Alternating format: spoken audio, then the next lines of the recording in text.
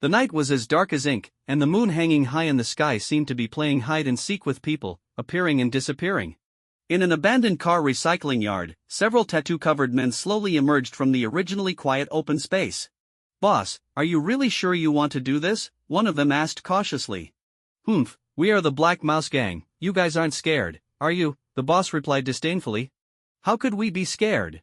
It's just that we're a bit worried, after all, we've never killed anyone before," another person said. "If that's the case, then today marks our beginning.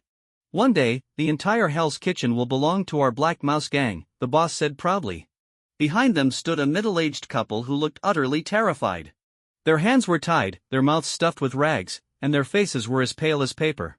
The boss, with a spider tattoo on his neck, glanced at them, curling his lip in disdain. "A couple of poor fools. I heard their son recently made some money. Once we get our hands on it, the Black Mouse Gang will have some fun for a while. Who knows, we might even use this opportunity to enter the real underground world of Hell's Kitchen. That's the most dangerous yet thrilling place in the world," the boss calculated secretly in his heart. In fact, he had already killed before, but his subordinates were unaware of that. Looking at the moon that flickered above, the Black Mouse Gang boss felt an inexplicable sense of unease. That kid wouldn't have run away, would he? Not even caring about his parents? He shouldn't have. "From what I know, Noah Allen isn't that kind of person," one of the younger gang members said. "I hope so. Let's wait 10 more minutes. If he doesn't show up in that time, we'll just tear up the ticket and leave," the boss spat, and his feeling of unease intensified. Not far away, a 17 or 18-year-old boy was quietly walking over. It was Noah Allen. His eyes were as cold as frost, filled with murderous intent. In 2 lifetimes, his parents had given him unprecedented familial love, and now, these gang scum wanted to take it away. Well, it was time to end it all. "Start the concoction." Command received. Concocting lifeform, level 0 corpse-eating worms. Concoction started. Command received, initiating accelerated concoction. Current quantity, 15, 38, 155, 489, 756. As the system continuously updated the data, an endless swarm of black worms appeared beside Noah. These worms were only the size of a fingernail, but their dense numbers were enough to make anyone who saw them feel their scalp crawl. They were everywhere on the ground and surrounding abandoned vehicles. Noah occasionally stepped on a few. But these worms seemed to have no perception at all and were unaffected in the slightest. Finally, the number of worms stopped increasing. Noah halted his steps. Scatter.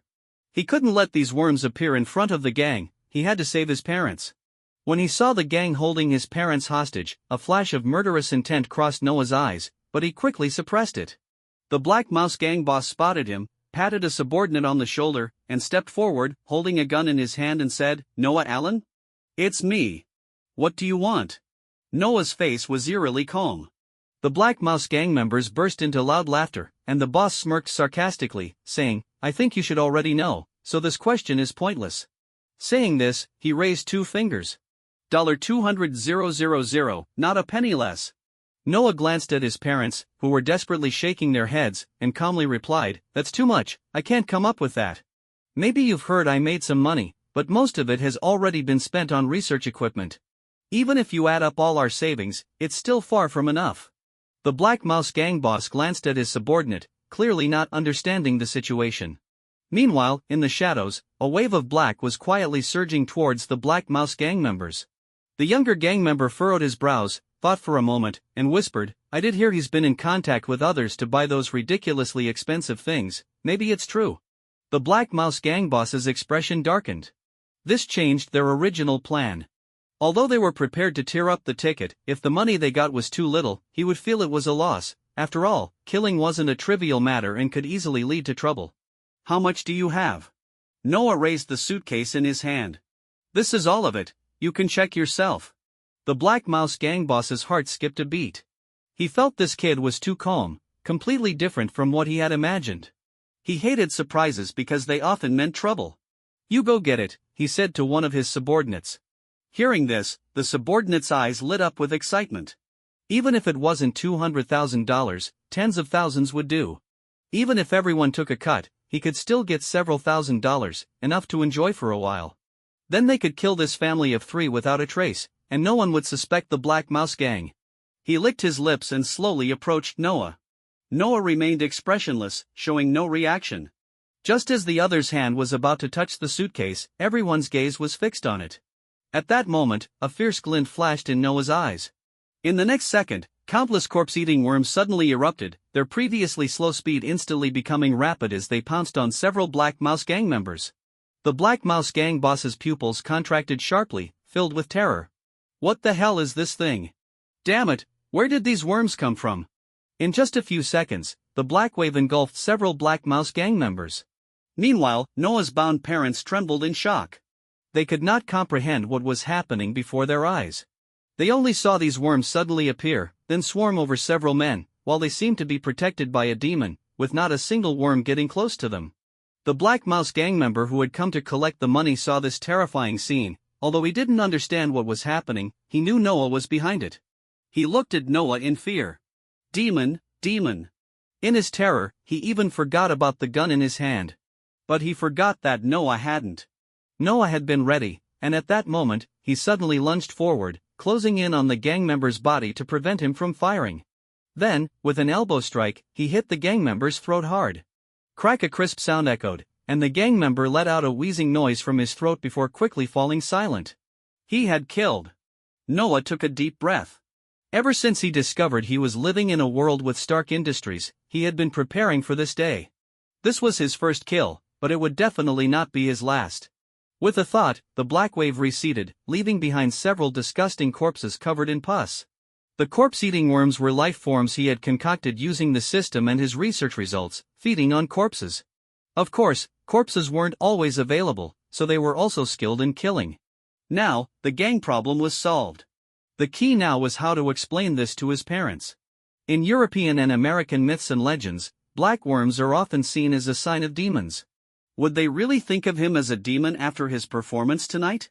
Especially thinking of his religious mother, Noah rubbed his head, feeling somewhat uncertain as he walked over to the two. They were clearly still in shock. Noah, what are those? Marcy Allen's voice trembled. You should know I've been doing some biological research lately. These worms are, let's say, my research results. Marcy Allen's mouth dropped open. Aren't these the incarnations of demons on Earth? No. Noah said decisively. This matter could not be acknowledged.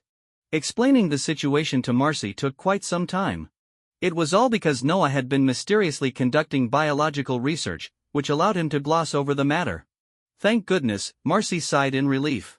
She was genuinely afraid that her son had some connection to the legendary demon. Thank goodness? Noah slightly furrowed his brows. Although it was good that Marcy accepted the situation, he still felt that something was off. Peeled, beside him, said with a worried expression, "Is there going to be any trouble? You should have called the police instead of handling this yourself." Noah shook his head with a bitter smile. It's not that simple, this is Hell's Kitchen. Peeled sighed helplessly upon hearing this. Indeed, this was Hell's Kitchen, where deaths occurred almost every day. The police wouldn't act unless a person had been missing for 48 hours, unless you had special connections. And that gang clearly knew this, giving them less than 12 hours in total. We should get out of here quickly, lingering too long might attract trouble. Upon hearing Noah's words, both their expressions turned serious. You're right, let's hurry. After saying this, the three quickly left the abandoned car recycling yard. Not long after they departed, a dark wave of worms surged forth again, and after the black tide passed, there were no more traces of corpses on the open ground, only a few patches of blood absorbed into the soil. Back at home, after calming his parents down and sending them to rest, Noah went to the basement. This was where he conducted his research. What happened today was beyond his initial plans, so he had to make some adjustments. Opening the system, a simple panel appeared before him. Noah Allen. Energy, 35 units. Cell source, 80 units. Current research target, T-virus. Current research progress, 3%. Modulatable target, level 0 corpse-eating worms, 1 unit of energy needed for every 100 worms, modulation time, 3 seconds, detailed description, none. This was his golden finger, the support he relied on in this world. As the name suggests, the system's function was to conduct research. The T-virus was extracted using cell sources. He didn't know the exact principle, but it seemed that the system could replace through cell sources and obtain different genes from other worlds. After activating the system, he didn't know how many times he had extracted, but the only valuable thing was the T-virus. Other than that, even if there were some uses, they weren't significant. They were basically just ordinary biological cells. In short, this system could only provide convenience but couldn't make him rise to power instantly. Because of this, Noah could use it with peace of mind. If there were truly a golden finger that could elevate him to greatness instantly, he would have to worry about whether it was some big shot scheme. Of course, this was just a way for him to comfort himself and the resentment in his heart. After a while, several shiny corpse-eating worms emerged from nowhere and brought him small pieces of flesh. Noah's expression was serious and indifferent. This flesh was from those gangsters. He lightly placed his right hand on top and silently murmured, "Convert." In the next moment, the flesh vanished. At the same time, the number in the cell source changed to 382 units. A look of surprise appeared on Noah's face. Every life is a unique individual, so each person could provide him with cell sources. However, due to the minimal differences among the same species, the value was generally similar. For example, humans typically provided 100 units. He didn't know which guy gave him 2 units more than the others. Unfortunately, this would forever remain a mystery, otherwise, it could have been researched. The 3 men who kidnapped his parents belonged to a small gang called the Black Mouse Gang. As far as he knew, besides the 3 who acted, there were 5 others. He believed the remaining people lacked the guts to retaliate, but he didn't want to bet his family's lives on their lack of revenge. Since that was the case, it was better to strike first. Noah closed his eyes, and countless light points immediately appeared in his mind. He knew these were the corpse-eating worms he had created. Go, kill all those gang scum, leave not a single one behind. The originally quiet light points suddenly became agitated, emitting chaotic waves of thought, and then swiftly scattered. Noah opened his eyes and sighed. The intelligence of the corpse-eating worms was too low, although they were made by the system and had absolute loyalty to him. Expecting them to execute such complex operations was simply wishful thinking. Forget it, he would go himself. That night, wearing a hood, Noah found the Black Mouse Gang's lair. He was lucky, all 5 of them were there. "Kid, get lost, this isn't a place for you." One of them yelled at Noah with disgust. The boss had gone to get money and hadn't returned, making them a bit anxious. Now, a clueless guy had come over, igniting their urge to kill. Noah looked at the 5 men, revealing a friendly smile like that of a neighborly big boy. Then, the black tide surged. Moments later, only a few patches of uncleaned blood remained. The Black Mouse Gang was wiped out. He had killed a few more people. Perhaps because he didn't do it himself, or maybe because he had already killed one person, Noah felt no waves in his heart. He held a small stack of cash in his hand, disdainfully curling his lips. 5 guys with less than $300? Poor fools. However, this time's gain also gave him some other thoughts. Indeed, the Black Mouse Gang was very poor. But they couldn't even be considered a proper gang. Real gang leaders like Wilson Fisk might have half of Hell's Kitchen's crime connected to them, and such people couldn't possibly be poor. Even if Fisk was difficult to deal with, there weren't many options in Hell's Kitchen, but there were definitely a lot of gangs. In his musings, Noah felt he had found a way to get rich. The system was underwhelming, relying solely on the system's research progress. He could only be a lazy fish in this lifetime. But if he had a biotech company and found some talented individuals to assist in the system's research, it would certainly yield twice the result with half the effort. Plus, having a company would provide financial backing. He now had the T-virus, so creating a tyrant would be the perfect biochemical weapon. By then, he would have energy, and acquiring cell sources would be easier, leading to a bright future. Noah's eyes grew increasingly bright. How about naming the company Umbrella? After a moment, Noah suppressed his excitement. Now was not the time to be excited, let alone Umbrella. He couldn't even afford a slightly expensive piece of equipment right now. One must eat a meal 1 bite at a time and earn money bit by bit. His first pot of gold would start from the gang. In the following days, Noah wandered around Hell's Kitchen every night. Although there were many gangs in Hell's Kitchen, not all of them could be touched. First, the gangs connected to big shots like Fisk were not something he could covet, even if they were the richest. Moreover, those poor fools were also untouchable. He just wanted his first pot of gold, not to stir up the chaos in Hell's Kitchen. If things got too big and attracted the attention of S.H.I.E.L.D., that would be bad. Despite being so cautious, within just a week, Hell's Kitchen still fell into chaos.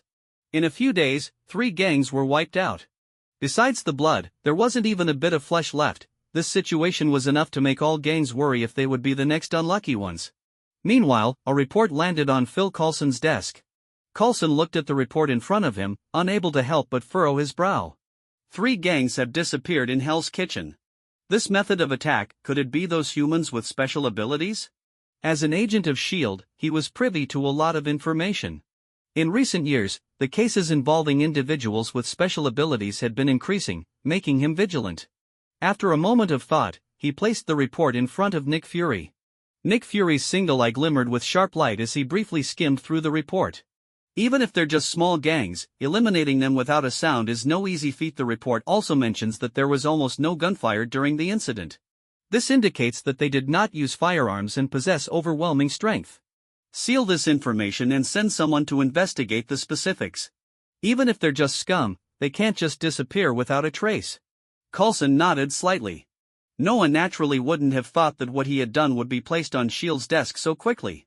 Even if he had learned of it, he likely wouldn't have paid it much mind. While it certainly meant he was at risk of exposure, S.H.I.E.L.D. was made up of people. This operation might just be a routine security check.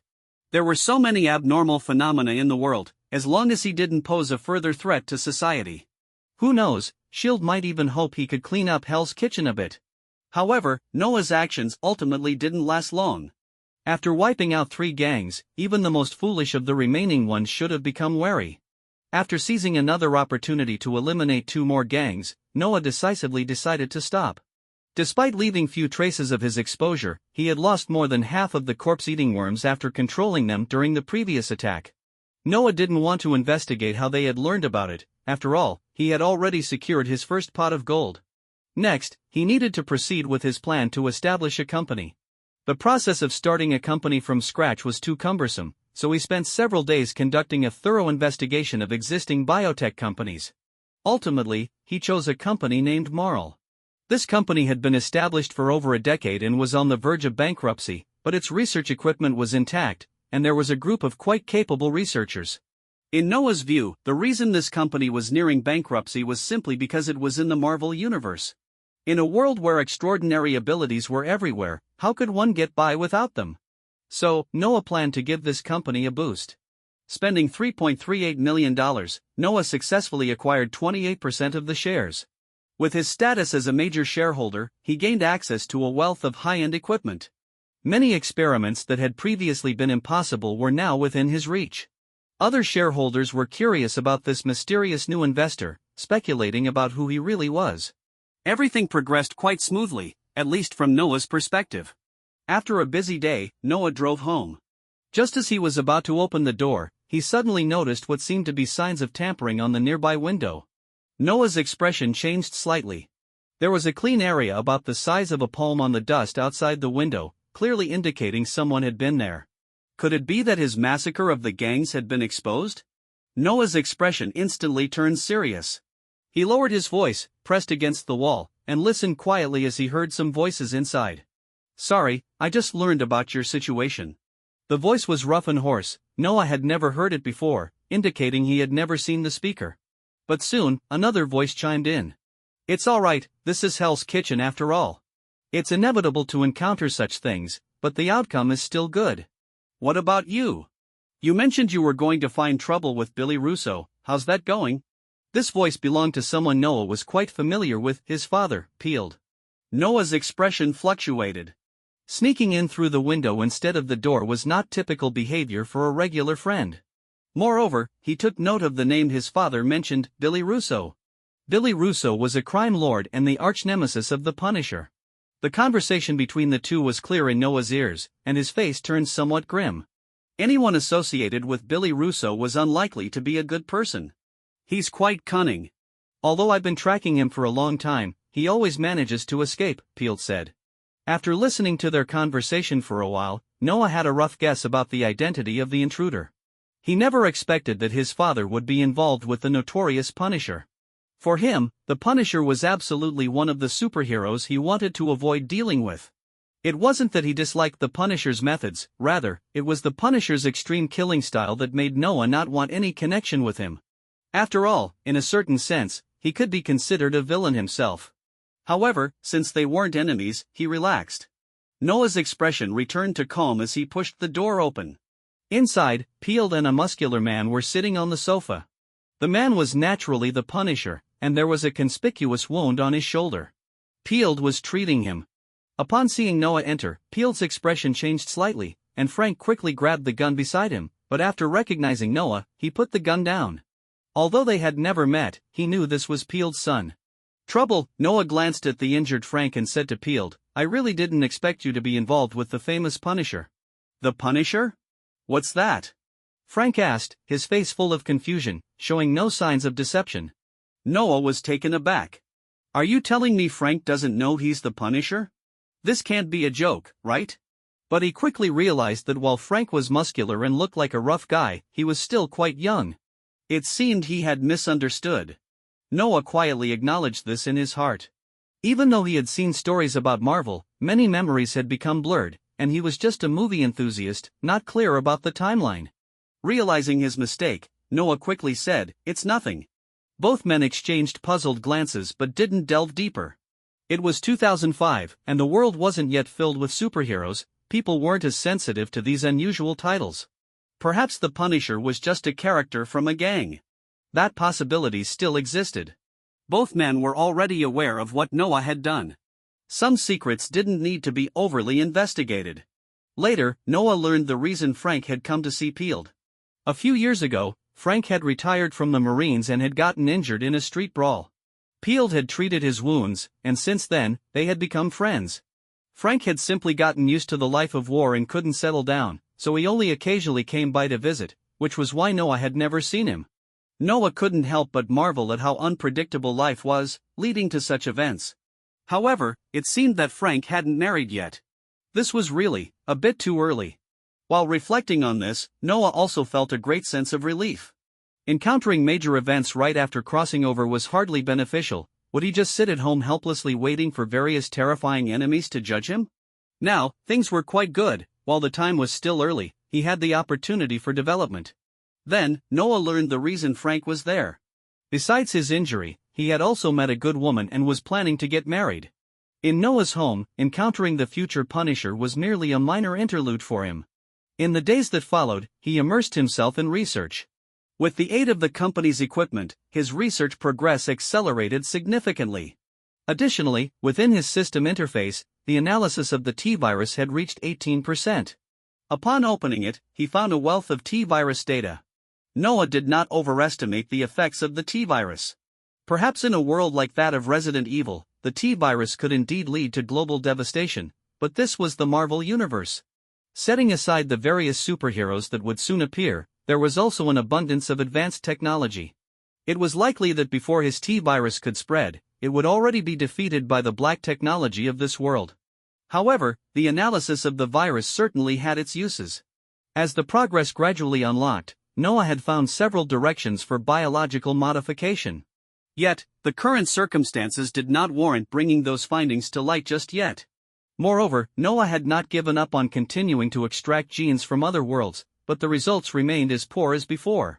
He did not feel disheartened. If things were that simple, he wouldn't have spent such a long time only managing to extract the T-virus. Even the corpse-eating worms had their primary genes from the insects of this world. On the top floor of a certain building, Fisk held a cane, occasionally tapping it lightly against the table. His corpulent figure appeared quite bloated, but only those who truly understood him knew that it was not merely fat. This was one of the reasons Fisk was gaining notoriety in Hell's Kitchen. Have you not yet found the one disturbing the peace in Hell's Kitchen? He asked. A young subordinate wiped the sweat from his forehead and replied, Sorry, all the clues we found at the scene point to this being an event not caused by humans. Besides the corpses of the worms, there are no unusual traces. Fisk paused his movements. So, you're telling me that the gangs have provoked a demon from hell, or perhaps a mysterious wizard? He leaned forward slightly, his gaze sharpening. The young man gritted his teeth before responding, Please give me more time, I will definitely get to the bottom of this. In the spacious office, silence reigned. After a few seconds, Fisk spoke again, Go. I don't believe this is the work of demons or wizards, so find that person for me. This is Hell's Kitchen. I don't want to hear news of another gang being wiped out just as I'm about to reach the pinnacle. As he spoke, Fisk strolled to the floor-to-ceiling windows, gazing out at the luxurious city nightscape. This was Hell's Kitchen, the territory of Wilson Grant Fisk. No one could act recklessly here. He was the king of Hell's Kitchen. Meanwhile, Marl Company, this biotech firm on the brink of bankruptcy, had become a source of concern for many. The recent influx of investment had sparked renewed interest among several shareholders. Everyone, now that the company has received new funding, do you think there's a chance for a turnaround? A shareholder smiled as he looked at those around him. This shareholders' meeting had all the shareholders present, except for the new investor. A turnaround? I think it's quite difficult. Marl has come this far for a reason. There are no outstanding talents, nor any well-known products. Besides that fool, I don't think anyone would bet on this company, another shareholder said coolly. For most of the shareholders present, the company was the type of investment that was more trouble than it was worth. No one would put all their eggs in one basket. This was not their only venture. It seems everyone thinks the same. In that case, our focus should be on how to minimize losses, one shareholder suggested. Indeed, just as luck would have it, there's an idiot who has given Marl a lifeline. Perhaps we can sell at a good price. Exactly, this company has reached its end. The shareholders exchanged their views back and forth. The first shareholder who had spoken listened for a moment and then said, "It's good to have a consensus, but the current issue is that our new shareholder probably won't agree to this." Then, how about we sell the shares to him? One shareholder hesitated before suggesting. After all, it was all about selling. It didn't matter to whom they sold it. As long as the company could continue to survive, their shares would increase in value. If the new shareholder was willing to invest, he would surely have no objections. However, his words immediately caught the attention of others. "I say, old Rawl, are you out of your mind? Selling to the new shareholder, what price do you expect to sell at?" Naturally, at the current stock price, old Rawl replied. As soon as he said that, he regretted it. How could the new shareholder agree? Before the new shareholder invested, the company's stock price was less than half of what it is now. It was precisely because of the new shareholder's investment that the company had its current stock price. Why would he spend a large sum to buy the remaining shares from them? If he had such an idea, he wouldn't have just bought 28% of the shares back then. He believed that at that time, everyone present would have been willing to sell their shares. After realizing this, he looked at the man sitting at the head of the table, a man with a face full of fat. He was the previous major shareholder and now the second largest shareholder. "I believe that sometimes we can adopt some unconventional means. What do you all think?" His name was Torin, and most people present knew that besides being a shareholder of Marl, he had another identity, a high-ranking member of the Irish mob. What unconventional means he was referring to was self-evident. No one voiced opposition. This concerned everyone's interests. Seeing this, Torin laughed heartily, a glint of malice flashing in his eyes. "Of course, we're all civilized people. I suggest we communicate with the new shareholder at the next shareholders' meeting. It would also be a good opportunity to understand exactly who the new shareholder is. Perhaps he could indeed lead the company to develop," Torin said with interest, casually twirling a small knife between his fingers. He didn't say this because he genuinely believed it. The only reason was that he needed to know the new shareholder's background. Even the Irish mob had many people they couldn't afford to cross. Noah, of course, was unaware of the other shareholders' thoughts. Now that he was the largest shareholder, he had decision-making power over many company matters. In addition to his research, he also sought to understand the company's operations. The company president, Orlando, detailed the difficulties the company was facing. He had deep feelings for this company. He had been there since the company was founded and had seen it through to the present. Perhaps he was the one who least wanted to see the company go bankrupt. After listening to Orlando, Noah gained a clearer understanding of the company's situation. "It seems the company's condition is worse than I imagined. Normally, shouldn't this situation have led to an application for bankruptcy a long time ago?" Noah said, confusion etched on his face. Upon hearing this, Orlando revealed a helpless expression and said, "In fact, without you, the shareholders' meeting would have already passed a resolution to apply for bankruptcy next month." Noah's expression instantly darkened. So, he had become the one to take on the burden. Despite the dire situation, Noah did not entertain thoughts of giving up. He had already begun planning for the company's future development. Initially, his intention was to serve himself as the majority shareholder by leveraging the company's resources. However, considering the current circumstances, perhaps he should take full control of the company. After an investigation, he found that Marl Company was far more solid than he originally thought. Plus, he had some promising research results that could help the company out of its predicament. If it were someone else's company, he certainly wouldn't be willing to do this, but since it was his own, he had no qualms about it. Although his funds were somewhat tight at the moment, he was contemplating how to raise capital to buy more shares. As long as he reached a 67% stake, he would obtain absolute control. Should he sell off some technology? After all, he was a system holder. Besides the T-virus, he had some other biotechnologies that, if sold, could fetch a decent amount of money. But these were just ideas for now. He would decide everything after the next shareholders' meeting.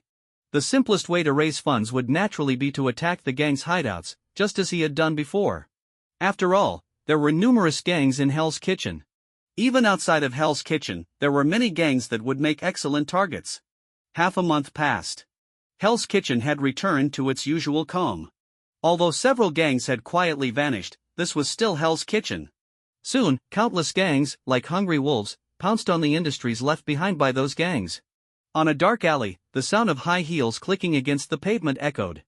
A strikingly beautiful woman walked slowly, her arms crossed over her chest, the deep neckline of her high-slit cheongsam accentuating her curves. With her mixed heritage and long black hair, she exuded an exotic charm in this country. However, her somewhat unsteady gait and wavering body indicated that she had consumed quite a bit of alcohol. "Damn you, Felker. One day, I will kill you," Caroline muttered under her breath. As she walked, a few thugs wielding knives appeared out of nowhere. Upon seeing them, Caroline displayed no signs of fear. Instead, a hint of amusement flickered across her face. "You trash, are you here to rob or to assault me?" Her calmness did not deter the thugs. "Hee, we're definitely here to..." Before they could finish their sentence, Caroline suddenly erupted with power, her body lunging at them like a cheetah. The thugs looked shocked, and before they could react, Caroline had already reached one of them. Panic spread across his face as Caroline's expression turned cold. She struck his throat hard with one hand. The blow was heavy, causing him to grimace in pain as he instinctively raised his hands to protect his throat. But Caroline didn't stop, she lifted her leg high. A scream rang out. The other thugs, witnessing their companion's plight, felt a chill run down their spines, their faces turning pale. "Bastard! Kill her!" The lead thug lunged at Caroline with his knife. Caroline's expression remained unchanged as she immediately counterattacked. Her movements were swift and decisive, devoid of hesitation. In mere seconds, 3 thugs lay on the ground, howling in pain. "You garbage, with such little skill, how dare you try to assault me?" Caroline spat, her face full of disdain. The 2 remaining thugs looked terrified. This woman was not to be trifled with, and they wanted to flee. Before they could decide, Caroline charged at them. Seeing this, the 2 gritted their teeth and charged back. At this point, there was no turning back. Caroline easily knocked one down, but just as she prepared to kick the other, she suddenly lost her balance in her high heels, her kick going askew and nearly causing her to fall. The thug, who had been ready to take a hit, seized the opportunity without hesitation and lunged at Caroline. She tried to react, twisting her body to dodge, but it was too late. The knife cut a long gash into her waist, blood instantly gushing out. Caroline felt a chill in her heart. This is it. The thug, witnessing this scene, felt overjoyed. At this moment, he had abandoned all thoughts of robbery, only wanting to quickly eliminate this dangerous woman. Just then, a young man dressed in black stepped out. So many men bullying a woman, and almost getting killed in the process. "Is your purpose for living just to waste air?" His voice was low but exceptionally piercing. "This is none of your business, get lost." The thug waved his bloody knife, looking fierce. Perhaps in the thug's mind, he resembled a demon from hell, enough to frighten anyone into retreating. But Noah only smiled coldly. This was Hell's Kitchen. As long as you walked these alleys at night, you would inevitably encounter ongoing criminal activities. The only thing that surprised him was that this woman, who had been attacked, seemed to instantly transform from prey to hunter. He had initially prepared to leave, but the shift in dynamics was too rapid. In the end, he remained standing there. Caroline looked at the young man in front of her, her vision beginning to blur. Noticing her condition, Noah no longer hesitated. He sprang into action, unleashing his full power in an instant and throwing a powerful punch. Boom! With this punch, the only thug still standing was sent flying 2 meters away, unable to get back up. Approaching the woman, Noah asked with concern, "Are you all right?" Caroline's mind was growing hazy, but she forced herself to respond, "I'm not dead." Looking at the woman who fainted after just saying a few words, Noah couldn't help but feel a sense of helplessness. He had thought this would be a perfect hero saving the damsel scenario, but it had turned into a case of the damsel saving the hero, and he hadn't even had time for a proper conversation. Countless corpse-eating worms poured out of the sewer, staring at the thugs who were now filled with fear and begging for mercy. Noah expressionlessly picked up the mixed-race woman and headed towards the hospital. As for the screams behind him, he paid them no mind. He felt himself becoming less and less like a good person. In the hospital, when Caroline woke up, the sun had already risen. She touched the wound on her waist, remembering last night's events, and sighed in relief. At the same time, she felt a bit regretful. If she hadn't drunk so much, how could she have failed to deal with those thugs? Just then, the door to her hospital room opened. You're awake. Noah entered with a friendly smile on his face. "Thank you for saving me." "It's nothing, I just happened to pass by, and I didn't do much. If you hadn't already taken down most of them, I wouldn't have dared to come out so recklessly," Noah replied with a cheerful demeanor. "Is that so?" A hint of skepticism flashed in Caroline's eyes. Although this boy-next-door looking guy seemed friendly, she felt as if she had forgotten something important. Noah's initial plan to make some quick cash by targeting the gangs ultimately did not come to fruition. After saving Caroline, he learned that she was actually the financial manager of a company. The reason she had been so intoxicated that night was that she had finally realized that her years of work at the company had been underwhelming. Not only were there numerous financial issues, but the company was also linked to a gang lord in Hell's Kitchen. This gang lord's name was Wilson Grant Fisk, better known to Noah as Kingpin. In an attempt to curry favor with Kingpin, Caroline's boss had intended to offer her to him, but Caroline cleverly escaped, leading to the initial confrontation. After understanding the specifics of the situation, Noah decided to lend her a helping hand. Indeed, Kingpin was intimidating. Anyone who had heard his name would regard him with awe. However, to Noah, Kingpin was just an ordinary person. Even if his physical prowess was said to be at the human limit, as long as he wasn't a superhuman, Kingpin would only be a source of concern, not fear. Furthermore, Kingpin was not yet the powerful mafia emperor he would become in Hell's Kitchen. Although he had already begun to show signs of dominating the gangs, he had not yet reached that point. Most importantly, the company where Caroline worked was just a small company. While her boss bragged about it being under Kingpin's name, there was no documentation to support that claim. Thus, the company was likely just a subsidiary of one of Kingpin's underlings, with no significant status in Kingpin's empire. He might not even know of its existence. Numerous similar companies operated under Kingpin's name, and not all would catch his attention. Otherwise, Caroline's boss wouldn't be trying so hard to ingratiate himself with Kingpin. Once Caroline's injuries had healed sufficiently, she returned to work. Although her boss harbored some suspicions, he decided to keep her on as the financial manager for now, as there was no concrete evidence against her. After all, Caroline had previously performed excellently in her role. To her boss, Caroline's return signified that she had come to terms with her situation. After all, Kingpin was a true crime lord, and being associated with such a figure was a dream for many young women. Even those high-profile actresses on television would not hesitate to offer themselves for such an opportunity. However, her boss needed to create a new opportunity to execute his plans. Meanwhile, Caroline had begun to exploit the company's loopholes, gradually transferring assets into her and Noah's names. After Noah saved her life, she had spent nearly 2 months getting to know this remarkable young man. For her, this operation was a gamble worth risking everything for. During these 2 months, Noah also participated in a shareholders' meeting for Marl Company. The outcome was disappointing. Although the shareholders' tones were relatively normal, he was not foolish and could easily pick up on their warnings and threats. This led him to abandon his initial plan to acquire the company. If peaceful resolution was impossible, then force would have to suffice.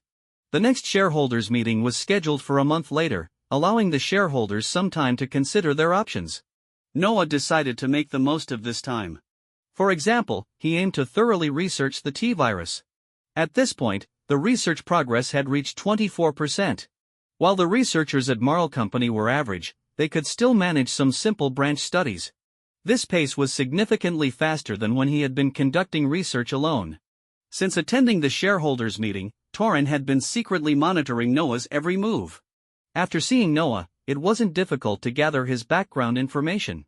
Once Torin learned that Noah came from an ordinary family, he felt relieved. When he discovered Noah spent his days in the lab, he couldn't help but laugh. Clearly, this was just a bookish fool who only cared about his research easier to deal with than he had imagined. Time passed day by day, and no one paid attention to Noah's research activities. In a biochemical lab, Noah and several researchers excitedly stared at the cultivation tank before them. "Mr. Allen, all indicators are normal. We are about to achieve success," exclaimed one researcher, his eyes filled with enthusiasm. In just 2 months, this young company director had led them to complete a study that could shake the world. Noah smiled broadly. "Let's proceed with the testing."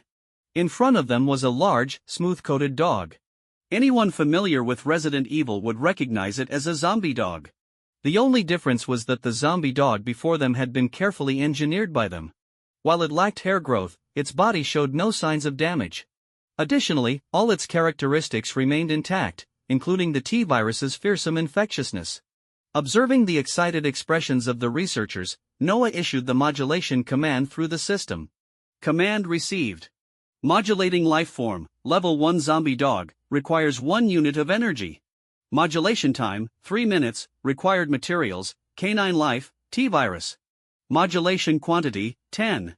Modulation commencing. Half an hour later, as Noah looked at the 10 zombie dogs before him, his smile grew even brighter. The zombie dogs produced in the lab required significantly less energy than those directly produced by the system. However, only the zombies produced directly by the system would give him complete confidence. Of course, Noah's ambitions extended beyond just these 10 zombie dogs. Soon, the lab's operations began to intensify. Over 100 zombie dogs were in the modulation process. Controlling zombie dogs was difficult, but there were many means to control them in this world. Although Marl Company lacked such resources at present, Noah had arranged for the lab to purchase a batch. As for whether the researchers would leak information, Noah was not particularly worried. Everyone knew that the board was contemplating selling the company. Although moving to a new place wouldn't change much, no one knew if the new boss would still need them. After all, they hadn't produced any valuable research results before. But they saw hope in this young major shareholder. This was not only the hope of retaining the company but also of accessing deeper research. Often, scientists are more naive than other groups. Scientific research was their lifelong pursuit. Therefore, despite Noah's relatively short time in the company, both the researchers and the company president had established direct ties of interest with him. Once he secured those shares, he would have complete control over the company. And now, the shareholders' meeting was about to commence. In the early morning, a variety of luxury cars lined up at the entrance of Marl Company. Eventually, Torin arrived in a black van. After he stepped out, 4 men in black suits closely followed him. These were the very men who gave him the confidence to dominate the meeting today. Torin glanced at Orlando, the company president, who was waiting at the entrance. With a cold voice, he asked, "Has our major shareholder arrived yet?" Orlando, slightly startled by the sight of the 4 bodyguards, replied, "Not yet, but according to the time, he should be here soon." Torin said nothing more and headed straight into the company. After he left, a worried expression crossed Orlando's face. He could tell at a glance that those 4 men were from the mob. Considering Torin's connections to the Irish mafia, their backgrounds were self-explanatory. Could the boss really handle this? Doubts began to creep into Orlando's mind. After a while, Noah finally arrived. Knowing it was an important occasion, he had dressed in a formal suit. His tall figure and sharp, handsome face made him look even more distinguished. Behind him, Caroline stepped out of the car in high heels. "Boss," Noah nodded slightly. "Have Torin and the others arrived?" Orlando said with concern. "They're here, and I saw Torin with several bodyguards. They had something tucked in their waistbands, it looked like guns," Orlando added. Noah raised an eyebrow, his expression remaining largely unchanged. This was America, a gang without guns could only be described in 2 words, losers. "I understand," Noah nodded and gestured for Caroline to walk into the company with him. Caroline showed no signs of worry either. There were just a few of them, as long as they were close enough, she could easily turn the tables. As the 2 entered the conference room, Torin and the other shareholders had already taken their seats. At the front, Torin was resting his eyes, flanked by the 4 bodyguards standing with their hands clasped behind their backs. The moment Noah and Caroline stepped into the conference room, a dozen pairs of eyes turned to look at them. One shareholder chuckled, "Director Noah, you seem to be a bit late." Noah glanced at him, a slight smile forming at the corner of his mouth. "Not late." He spotted an empty seat at the end of the long table and sat down without hesitation. The shareholders exchanged knowing glances, all sporting meaningful smiles. In their eyes, this was clearly a signal from Noah. After Noah took his seat, Torrance slowly opened his eyes. "Director Noah, have you given any thought to our previous discussion? We can buy your shares for $300,000. Noah slightly narrowed his eyes. $300,000? Wasn't it $3.38 million last time? That was the previous price, but you didn't agree back then, Torrance said mockingly, looking at Noah. In his view, this kid was nothing but a fool. He had refused to sell last time, and now that he had brought back up, he still wanted the original price. That's quite unfortunate, Noah spread his hands and shrugged. A price of $300,000 would mean I take a significant loss. I can't agree to that. Ha ha. Torrance suddenly stood up, his sharp gaze fixed on Noah, a sinister smile on his face. Kid, did you think we came here to negotiate with you? Saying this, Torrance suddenly threw a document at Noah. Sign it. Right now, I'm negotiating with you nicely, but if you don't get the hint, don't blame me for using unpleasant methods. As he spoke, the big men behind him chuckled. They relished these kinds of unpleasant methods. Just as Torrance expected Noah to be intimidated, Noah turned to look at the other shareholders. Is this also your stance? No one responded, only cold, indifferent gazes and unabashed anticipation met him. After all, Torrance had previously mentioned that if this matter was settled, they would also get a share. They believed Torrance wouldn't go back on his word. With the Irish mob backing Torrance, everyone present had their own backgrounds. Offending so many forces over a few shares was not something Torrance would do. Seeing the shareholders in different expressions, Noah suddenly broke into applause. Well said. Since everyone wants to resort to unpleasant methods, let's see whose methods are more formidable. Torrance's expression instantly darkened, and the four men drew their guns without needing a command. You're looking for death.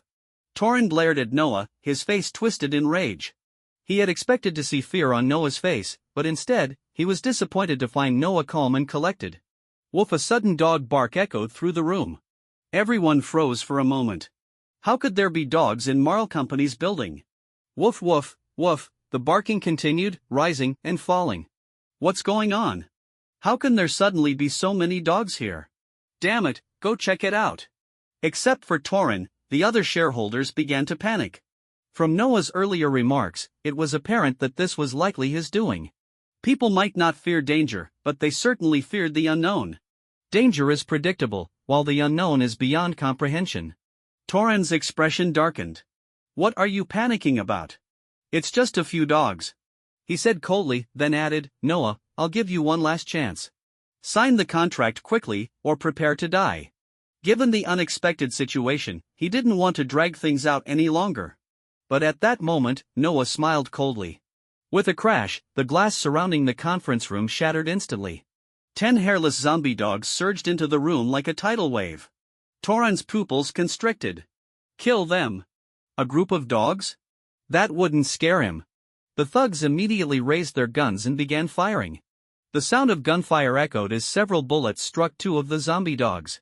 Torrance had prepared to mock Noah's foolishness, but those two zombie dogs merely shook their bodies and continued charging toward him.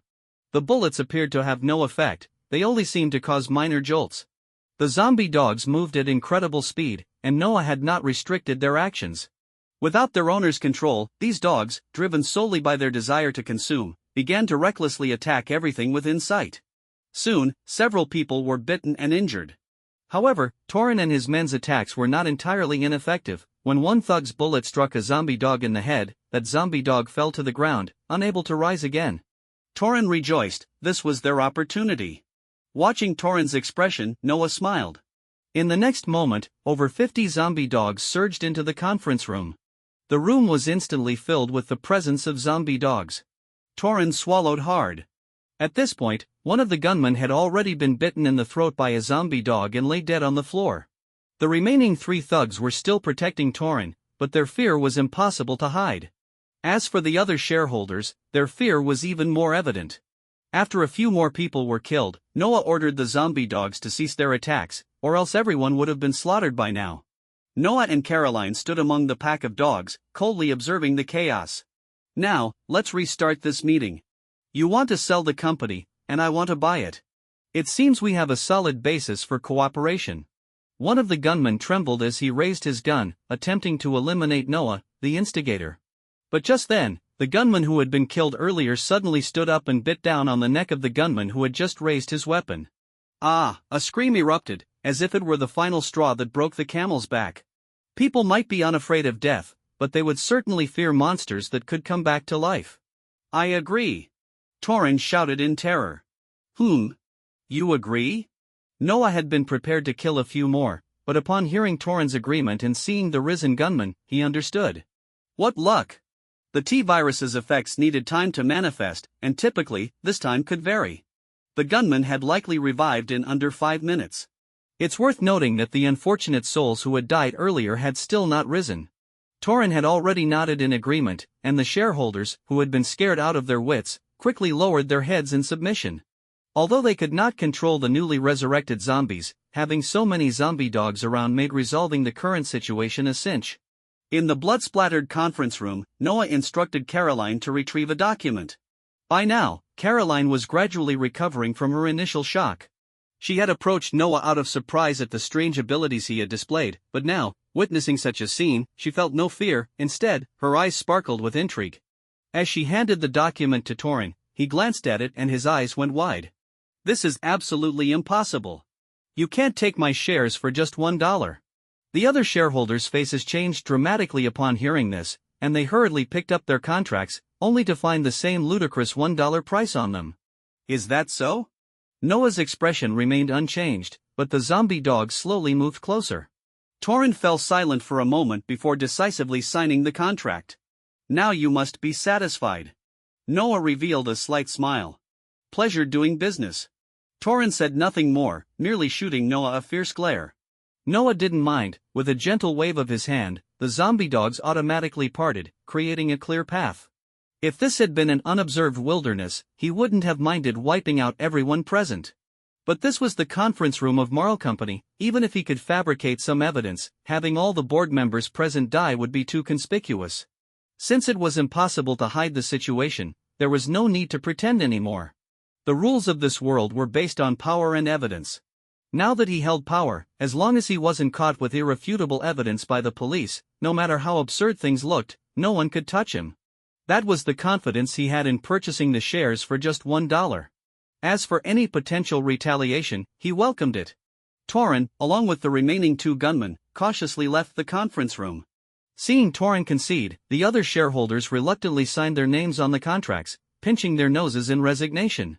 Marl Company was on the brink of a seismic change. Boss, Marl Group is now completely under our control. What's your plan moving forward?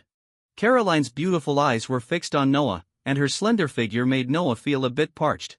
I'm a serious researcher. Now that the company is in hand, I'll devote myself fully to research to benefit the whole world. Also, don't underestimate the T-virus, it's essentially God's gene.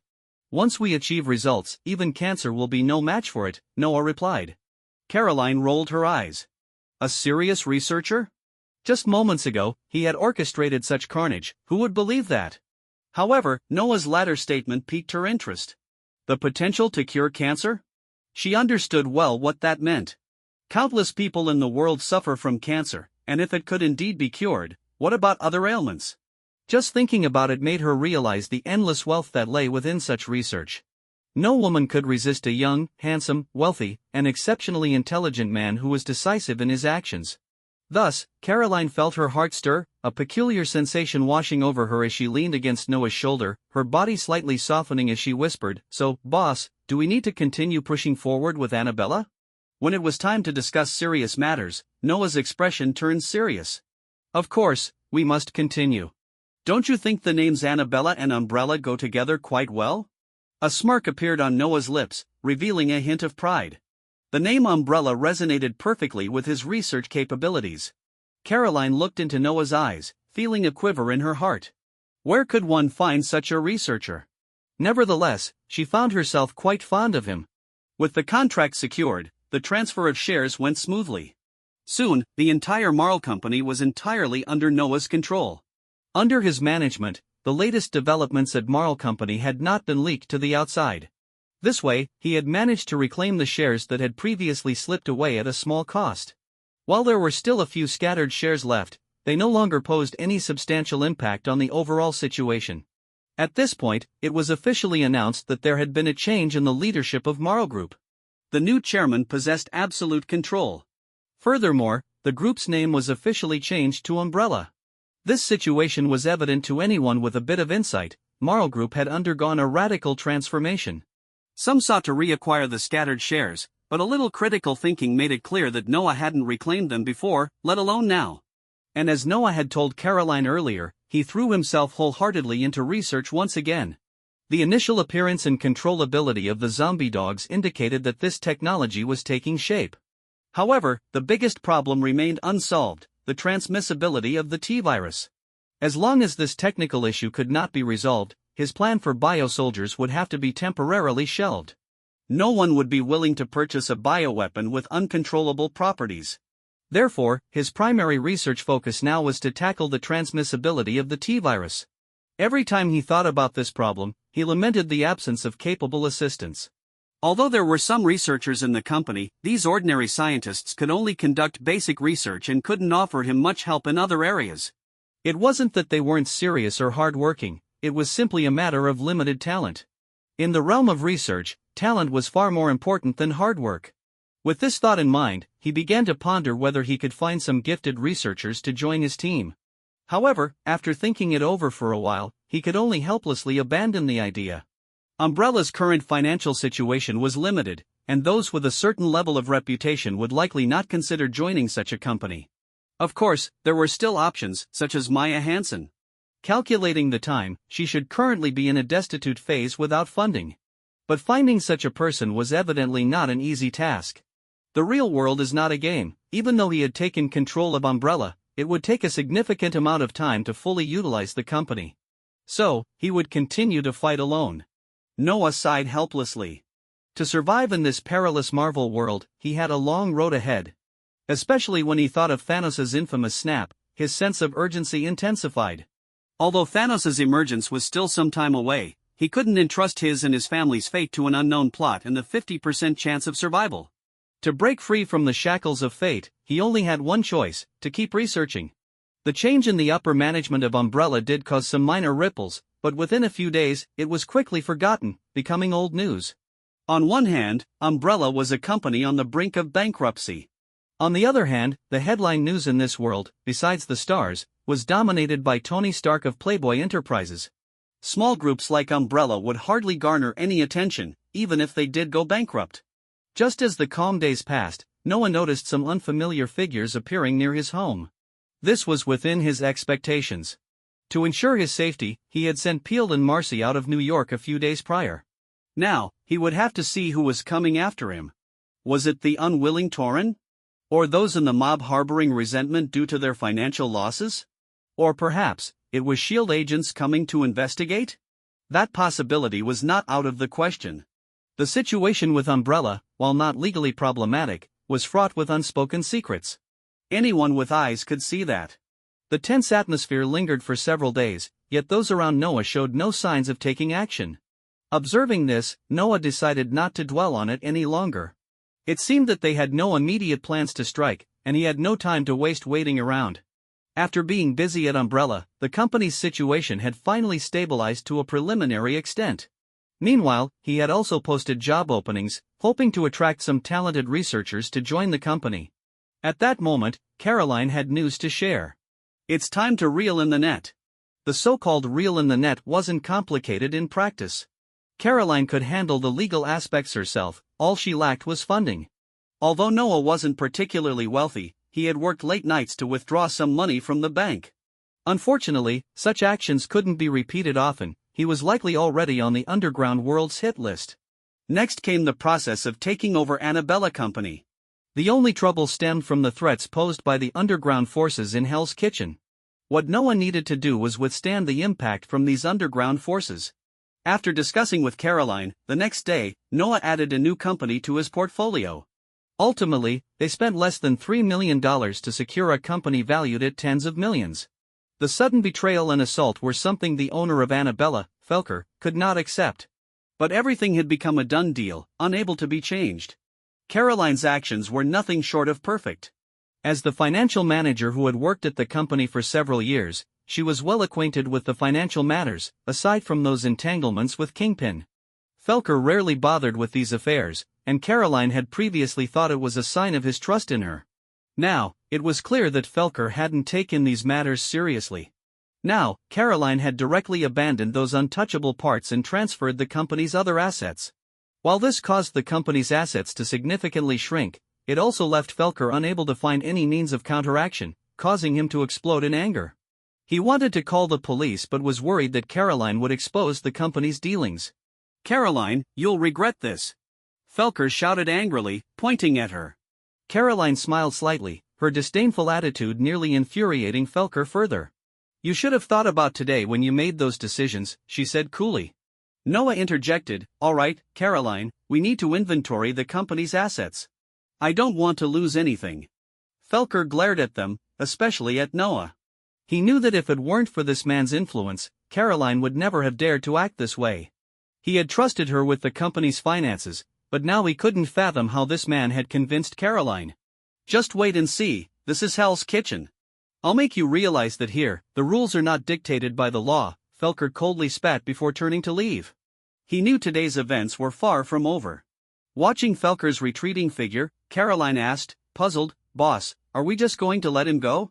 Noah's gaze was deep and meaningful as he replied, "What we did today cannot be hidden from the people behind Felker. Instead of dealing with him here, we should wait for those behind him to show up and take them all down in one go. As for him, he's just a clown we can deal with any time." A hint of worry flashed in Caroline's eyes. "But we've already offended an Irish gang, and Felker has ties to Kingpin." "I'm worried." "There's nothing to worry about," Noah interrupted her concerns, speaking calmly. "Felker is right, this is Hell's Kitchen, but it's also New York. Even Kingpin can kill at night and evade the police, but he cannot casually use a rocket launcher against us. That's the government's bottom line." Noah's expression showed no signs of worry. He was well aware of the dangers involved. He knew that if pushed too hard, a crime lord like Kingpin could do anything. Yet, he still chose this path to quickly gain control over the company. As for the threats posed by the mob, who lives and who dies would soon become uncertain. The research on the T-virus was still incomplete, but with just the corpse-eating worms and zombie dogs, he felt courageous enough to face off against them. Like the gangs, what limited him was not just his own strength, but also the scrutiny of the government and the existence of S.H.I.E.L.D. If truly driven to extremes, then let the devil's arrival unfold. His only disadvantage now was his inability to pinpoint Kingpin's location. However, he hadn't offended Kingpin directly. By the time Kingpin got involved, Noah would have already established a firm foothold in Hell's Kitchen. Kingpin, the future crime emperor, was indeed intimidating, but he too had his weaknesses. In Hell's Kitchen, he had competitors restraining him, and no one wanted to remain in darkness forever. Moreover, there was Vanessa at Kingpin's side. Although Noah had no intention of targeting female opponents, he would go to any lengths to protect his happiness if necessary. With this in mind, he arranged for Peel and Marcy to enjoy another 2 months in Hawaii. As for the reason, now that he had money, finding an excuse was not a problem. Caroline's large eyes watched her confident young boss, and an unusual feeling surged within her. Fortunately, she understood that what mattered most now was the task at hand, so she twisted her waist and left the room. Noticing her departing figure, Noah couldn't help but take a few extra glances. A beautiful woman, who wouldn't like that? Especially one with the advantages of both European and Asian heritage, making her irresistible. That evening, Noah returned home alone. Although he considered inviting Caroline to join him, he felt it was too early for that given their limited time together. The innocence from his previous life made him think this was not the right time. He lay back on the sofa and turned on the television for a while. However, he noticed that the number of people watching him had not decreased, in fact, it seemed to have increased. He could detect at least 5 people, and there were likely more he hadn't noticed. With so many people, if they truly intended to launch an assault, it would surely be enough. The people outside were likely not from the same faction. Just as he poured himself a glass of wine, his phone suddenly rang. Noah picked it up to see that it was Caroline calling. At that moment, his expression turned serious. What could she be calling about at this time? He quickly answered the phone, hearing Caroline's tense voice as she deliberately lowered her tone. "Boss, they're coming.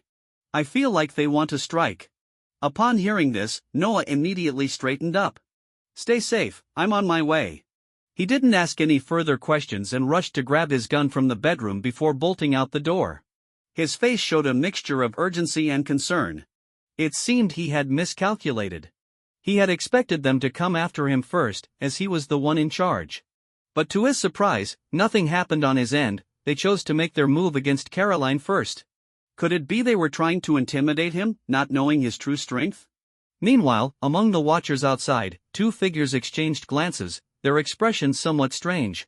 These two appeared significantly more professional than the other watchers, and even Noah had not detected their positions. According to our intel, Noah Allen doesn't have a habit of going out at night, and he seems anxious right now. Something must have happened. "Let's follow him and see," one of them whispered, as they quietly vanished into the darkness. Noah drove at lightning speed, the old car feeling more like a racing machine under his control.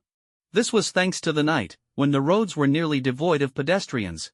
Before he even reached his destination, he heard the sound of gunfire.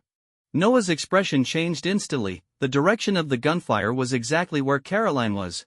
Realizing this, he opened the system without hesitation while driving at full speed. A swarm of corpse-eating worms began to materialize from the system. Compared to the initial corpse-eating worms, these had undergone some changes. Behind these worms, pairs of agile wings sprouted. This was the result of his genetic upgrades to the worms. Upgrading the corpse-eating worms wasn't difficult. He had previously been limited by personal conditions, which had delayed the upgrade. But since taking control of Umbrella, he had optimized the gene data of the worms using the company's resources. However, the researchers working on the optimizations viewed it as merely a meaningless data model. They believed that while the ideal was beautiful, the practical limitations and costs were too high, with minimal returns. But for Noah, as long as there was theoretical support, that was enough. The system could effectively help him address the challenges he faced in reality. Although the energy consumption was high, these corpse-eating worms were his critical trump card. A tide of black corpse-eating worms surged out of the car windows, creating a massive, dark torrent. While their flight speed was much slower than his driving speed, they didn't need to follow the road, giving them greater freedom of movement. Meanwhile, Caroline was hiding in a corner on the second floor, her heartbeat racing uncharacteristically fast. She had managed to get her hands on a handgun, but truthfully, her marksmanship was abysmal compared to her proud combat skills.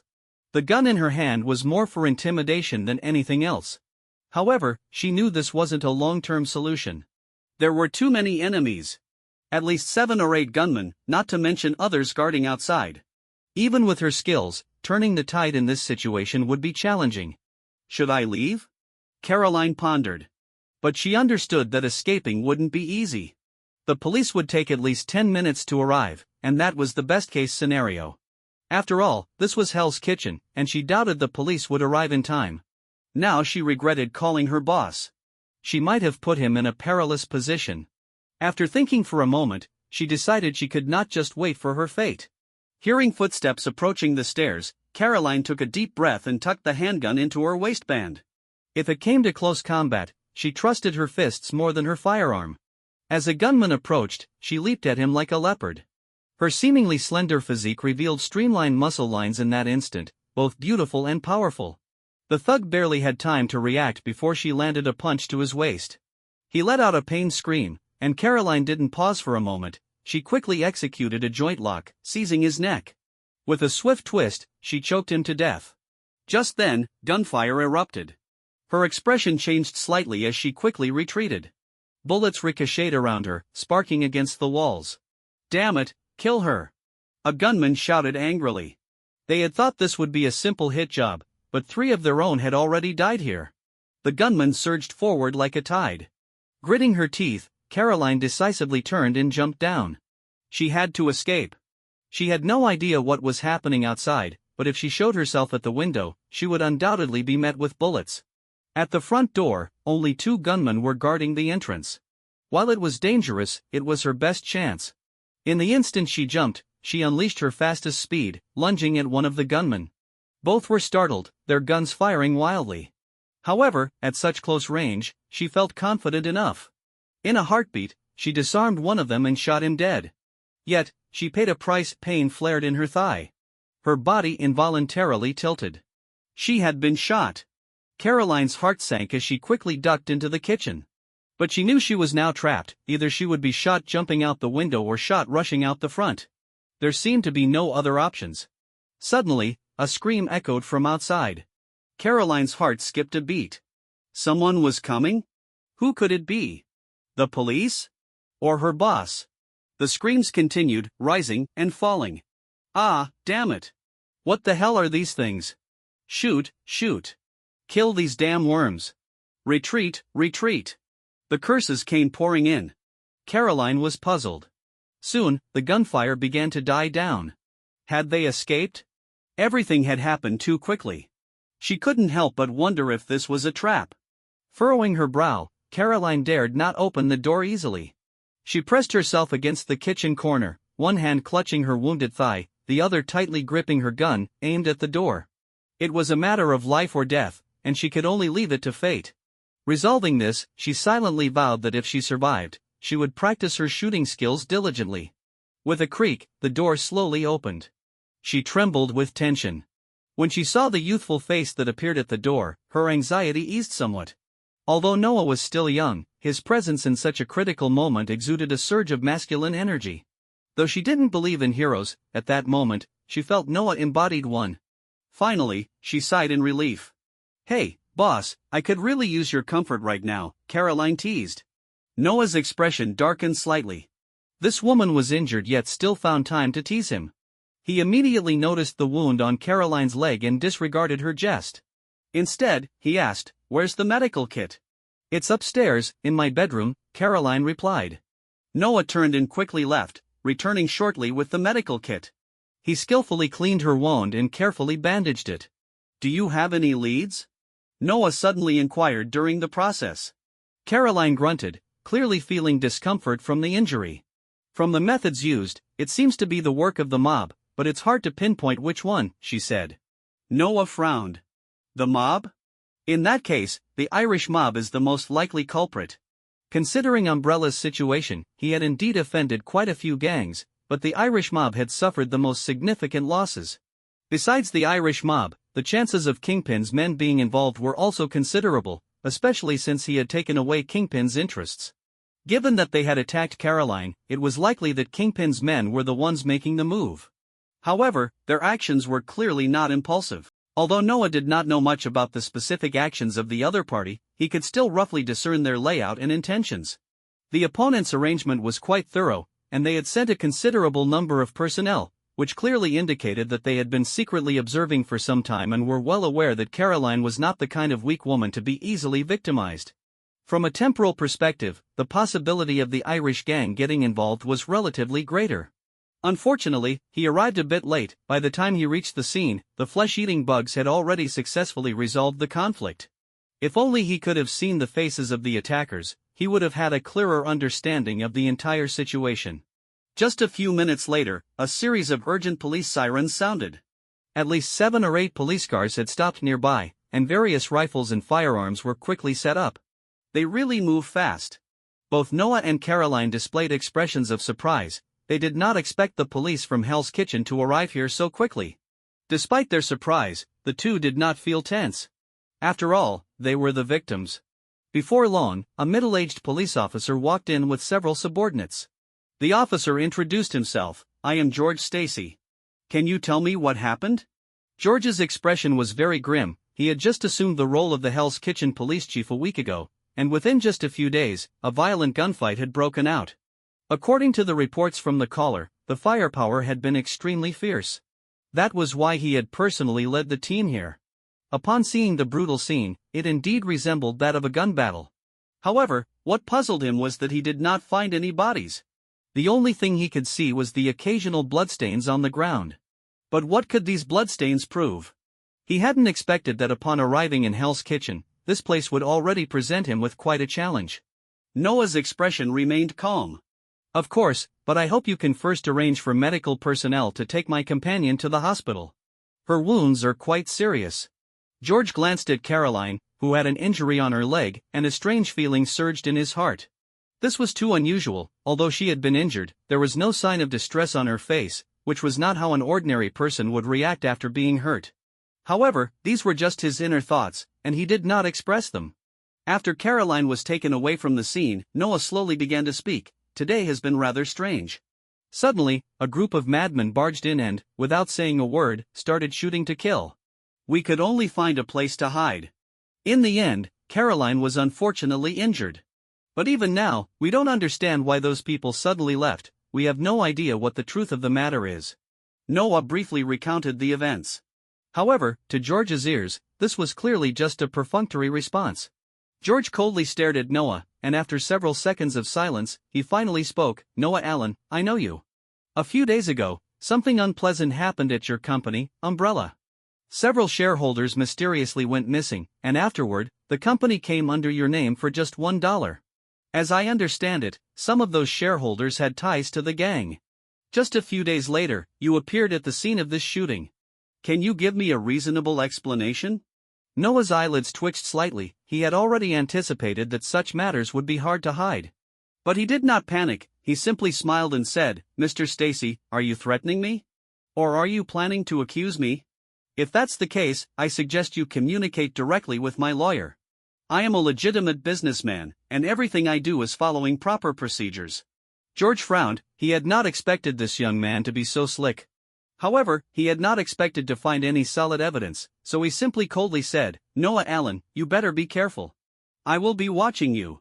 Let them take your statement. After saying that, George turned and left. While Noah cooperated in giving his statement, he watched with interest as George Stacy busily moved around outside. He was very familiar with that name. If he remembered correctly, the person was Gwen's father, Spider-Man's girlfriend, and would eventually become the New York Police Department's chief. However, considering the current time and place, George's appearance in Hell's Kitchen was quite reasonable. After that, he no longer thought much about the matter. However, a faint glint of worry flickered in his eyes. Since there had already been one attack, it was very likely there would be a second. This time it was the gang, but what about next time? Would it be him? Or his parents? After all, his two elderly parents could not be traveling indefinitely. They would have to return sooner or later. This threat had to be resolved quickly. In the headquarters of the Irish gang, Finland Cully looked grimly at the two gunmen below. So, you're telling me that a dozen people went in, and in the end, only the two of you survived? Finland Cully's tone was neither heavy nor light, making it difficult to discern his true thoughts. The two gunmen trembled slightly, fear evident in their eyes as they said, We were almost successful, but then a swarm of bugs suddenly appeared, flooding in like a tide, and everyone was devoured by those bugs. As he spoke, one of the gunmen revealed his shoulder, which was wrapped in thick bandages. Looking at his boss's expression, he gritted his teeth and unwrapped the bandages. Instantly, a wound that looked like rotten flesh was exposed, covered in numerous bite marks. He endured the excruciating pain and said, There were too many of those bugs, we simply couldn't resist. Seeing the wound, Finland Cully narrowed his eyes slightly. This situation was very similar to what the previous eliminated gangs had encountered. If these bugs were of the same kind, then they could not be completely exterminated without using a flamethrower. The key point was that, according to the two's description, these bugs could also fly. It seemed that what had happened previously was closely related to that kid Noah. However, since they had taken something from the Irish gang, did they really expect to leave in peace? Alright, you can go now. Finland Cully waved his hand, signaling the two to leave. Ordinary methods had clearly stopped working. It seemed special measures would be needed. The two felt as if they had received a pardon and quickly left the headquarters. After the shooting incident, Noah became more cautious. Although Caroline had only injured her thigh, fortunately, the wound was not too deep, and after a simple bandaging at the hospital, she was discharged. However, this time she did not return to her home but came to Noah's house. In her words, she never wanted to return to the place where the shooting had occurred.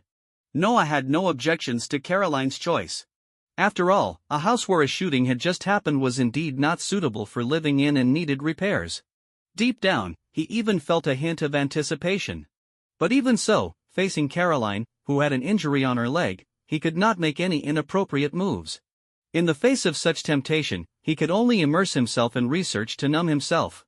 However, the more he did this, the happier Caroline seemed to smile. The once mature and serious young boss in her eyes actually had such an innocent side. In the laboratory, Noah fiddled with the petri dish in his hand. The dish contained T-virus cells. During this time, he had successfully cultivated some special cells through the petri dish. These cells were highly sensitive to activity and had strong corrosive abilities. So, this is it, the T-virus truly deserves its reputation as a world-destroying entity. Its ability to enhance and recombine biological genetic factors is incredibly powerful. It's just a pity that it can't be fully controlled yet, but we are very close to success. Noah's face brimmed with excitement. The cell tissue in the petri dish, if he was not mistaken, should be tyrant cells. The zombie dogs had limited use and could not be considered a mature product. But if he could successfully cultivate a tyrant, it would definitely become the company's first flagship product. By then, Umbrella could truly make a name for itself in the industry.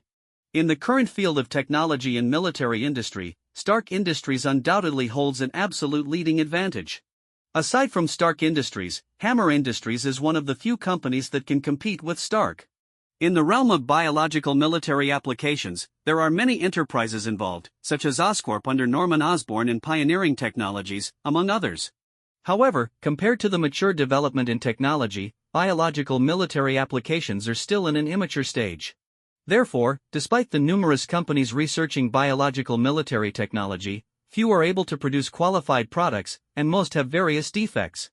Nonetheless, the investment and subsidies from the Department of Defense and government officials for biological weapons have always been substantial. This is because, while technological military applications are very powerful, biological military applications possess an advantage that technology cannot reach: biological enhancement. A living example is Captain America from World War II. No one does not yearn to become taller, faster, stronger, or even live longer. For those capital mobiles, longevity is their only pursuit. Moreover, as large-scale wars gradually decrease, small-scale conflicts have become the mainstream. In this context, most companies capable of entering the military industry have some involvement in biological weapons, and Stark Industries is no exception, although their performance in biological military applications is not prominent compared to their technological military capabilities. Noah compared the biological military products released by various companies in recent years, and a slight smile appeared at the corner of his mouth. The Tyrant, in his view, can indeed be considered a major weapon. However, the research on the Tyrant has only achieved some preliminary results, and many challenges must be overcome before it can be officially put into use. One of the most direct challenges is the research on clones. Regardless of how operations are conducted privately, humanitarian principles remain an insurmountable threshold. Transforming humans into tyrants would inevitably provoke immense public pressure. In contrast, while cloning also presents controversies, as long as it can be controlled well, there is no need to worry about such issues. After all, what he needs is just a body, not intelligence. Cloning intelligent beings is a violation of humanitarian principles, but simply cloning bodies is something many companies are secretly engaged in. It's just not convenient to make public. The gangs he had eliminated recently provided him with a significant number of cell sources. Unfortunately, he had been too busy researching lately to have the opportunity to utilize these cell sources. Now that research had made some progress, he finally had some free time. Extract the cell sources and begin the replacement extraction. With his command, the cell sources, which had exceeded 5,000 units, began to be rapidly consumed. In return, he received biological genes from other worlds. However, as he had anticipated, most of the genes came from ordinary organisms and held no developmental value. Finally, halfway through the extraction process, he saw a unique gene. Gene source, Dentawolf level, 2 value, 638 cell source. A glimmer of light flashed in Noah's eyes. A human cell source is valued at 100, and he had conducted basic tests on other biological cells, finding that the cells in this world generally ranged from 1 to 300. Even large predators like lions and tigers could not exceed this range regarding cell source value. Only a few species had cell source values that could reach 400. To him, the value of the cell source reflected the research value of these organisms. For instance, the flesh-eating bugs were created by using a beetle from this world as a base and adding in some genes from an unknown world's sacred beetle. The cell source value of the sacred beetle is as high as 357 points. Considering that the cost of insects is low and the value of this gene is high, he decided to study and create the flesh-eating bug as his trump card. The DentaWolf gene, with a cell source value of 638, was undoubtedly a significant find, second only to the T-virus. With the DentaWolf gene, he might be able to upgrade the zombie dogs. The initial version of the zombie dog was just a normal breed. Aside from being faster than humanoid zombies, it had no special traits. However, if he could base a special breed on the DentaWolf gene, the zombie dogs might become a product with considerable potential. After extracting the DentaWolf gene, Noah relaxed. Even if there were no other gains, just this DentaWolf gene made the extraction worthwhile. The extraction process continued, yielding more ordinary biological genes. Occasionally, some unknown biological genes appeared, but their cell source values did not exceed 200. For him, genes with a value below 300 held no practical significance. As for viruses, he finally understood that such things are hard to come by. Not to mention powerful viruses like the T-virus, even a common cold virus had been extracted only a few times. Suddenly, a unique gene appeared before him. Noah's eyes brightened. Finally, he had something good. Gene source, pure Titan, abnormal type, level 3 value, 1580 cell source. This was the first time he had seen a gene valued over 1000. Based on the description, this gene should originate from the world of Attack on Titan. These Titans can reach heights of over 10 meters. Although there are many defects, their combat abilities are unquestionable. On Earth, even top predators like lions and tigers do not exceed level 1. The level 3 classification of the pure Titan is enough to demonstrate its strength. Perhaps it could rival superheroes like Captain America. Noah pondered. Having obtained two valuable genes at once, Noah felt an increasing sense of anticipation. Unfortunately, after consuming the 5,000 cell sources, no other valuable genes appeared. However, having these two genes was sufficient. The system could initiate two research projects simultaneously. After some thought, Noah decided to include the DentaWolf gene in the research lineup. Although the Titan gene was very precious, it was evident that its research difficulty was far greater than that of the DentaWolf gene. Moreover, under the current circumstances, the DentaWolf gene offered him more obvious assistance. The tyrant cells still required further research and cultivation, but the zombie dogs could be used immediately. Thinking of the upcoming Weapons Expo in 2 months, Noah tightened his fist. He had initially thought he would only attend the expo for appearances, but now it seemed he might have a chance to secure some orders at the event. Even if he couldn't land a big order, as long as he could open up Umbrella's biological weapons business with the new generation of zombie dogs, he could potentially reap big rewards with the Tyrant at next year's expo. With a clear future development path ahead, Noah's previously tense heart, burdened by hidden threats, relaxed significantly. Perhaps it was time to connect with some of the big players. He now owned 2 companies, officially entering the ranks of capitalists. However, he had not interacted with the upper echelons of this world for a long time, which was not a good sign. As the old saying goes, you rely on friends when you go out.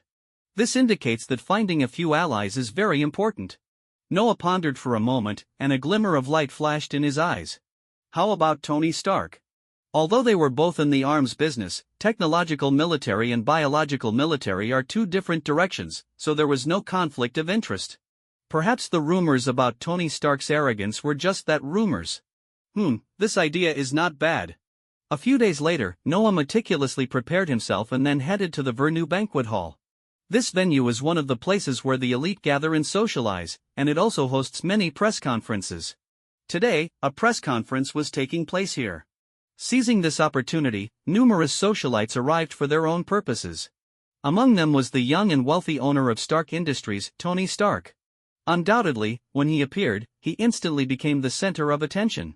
Even the host of the banquet could not overshadow his charisma. In a corner of the banquet hall, Noah held a glass of red wine, savoring it slowly with no intention of engaging with anyone. Although he planned to get to know this future Iron Man, he realized at first glance that with Tony Stark's notorious temper, approaching him directly would be a fool's errand. For someone like Tony Stark, the only way to get close is to become his comedic foil. Even if you just wanted to get along with him, his mouth would make you deeply understand what it means to be insulted.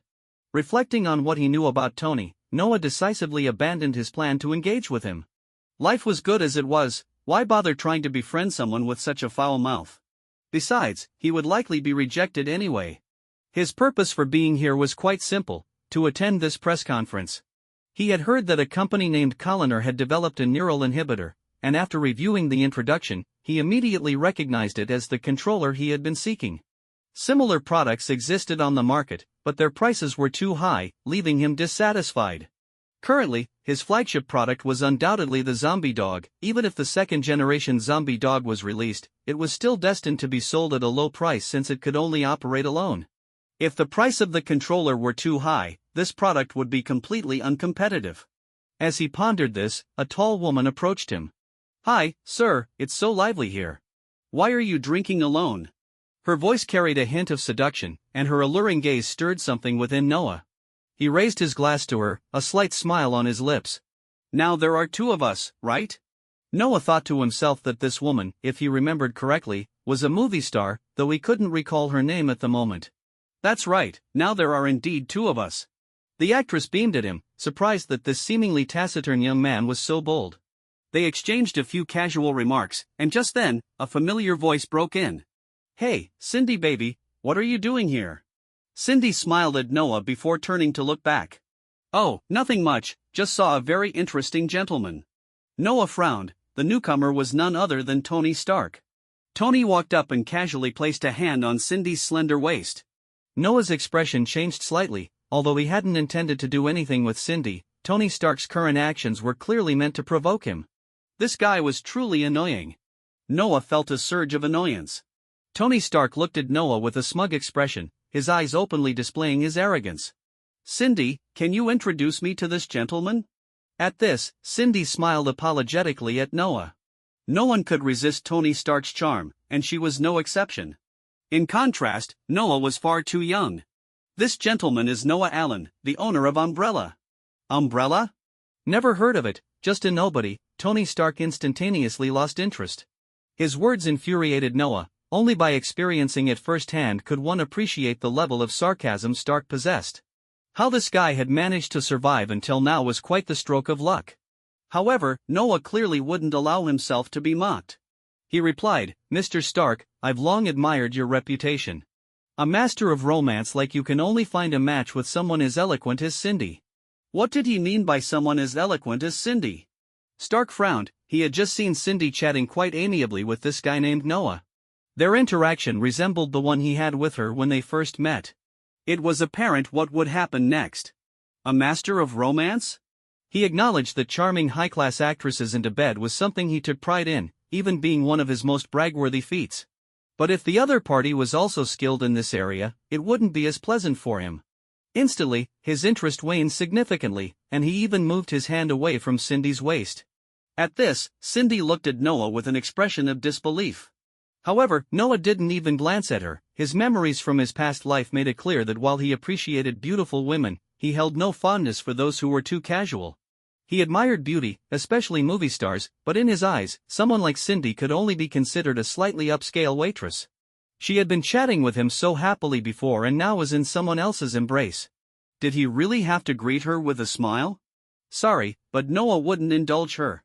Tony Stark's expression darkened slightly, but he still said arrogantly, "At least it's better than being all alone." With a scoff, he turned and walked away, leaving without taking Cindy with him. Although he didn't care, hearing Noah say that made him somewhat uneasy. There were plenty of actresses here, his options were many. Cindy looked a bit lost as she watched Tony Stark walk away. Noah's expression wasn't much better. Alone? Would Noah Allen really be alone? He was merely more reserved. That was the proper way to be. Alright. Damn it, how could he possibly be alone? He was still under 20, young and wealthy, and much better looking than Stark. How could he be alone? Noah felt quite awkward. Today had been foolish, as he had known exactly what kind of person Tony Stark was and still chose to approach him. With a dark expression, he turned and left the banquet hall. The press conference was just a minor event. The product would still be there to see another time. Seeing him leave, Tony Stark, now with another actress in his arms, smirked triumphantly. "Kid, trying to compete with me? You're still too green." Back at home, Caroline noticed Noah's displeased expression. "Boss, what's wrong?" Noah glanced at her in her pajamas, her curves on full display, and a surge of impulse washed over him. But when he saw her injured thigh, it felt like a bucket of cold water had been poured over him. "Nothing." Caroline noticed her boss's gaze and deliberately adjusted her pajamas. Seeing him leave in a hurry, she pouted and then pulled her pajamas back down. She couldn't help but wonder if she had lost her charm? That didn't seem right. The next morning, as the sun just began to rise, Noah arrived early at Umbrella Corporation. At this moment, his primary research focus had shifted to the development of the second generation of zombie dogs. The Dentawolf gene had proven to be quite effective. After some preliminary research, he discovered the unique traits of this creature. Subsequently, he successfully isolated the special gene from the Dentawolf and attempted to combine it with the zombie dog's gene. As expected, the combined gene exhibited extremely dominant characteristics, nearly doubling the capabilities of the zombie dog. The original zombie dog had not had many advantages over regular hunting dogs. Its biggest strengths were its immortality and unlimited stamina.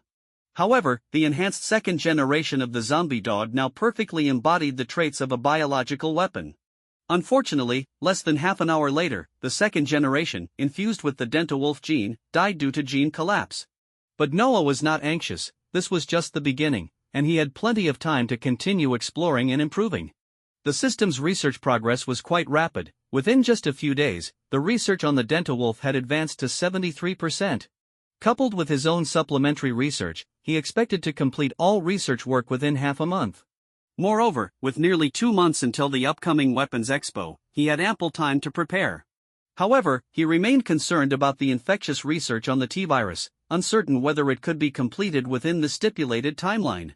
This was the real challenge and his current focus of attention. Seeing that he could not achieve more results in the research on the second generation of zombie dogs in the short term, Noah handed his current work to a nearby researcher and turned to head to the conference room. Now that both companies had just begun to show some progress, the number of matters he needed to address was increasing. Upon arriving at the conference room, Orlando, the president of Umbrella, hurried over. "Boss, here's the product research report for the next quarter at Umbrella. Please take a look." Noah took the report and began to read it carefully. Umbrella and Annabella had different positions. Umbrella was positioned as a strategic defense and application company, primarily focusing on the development and application of weapons, while Annabella was a biochemical research company, focusing on the feasibility of biochemical studies. He quickly eliminated several research targets that did not align with the company's positioning and handed the report back to Orlando. Orlando glanced at it and pointed to one of the research reports, saying, "Boss, this research is nearing the maturity stage. Eliminating it at this time would be a significant loss for the company." Noah replied, "My positioning for Umbrella is strategic defense and application, not merely biological data research. This research does not align with my vision for the company." Orlando sighed helplessly, his face showing clear disappointment. "But this product is close to becoming profitable," Noah stated firmly, "then it should be transferred to Annabella." With that one sentence, Noah made his final decision. The helplessness on Orlando's face became even more evident. Although Annabella was also the boss's company, the president there was not him. There was undoubtedly a competitive relationship between the two companies. Noticing the expression on Orlando's face, Noah explained, "Umbrella and Annabella have a complementary relationship, not a competitive one. My requirement for Umbrella is to develop higher quality and more powerful products, while Annabella earns more funds through product development and sales, which can then be fed back into Umbrella. Therefore, things that do not meet my requirements are meaningless to me."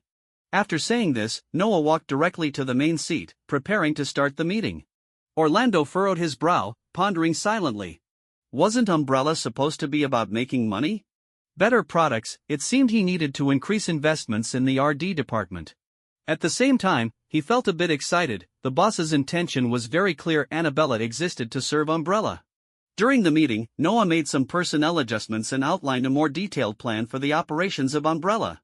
In the past, Umbrella had a very broad range of business activities. However, since he took over, Umbrella was to undergo a complete transformation into a pure military industry company. All other non-military related businesses were to be transferred to Annabella. Meanwhile, at the Irish gang headquarters, Finland Cully sat on the couch, quietly observing the man beside him. The man's expression was calm, showing no signs of the tension or reverence one would expect when facing a big shot from Hell's Kitchen. Finland Cully said lightly, "I hope never to hear any news about Noah Allen again." The man nodded slightly and replied, "Don't worry, that's easy." As he spoke, he toyed with a handgun in his hand, a glint of amusement in his eyes. A reward of 300,000 was not a small sum for him. Compared to being instructed to kill for a single item, this method was clearly more profitable. Finland Cully's eyes flickered slightly, and an almost imperceptible smile appeared on his face. It was indeed quite simple. In front of such a killer, even if Noah Allen possessed some special abilities, escaping his pursuit would be difficult. That night, just as Noah returned to the vicinity of his home, a sudden loud noise erupted, sounding like an explosion. Noah's expression instantly changed, and a wave of strong unease surged within him. He realized that the incident had occurred at his home. Damn it! Noah couldn't help but curse inwardly. Caroline was still at home. Without a second thought, he floored the accelerator, and his car sped toward home like an arrow released from a bow. When he arrived at the scene, he saw that his house had been engulfed in flames, turning into a sea of fire. Caroline was standing at the door, looking somewhat forlorn. "Are you all right?" Noah asked urgently. Caroline shook her head and said, "Boss, I'm afraid it was those gang members again. Luckily, I went out to buy groceries and wasn't at home, otherwise, the consequences would have been unimaginable." Noah breathed a sigh of relief. As long as she was okay, that was what mattered. However, anger ignited in his eyes instantly. His parents had just left, and now their home had been destroyed. He truly didn't know how to explain everything to them when they returned. This time, the police responded very quickly, with George Stacy, the chief, leading the team. Noah had now become someone with a certain amount of capital, and the police naturally took the case of an attack on a wealthy individual very seriously. Upon seeing Noah, George Stacy's expression was not pleasant. "Mr. Allen, we meet again so soon." Noah shrugged and replied helplessly, "Yeah, I guess it's because there are so many people who like me. Last time it was my secretary's house that was attacked, and now it's my own." He then asked, "Did the police find the murderer from the last shooting incident?" George Stacy frowned and said, "Mr. Allen, the last incident was clearly a gang assassination. You should know that better than us." In response to George Stacy's questioning, Noah merely smiled and said, "I'm a law-abiding citizen, Chief George. Please be careful with your words, don't slander me without cause. If I catch you making inappropriate comments, I might consider suing you." George Stacy snorted lightly, feeling secretly annoyed, but he also knew it was not the time to fall out with Noah, so he refrained from saying more. Such matters could be big or small. If Noah Allen truly wanted to make things difficult for him, even if he wouldn't be dismissed, it would still bring him plenty of trouble. "We don't have much information at the moment, but surveillance shows that a group of suspicious individuals was seen in the vicinity." George Stacy hesitated but still disclosed the current leads to Noah. "Do you know their identities?" Noah continued to probe. George Stacy hesitated again and said, "It's hard to determine, but one of them should be Becker Walker." Noah wanted to ask more, but George Stacy remained tight-lipped. No matter how he inquired, George Stacy wouldn't say another word. Even if the likelihood that the group was indeed Becker Walker was as high as 90%, without solid evidence, George Stacy would not easily divulge that information. What he had just said was merely to ease the tension created by the questioning. Now, he had to uphold his professional ethics. Seeing George Stacy's resolute attitude, Noah also realized that pressing further would yield no results. He had long sensed that George Stacy was a slippery character, otherwise, he wouldn't have become the chief of the New York Police Department in the future. But at the same time, he had his own principles and bottom lines. Noah silently committed the name Becker Walker to memory and then stopped pursuing the matter. He believed that once he had the name, he would definitely be able to find the real culprit. It would just take some time and patience. At present, he was filled with confusion and anger. Was today's incident going to end like this? It seemed far too trivial, and it couldn't even be considered a proper assassination attempt. After thoroughly understanding the situation, George Stacy left with his team. If it weren't for the fact that the explosion had involved Noah Allen, he wouldn't have bothered to personally lead the team. The police in Hell's Kitchen had always been busy, often feeling like they were just cleaning up messes. Before entering Hell's Kitchen, George Stacy had been filled with anticipation and imagination about the place. However, once he stepped inside, he immediately realized the vast differences between this area and others. Sometimes, what the police said held less weight than the words of the gangsters. Noah looked at his completely destroyed home, resigned to his fate. He and Caroline found a hotel to temporarily stay in. Caroline's home was currently undergoing renovations, so it was clear they couldn't move back right away. To comfort Noah, who had lost his home, Caroline made an unexpected gesture that caught him off guard. Undoubtedly, the emotionally wounded Noah was captivated by Caroline. The next morning, as Noah got out of bed and looked at the stunning woman beside him, he felt a wave of emotions. Once a dragon-slaying hero, he had now ultimately become the very dragon he once despised. He had once looked down on Tony Stark's behavior, but now he found himself stepping into that abyss. However, he firmly believed he was different. Tony Stark was like a machine that only knew how to sow seeds without creating any real value. He, on the other hand, had his own principles and bottom lines. Yes, that was it, he continuously reassured himself in his mind. Noah's mood lightened significantly. Just then, Caroline began to wake up slowly. Noah chuckled, preparing to engage in some intimate gestures with her when suddenly, his phone rang. "Chief Stacy, what's so urgent this early?" Noah's voice revealed a hint of impatience. George Stacy was undeterred by his tone and simply said, "The person who attacked your home has been caught." Upon hearing this news, Noah sat up straight. Caught so soon? He frowned. His house had been blown up like that. While he was angry, he had never imagined the culprit would be apprehended so quickly. This was Hell's Kitchen, the darkest corner of New York. Yet, less than a day later, the suspect had been caught, which made him suspicious. However, since the person had been apprehended, he naturally wanted to see the situation. After meeting with George Stacy, the newly appointed Chief Clinton said directly, "The person was caught in a bar. He was completely drunk and had no idea we were there.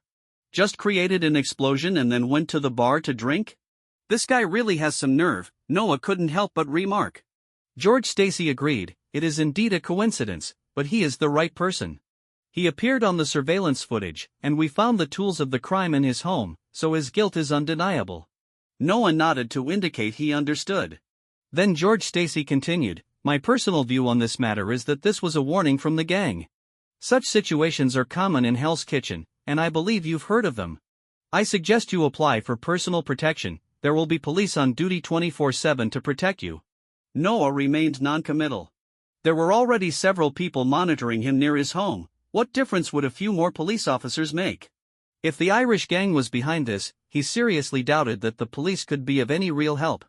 Given the gang's brazen behavior in Hell's Kitchen, he had reason to suspect that the officers sent to protect him might even be colluding with the gang, providing them with convenience. Noticing Noah's distrust, George Stacy was not angered. He merely offered a suggestion in line with his duties. This Noah Allen was full of mysteries. He might not be a good person. He also wasn't keen on using police resources to protect someone like him. In the interrogation room, seeing the apprehended suspect, Noah asked calmly, "Care to tell me who your mastermind is?" The man coldly smirked, completely ignoring Noah's question. Noah glanced at George Stacy, who said, "This man is named Becker Walker. He works at a financial company. Investigations show that his private life is very disreputable, and he is involved with drugs." Becker Walker remained silent, not speaking a word. Noah understood that this person probably would not divulge any useful information, and it was pointless to continue questioning him. He had come merely to grasp the basic situation, not expecting to gain any valuable insights from the perpetrator's mouth. He asked for the name of Becker Walker's employer and then turned to leave the interrogation room. Behind him, Becker Walker watched his retreating figure with a hint of mocking disdain in his eyes. After leaving the police station, Noah got into his car and said to Caroline, "Help me investigate this guy's background. I want to know if he's connected to the Irish gang. Also, we need to look into that financial company. Since they've already come to me, I don't believe they don't have further plans." Caroline nodded, mentally noting the young boss's request. Meanwhile, at the top of a certain building, a special meeting was taking place, tense and urgent. Seated at the head of the table was a seemingly frail young man, but the ferocity in his eyes instilled fear in everyone present. Besides him, there were burly Russian brothers, masked Finland Cully, and a dozen other New York gang leaders. "Gentlemen, what are your opinions on the new market share distribution?" The others narrowed their eyes slightly. The person at the head of the table was named Gene Bing, a rising mafia leader from a few years back. He was ruthless and had developed rapidly, going from an ordinary gang member to his current position in just a few years. Today was their first encounter with Gene Bing in person, and no one could have imagined that this famous mafia boss was so young and even had a somewhat scholarly demeanor. However, the issue of share distribution was not something he could decide alone. "I believe our brotherhood should increase its share by at least 3%. The current share is simply too small." The Russian brother was the first to express his dissatisfaction. Following his statement, several other gang leaders raised their objections. Madame Gao appeared somewhat frail, yet her gaze was exceptionally sharp. Jean Bing, your share is too much. I doubt anyone here would agree to your proposed distribution plan. Jean Bing glanced at Madame Gao and did not get angry. Instead, he smiled and asked, then how do you all think it should be distributed to be fair? He knew perfectly well that his proposed distribution plan was unreasonable. He said it merely to maintain control over the meeting. Madame Gao did not respond immediately. It was Finland Cully who spoke up. Let's drop the insincere probing. Show your sincerity directly, otherwise, there's no need to continue this meeting. Jean Bing's eyes narrowed slightly. It seems the Irish gang has run into some trouble lately? Finland Cully's eyes became sharp as he coldly said, you're not referring to that guy who plays with bugs and dogs, are you? That's hardly a problem. Jean Bing chuckled. The recent troubles in Hell's Kitchen are likely related to him. If I were you, I would focus on eliminating him rather than thinking about expanding your territory. That's not your concern. After today, that annoying little brat will naturally disappear. Finland Cully's eyes flickered with murderous intent and dissatisfaction. Undoubtedly, in their eyes, today would be Noah Allen's last day. The gang's distribution meeting progressed rapidly. This was starkly different from commercial competition. To put it simply, whoever had the largest territory and the most manpower would earn more.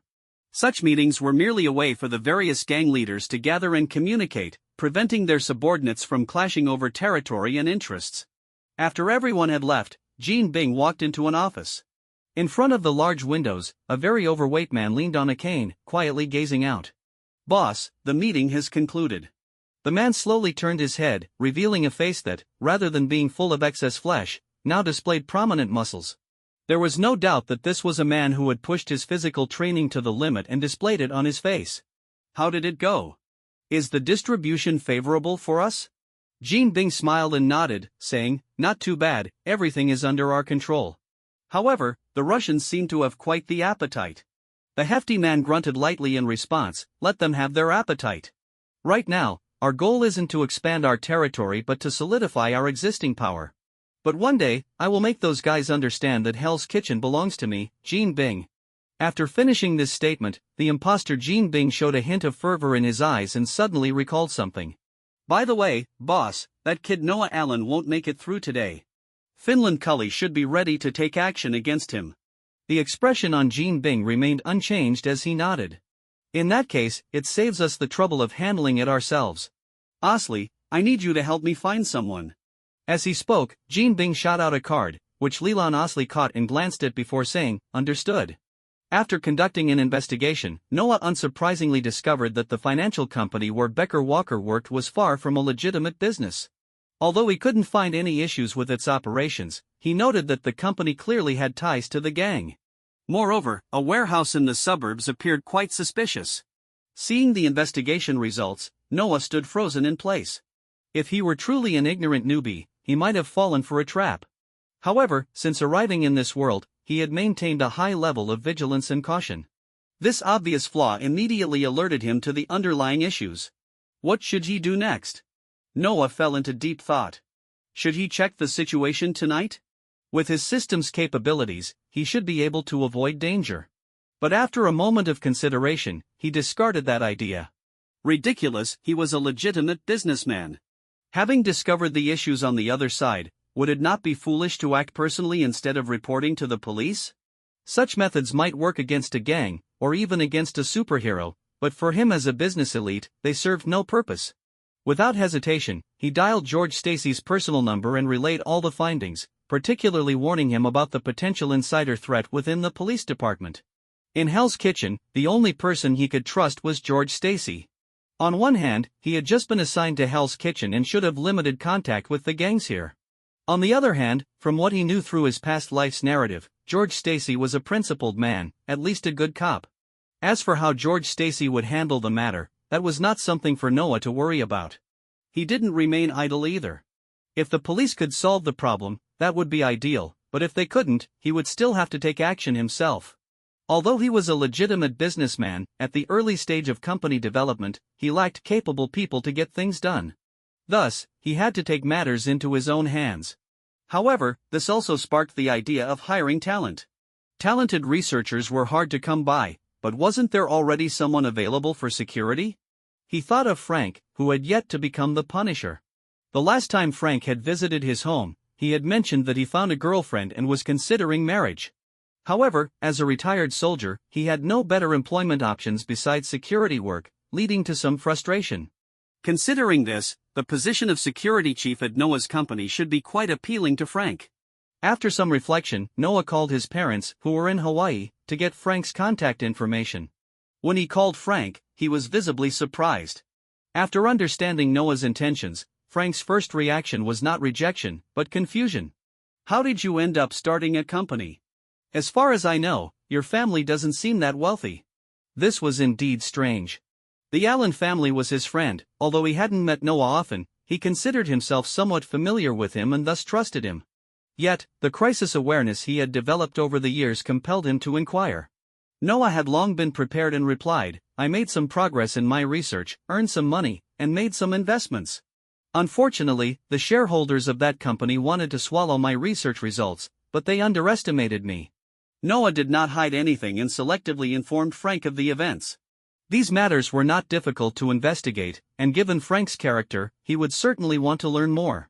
The reason Noah was willing to share this information was that, as far as he knew, Frank was not an overly kind person. An elite who had participated in countless battles could hardly believe that killing was absolutely wrong. Frank frowned and asked, "Is it a big problem?" "Not too bad," Noah replied confidently.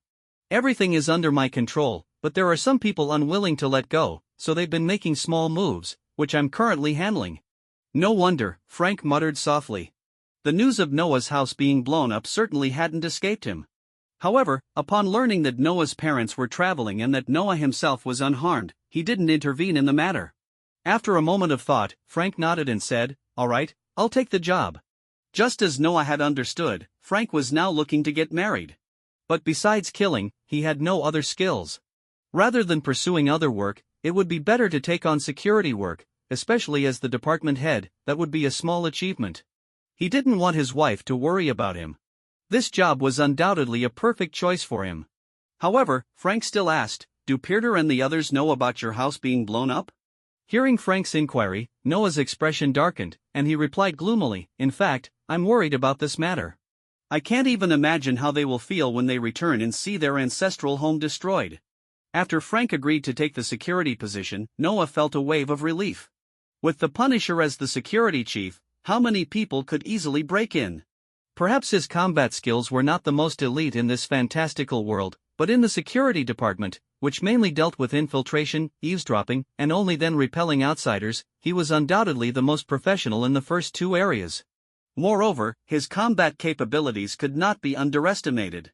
He was a strong man capable of battling extraordinary beings with an ordinary body. As long as he wasn't facing an enemy that couldn't be harmed by bullets, his deterrent power was unmatched. In Noah's mind, the company's safety factor had suddenly increased exponentially. As night fell, Noah changed into inconspicuous clothing, donned a mask, and headed toward the warehouse he had previously investigated. Upon arriving near the warehouse, he noticed a few men standing around, scattered here and there. Though at a distance, he could still see that these men were armed. He couldn't help but wonder how things were progressing on George Stacy's end. In the distance, 7 or 8 police cars were heading toward the warehouse. George Stacy sat in one of the cars, a look of shock flickering in his eyes. Thanks to Noah's warning, he too was concerned that there might be issues within the police department. Therefore, he had arranged for a few trusted officers to investigate the warehouse, and the results had indeed revealed some clues. The warehouse turned out to be an important stronghold for the Irish gang. George Stacy, adhering to his principles, could not simply stand by after discovering the gang's stronghold. More importantly, he desperately needed a merit to escape this place that had become so unbearable for him. Deep down, he believed that Hell's Kitchen was beyond saving. At least with his current abilities, he couldn't change the situation here, so all he wanted was to leave this den of troubles as soon as possible. Although the Irish gang had some background forces backing them, these connections were all under the radar. As long as he acted quickly and kept things confidential, this accomplishment could securely fall into his hands. As for the other matters, what did they have to do with George Stacy? To avoid leaks, he had specially called in reinforcements from other districts. Upon arriving at the destination, George Stacy commanded via the radio, "Surround the area, make sure not a single gang member escapes." After giving the command, he exited the vehicle and put on a bulletproof vest, feeling a surge of excitement. With 20 to 30 police officers disembarking, along with a specially dispatched SWAT team, George Stacy picked up a megaphone and shouted, "You are surrounded. You have 5 minutes to consider, drop your weapons and surrender." Inside the warehouse, a bald man furrowed his brow. What is going on? How did these cops appear out of nowhere? Did Noah Allen tip them off? He cursed inwardly, frustrated that this kid always played by his own rules. However, he wasn't intimidated. This was Hell's Kitchen. Here, the police were not the supreme authority, these gangsters were the true rulers. Moreover, in order to eliminate that suspicious Noah Allen, they were armed with enough weaponry to wage a small-scale war. "Boss, what should we do now? Should we charge out?" A heavily tattooed man rushed over. "Of course. Are we just going to sit here and wait to be wiped out?" The bald man yelled angrily, grabbing his gun and glancing toward the dark corners of the warehouse, before quickly dismissing them. That guy wasn't one of his men, he wouldn't risk everything for a stranger. After George Stacy finished shouting, he took cover behind a police car. He was well aware that these gangsters would not surrender easily. Just then, a blinding light streaked across the sky, followed by a deafening explosion as a police car was overturned, and several officers screamed in terror. George Stacy's pupils instantly contracted. "It's a rocket. Those damned guys actually have heavy weapons. Counterattack, give them a heavy response," he shouted, firing the first shot. The gangsters had already begun to break out, and the situation was becoming extremely critical. George Stacy's face turned pale. They had lost several officers before even officially engaging in battle. If these gangsters escaped, he would find himself in deep trouble. At the same time, he couldn't help but curse. Just a bunch of gangsters, and they dared to use rocket launchers? Were they trying to revolt? Gunfire erupted fiercely as both sides unleashed their firepower in an intense battle. Meanwhile, Noah silently observed the situation on the battlefield. He was surprised to see a police car explode. The firepower of the Irish gang far exceeded his expectations. After all, this was New York. As gangsters, it was understandable for them to occasionally use firearms, but to dare use rocket launchers? Did they really think the government's violent institutions were mere decorations? However, upon reflection, he understood the reasoning behind it. This was indeed a remote part of the city, and the primary target of these gangsters was Noah Allen himself. The rocket launchers might just be precautionary weapons that they were forced to use when surrounded by the police. At present, the police were in a disadvantageous position, especially since the Irish gang had deployed heavy weaponry that George Stacy had not prepared for in advance. So what should he do next? A cold smile crept onto Noah's lips. He had always been a peace-loving person, but he had been bullied too often. Even a saint would have to be enraged. Under the cover of night and the sound of fierce gunfire, Noah stealthily approached the vicinity of the warehouse. He intended to ensure the complete annihilation of the Irish gang here. From this moment on, it was their doomsday. As he moved, the environment around him felt somewhat eerie, with low, mournful sounds echoing intermittently. Meanwhile, the chilling sound of insects crawling filled the air. Noah, with a hint of regret, thought that if only the second generation of zombie dogs had been developed, tonight's operation would have been much easier. Soon, he reached the edge of the battlefield, peering inside before quietly moving toward the back. The fighting continued vigorously behind him, but the noise was noticeably less than in the front. "Go," Noah whispered softly, and suddenly, a buzzing sound of flapping wings erupted. A swarm of flesh-eating bugs surged like a black tide toward a 5 to 6 meter high window in the warehouse. With a crash, the glass shattered as the bugs crashed through, pouring into the warehouse like a flood. Almost immediately, 2 blood-curdling screams echoed from within. Noah glanced at the zombie dogs surrounding him and commanded, "Circle around to the back and go in." After giving the order, he no longer paid attention to the actions of the zombie dogs and suddenly lunged forward, diving toward the lower part of the warehouse wall. He caught hold of a ledge and pulled himself up, gripping the edge of the window. Although he was not as ruthless as the Punisher, years of training had granted him a sufficiently strong physique. Otherwise, he wouldn't dare to venture alone into a gang's stronghold. After landing, Noah surveyed his surroundings. 2 bodies lay not far away. "Morton, the boss sent you to help out up front." A voice called out from a distance, and soon after, a lean man ran out. Upon seeing Noah, his face displayed shock. "Who are you?" He instinctively raised his gun, ready to fire. However, Noah's eyes were filled with mockery. Raise a gun? Did he think he could outshoot him? Just then, a dog barked, and the lean man suddenly felt a sharp pain in his hand as his gun fell to the ground. Looking down, he saw 7 or 8 bizarre-looking vicious dogs staring intently at him. These dogs were hairless, with some parts of their bodies appearing mangled, looking like demons crawling out of hell. Suddenly confronted with such a scene, the lean man was filled with terror and lost the will to resist. Noah sneered, "Tell me, where is Finland Cully?" At the front of the warehouse, the bald man directing his subordinates in combat against the police suddenly felt something was off. "How long has Walber been gone?" "At least 5 minutes. One of the nearby gang members replied. 5 minutes. This warehouse wasn't that large, 5 minutes was long enough for someone to make a round trip. Something's not right, everyone be careful. The bald man felt a surge of unease, suspecting that someone might have sneaked in while they were battling the police. But that seemed unlikely, they had people guarding the back door, and gunfire could still be heard from there, indicating that the fight was ongoing. The bald man's irritation grew, and his eyes flickered with anger as he glanced toward a corner of the warehouse. "Aren't you going to make your move? If this continues, my men will be wiped out." He was well aware of how peculiar the shooting skills of the heavily paid assassin were, his bullets could even curve.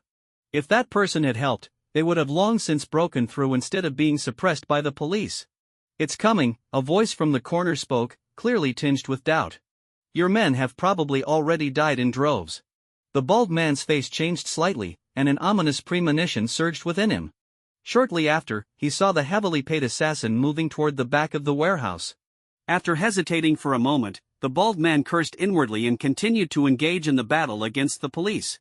His agitation was palpable. He had already notified the police department, but reinforcements would arrive soon. If this dragged on, not a single one of them would escape. Outside, George Stacy was stamping his feet in frustration. He had thought that by mobilizing such a large police force, they would surely be able to take the small warehouse without incident, but reality had disappointed him greatly. The firepower of those gangsters was surprisingly stronger than theirs, filling him with immense anger. "Damn Hell's Kitchen!" George Stacy couldn't help but curse, feeling deeply helpless about the chaos and rampant gang activity in the area. Fortunately, reinforcements would arrive soon. He secretly vowed that after this incident, he would report the entire situation in the Clinton district to the New York Police Department and take this opportunity for a thorough investigation. The fact that these gangsters could maintain such a significant presence in Hell's Kitchen meant that there were undoubtedly hidden supporters backing them. While he had always hesitated to take action against them due to a lack of evidence and the fear of causing unrest in the Clinton district, now that these gangsters dared to use heavy weapons like rocket launchers, even if someone up top wanted to intervene, they could no longer ignore it, as it had crossed the government's bottom line. However, the most pressing issue now was to resolve the immediate threat. If they had mobilized so many police officers and paid such a heavy price, only to let these gangsters escape, then whatever happened afterward would have nothing to do with him. Where the hell are they? Why hasn't the backup arrived yet? George Stacy roared in anger, his voice echoing around the warehouse. Beside him, his deputy sighed helplessly and said, "Boss, I just contacted them, it'll take at least another 15 minutes. 15 minutes? Are they riding turtles over here?" George Stacy's face turned pale with fury, as he experienced once again the inefficiency of the police in Hell's Kitchen. Just then, a loud explosion suddenly erupted, startling George Stacy.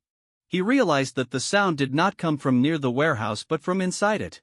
What the hell was happening in there? This unexpected noise clearly exceeded their expectations. He then noticed that the gunfire at the front of the warehouse had significantly diminished. A glint of light flashed in George Stacy's eyes. This was a perfect opportunity. "Everyone, charge in with me." Without hesitation, George Stacy issued the command. Although this action was filled with risk, it was their best chance at the moment. Whatever had occurred inside, that blast alone was enough to indicate that it was a good thing for them. Inside the warehouse, Noah's expression was as dark as a storm cloud. Blood flowed continuously from his left arm, and the recent explosion had been caused by a bullet hitting an oil barrel, triggering a violent blast. Had he not reacted quickly, he would have likely met his end? This explosion had cost him half of his flesh-eating bugs, and even one of his prized zombie dogs was dead. He hid behind a pillar, rapidly calculating the position from which the enemy had fired. This enemy was certainly formidable. Being able to hit an oil barrel and cause an explosion required exceptional marksmanship and precise judgment. The bullet that had struck his arm had come from an unseen enemy, and although the wound was not deep, it left him shaken. Around him, countless flesh-eating bugs and zombie dogs stood ready. If there were nearby enemies, they would have already been attacked. But as of now, no enemies had revealed themselves, indicating that they were anything but ordinary. Just then, another gunshot rang out, a bullet whizzing past his ear and leaving a shallow wound on his cheek, causing blood to seep forth. Cold sweat broke out on Noah's forehead as he realized he had made a serious mistake. He had forgotten that this was the Marvel Universe, where all sorts of bizarre powers emerged. Even the whole Earth might be considered just a fly that could be swatted at will by certain entities. He had thought that in an era before Iron Man, there wouldn't be any strange powers appearing, but it seemed he had been mistaken. What worried him most was that he, an ordinary person who had just gained some self-defense capabilities, was starting to become a bit overconfident. Noah took a deep breath, striving to calm himself. He reminded himself not to be hasty. There was no need for him to be anxious. Even if the police discovered his tactics, at most he would be scrutinized more closely, and perhaps even put on a list by S.H.I.E.L.D. What he truly needed to deal with were the potential problems that could arise afterward. And his enemies didn't have enough time or resources to keep entangling with him. With that thought, Noah continued to unleash his flesh-eating bugs, rapidly consuming his energy and resource reserves to create more of them. As for the zombie dogs, they began to conceal themselves. In front of the sharpshooter, they were like living targets, only useful when the enemy got closer. Despite being in such a perilous situation, Noah remained confident. He had the zombie dogs to deal with ambushes and the flesh-eating bugs to track the enemy. Moreover, time was on his side. He had the upper hand in every regard. But who were his enemies? Noah's mind raced, trying to search for any clues about them, but he found nothing. His understanding of the Marvel Universe was merely a collection of fragments. The real Marvel world was far more complex than he had imagined. What worried him the most was whether this world was simply a straightforward Marvel movie universe. He recalled a scene from a film where a marksman could use a magical technique to curve bullets. If such powers existed in this world, the situation would become even more complicated. Though he thought through so much in his mind, only a few seconds had actually passed. Noah called out, "You are surrounded by the police, and I'm sure you don't have the confidence to kill me, so why not withdraw now?" He was testing the enemy's intent, hoping to dissuade them with words. However, he received no response, only another gunshot that shattered the silence inside the warehouse. Noah's expression hardened. He knew he couldn't let his guard down. The flesh-eating bugs were quickly moving toward the direction of the gunfire. While he didn't expect them to find the enemy immediately, they could at least squeeze the enemy's survival space step by step. Just as both sides found themselves in a stalemate, the bald man charged in, accompanied by his gang. Given the massive explosion that had just occurred in the warehouse, he couldn't possibly remain calmly at the front. Hearing a flurry of footsteps, Noah's eyes lit up. He knew his opportunity had arrived. In the next moment, countless flesh-eating bugs surged forth as if they had received a command, filling the air with screams. The bald man reacted quickly, immediately seeking cover, but his face had turned pale. "Where's the flamethrower? Burn these disgusting things!" He cursed, regretting that he had forgotten about the bugs in his earlier haste. Soon, the flamethrower was set up, and waves of flesh-eating bugs were consumed by the raging flames, causing the remaining bugs to retreat in large numbers. At that moment, the man in the shadows couldn't help but curse, realizing that his target had vanished. The chaos had made him lose sight of Noah, and at the same time, gunfire spread from outside the warehouse to the inside, clearly indicating that the bald man's group had been forced out. Watching the situation unfold, he began to contemplate retreating. Continuing to fight in this scenario had become meaningless, and these gangsters would only create more trouble for him. Next time, he decided he would act on his own terms, no longer influenced by these gangsters. Just as he prepared to quietly retreat, a mocking voice suddenly rang out in his ear, "Where do you think you're going?" Instantly, every hair on his body stood on end as a deadly sense of crisis enveloped him. The gang's distribution meeting had progressed very quickly. This was fundamentally different from commercial competition. To put it simply, whoever controlled more territory and had more manpower could earn more. Such meetings were just a way for the various gang leaders to gather and communicate, preventing their subordinates from clashing over territory and interests. Once everyone had left, Jean Bing walked into an office. By the large windows, a very overweight man leaned on a cane, quietly gazing outside. "Boss, the meeting is over." The man slowly turned his head, revealing a face that, rather than being full of excess flesh, displayed prominent muscles. This was a man who had pushed his physical training to the extreme. "How did it go? Is the distribution favorable for us?" Jean Bing smiled and nodded, replying, "Not too bad, everything is under our control." However, the Russians seemed to have quite the appetite. The hefty man grunted lightly. "Let them have their appetite. Right now, our goal isn't to expand our territory but to solidify our current power. But one day, I will make those guys understand that Hell's Kitchen belongs to me, Jean Bing." After finishing this statement, the imposter Jean Bing showed a hint of fervor in his eyes and suddenly recalled something. "By the way, boss, that kid Noah Allen won't make it through today. Finland Cully should be ready to take action against him." The expression on Jean Bing remained unchanged as he nodded. "In that case, it saves us the trouble of handling it ourselves. Osley, I need you to help me find someone." As he spoke, Jean Bing shot out a card, which Leland Osley caught and glanced at before saying, "Understood."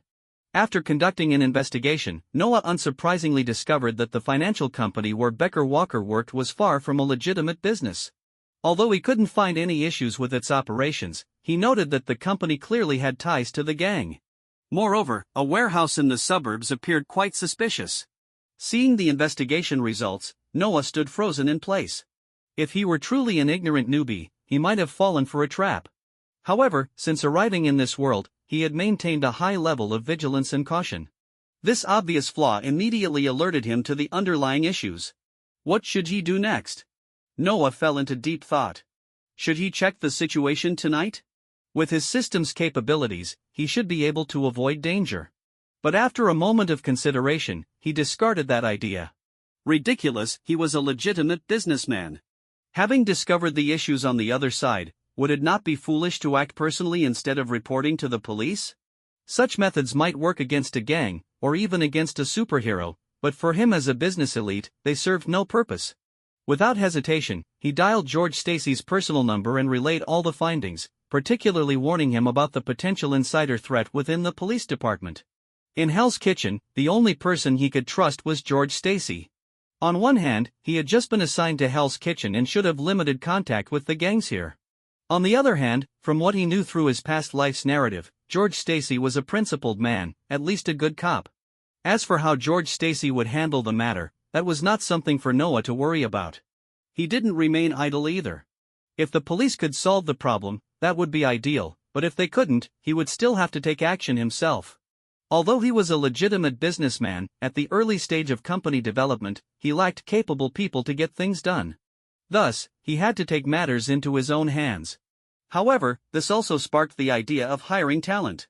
Talented researchers were hard to come by, but wasn't there already someone available for security?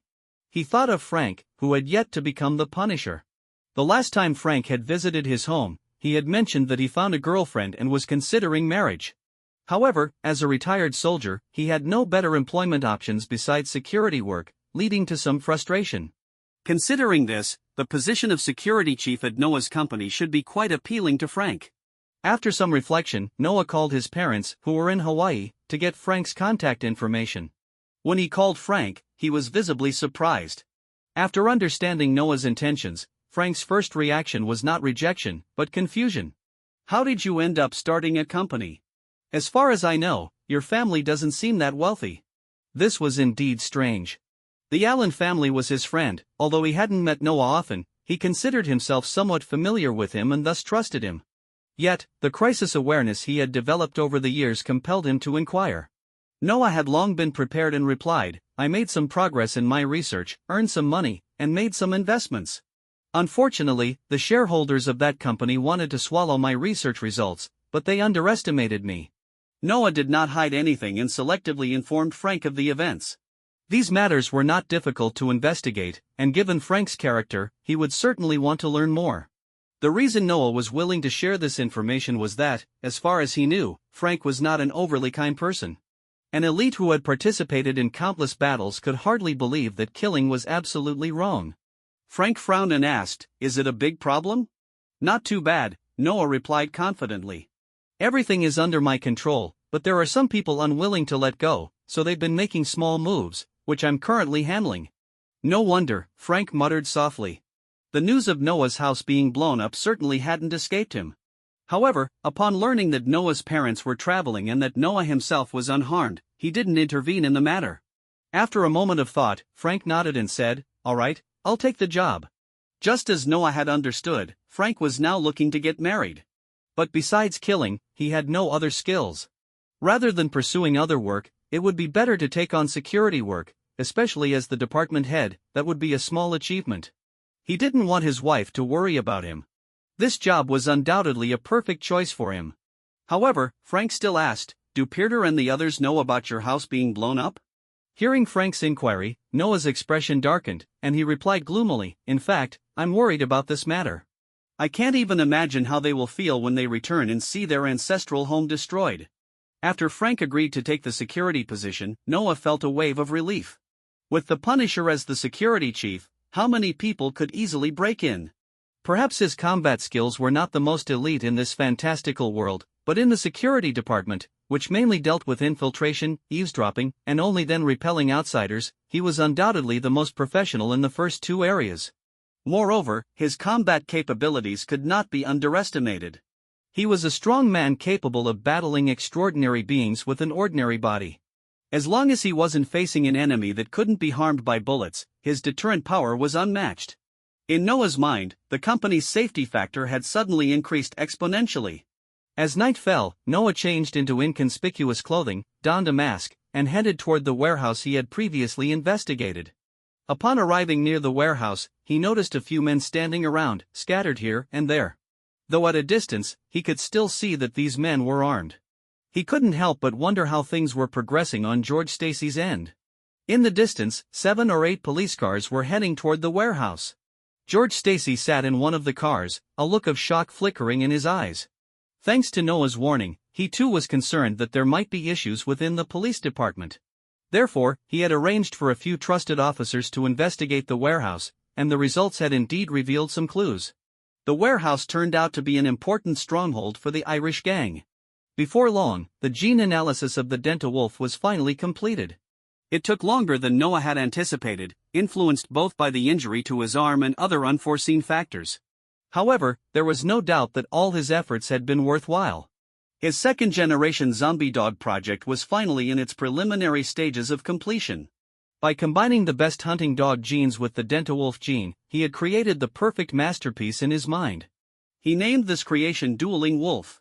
The Dueling Wolf's strength, speed, bite force, and survival ability were all greatly enhanced by the T-virus and the Dentawolf gene.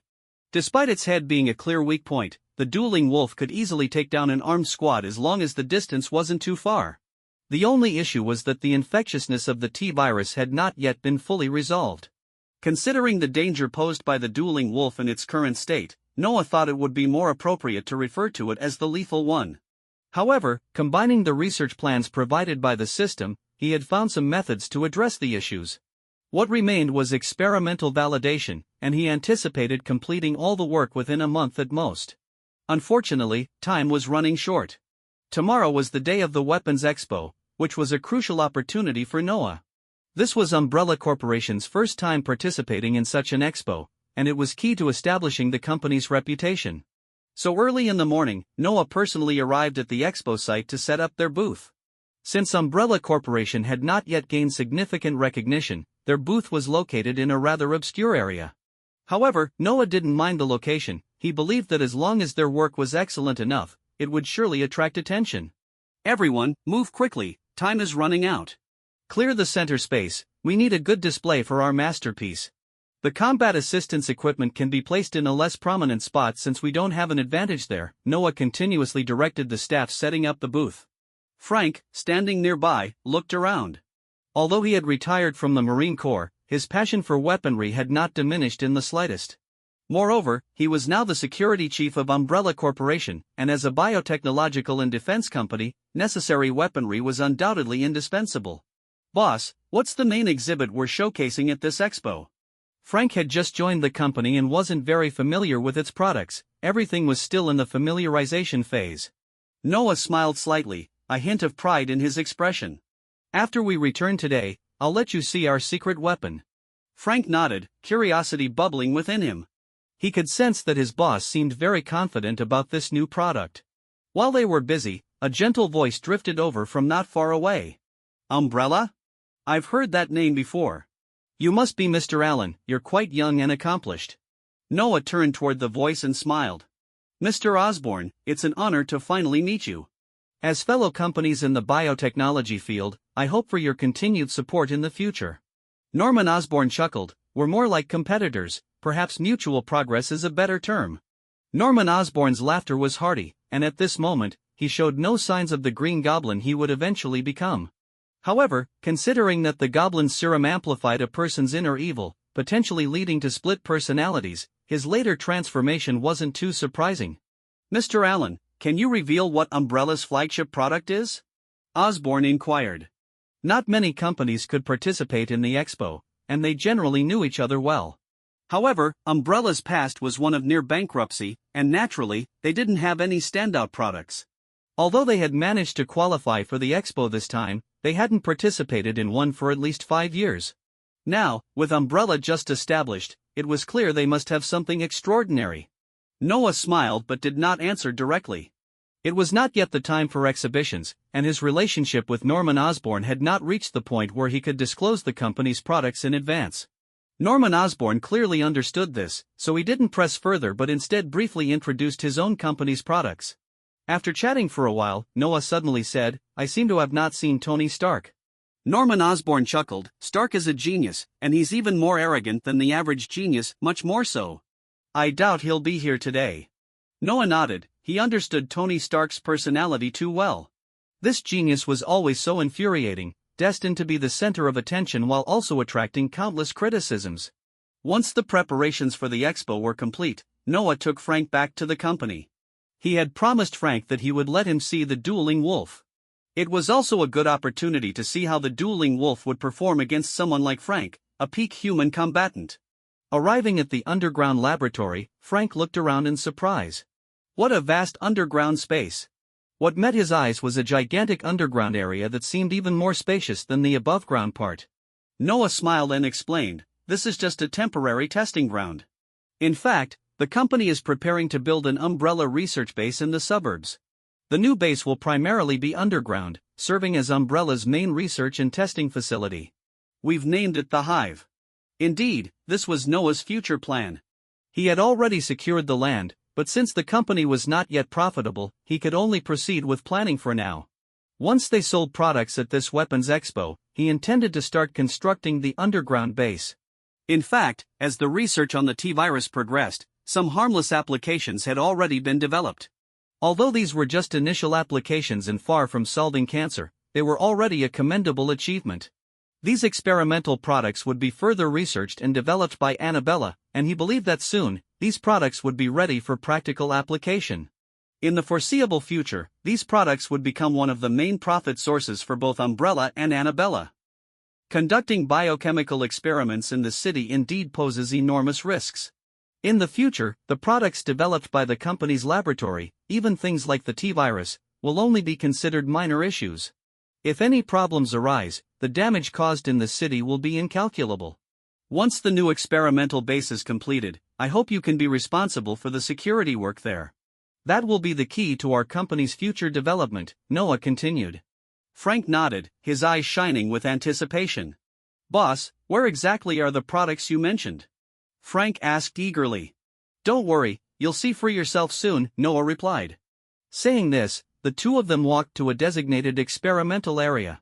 Here, dozens of researchers dressed in white lab coats were busy conducting various experimental operations. Elvis, come here for a moment, Noah called out. A researcher with salt and pepper hair quickly walked over from the crowd. Boss, what brings you here? Elvis's eyes sparkled with enthusiasm. Noah's arrival was significant for them, not just a simple change of leadership. Currently, all research work in the company was personally directed by the boss, and in just a few months, remarkable results had already been achieved. These were things he never dared to imagine before. Thus, in Elvis's eyes, the boss was a top scientist in the field of biochemistry, which was the only reason he was filled with such fervor. Noah introduced, this is Soya Elvis, our research supervisor. This is Frank Castle, the company's newly appointed security chief. I believe that under Frank's watch, no one will be able to cause any trouble. Hearing the boss speak so highly of the security chief, Elvis solemnly nodded toward Frank. Frank was deeply moved, although he was very confident in his abilities. The fact that Noah trusted him so much made him feel exceptionally fortunate. After introducing the two, Noah said, Elvis, activate a wolf pack team and let our security chief see just how powerful our company's products really are. A team? Elvis was somewhat surprised, especially after seeing the eager look in Frank's eyes. He was even more astonished. It was clear that this new security chief was eager to experience it firsthand. Isn't this a bit excessive? Just one wolf should be enough to give a fully armed team a headache, Noah said with a smile. For Frank, a team is hardly a problem at all. Understood. Although Elvis was somewhat skeptical about a person being able to handle this, he still nodded and turned to arrange the relevant matters. Activate a wolf pack team, prepare to deploy it to the testing ground, and prepare 2 serums. Although the infectious issue of the T-virus could not be completely resolved yet, the cure serum had already been successfully researched. Otherwise, even someone like Noah wouldn't dare to easily let Frank participate in such an experiment. Once everything was ready, Frank was fully prepared for the experiment. He only carried 2 handguns and a dagger. Seeing Frank's preparations, Elvis couldn't help but furrow his brows and said, "The terrifying nature of the wolf is beyond your imagination. Going in unprepared like this is no different from signing your death warrant." Frank smiled but insisted on his decision. Elvis shook his head helplessly. Since this new security chief was so confident, he might as well let him try. After all, they had thorough control measures in place and also prepared the serum, so it wouldn't hurt to let him learn a lesson. Then, Frank slowly walked into the testing ground. Elvis looked at Frank's back and couldn't help but say, "Boss, this guy is too reckless, he's definitely going to get hurt this time." Noah smiled and said, "I don't think so, I'm just wondering how long the wolves can last in Frank's hands. As long as it exceeds 5 minutes, I'll be very satisfied." Upon hearing this, Elvis was so angry that his mustache almost curled up. "Boss, these are second-generation wolves, not the first-generation rabid dogs. I bet he won't last 2 minutes before he fails, and we'll have to rescue him." Noah burst into laughter. "Since you're so confident, how about we make a bet?" Elvis looked at Frank with suspicion. He didn't trust the security chief, but the boss seemed overly confident. From what he knew, although the boss was young, he never did anything without assurance. "Forget it, I'm just an old man who never bets with anyone." He ultimately gave up on the idea of betting. Noah smiled. Most of the company's researchers were quite mediocre, but Elvis was an exception. This was also the reason he not only remained after the company underwent significant changes but also secured the position of research supervisor. To complete a major research project, various factors are needed, including strength, luck, and the correct research direction. All are essential. However, Elvis had never encountered the right opportunities and lacked some luck, which was why he had been mediocre in the research field for most of his life. After he produced the T-virus and the wolf gene, this old man's abilities were finally fully displayed. Looking at this old man who had given up on betting, Noah no longer pressed the issue and just watched the movements of the testing ground with great anticipation. "Come on, let me see just how powerful the legendary Punisher really is." He had confidence in the wolves, but he also knew that those who could become superheroes with mere mortal bodies were definitely not ordinary people. Especially since the Punisher was skilled in various individual and team special operations tactics, and was proficient in combat, martial arts, shooting, underwater operations, interrogation, intelligence gathering, and many other skills. He was quite comprehensive. In front of such a person, would the wolves be able to demonstrate their due combat power? In the testing ground, Frank quietly waited while placing the serum in the backpack at his waist. It was said that this serum needed to be injected immediately after being bitten by a wolf, otherwise, one would be infected by the virus and could be in life-threatening danger within minutes. This terrifying virus made him feel an unprecedented sense of gravity. Soon, at the edge of the testing ground, a series of doors slowly opened, a total of 8 doors. It was clear to see that inside each of the open doors squatted a large canine creature. They were called canines because these guys were not only larger than typical dogs, but they were also completely hairless, with extraordinarily large and sharp canine teeth. Their bodies, not particularly robust but smooth, gave a very athletic impression. Most importantly, these creatures' eyes were filled with ferocity, devoid of any emotion, as if they were pure weapons of slaughter. This was Frank's first impression upon seeing these creatures. Soon, as the control console outside the testing ground unlocked, the 8 wolves charged forward like arrows. Without hesitation, Frank fired several shots, a volley of bullets already unleashed. The distance between them was over 30 meters, and he confidently believed he could easily eliminate all these wolves. Of course, he also understood that if things were truly that simple, these wolves would not qualify as effective weapons. Therefore, at the same time he fired, he immediately began to retreat. The greatest advantage of humanity lies in its ability to utilize various weapons. Even though he was very confident in his fighting skills, he had no intention of engaging in close combat with these terrifying wolves. A full volley of bullets struck the first two wolves that charged in, and the corners of Frank's mouth turned slightly upward. No matter how special these creatures were, after taking so many bullets, they were undoubtedly doomed. Frank initially thought everything was under his control. However, the situation quickly developed beyond his expectations. Of the wolves he shot at with all his might, only one let out a howl before collapsing. The other wolf, despite having several bullet holes in it, stood firm without showing any signs of falling. Frank's pupils instantly constricted. At this moment, the distance between him and the wolf was less than 15 meters. At such a distance, these wolves could reach him in the blink of an eye. He knew he couldn't outrun them, realizing their explosive power was no less than that of a cheetah, and as for their endurance, he clearly wouldn't have the chance to test that.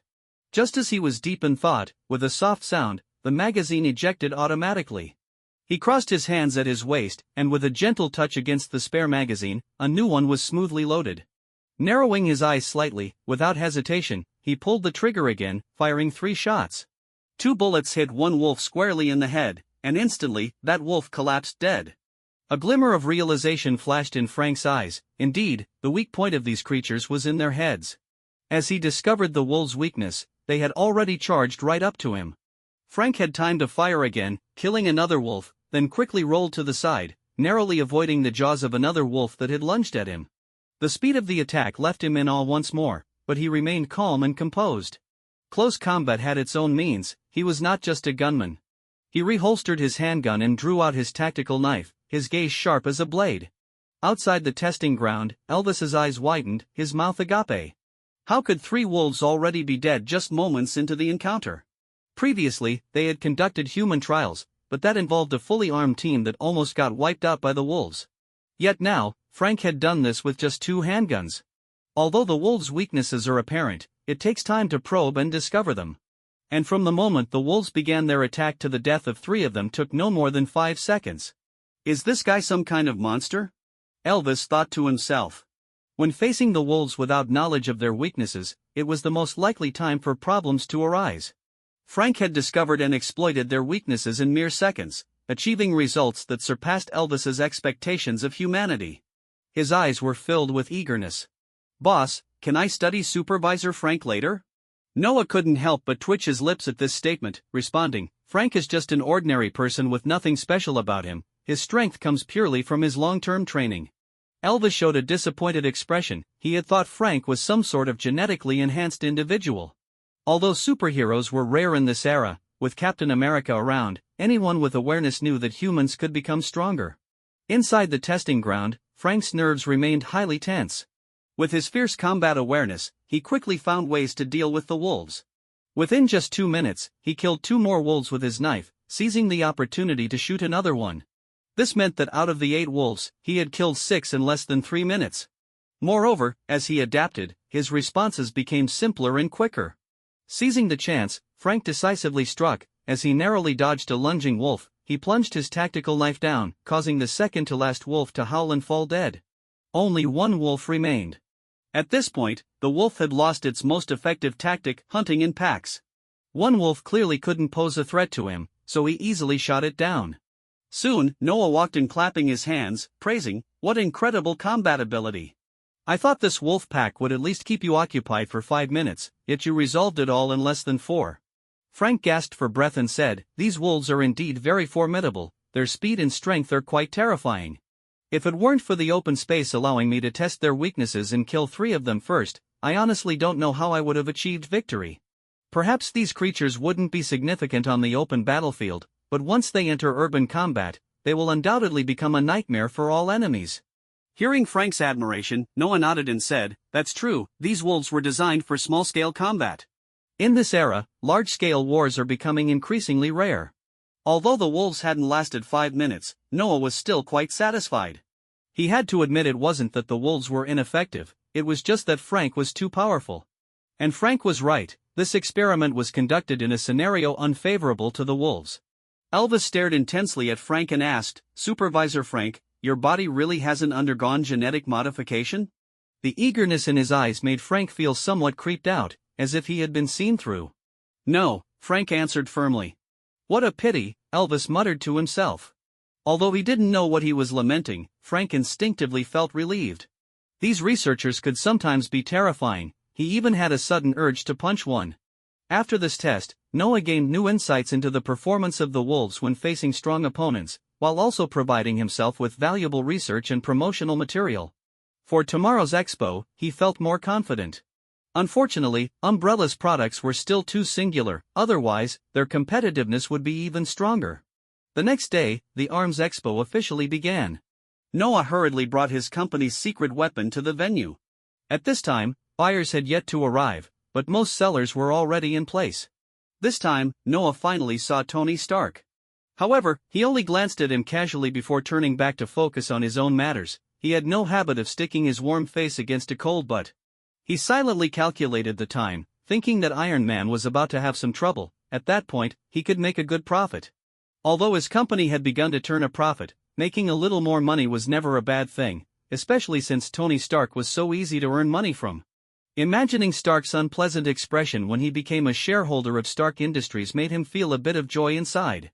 Of course, all of this was in the future. For now, the most important thing was to successfully complete the expo. During this time, Norman Osborn came over again, clearly very interested in Umbrella's mysterious biotechnology. Noah was happy to engage with him. The T-virus was a remarkably perfect viral gene, and if it could be fully analyzed, a perfect human like Alice could potentially be created. The hereditary disease afflicting the Osborn family would surely no longer be a problem. With this capital, he believed it wouldn't be difficult to carve out a piece of the pie in Osborn Industries. Although the Green Goblin persona had driven Norman Osborn mad, at least for now, he was still the Norman Osborn who cared deeply for his son. Just as Noah was preparing the exhibition booth and making final adjustments, a discordant voice suddenly rang out. "What is this, a puppy?" Upon hearing this voice, Noah turned to see Tony Stark, who looked disdainful while munching on a hamburger and sipping on cola. "Small dogs?" Noah's expression instantly darkened, anger flashing in his eyes as he coldly stared at Tony Stark, his tone dripping with obvious threat. "Do you want to see if these small dogs can bite your head off?" Tony Stark's expression stiffened slightly. He hadn't expected Noah to respond so directly with a threat. Regret for his earlier impulsiveness began to creep in. He had only intended to stir up some trouble, but he hadn't anticipated Noah's strong reaction. He certainly didn't want to provoke these seemingly dangerous creatures, so he chose silence, refraining from further taunts. "Using these little dogs as exhibits must be quite a chore for you," Tony Stark attempted to break the awkward silence a moment later, continuing his mockery. Noah completely ignored him. He understood that one should not indulge someone who enjoyed provoking others. The more you appease them, the more they would push their luck. "How about coming over to see my Jericho missile? Now that's real violent beauty," Tony Stark continued, undeterred by Noah's indifference, prattling on about his latest weapon as if he could only feel valued by receiving a response from Noah. After a long period without any reaction from Noah, he finally shook his head in dismay and left, feeling quite bored. He realized that with Noah, boasting seemed to lose its significance. Only gaining the other's recognition would bring him satisfaction. Watching Tony Stark's departing figure, Noah's face revealed a hint of curiosity as he pondered. The Jericho missile, if I'm not mistaken, is the weapon that led to Tony Stark's kidnapping. Looks like the plot of Iron Man 1 is about to begin. Soon, the busy preparations came to an end, and the Arms Expo officially kicked off. Many important figures representing the military hierarchy entered the venue one after another. They would be Umbrella's main clients this time. Undoubtedly, the military's recent demand for weapons was primarily focused on Stark Industries products, which had become the military's favorites due to their advanced technology and excellent performance. As military personnel confidently headed toward Stark Industries' exhibition area, Justin Hammer from Hammer Industries wore a dark expression, clenching his fists in jealousy and resentment. Noah silently observed from the side, contemplating how to effectively market his own products. He knew that to stand out in this fiercely competitive Arms Expo, relying solely on product quality was not enough. An outstanding sales strategy was also required. Before long, Tony Stark began his presentation, looking at the many military leaders with a proud smile, confidently introducing, "Ladies and gentlemen, please look at Stark Industries' flagship product, the first new anti-gravity system, integrated with our self-developed rapid response technology. This will be the absolute ruler of modern warfare, the Jericho missile. As he spoke, a virtual display screen began showcasing the test explosion video of the Jericho missile. The stunning power captivated the attending military leaders, their eyes sparkling with anticipation. Some say the best weapon doesn't need to be fired. I beg to differ. I believe the best weapon only needs to be fired once. Tony Stark continued, this is an intelligent controlled cluster missile, characterized by a wide kill range and great power. Additionally, it comes equipped with Stark Industries' smart control terminal, making it the best on the market. Perhaps it lacks many other advantages, but please tell me, what's the most crucial aspect of a weapon? An army colonel immediately interjected, naturally, accuracy and power. The corners of Tony Stark's mouth lifted in satisfaction as he nodded, exactly, it's accuracy and power. Stark Industries' intelligent accuracy is unmatched, and as for power, after watching the video, does anyone still have doubts? After he finished speaking, the military leaders began to whisper among themselves, most wearing satisfied expressions. There was no doubt that they were very pleased with the Jericho missile. The only question was how many orders they would place. Noah quietly watched Tony Stark's performance, having to admit that while the guy wasn't an excellent businessman, he was undoubtedly a formidable genius. To successfully market his products, the most important thing wasn't being articulate, it was having an excellent product. After witnessing the explosion demonstration of the Jericho missile, he had to concede that its power was indeed terrifying. The only drawback was the price, which was a bit steep, over $5 million per missile. However, overall, it could be considered worth the money. After that, the buyers moved on to other exhibition areas, placing orders for various products at most booths, although the quantities varied. While these products might not compare to Stark Industries' weapons, it created a balance. The military wouldn't allow Stark Industries to monopolize the market. Later, they arrived at the Hammer Industries exhibition area, signing a massive order there. If Stark Industries products were high-end brand goods, Hammer Industries products were the cheap table goods. Although they weren't as excellent as Stark Industries' offerings, they were affordable and had value for money, leading the military to hesitate not at all in placing large orders. As the afternoon wore on, Noah finally welcomed his first batch of customers. What is this? Dogs, an Army Major General questioned, filled with doubt about whether these creatures could qualify as weapons despite attending the Arms Expo. Noah nodded confidently, saying, yes, this is our Umbrella's flagship product, the Wolf. Looking at the size of the wolves, several of them nodded, indeed feeling that the term wolf was appropriate. To save time, let's introduce its advantages, the Army Major General stated, clearly not holding high hopes for the Wolf. Noah confidently began, the Wolf is our latest research achievement at Umbrella. Unlike the powerful weapons from Stark Industries, the Wolf is not designed for large-scale battlefield engagement but for urban combat. They can only exhibit their maximum potential in such small-scale battlefield environments. Then, Noah pulled up some calculated data on the Wolf. The Wolf was classified as a Level 2 biological entity by the system, valued at 638 cell sources. Based on the existing genetic data, he had roughly deduced the system's classification method. The so-called Level 2 represented a fully armed individual soldier level. Level 3, according to the system's classification, would represent the human limits, akin to the capabilities of Captain America. Although the system's classification was simple, actual combat was much more complex. Coupled with that shield, an ordinary Level 3 biological entity would hardly stand a chance against the Captain. The Wolf, enhanced by the T-virus, was valued at 870 cell sources, already surpassing the regular Wolf on a cellular level. Considering the Wolf's immortality attribute, he believed that while it might not reach Level 3 status, it would undoubtedly be a strong contender within Level 2. As for Frank, even without enhancements, with his peak physical fitness from years of training and extensive combat experience, his overall strength should be between Levels 3 and 4 when unrestricted by methods. This was also the primary reason why a Wolfpack team couldn't handle him. Of course, real combat could not simply be assessed through numerical data alone, as it involved many uncertainties. The Army Major General glanced at the data, feeling somewhat intrigued. The advantages displayed by the Wolf made him excited, showing explosive power that surpassed that of a cheetah, strength and bite force exceeding those of lions and tigers, and most importantly, they were bulletproof. This truly seemed to be an excellent product. However, upon hearing this, a look of skepticism appeared on his face. Not afraid of bullets? Are these guys really invulnerable? Noah gently shook his head and replied slowly, "Of course not. In fact, the wolf's greatest advantage lies here. Besides the head and spine, there are no other weak points on the wolf. Even if the spine is damaged, it would only incapacitate it without causing death." Not fearing death. At Noah's explanation, the majority of those present were intrigued. For them, the cost of a soldier's life insurance is often exorbitant, far exceeding the value of their equipment. Therefore, for the military, a long-standing concern has been how to reduce the death toll in combat. Urban warfare has always been one of the most casualty-heavy forms of combat. At this moment, a question arose in everyone's mind: how controllable are these wolves? What complex tasks could they execute? I am Army Major General Newman Reynolds. I have to admit, what you just mentioned has indeed piqued my interest. However, I want to know what kind of combat missions they can actually carry out. If I'm satisfied, I'm sure you'll secure a substantial order. Got it. A slight smile appeared on Noah's lips as he revealed a confident grin. This relatively affordable weapon held great appeal for any party, and no one could resist its allure.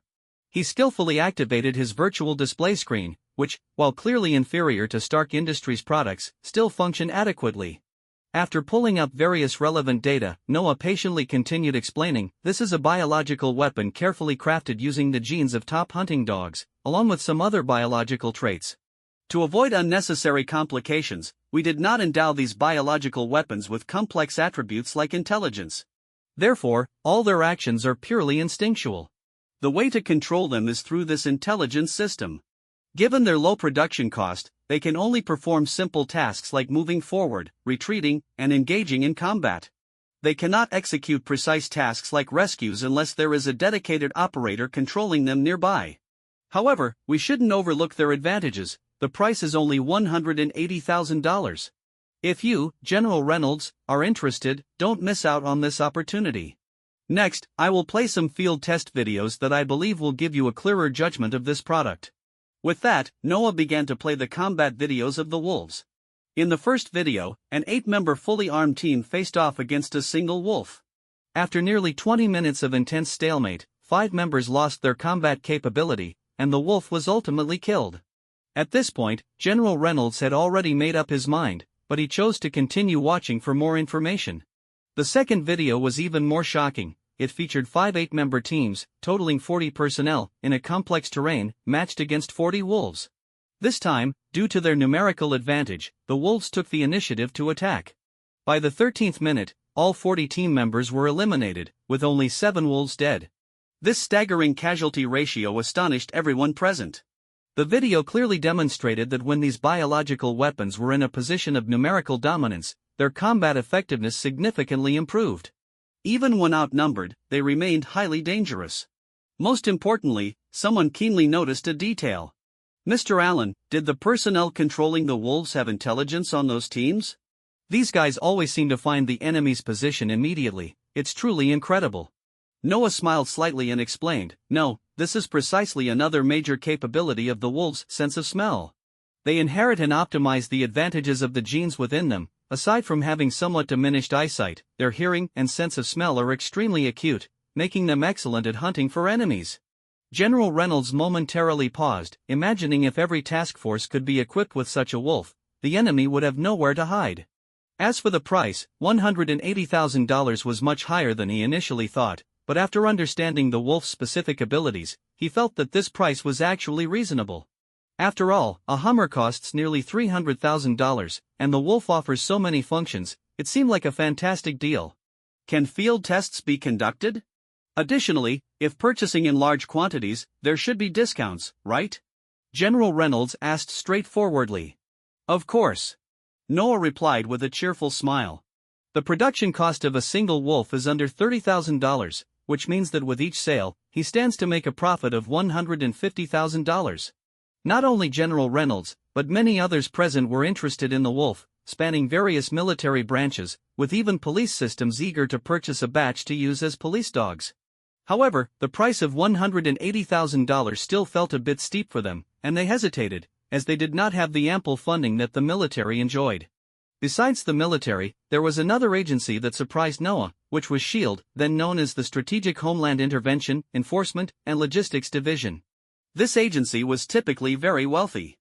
Initially, Noah had worried that the activities he engaged in with the devourer worms might attract S.H.I.E.L.D.'s attention, but now it seemed there had been no movement, making his earlier concerns seem unfounded. Currently, he did not possess the capability to contend with S.H.I.E.L.D., but soon, circumstances would change. Once this deal was secured, he would become a true capitalist, backed by the military. Even if S.H.I.E.L.D. director Nick Fury wanted to come after him, he would have to think twice. As numerous organizations expressed their intent to purchase, for Noah, this arms expo could be considered a resounding success. That night, to celebrate winning the military's favor, Noah enjoyed a delightful time at home with Caroline. After just getting out of the shower, he heard Caroline say, "This world is becoming increasingly dangerous. First, the Fantastic Four appeared, and now there's this big green guy." Noah's heart tightened at her words, and he quickly went over. At that moment, the television was broadcasting a news report, showing a green giant engaged in fierce combat with the military, making tanks look like they were made of cardboard. It turned out to be Bruce Banner. The Hulk had finally made his appearance.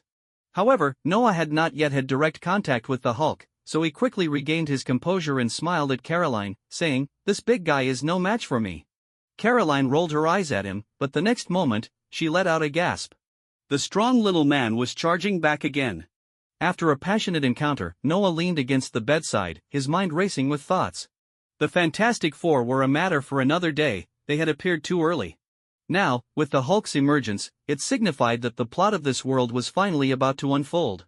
The truths of this world would gradually be revealed, with superheroes, aliens, ancient guardians, and even demons from other realms making their appearances. Especially concerning terrifying entities like the Ancient One, once the plot of this world commenced, everything would head towards an uncontrollable direction. It was good that the Ancient One was still alive for now. But once she fell, with Doctor Strange taking over, he seriously doubted whether Strange would have the capability to continue fending off the invasions of those dimensional lords. Moreover, this world was far from as simple as it seemed, the loom of fate had already emerged, and it wouldn't be surprising if other plots intruded. The nature of plots was the most unreliable. It seemed that the most important thing was simply to stay alive and remain vigilant at all times. The next day, in the basement level 2 of Umbrella Corporation, a group of buyers filled with curiosity about the wolves followed Noah to the testing area. "Ladies and gentlemen, this is where the wolves are produced.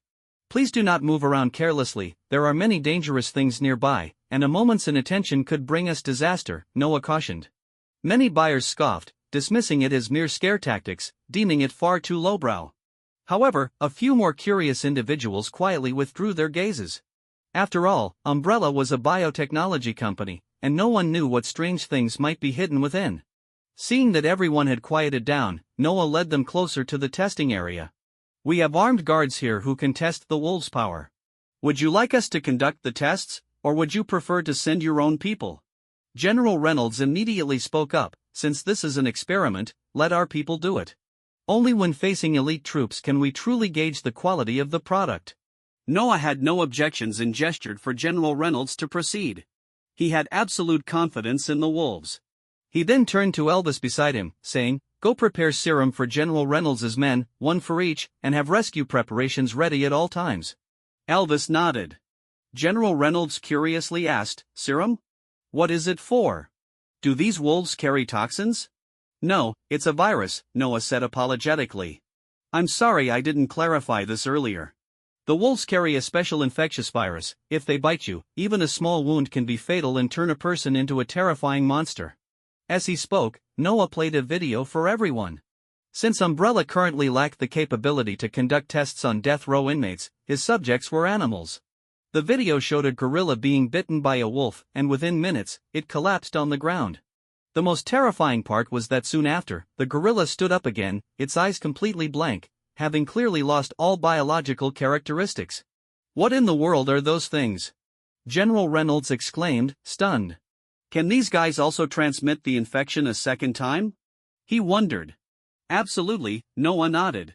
"The transmission of this virus is unrestricted and extremely dangerous. If it gets out of control, it could trigger a major disaster.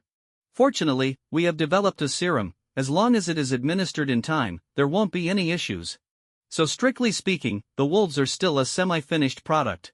However, you can rest assured that the non-infectious tests for the wolves have been preliminarily completed, and we are confident of finalizing it within a month.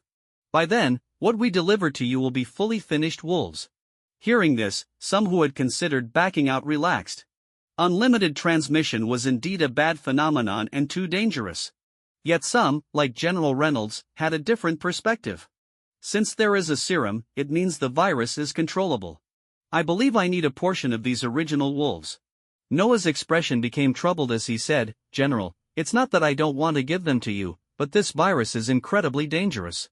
Moreover, the cost of producing the serum is not low. If something goes wrong, it would cause us significant trouble. How much? General Reynolds asked directly. What? Noah pretended not to understand. You mentioned needing serum, how much can you sell it for?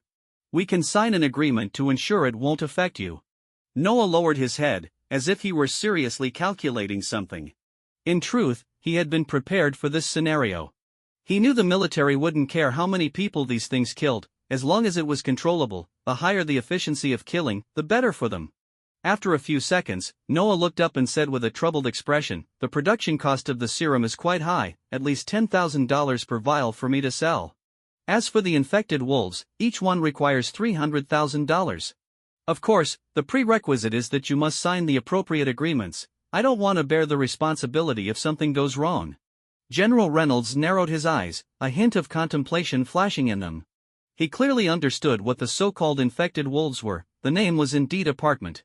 If what Noah Allen claimed was true, then theoretically, a single wolf could potentially destroy the entire world. Of course, that was only a theoretical possibility. A wolf costing $120,000 more than a regular one? That price was a bit steep.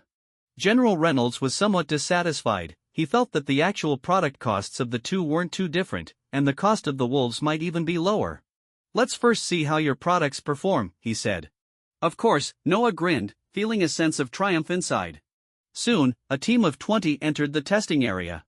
To better showcase the wolves' power, the testing site was set up in a simulated urban environment. As the experiment began, 20 wolves entered the arena. They sniffed the air, quickly finding the direction of their targets among the personnel who had entered earlier. These wolves have truly sharp senses, several people remarked with serious expressions. While they hadn't felt much during the video, now, standing in the field, they truly understood the terrifying nature of these wolves. Nonetheless, General Reynolds still appeared confident. The ones I brought are all battle-hardened warriors. If your products can reduce our casualties by 1/3, they will be considered qualified. If they can achieve a 50% reduction, I will consider increasing the order. Noah smiled and said, It looks like I'm going to make a fortune today. General Reynolds raised an eyebrow slightly and scoffed, saying nothing further. As the wolves approached, the battle was about to begin. In the next moment, one wolf found a target and suddenly launched an attack. The test subject didn't have time to react before the wolf bit into his arm. Without strict control, that person would have been killed by the wolf in mere seconds. Keep in mind, the biting force of the wolf exceeded that of a tiger.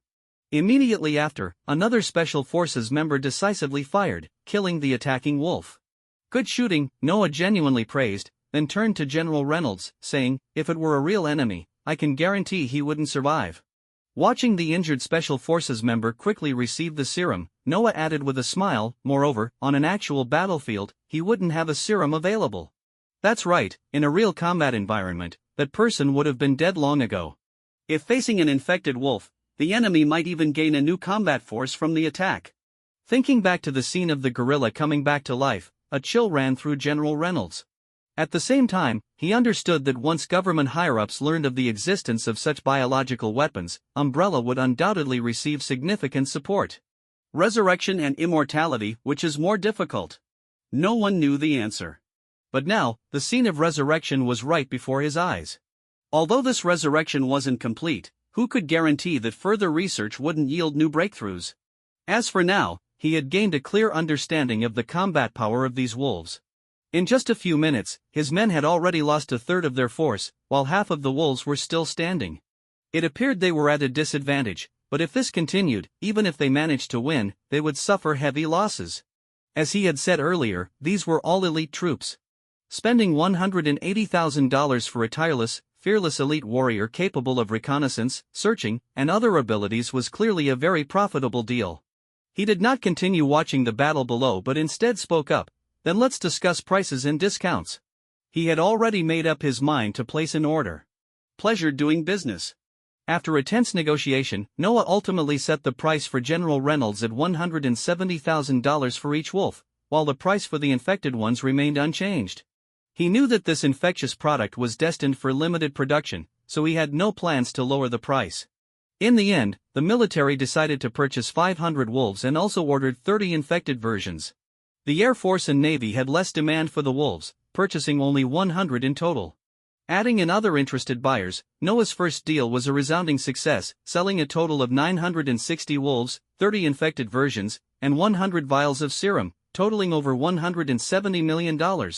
In the transaction with the military, Noah calculated the price at $170,000 for each wolf, while S.H.I.E.L.D. had expressed interest in a bulk purchase along with the military but was refused. However, the cost of this business was only $20 million. This meant that Noah directly earned $150 million from this deal. No wonder people often say that capital is highly profitable. At this moment, Noah truly felt that. After signing the contract, Noah's mood instantly lifted. The carefully planned scheme could now officially begin. However, upon careful consideration, he realized there were many expenses still to come. Not to mention, both Adabella and Umbrella had previously been operating at a loss. Although Adabella had made some money, that income was nowhere near enough to support the company's development and relied heavily on bank loans to sustain itself. Now that he had finally made money, the first order of business was naturally to pay off the bank loans. Then there was the underground hive base, which had an initial budget reaching $300 million, and that was just a preliminary estimate. The actual consumption could very well exceed that number. While Adabella didn't require such a large testing ground, a research base was still essential. Even if it could be smaller in scale, other investments couldn't be reduced. It could still require $200 to $300 million. Putting aside these future expenses, just the immediate costs were already giving Noah a headache. In summary, when he thought of the $150 million he had just earned, it didn't seem that much anymore. Noah shook his head helplessly, momentarily putting these worries aside. After all, today was a profitable day, and it was time to celebrate. At S.H.I.E.L.D., Nick Fury held a report regarding Noah Allen, his brow furrowed in concern. After a while, Coulson walked into the office. "Director, here's the investigation report on Umbrella." Nick Fury took the report, opened it, and his already furrowed brow tightened even more. Before Noah Allen entered Umbrella, this company had made no breakthroughs in the biotech field. Yet in less than 6 months, they produced the remarkable wolf. I don't believe such results can be achieved in just a few months. He must be hiding some secret. As he spoke, Nick Fury picked up another report detailing Noah Allen's involvement in controlling the black bugs that slaughtered several gangs. He didn't care about the dead gang members. To him, it was irrelevant how many of those scum died. What concerned him was that those people died at the hands of those black bugs. If Noah Allen had previously encountered these bugs in a major laboratory, that would be one thing. However, investigations revealed that while he studied biology at Empire State University, he had never conducted similar research there. Everything felt too strange. "Should we probe into him?" Coulson asked. Nick Fury pondered for a moment and finally shook his head. "Forget it, let's continue to monitor him closely." This report came a bit late. He's already become a darling of the military, and even the White House has taken notice of him. Thinking of the resurrection virus, a hint of caution flickered in Nick Fury's eyes. This was a human taboo, and the next step after resurrection was immortality. For many, even the mere possibility of it was enough to warrant concern. Noah was a student at Empire State University, a legendary institution where Peter Parker also studied, along with renowned Marvel professors like Dr. Kurt Connors and Dr. Otto Octavius. Today, Noah's goal was to find Professor Connors. Kurt Connors was a dedicated research fanatic, immersed in his lab all day. Upon arriving at the lab, Noah indeed found him. "Professor Connors," Noah greeted. Kurt Connors turned with a puzzled expression. "You are," he didn't remember teaching this student. "I'm Noah Allen." "Oh, it's you, Noah Allen." Kurt Connors set down his work, and a hint of warmth appeared in his eyes as he looked at Noah. "I've heard of you." Noah was somewhat surprised. "You've heard of me?" "Of course. You're the pride of the school. Although you've only been here for a short time, you've already achieved quite a few remarkable results. There are probably not many who haven't heard of you, especially since I'm a biology professor. But what brings you to me? Do you have a research question?" Noah glanced at Kurt Connors' empty right arm, a pang of pain shot through him. Kurt Connors noticed his gaze and awkwardly shifted his body. I imagine this has caused you a lot of inconvenience in your life. Kurt Connors furrowed his brow. What are you talking about? His expression turned somewhat grim. Of course, I'm talking about your arm.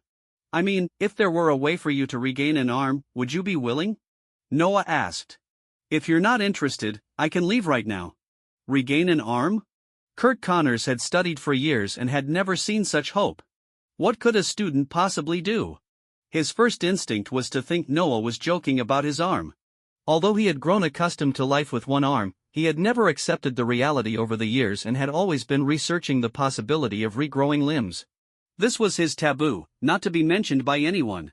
Thus, he shouted angrily, "Get out!" Noah didn't hesitate and turned to leave the lab. Just as he was about to exit, Kurt Connors called out behind him, "Wait!" Kurt Connors stopped him, still angry but with a glimmer of reason in his eyes. He didn't want to give up any hope, even if it was just a student's casual remark. You're not joking, are you? Of course not. Have you heard of Umbrella? Kurt Connors felt a stir in his heart. He had heard about the bankruptcy restructuring of Umbrella making waves in the city. If you are aware of Umbrella, you should know that they recently secured a significant order with the military. The success is due to their discovery of an ancient virus, a remarkable virus that could even lead to resurrection. Noah spoke each word deliberately. Indeed, a glimmer of light flashed in Kurt Connors' eyes. If resurrection were possible, regrowing his arm wouldn't be out of the question. Moreover, since Umbrella managed to sign a deal with the military, they clearly had made some research advancements in this area, which represented a glimmer of hope for him. Thinking this through, Kurt Connors asked, "Who exactly are you?" When Kurt Connors' gaze met Noah's, Noah said seriously, "I am the owner of Umbrella. I am here to sincerely invite you to join us at Umbrella. Please believe me, I have no lies to tell you. In fact, our company has developed some remarkable products and has gained significant favor with the military. If you are interested, you are always welcome to come visit us at Umbrella. I guarantee you will be satisfied." As he spoke, Noah handed over a business card. Kurt Connors hesitated for a moment but ultimately accepted the card. The possibility of regrowing his lost right arm was undoubtedly something he had longed for. Seeing Kurt take the card, a look of reassurance spread across Noah's face. He understood the value of the renowned Dr. Connors. Although his research institute had Soya Elvis as the research head, it lacked top-tier talent capable of working independently. Kurt Connors, on the other hand, had demonstrated exceptional ability in biological research, despite the many flaws in his lizard serum. Moreover, Noah's words were not empty. The research on the T-virus was indeed fraught with challenges, but he held another unique gene, the innocent giant gene, which had the miraculous ability to regrow lost limbs. Of course, this research was highly complex, but he believed that with his abilities and the system's assistance, they could overcome the obstacles. The T-virus research was being led by Soya Elvis, while the innocent giant gene would be under Dr. Kurt Connors' purview. With both of them playing to their strengths, combined with Noah's efforts and the system's support, they would surely accelerate the research progress. As for the research on the rabid dogs, Noah had already decided to halt it. The potential of the main genes in the rabid dogs was limited. Even if he continued research, significant results would be hard to come by. Unless he could incorporate other superior genes for modification, the current products, the wolves and the infected, sufficiently met the company's needs. After receiving the business card, Kurt Connors nodded and said, "All right, I understand. I will come to your Umbrella tomorrow." His heart was filled with anticipation, hoping this could be a significant turning point in his life. After agreeing to meet at Umbrella the next day, Kurt's gaze fell on the lizard in the glass tank. This lizard was the target for his next research project. Its ability to regrow its tail made it a creature of great research value. He silently prayed that Umbrella could truly bring him surprises. Although he was just a freshman, Noah had already received internship approval due to his outstanding academic performance, which meant he generally didn't need to attend classes. After wrapping up matters with Kurt Connors, Noah left the school directly. He had many important research tasks to complete. Currently, the research on the transmissibility of the T-virus had reached a critical stage. He needed to resolve the issue of transmission in the coming days and then start mass breeding the wolves. After all, he had signed a contract with the military, and any delay in delivery would lead to severe consequences. In the lab, Noah conducted his research while comparing it to the results provided by the system. The combination of both greatly accelerated the progress of the transmissibility research. While he was busy, someone came in to inform him that a man named Kurt Connors was waiting outside and had made an appointment. A glimmer of light flashed in Noah's eyes. "Elvis, let's go meet Professor Connors. I believe he will become a valuable ally in our company." Elvis nodded, and the two made their way to the upper floors of the company. They found Kurt Connors dressed in a suit, though Noah could tell that he rarely wore such formal attire. "Professor Connors, let me introduce you. This is Soya Elvis, the head of our research department. And this is Professor Kurt Connors." Noah introduced them to each other. Umbrella is divided into above-ground and underground sections. The above-ground is the office area, while the underground is the research area. Currently, our main research task is the T-virus, which is a very remarkable virus. If we can delve deeper into its mysteries, I believe we may touch on what is known as the God's Forbidden Zone. Elvis said, his eyes shining with fervor. The God's Forbidden Zone. Kurt Connors understood what this meant. Research has shown that 90% of the human brain is in a dormant state, and that 90% is what is referred to as the God's Forbidden Zone. It is said that Einstein's brain utilization was only around 15%, and no one can say for certain what it means to delve into the God's Forbidden Zone. However, it is certain that if one could fully unlock the God's Forbidden Zone, that person would possess near godlike abilities. Noah smiled and added, "The God's Forbidden Zone isn't so easily accessed. Even someone as arrogant as Tony Stark has only just grazed the edge of it." While I find this frustrating, I must admit that Tony Stark is indeed one of the smartest people in the world. The T-virus is excellent, but to say it can access the God's Forbidden Zone isn't realistic. However, I believe that if we thoroughly study the T-virus, obtaining superpowers may no longer be an unattainable dream. Elvis laughed heartily and said, "Boss, if Tony Stark is the smartest person in the world, then what about you?" Noah humbly replied, "I'm certainly much inferior to him." Elvis shook his head and said, "You two are merely showcasing exceptional talents in different fields. If you also chose to engage in military research, you wouldn't necessarily be any worse than him. Remember, while hundreds of people in the company spent a long time without results, you resolved it in just half an hour. I can't believe Tony Stark would be smarter than you." Noah smiled, choosing not to continue the topic. Although he considered himself quite intelligent, he wouldn't dare to compare himself with Tony Stark without the system's research assistance. However, the existence of the system was a given, which gave him confidence in his future. He believed that with his abilities and the advantages provided by the system, his achievements would eventually surpass that of Iron Man. Kurt Connors quietly listened to their conversation, feeling astonished by Noah's abilities. He knew Noah was a genius, but he hadn't expected his evaluation to be so high in the eyes of the research head, Elvis. As the three of them chatted, they entered the elevator. Noah said, "Professor Connors, if you are willing to join us at Umbrella, you won't be joining Elvis's team. I hope you can lead a separate team for research. This new research project is different from the T-virus, it aligns more closely with human mechanisms. While it may not compare to the T-virus in other aspects, in terms of regenerative potential, it far exceeds the T-virus. That project is, in my opinion, the real hope for achieving your dream of regrowing limbs." Hearing this, a spark of anticipation flashed in Kurt Connors' eyes.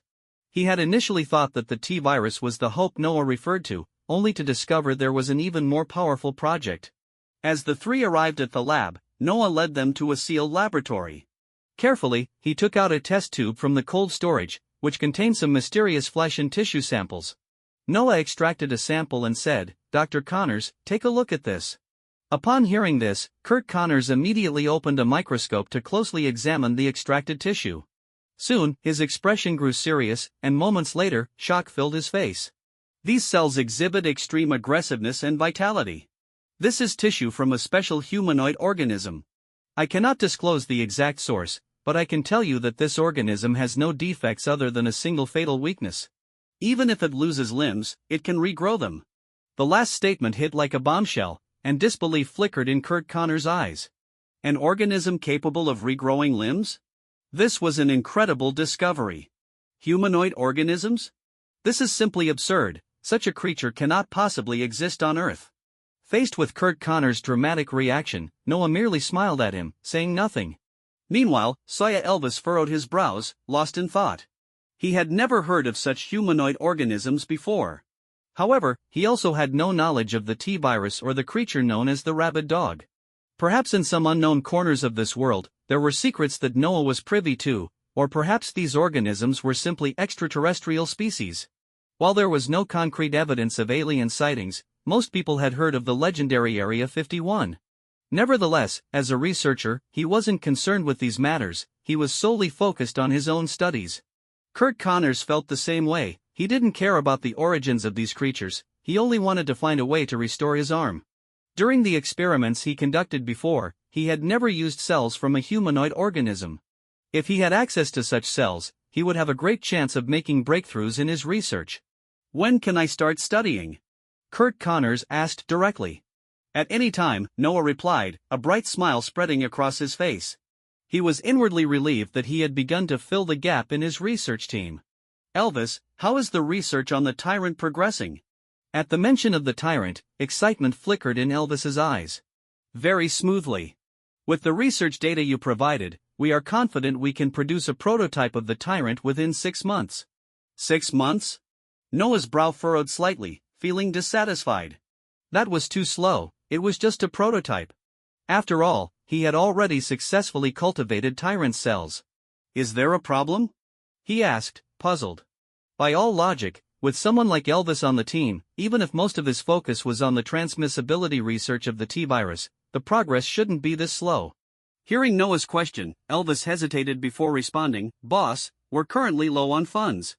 Elvis's words seemed to open a floodgate, and he continued, You've only just taken over the company, so you might not be fully aware of the situation. Although Umbrella was formerly a biotech company, it's on the brink of bankruptcy, and many of the equipment in the company should actually be considered obsolete. If we had the top-tier equipment available on the market, I could double our research speed. But just to mention our lab.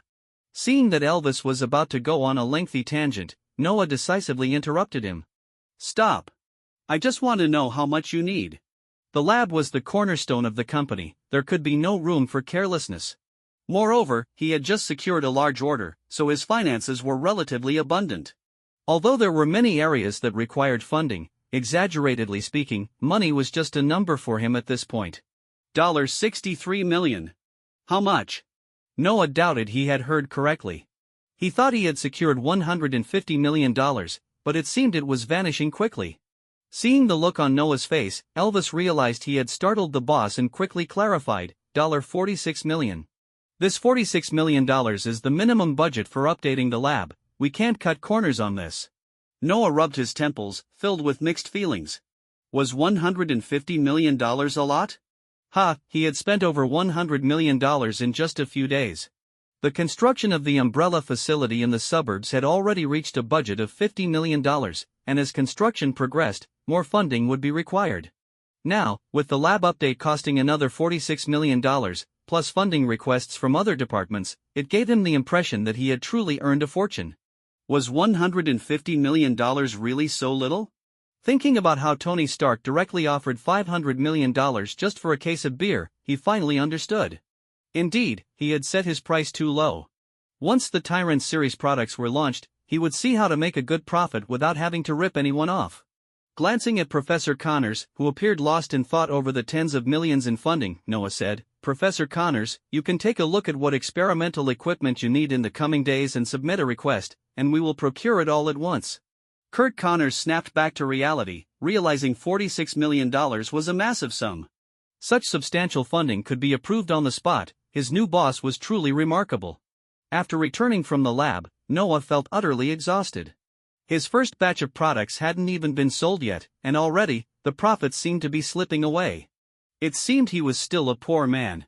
Caroline hadn't returned yet, although her house had been repaired, she was temporarily staying because her parents were not around. Noah naturally fully supported this arrangement.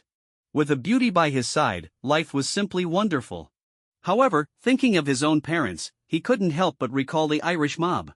The existence of these gangs was like a thorn in his throat, a constant source of discomfort. With so many gangs in Hell's Kitchen, if he couldn't resolve the issue with the Irish mob, he wouldn't be able to establish dominance over the others. Especially since Annabella had an unclear relationship with Kingpin, he even suspected that Kingpin had already obtained his information and was merely waiting for Finland Cooley to make a move. These underworld figures were all exceedingly cunning, and the likelihood of this was high. While he was deep in thought, a phone call suddenly came in. "Hello? Boss, there's news." Hearing the voice on the other end, a cold glint flashed in Noah's eyes. "Is it confirmed?" "Yes, it's definitely there." The cold glint in Noah's eyes intensified. "In that case, you can come back. I will handle the subsequent matters personally." The voice on the other end sounded hesitant. "Do you need my help?" Noah laughed heartily. "Frank, I can handle killing just fine myself." With that, Noah hung up the phone. He hadn't expected Finland Cooley to dare reveal the location of his headquarters. He had originally thought that the company was merely a cover, but the person interrogated in the warehouse had mentioned this address, which made him truly suspicious. To his surprise, it was true. If that was the case, then he could no longer hold back from unleashing a killing spree. Perhaps this would instill some fear in Kingpin. However, now was not the time. His trump cards were primarily the wolves and the devourer worms. But the wolves were too obvious a target and would not allow for a retreat. The devourer worms were, after all, only level 0 organisms. He didn't believe the Irish mob's headquarters would be unprepared for an assault by them. He decided to wait a little longer. The research on the transmissibility of the T-virus was about to be completed. After that, he could begin working on the tyrant. The company would need time to develop the tyrant, but his system did not have those limitations. As long as he had theory, energy, and materials, he could easily create the tyrant. The Irish mob's headquarters would become the best testing ground for the tyrant. While Noah was fully immersed in his research, a news report swiftly spread across various newspapers. Playboy Tony Stark has gone missing during missile tests in Afghanistan, suspected to have been abducted by local armed forces. The world's greatest executioner, Tony Stark, is missing. The military has dispatched a large number of personnel for search and rescue, but so far, there have been no leads. Tony Stark had gone missing, which also meant that Iron Man was finally about to make his entrance. Noah looked at the newspaper with a glimmer of anticipation and then said to Caroline, "Get ready, let's lower Stark Industries' stock a bit more and prepare to buy a large quantity. I have a feeling that guy won't die so easily." As the boss's secretary, Caroline was filled with doubt, but she still nodded. After all, over this period of time, she had been completely captivated by this amazing big boy. He seemed to know everything and could always bring hope to others. Noticing the beauty's gaze, Noah smiled slyly. This young lady indeed had an extraordinary charm, and he began to wonder if he had experienced too little. From what he knew, Tony Stark spent a long time from being kidnapped to successfully escaping, but he couldn't recall exactly how long, as he didn't have a photographic memory, and it was difficult for him to grasp some details. However, since the time was long, he wasn't too worried. He thought it was best to let that arrogant guy suffer a bit. Thus, time quietly passed for a month and a half, and Tony Stark was still missing. After such a long time, the already fluctuating stocks took a significant nosedive. A month ago, Noah had already bought a large amount of Stark Industries stock, and if all went well, this would allow him to make a huge profit. He would be rolling in it. The only thing that worried him was that Tony Stark better not actually be in trouble. Although he felt the likelihood of that happening was low, he was currently in a real world, and it was still the unpredictable Marvel universe. Having lived in this world for so long, no one could say for sure what kind of effects might have occurred. Seeing that there was still no news about Tony Stark, Noah began to feel restless. He said to his secretary, "Carolyn, help me schedule a meeting with James Rhodes." James Rhodes was Tony Stark's friend, and in Noah's impression, he would eventually become the superhero war machine. Although he did not know Colonel James Rhodes personally, finding his phone number was not difficult. Soon, Noah made the call, and Colonel Rhodes asked with some confusion, "Who is this?" Noah replied directly, "I'm Noah Allen. To make a long story short, I might have a way to find Tony Stark." Colonel Rhodes paused for a moment. He quickly searched his brain for the name Noah Allen and then asked, "Why should I trust you?" Noah smiled and explained, "It's just a try. After all, I don't want to lose money." As for the specific reasons, he preferred not to elaborate. His method of searching for Tony Stark involved using wolves to conduct a carpet search. Although this method was somewhat clumsy, the wolves were tireless and had an extremely keen sense of smell. As long as there were enough of them, finding a person wouldn't be difficult, and this could also serve as a promotion for his product. Although he had taken the initiative to offer help, he wouldn't do it for free. he naturally wanted to seize the opportunity to gain some benefits for himself. On the other hand, after hanging up the phone, James Rhodes immediately began verifying Noah's identity. The owner of Umbrella? I hope he's not just bragging. Tony, you must come back. Tony Stark was the top genius in this world, and his disappearance was a loss not only for America but for the entire world. Furthermore, due to Tony's absence, Stark Industries' stock had plummeted, even causing turmoil in the entire capital market. For both justice and personal reasons, Rhodes was eager to find Tony. Based on this thought, he quickly reported Noah's situation. Soon, someone negotiated with Noah, and the outcome was very satisfactory for Noah. Clearly, the other party also found it quite favorable, as they obtained a high-risk biomedical research permit for their company. Although Umbrella was already engaged in this type of research, many studies were subject to strict control from higher-ups, just like weapon production and development. Umbrella was able to resolve issues smoothly thanks to its previous advantages and the considerable investment Noah had made later on, but Umbrella itself did not have this permit. Therefore, many studies were actually conducted under Umbrella's name. In addition to obtaining the permit, he also received a letter of intent for an order. A letter of intent naturally had to be confirmed based on actual results, and the opportunity to showcase those results was the search for Tony Stark.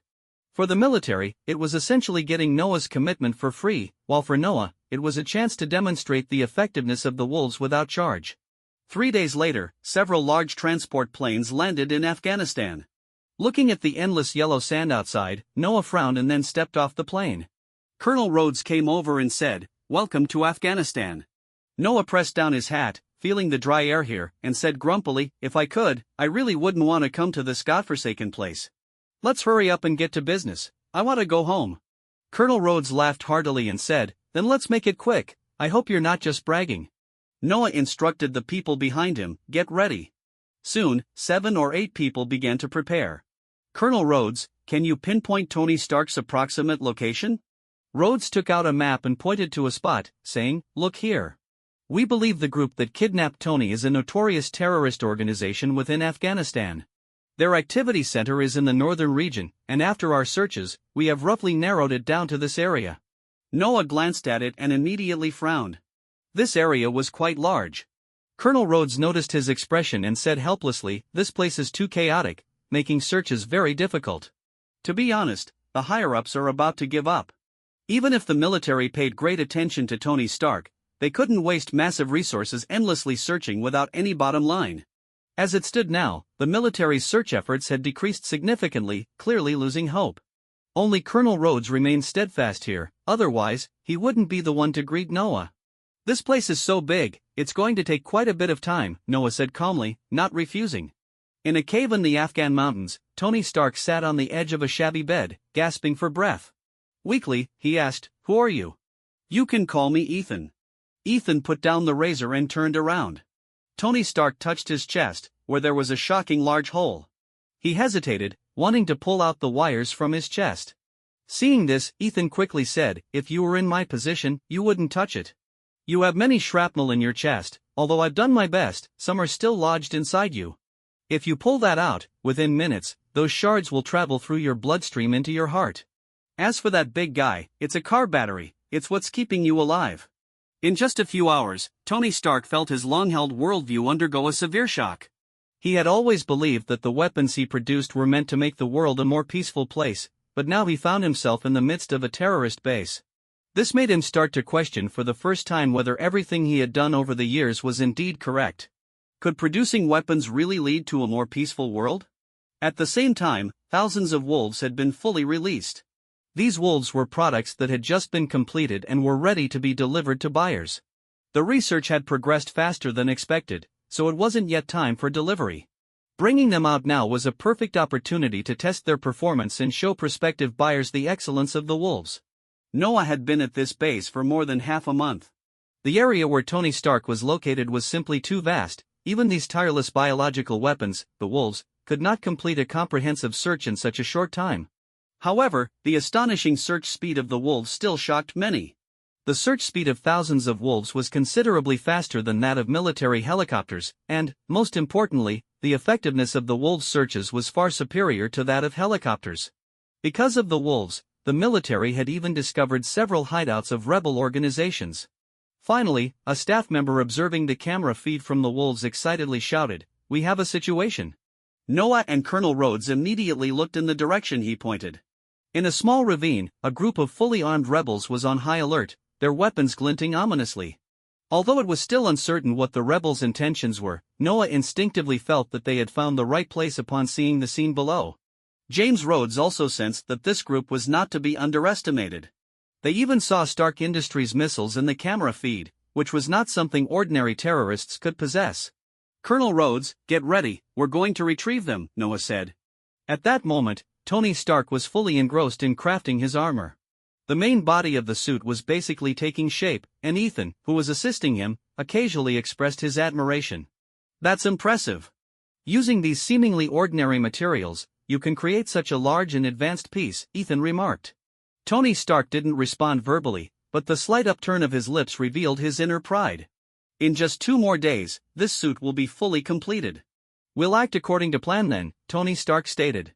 Just as the two were discussing, a sudden burst of gunfire erupted outside, accompanied by shouts of battle. "What's happening?" Tony Stark and Ethan hurried to the door and looked through the peephole. They saw the rebel leader shouting loudly, rallying his subordinates to rush outside. Ethan knew Tony Stark couldn't understand the language of the rebels, so he explained, "He's saying that a group of dog-like animals is charging in, and everyone needs to go help." "Dog?" Tony Stark's heart sank. What kind of place has dogs? And judging by the commotion, it seems these dogs have thrown the rebels into chaos. His gaze flickered for a moment as he quickly made a judgment. "Ethan, help me put on the armor, this might be our best chance to leave here," Tony Stark said decisively. "But the armor isn't fully completed yet," Ethan hesitated. The suit was only partially finished, and the most crucial helmet hadn't been forged. Wearing an incomplete suit in the midst of gunfire was extremely dangerous. Tony Stark understood the risks but still said seriously, "This is our only chance, the rebels are in disarray, and our opportunity to escape has significantly increased. We can't rely on the enemies they call dogs to win, and who knows who these enemies really are." When he mentioned dog-like animals, Tony Stark's expression became somewhat strange, as he recalled someone he utterly despised. That guy had developed a weapon resembling a dog. He couldn't imagine if it was really that person. The ensuing scene would surely be unbearable for him. "Ethan, hurry!" Tony Stark urged. The two quickly began to don their gear, but this makeshift steel armor was clearly not in its final perfect state. It was not easy to wear, and many areas needed further adjustments to fit properly. They worked frantically for a while, and the gunfire outside seemed to be decreasing. Noticing this, they didn't stop. Instead, they quickened their pace. Since the plan had already begun, there was no turning back. Regardless of which side ultimately prevailed, they would surely be discovered and could no longer remain hidden. "Faster, Ethan, faster," Tony Stark said anxiously. "I'm trying." Ethan was sweating profusely, struggling to assist. Just then, it seemed there was a faint noise coming from outside. The two exchanged worried glances, silently praying that whoever was coming in would take their time. However, their prayers went unanswered. "Ha? Is anyone in there? Open it." Tony Stark's face changed dramatically as he realized it was that annoying guy who had arrived. Damn it, the upcoming scene was absolutely what he dreaded the most. "Ethan, help me get this off." Tony Stark looked quite disheveled. He had managed to put on half the armor, with one arm inside and the other still outside. Though Ethan didn't understand what was happening, he could see from Tony Stark's expression that they were momentarily safe. Moreover, judging from the voices outside, those people were speaking English. At that moment, there was a loud bang as a small hole was blown open at the door lock. A young man in a suit walked in. "Hey, Tony, long time no see." Noah grinned, his eyes gleaming with pride. He had finally seen Tony Stark in such a disheveled state, and it was a rare opportunity. As he spoke, he casually pressed a button on his phone, instantly capturing a photograph. Noah grinned while Tony Stark's face turned ashen. That guy actually took a humiliating photo of him. "That bastard, give me the phone." Tony Stark exploded with rage, trying to walk towards Noah. But the incomplete armor restricted his movement. Noah put away his phone and said to Tony Stark, "Let me interview you. How does it feel to be rescued by someone you despise?" Tony Stark didn't speak, his face growing darker. Meanwhile, Colonel Rhodes quickly interjected, "All right, you two, this isn't a place for catching up. we should get out of here quickly. With Ethan's help, Tony Stark finally managed to remove the armor. Looking at Noah's curious expression, he said triumphantly, "Kid, you didn't save me. In fact, once my suit is completed, I could leave here any time." "Oh really? Just based on this pile of scrap metal?" Noah remarked, but deep down, he was very impressed. Experiencing it firsthand was completely different from seeing it in the movies. Given the terrible conditions here, Tony Stark was able to create the Mark I suit, which was enough to prove his genius. However, he wouldn't let Tony Stark see the shock in his eyes. This was a rare opportunity to mock him, and from the current situation, it seemed to be working quite well. At least, that was how Noah perceived it. Noah actually held a resistant attitude towards superheroes, even feeling some disdain. In his view, he had reserved his limited kindness for his family, and the actions of these so-called superheroes were entirely contrary to his beliefs. He could even say they were a mockery of him. However, it was undeniable that, despite his dislike and even hatred for superheroes, no one dared to underestimate or belittle them. Admiration was one thing, but standing on a different side was another. If these superheroes were enemies, then no matter how powerful they were, Noah would not hesitate to take action against them. As Tony Stark walked out of the cave, he wore a grim expression, visibly displeased. In contrast, Noah wore a constant smile, feeling quite pleased. In previous encounters with Tony Stark, he had always ended up at a disadvantage, but now he finally felt he had turned the tables. This made his month-long stay in this sandy place worthwhile. Moreover, this was just the beginning, merely an appetizer. He eagerly anticipated Tony Stark's reaction when he learned that Noah had become a shareholder in Stark Industries. It would certainly be entertaining. Once outside the cave, Tony Stark's frown didn't just reflect his displeasure, a hint of surprise also stirred within him. He had always thought Noah Allen was nothing special, and to him, the so-called wolves were barely better than toys. However, seeing the battlefield outside, he had to admit that he had underestimated Noah Allen. The previous gunfire indicated that the battle had ended quickly, and now, while there were many corpses outside, none belonged to the military, and only 2 or 3 wolves had fallen. Such outstanding performance in a small-scale battle was indeed much more practical than his missiles. Soon, news of the battle reached back home, and Stark stock, which had initially dropped, began to rise rapidly, quickly recovering to levels even higher than before Tony Stark's disappearance. Noah looked at the changes on his laptop, a smug smile spreading across his face. At that moment, Tony Stark approached, holding 2 glasses of red wine. "Kid, what are you looking at?" Although he was dissatisfied with Noah Allen, he had to acknowledge that this time, Noah had indeed helped him. Even though he already had plans for escape, no one could guarantee that unexpected events wouldn't occur before success. Noah looked up, saw the glasses of wine in Tony Stark's hands, raised an eyebrow, and took one. "Nothing much, just playing the stock market lately." "If you're playing the stock market, I suggest you buy some Stark Industries stock. That will definitely earn you a profit," Tony Stark said teasingly. Noah chuckled but said nothing and prepared to close his laptop.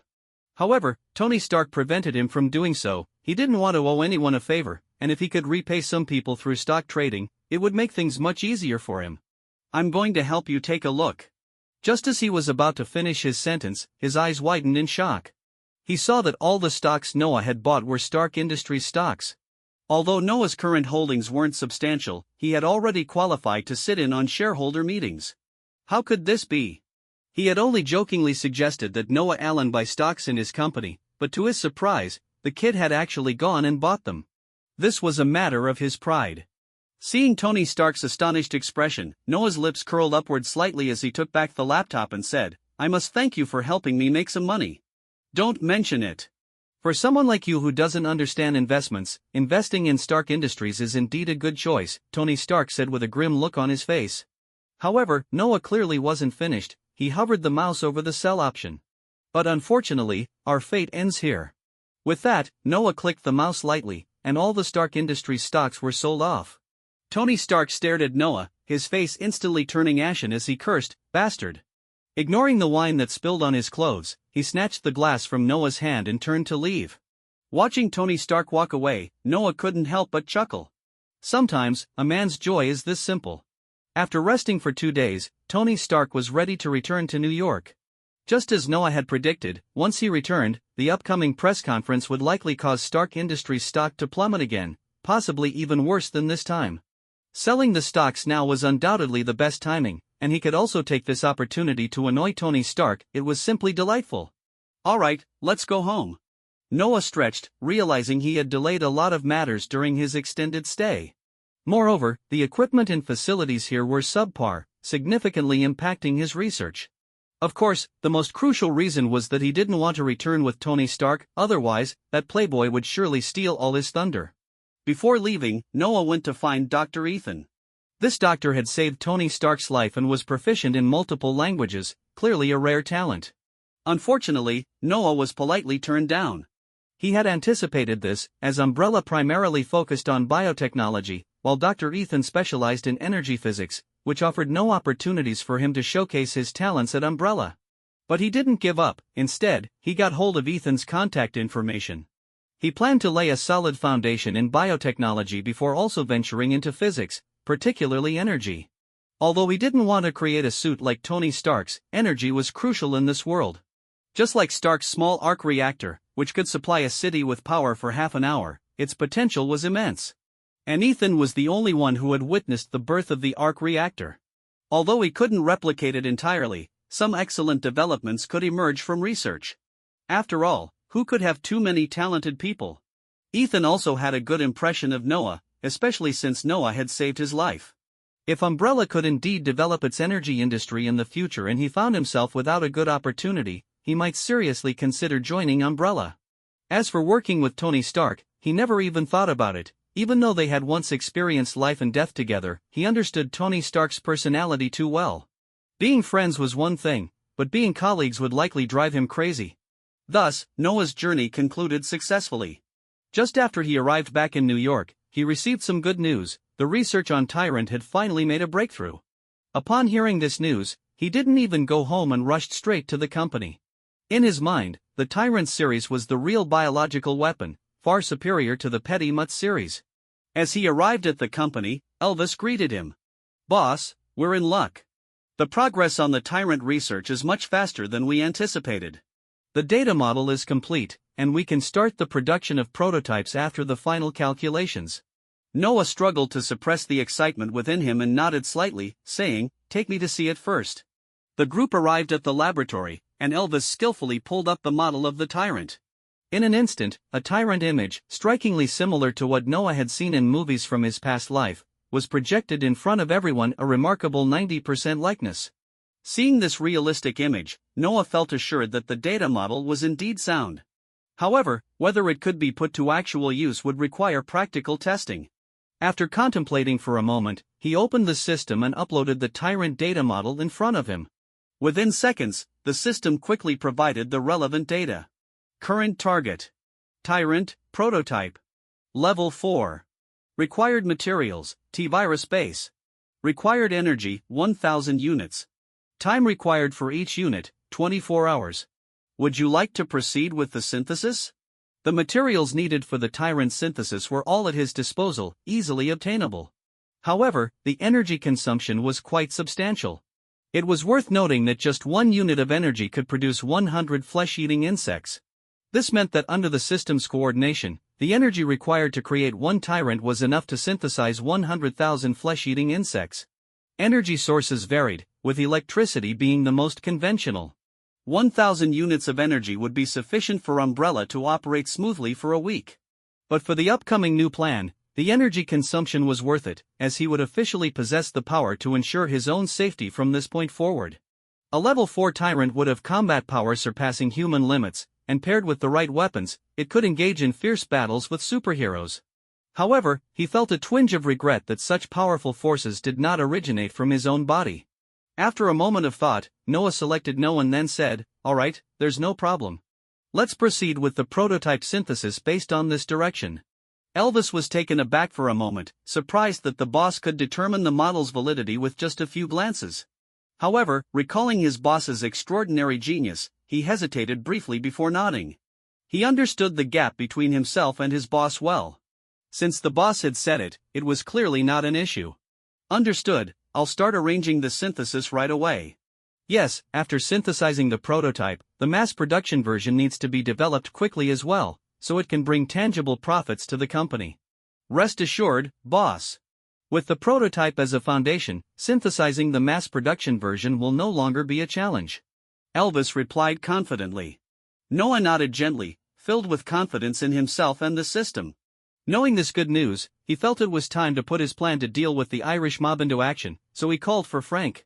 Frank, known as the Punisher, had significantly improved the security levels of both Umbrella and Annabella in just a few months and recruited many of his old war buddies to join. These old friends, after retiring, often found it hard to secure satisfying jobs. The group's security work was undoubtedly a prime choice for them. Although hiring these individuals cost more, for Noah, this expenditure was absolutely worth it. Moreover, this was just the beginning. With the T-virus in hand, he might even come into contact with other unknown genes in the future. His goal was to build his security force into a powerful team capable of dealing with any attacks from various factions. While the planning was comprehensive, achieving these goals was no small feat. The main reason for summoning Frank was to help track the movements of the Irish mob. Upon hearing Noah's inquiry, Frank immediately replied, "Boss, ever since you mentioned the Irish mob last time, I've had the guys keep a close watch on them. Currently, there are no changes at their headquarters, and Finn Cooley's recent whereabouts have been easy to track." Noah's eyes flickered slightly. "In that case, help me find out his activity patterns over the last few days and have it ready for me by tomorrow." Frank hesitated momentarily, but ultimately nodded in understanding. That evening, Noah returned home. The news on TV was about Iron Man's return. Carolyn had just taken a shower and, upon seeing Noah return, didn't show surprise but sat down next to him instead. "Boss, it seems you've made quite a profit this time." Noah glanced at the subtle white curves of Carolyn's figure, raised an eyebrow, and said, "Don't say you didn't profit, I told you about this money-making opportunity." As Carolyn dried her hair, she sighed, "I thought that Playboy was really done for." "Who would have thought you actually brought him back?" She cast a slightly reproachful glance at Noah. Noah shrugged nonchalantly and said, "I gave you the opportunity to make money, it's a shame you didn't take it." Carolyn didn't mind, she wasn't overly concerned with money. Plus, she had some shares in Annabella, so as long as the company continued to grow, she wouldn't be short on cash. She simply smiled and said, "I wonder what that Playboy's expression would be if he knew you became a shareholder in his company." Carolyn was well aware of her boss's disdain for Tony Stark. As the conversation continued, Noah couldn't help but smile proudly. Tony Stark already knows. His face looked quite grim at the time.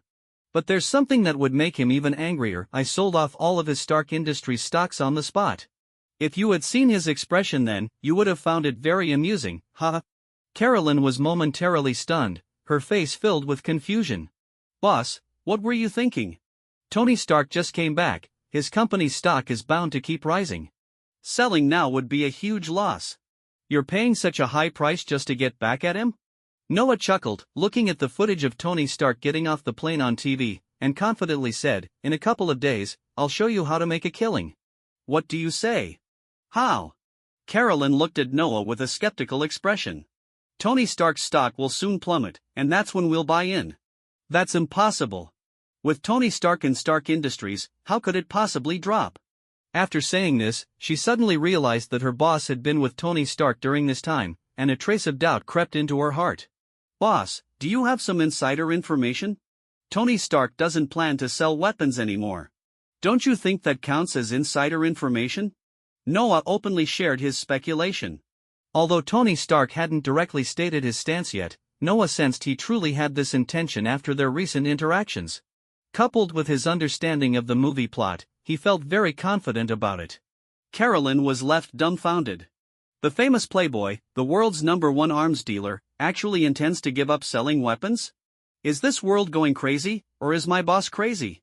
However, seeing Noah's expression, which didn't seem like he was lying, she concluded that it was likely Tony Stark who had lost his mind.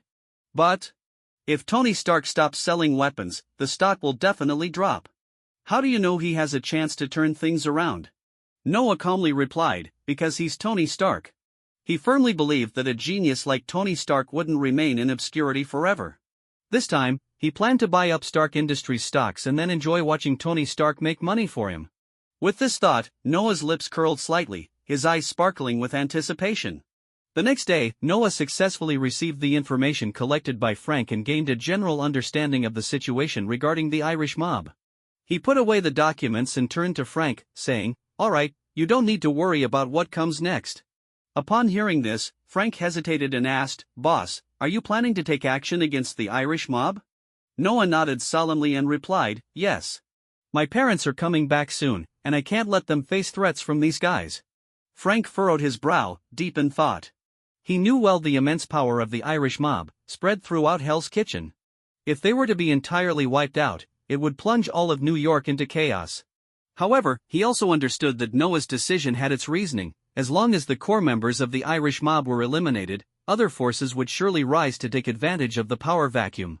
It was clear that daytime was not suitable for action, so Noah decided to wait until nightfall. As time slowly passed, night fell. Just as Noah was preparing to set off, a news alert caught his attention. Tony Stark officially announced that Stark Industries would withdraw from the military sector and cease weapon production. Seeing this news, Noah's lips curled into a smug smile. He immediately called Carolyn, his voice filled with excitement. Hey, sweetheart, remember what I said? Starting tomorrow, buy a large amount of Stark Industries stocks for me. I want to become the second largest shareholder after Tony Stark. After hanging up the phone, Noah felt particularly elated and couldn't help but exclaim, Today is truly a great day. He drove a black van, blasting cheerful music, as he sped toward the Irish mob's headquarters. Inside the Irish mob headquarters, Finn Cooley was in a terrible mood. He had previously thought Noah Allen was an insignificant character, but he hadn't realized that Noah had somehow secured connections with the military, transforming from a nobody into a rising power.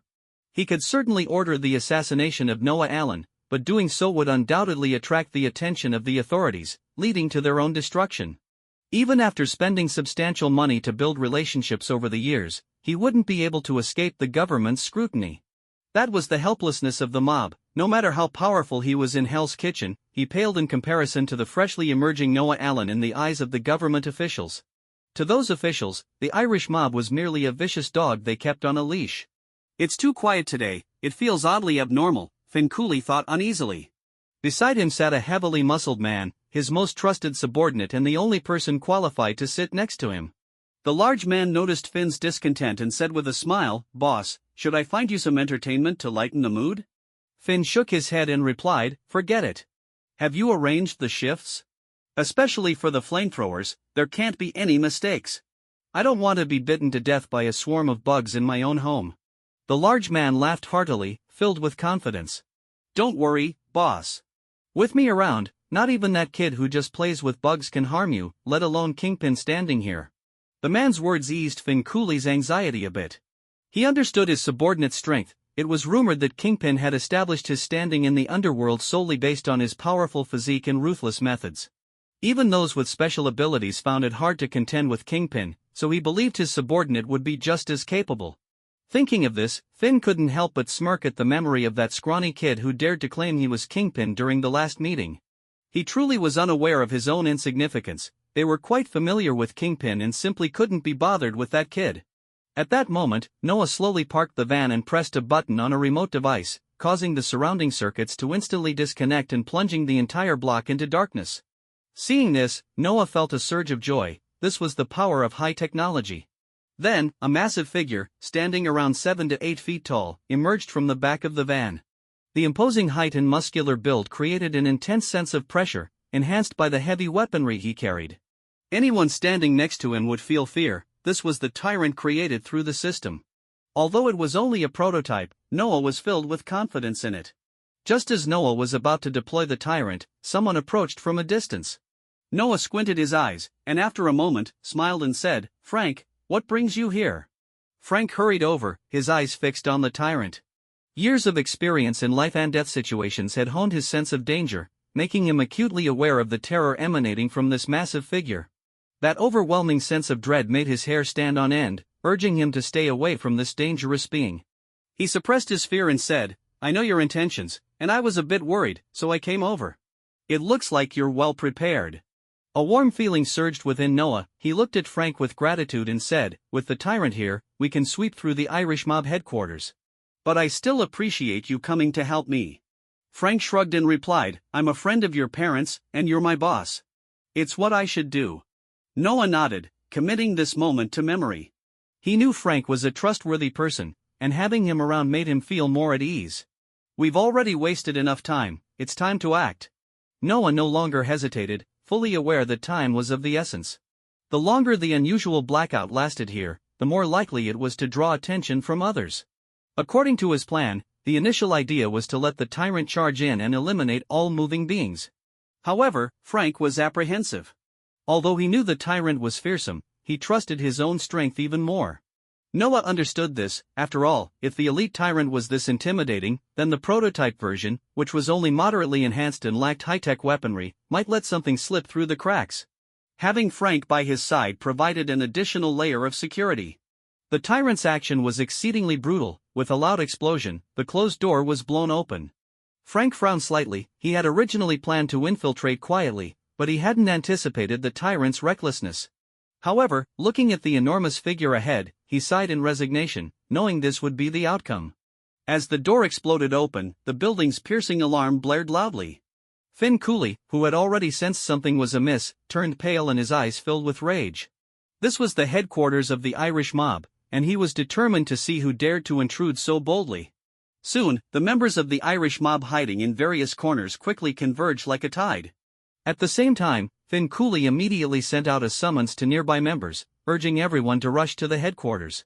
He had no intention of calling the police. As a mob boss, if someone intruded on his territory, seeking police assistance instead of preparing to fight back would mean losing all credibility for the Irish mob in Hell's Kitchen, leaving them with no foothold. Finn Cooley's expression was cold, like a block of ice. He sat steadily on a luxurious sofa, a handgun quietly resting beside him, seemingly ready to strike at any moment. His mind was filled with speculation about who was bold enough to attack the headquarters of the Irish mob at this time. The Irish mob was not so easily intimidated and would never easily yield. Downstairs, gunfire sounded like a torrential downpour, and the sounds of battle echoed throughout the building. As time passed, Finn Cooley's expression began to change, his brows knitted tightly, and a sense of unease surged within him. Why hadn't the battle been resolved yet? Where were the intelligence agents he had sent out? Why hadn't they relayed any messages?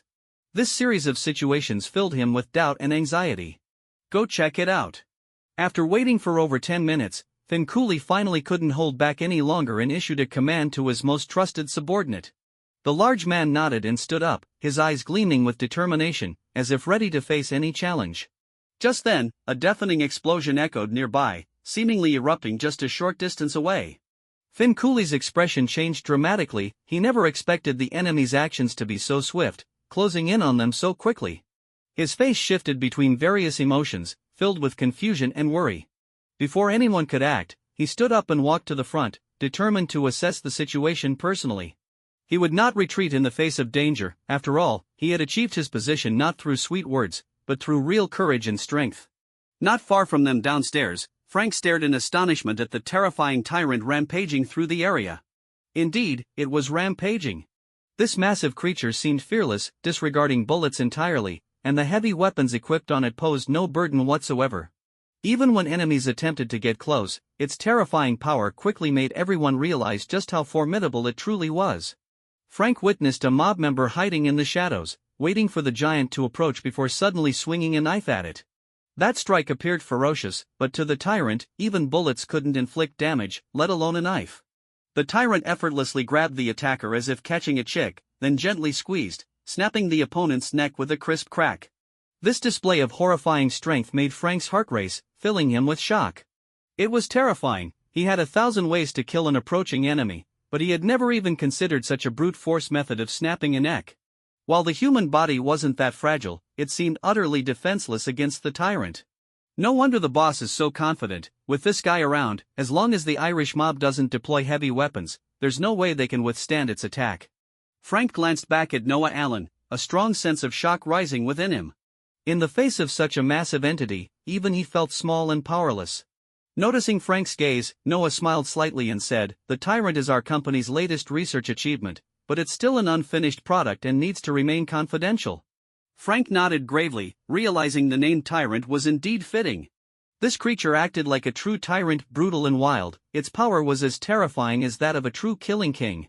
It rampaged through the area, and no one could stop its advance. Some clever mob members attempted to hide, but in Frank's eyes, their ideas were merely wishful thinking. "Let's go, next floor." Noah's lips curled slightly, the frost in his eyes unmasked. He had come here to kill.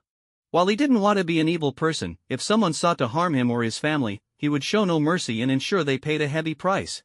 If this was a dark world, he was willing to sink into that darkness to fight for the safety of himself and his loved ones. Around the corner upstairs, Finn Cooley's eyes gleamed with murderous intent, like a dagger aimed at the heart. In front of him stood a group of gunmen, each equipped with automatic weapons, and one at the front even carried a frightening rocket launcher. This complete firepower configuration gave Finn Cooley absolute confidence. He believed that under such fire suppression, no enemy could approach. If they were outside, he wouldn't easily deploy such heavy artillery, but this was the Irish mob's headquarters, their territory. Even Kingpin, that ruthless character, wouldn't dare to barge in here. He intended to make those intruders, and the entire Hell's Kitchen mob scene, understand what consequences awaited anyone who dared to invade the Irish mob's headquarters. The next moment, as heavy footsteps sounded, a massive figure appeared around the corner. "Open fire!" Finn Cooley ordered without hesitation, his eyes filled with unwavering determination and murderous intent. Although the figure looked somewhat strange, all he needed to do was kill the intruder to avenge his headquarters and his men. More than 20 automatic rifles erupted in unison, unleashing a torrential downpour of bullets towards the tyrant. At the same time, the man with the rocket launcher pressed the launch button without hesitation. A blinding flash lit up the area, followed by a deafening explosion that echoed through the corridor. As the smoke cleared, the dazzling lights of New York outside the building became visible, but unfortunately, the street they were in remained cloaked in darkness. Seeing this, Finn Cooley sneered inwardly, convinced that no matter who the enemy was, they couldn't possibly survive the onslaught of that rocket. However, in the next instant, the heavy footsteps resonated again, this time even faster, as if a tank was charging. Then, they saw the enormous figure leap from the shattered staircase, like a ferocious beast, landing directly on the upper floor. Finn Cooley's pupils constricted in an instant, and a look of terror crossed his face. How could this be? The monster hadn't been killed by the rocket? How was that possible? Once that terrifying figure landed among them, it was like a tiger entering a flock of sheep, swiftly killing several gunmen who were too close, and the member who had just fired the rocket was tossed out like a chick. Mind you, they were on the 10th floor. Finn Cooley's expression was one of horror as he realized he was up against an unprecedentedly powerful enemy. "Don't worry, boss. I'll take care of him." One of his subordinates stepped forward, his eyes flashing with determination. "Be careful," Finn Cooley cautioned. He had already noticed that while the monster was terrifying, the rocket wasn't completely ineffective. A portion of its body had been blown apart, and while he didn't know why it hadn't died, it was clearly no longer in peak condition. He believed his subordinate, who possessed considerable strength, could defeat this monster. The large man grinned menacingly and approached the tyrant. "It's been a while since I've encountered a worthy opponent. You, monster, are just the right challenge. Let's settle this and see who's stronger." Finn Cooley's gaze turned toward the lower floor. He had just received intelligence that there were 3 individuals in total. The monster was one, but where were the other 2? His mind was filled with uncertainty, wondering where those 2 were hiding. "Come out. Since you dare to invade our Irish mob, don't you have the courage to show yourselves?" Finn Cooley shouted, wanting to force the intruders to reveal their true identities so he could trap them all. Soon, 2 figures ascended. When Finn Cooley saw who it was, shock filled his eyes, and his brows furrowed deeply. Noah Allen? Although he had never seen Noah Allen in person, he had seen his photo. He never expected the young man to come in person. Noah looked calmly at Finn Cooley and said lightly, "It's finally nice to meet you. I've been looking forward to this day for a long time." As Noah's voice rang out, the tyrant stopped its assault. Finn Cooley glanced at the halted beast and ordered his men to step back. In just a matter of seconds, half of his subordinates had already been killed. The men downstairs were not even a concern. The ones present here were the real elite under his command. After this battle, the Irish mob would be significantly weakened. Although Finn was inclined to kill these intruders, he didn't have absolute confidence in doing so. Even though the monster was heavily injured, no one dared to underestimate it. "You must not have expected this, that we would meet here," Noah said with a smile. There were quite a few gunmen in front of him, but he wasn't foolish. He stayed beside the tyrant. The massive body of the tyrant was enough to shield him from the bullets of those gunmen, and he could always retreat if necessary. "Indeed, I didn't expect this. Had I known, I should have killed you earlier," Finn Cooley nodded, a hint of regret in his tone. In truth, he had already considered giving up. For mobs like them, profit was the eternal pursuit. After realizing that Noah Allen was not an easy target, he had no intention of making a move. The potential cost of assassinating Noah Allen far outweighed the benefits. Why don't we just stop this? Finn continued. Although I did cause you trouble before, you've brought us greater trouble. Regarding malcorporation, we could even make it a premise for cooperation. I can also take care of Torin, who has been in conflict with you. Noah chuckled. That sounds good. It could eliminate one enemy and possibly gain a friend. Finn coolly grinned widely. Of course, we have a good basis for cooperation, don't we? Meanwhile, in a place where everyone couldn't see, he subtly gestured. One of the gunmen in the crowd quietly moved back a few steps. He was looking for a position. Once he found Noah Allen's location, he was confident he could land a fatal blow. Finn coolly was smiling and chatting with Noah, feeling that victory was already in his grasp. Whether it was cooperation or confrontation, he believed he had the upper hand. However, he failed to notice that Noah had also signaled to Frank. Noah had come here today to wipe out the Irish mob. There was no way he would cooperate with them. In the next instant, Noah suddenly shouted, "Kill!" The tyrant instantly raised the Gatling gun in its hands. Normally, such a terrifying weapon wouldn't be wielded by a human. But in the hands of the tyrant, this heavy weapon, typically mounted on vehicles, unleashed its horrific power. Blood and flesh flew, and screams echoed. Finn Cooley's face changed dramatically, and without thinking, he began to retreat. No one could escape the assault of such heavy firepower. This was Noah's true objective. Finn believed that stalling would benefit him, but he didn't understand that the true horror of the tyrant was not just its terrifying power or its immortality. It was the array of heavy weapons that no human could operate. As they created distance, it became a massacre. In the blink of an eye, Finn Cooley's men had suffered severe casualties. At this point, trying to escape was out of the question. Fight back. Getting closer is our only hope. Finn Cooley roared. After saying that, he charged back in. At this moment, he couldn't afford to retreat. Retreating would lead to a dead end. His target was Noah Allen. He could tell that the giant was not a normal human. Thinking about Noah Allen's profession, he realized that this might be a biological weapon created by the other party. As long as he could take down Noah Allen, the giant wouldn't be an issue. At the same time, his large subordinate also began to push forward. The terrifying explosive power made Noah's face show surprise. This speed surpassed even Frank's. Noah could see at a glance that this was an ordinary person who had undergone no enhancements. An average mob member could possess such terrifying explosive power. It seemed he had underestimated this world. But was it useful? The guy rushing over was not targeting him but rather the tyrant. It was clear he intended to buy time for Finn Cooley or even eliminate the tyrant. But... naive. Noah chuckled coldly. As the large man approached the tyrant immediately ceased fire. It reached out to grab the large man. However, the man laughed coldly and, without dodging, threw a punch. Evidently, he intended to confront the tyrant head-on. In the next moment, when their bodies made contact, the large man's face suddenly changed. The strength he had always prided himself on failed to have any effect on the massive creature, and he was instantly overpowered. Not only that, but he even heard the sound of bones cracking in his arm. Before he could react, the tyrant suddenly exerted force and flung him away, hurling him directly against the wall. Put! A mouthful of blood spewed forth. The large man wore an expression of disbelief. What kind of monster was this? And in the next moment, the tyrant charged towards him. Despair washed over his face. Finn Cooley, of course, noticed the situation over there. In horror, he became even more frantic. Without taking down Noah Allen, he was surely doomed. However, just as he approached, Noah looked at Frank. Frank nodded without saying a word and drew his ballistic knife, charging forward. Get out of the way! Finn Cooley roared. Beside him were two gunmen. Yet Frank faced three without any fear. As soon as they closed in, Frank showcased his terrifying combat skills. In the blink of an eye, one gunman had his throat slit by Frank's knife. Noah watched from behind, observing Finn Cooley's increasingly desperate expression. As the tyrant stomped down on the chest of the large man, Frank's blade pierced Finn Cooley's chest. Noah then calmly walked over. Too bad I forgot to mention, you shouldn't have provoked me. I'm a serious businessman and generally don't wish to harm others. Finn Cooley's eyes were filled with unwillingness and rage.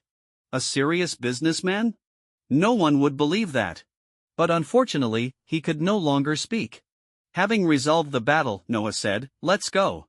We've delayed long enough, the police are probably on their way." As he spoke, Noah glanced around, slightly regretful. He was used to sweeping through gangs. For a large gang like the Irish mob, there would definitely be plenty of benefits inside. But he simply didn't have the time. Frank observed his boss's calm expression, his heart skipping a beat. He was too calm. Perhaps it was indeed a bit unnecessary for him to intervene today.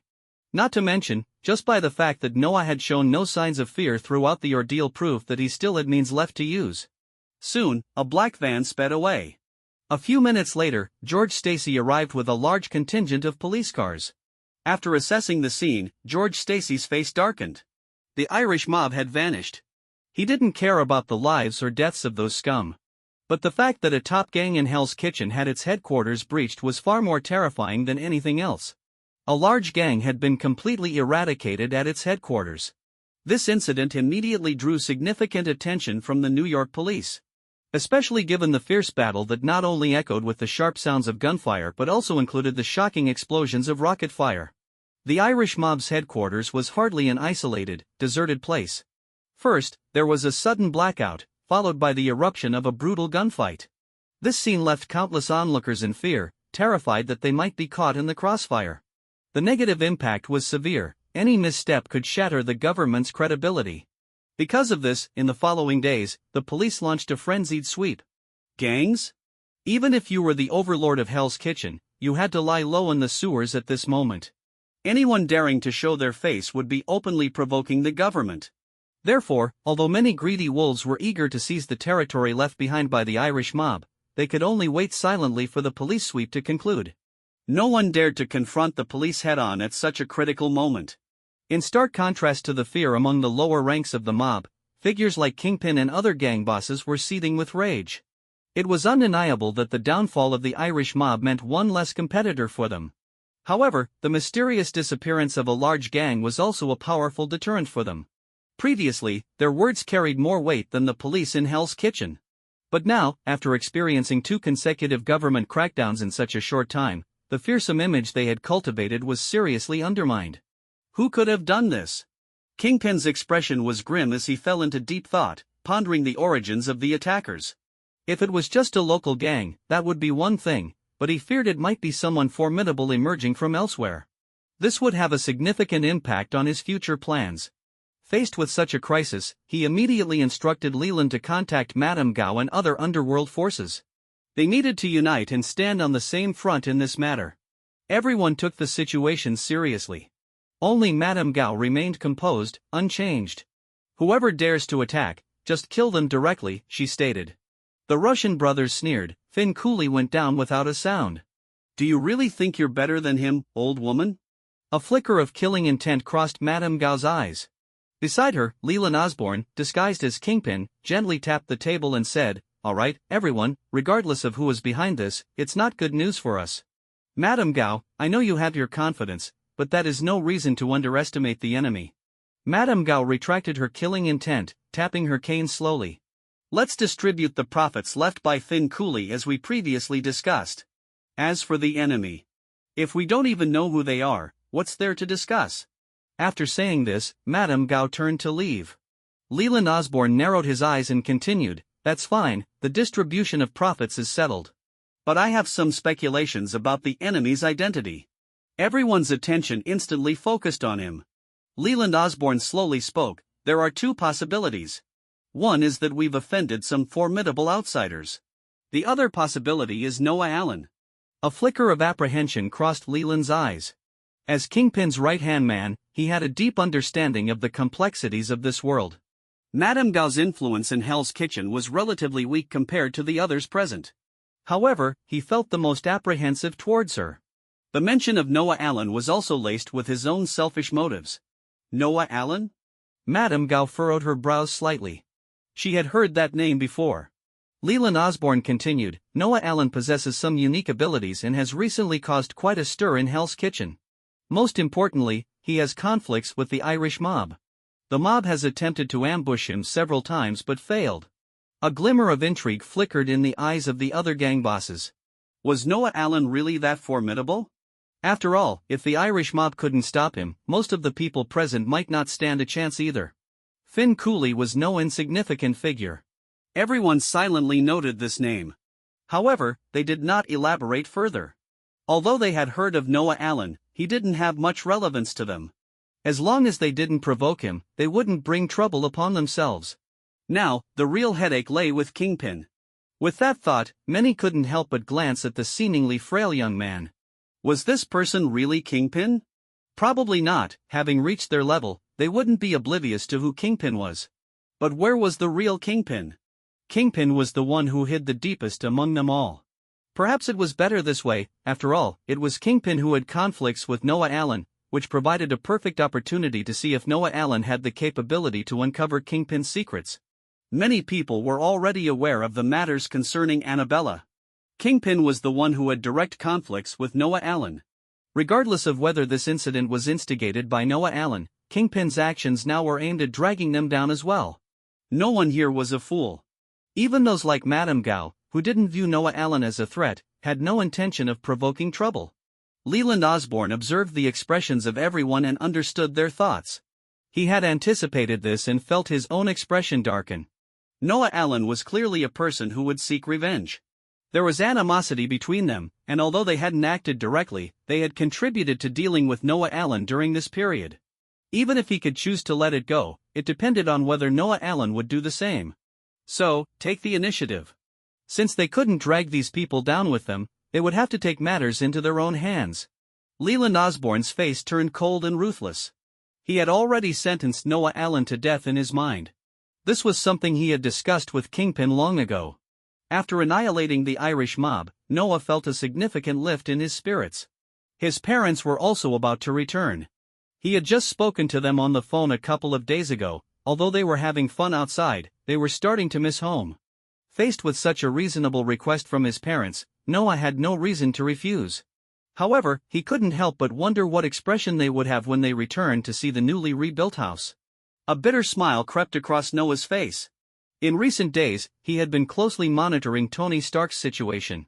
The day after Tony Stark returned, he held a press conference announcing that Stark Industries would shut down its weapons division. This news caused a huge uproar in the media. In just a few days, Stark Industries' stock plummeted to a value even lower than before Tony was kidnapped.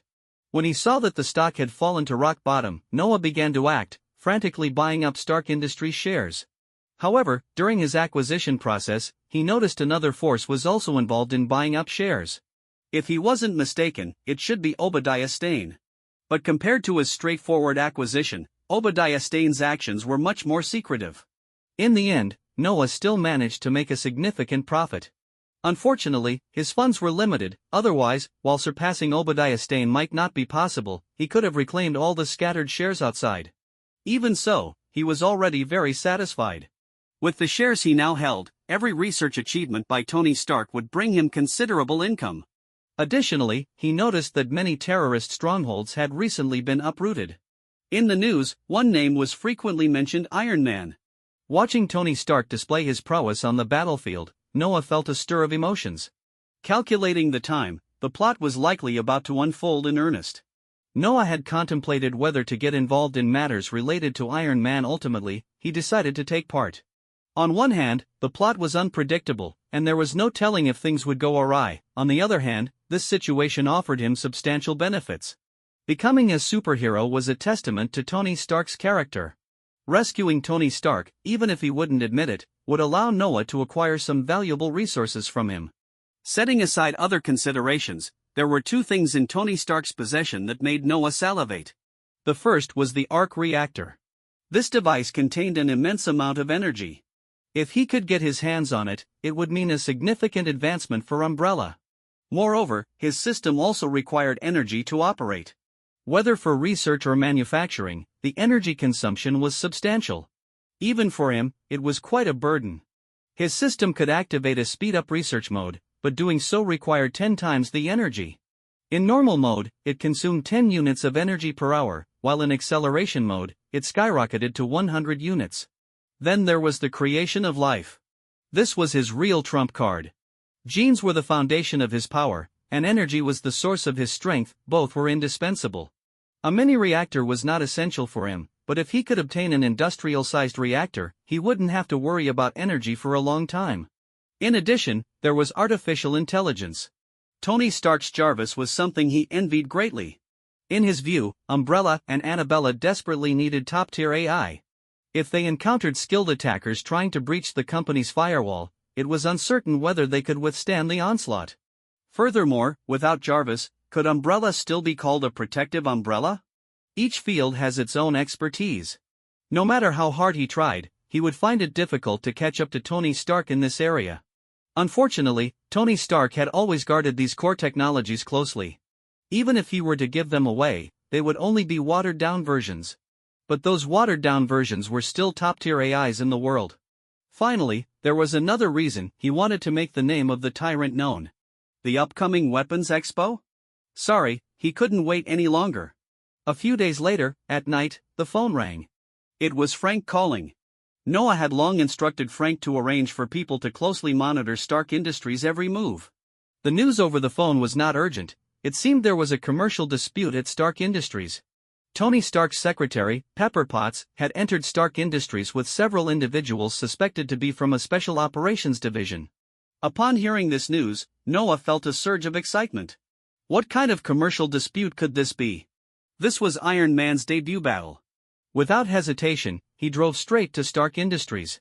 During Noah's journey to Stark Industries, Tony Stark was taking a break. His phone rang, and he pulled it out while sitting on the sofa. The caller ID showed Pepper Potts. "Hello, Tony." Just as Tony Stark was about to respond, a buzzing sound interrupted him. He froze instantly. "Hello, Tony? Tony?" Pepper Potts's voice grew increasingly urgent. But Tony Stark could no longer hear her. "Breathe, relax," came Obadiah Stane's voice. Tony Stark's face turned to one of disbelief. Obadiah was actually making a move against him. At that moment, he regretted not being more prepared. However, regret was meaningless at this point. "Don't worry, I won't take your life. I just want to remove the arc reactor from your chest. When I initially considered killing you, I was worried about losing the golden goose. You see, you survived. It must be fate. You still have one last golden egg to lay." With that, there was a click, and Obadiah Stane had already removed the arc reactor from Tony Stark's chest. Tony Stark was filled with despair. Without the reactor, it wouldn't be long before the shrapnel would claim his life. Meanwhile, Pepper Potts, seeing the lack of response, turned pale. "Quick, to the lab. Something's happened to Tony." Coulson, who had been following closely behind, immediately said, "Increase speed and be cautious. If you spot Obadiah, you can consider neutralizing him." When they arrived, they saw Tony Stark in a near-lifeless state. Pepper Potts was frantic. Coulson led his men to search for Obadiah Stane's whereabouts. At that moment, Obadiah Stane was cackling as he climbed into a massive robot. As the robot's eyes flickered with light, the Ironmonger began to move. Faced with such a terrifying war machine, Coulson and the others found themselves utterly defenseless. Bullets hitting the Ironmonger merely sparked, causing no damage whatsoever. Meanwhile, Tony Stark installed an old arc reactor, then heaving, he donned the Mark III armor. "Jarvis, check remaining energy and armor performance, prepare for activation." As the calibration completed, the armor powered up. With a loud roar, Tony Stark launched himself in the armor, his face filled with fury. "Obadiah, it's time to settle the score." The Ironmonger's location was not hard to find, and the two soon clashed. The battle between the two robots surpassed everyone's expectations in terms of terror. The Mark III armor was agile and superior in performance, but the Ironmonger was heavily armored and equipped with various advanced weapons. Coulson watched the extraordinary battle unfold, mouth agape. Is this the armor Tony Stark has? So cool. At the same time, he couldn't help but feel envious. When could he fly in such an armor? Besides seeing Captain again, this was his biggest dream in life. Such armor was undoubtedly a man's romance. At the same time, he pondered how to persuade the director to purchase a few units. If he could acquire them, he would have a chance. The two fought fiercely. Several cars on the street were smashed like toys in their hands. The destructive power of their battle exceeded that of a small-scale war. With a loud crunch, the ironmonger crushed an expensive-looking car. Obadiah Stane was entirely indifferent. With the ironmonger by his side, he was the master of the battlefield. Even Tony Stark posed no threat in front of the ironmonger. A car was nothing, what did it matter? But in the next moment. "Hey, big guy. You just wrecked my favorite car." Hearing the voice, Obadiah Stane turned to look at the source. Not far away, a young man was looking at him with an annoyed expression. Could he not see the current situation? Was this guy an idiot? A thought flashed through Obadiah's mind. On the other side, Tony Stark also noticed the identity of that person. "Is this kid crazy?" Tony Stark frowned. "Get out of here!" he shouted. Noah maintained a calm demeanor, casually leaning against a large van. Beside him, Frank was fully armed, muscles tensed, feeling extremely uneasy in front of such a war machine. Noah grinned. "You seem to be in quite a predicament, Iron Man?" Tony Stark's expression darkened. He certainly knew he was in danger. But this kid was truly annoying. Looking at Tony Stark's expression, Noah revealed a brilliant smile, though there was a hint of pain in his eyes. What he said was true, the car that the ironmonger had destroyed was his most beloved and unique supercar. Unlike Tony Stark, who was a 24K gold billionaire with dozens of luxury cars in his garage, Noah was a newcomer in the business world, still in the early stages of development. He wished he could invest all his funds into growth, and that supercar was merely a facade for appearances. However, it was time for a new one. He sighed inwardly and then asked, "Do you need my help? I happen to bring some good stuff with me." As he spoke, he patted the back of the van. "Prepared?" Tony Stark was filled with doubt, but this was not the time to dwell on it. Even though he knew Noah was there to help, his stubborn nature hadn't changed at all. "Good stuff? You're not so cute little dogs?" In a battle like this, they probably wouldn't even be able to scratch the surface. Noah chuckled lightly. "Little Tony, you'll eventually be defeated by that mouth of yours. Just remember, you owe me a big favor." Before Tony Stark could respond, the back door of the van swung open, and a heavy thudding sound echoed as the entire vehicle shook. Tony Stark's heart raced. This was no ordinary noise from the wolves or similar creatures. Meanwhile, Obadiah Stane and the ironmonger frowned instinctively, sensing a twinge of unease. He raised his arm, preparing to launch a missile. Just as he was about to strike, Tony Stark realized the threat and rushed forward. Reality was not a game. He didn't know whether what Noah Allen had prepared would be useful, but he couldn't let Obadiah Stane attack like that. Despite the terrifying strength of the ironmonger, it quickly shook off Tony Stark, but it was too late. Suddenly, three giants, towering at over 7 feet tall, emerged. Their formidable physiques radiated intimidation. Each giant wielded a massive 6-barrel Gatling gun, and the heavy machine guns appeared harmonious in their hands, complemented by large alloy battle axes strapped to their backs, clearly not mere decorations. Seeing the scene, everyone was taken aback. These hulking figures were not to be trifled with, which was the immediate thought that crossed their minds. Coulson was left dumbfounded, wondering what kind of monster this was. What were the people in the agency doing? Such crucial information had slipped by them without notice. After monitoring for so long, it seemed all their efforts were in vain. Not to mention that Noah Allen's presence today without any prior notification infuriated him. He had no idea that two well-equipped agents were struggling in a nearby shrub outside Noah's home, their ropes binding them too tightly for their struggle to be effective. They remained unaware of who had attacked them until they were knocked unconscious, thanks to Frank's handiwork. With Frank's counter-surveillance skills, he had discovered these two agents long ago, but Noah had chosen not to intervene until today, allowing Frank to handle the two suspected SHIELD agents. As for the others trailing them, they hadn't been so fortunate and had already turned into corpses, Noah's warning to the entire Hell's Kitchen. Coulson cursed under his breath, feeling a pang of envy. Knowing that Tony Stark had armor, they had all wanted to buy a few sets, but they were still observing. Based on their evaluations of Tony Stark, acquiring the armor was no easy task. Seeing these giants, he had another idea. Even if Tony Stark wouldn't sell the armor, Noah Allen surely wouldn't refuse, right? Of course, all of this depended on the combat capabilities of these giants. After witnessing this battle of machines, his standards for war weapons had risen significantly. In the next moment, Obadiah Stane moved. "Noah Allen, do you really think you can fight me with this garbage?" Obadiah laughed maniacally.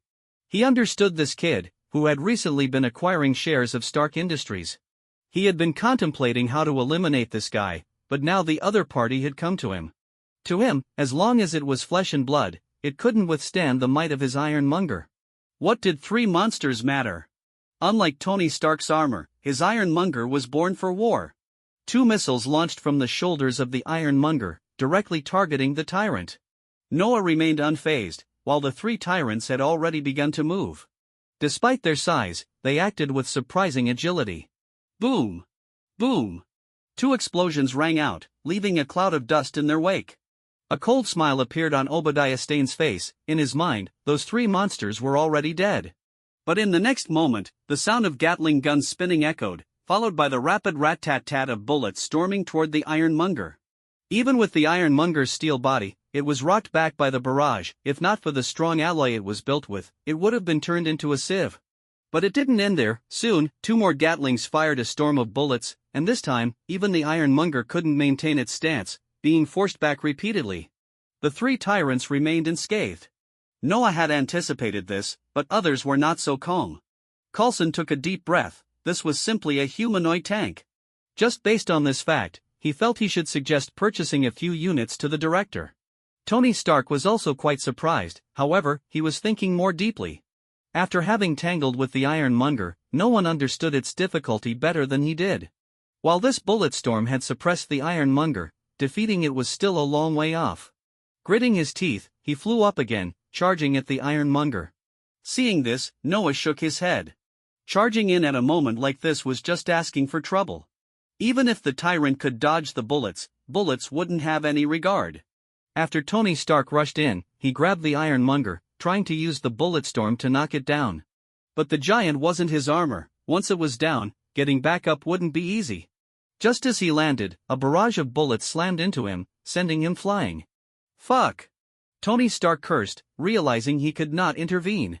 Looking at the calm-faced Noah Allen, he hurried over and lifted his helmet, saying, "Kid, you can't do this. Obadiah may be an idiot, but this giant was born for war." Noah chuckled, "I know that, little Tony. What you need to worry about now isn't this. You should think about how to repay the favor I did for you. Remember, counting the Afghanistan incident, this is the second time."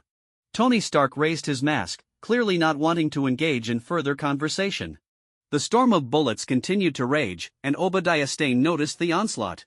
These bullets couldn't harm him in the slightest. So, he shielded his faceplate with one hand and patiently awaited the end of the gunfire.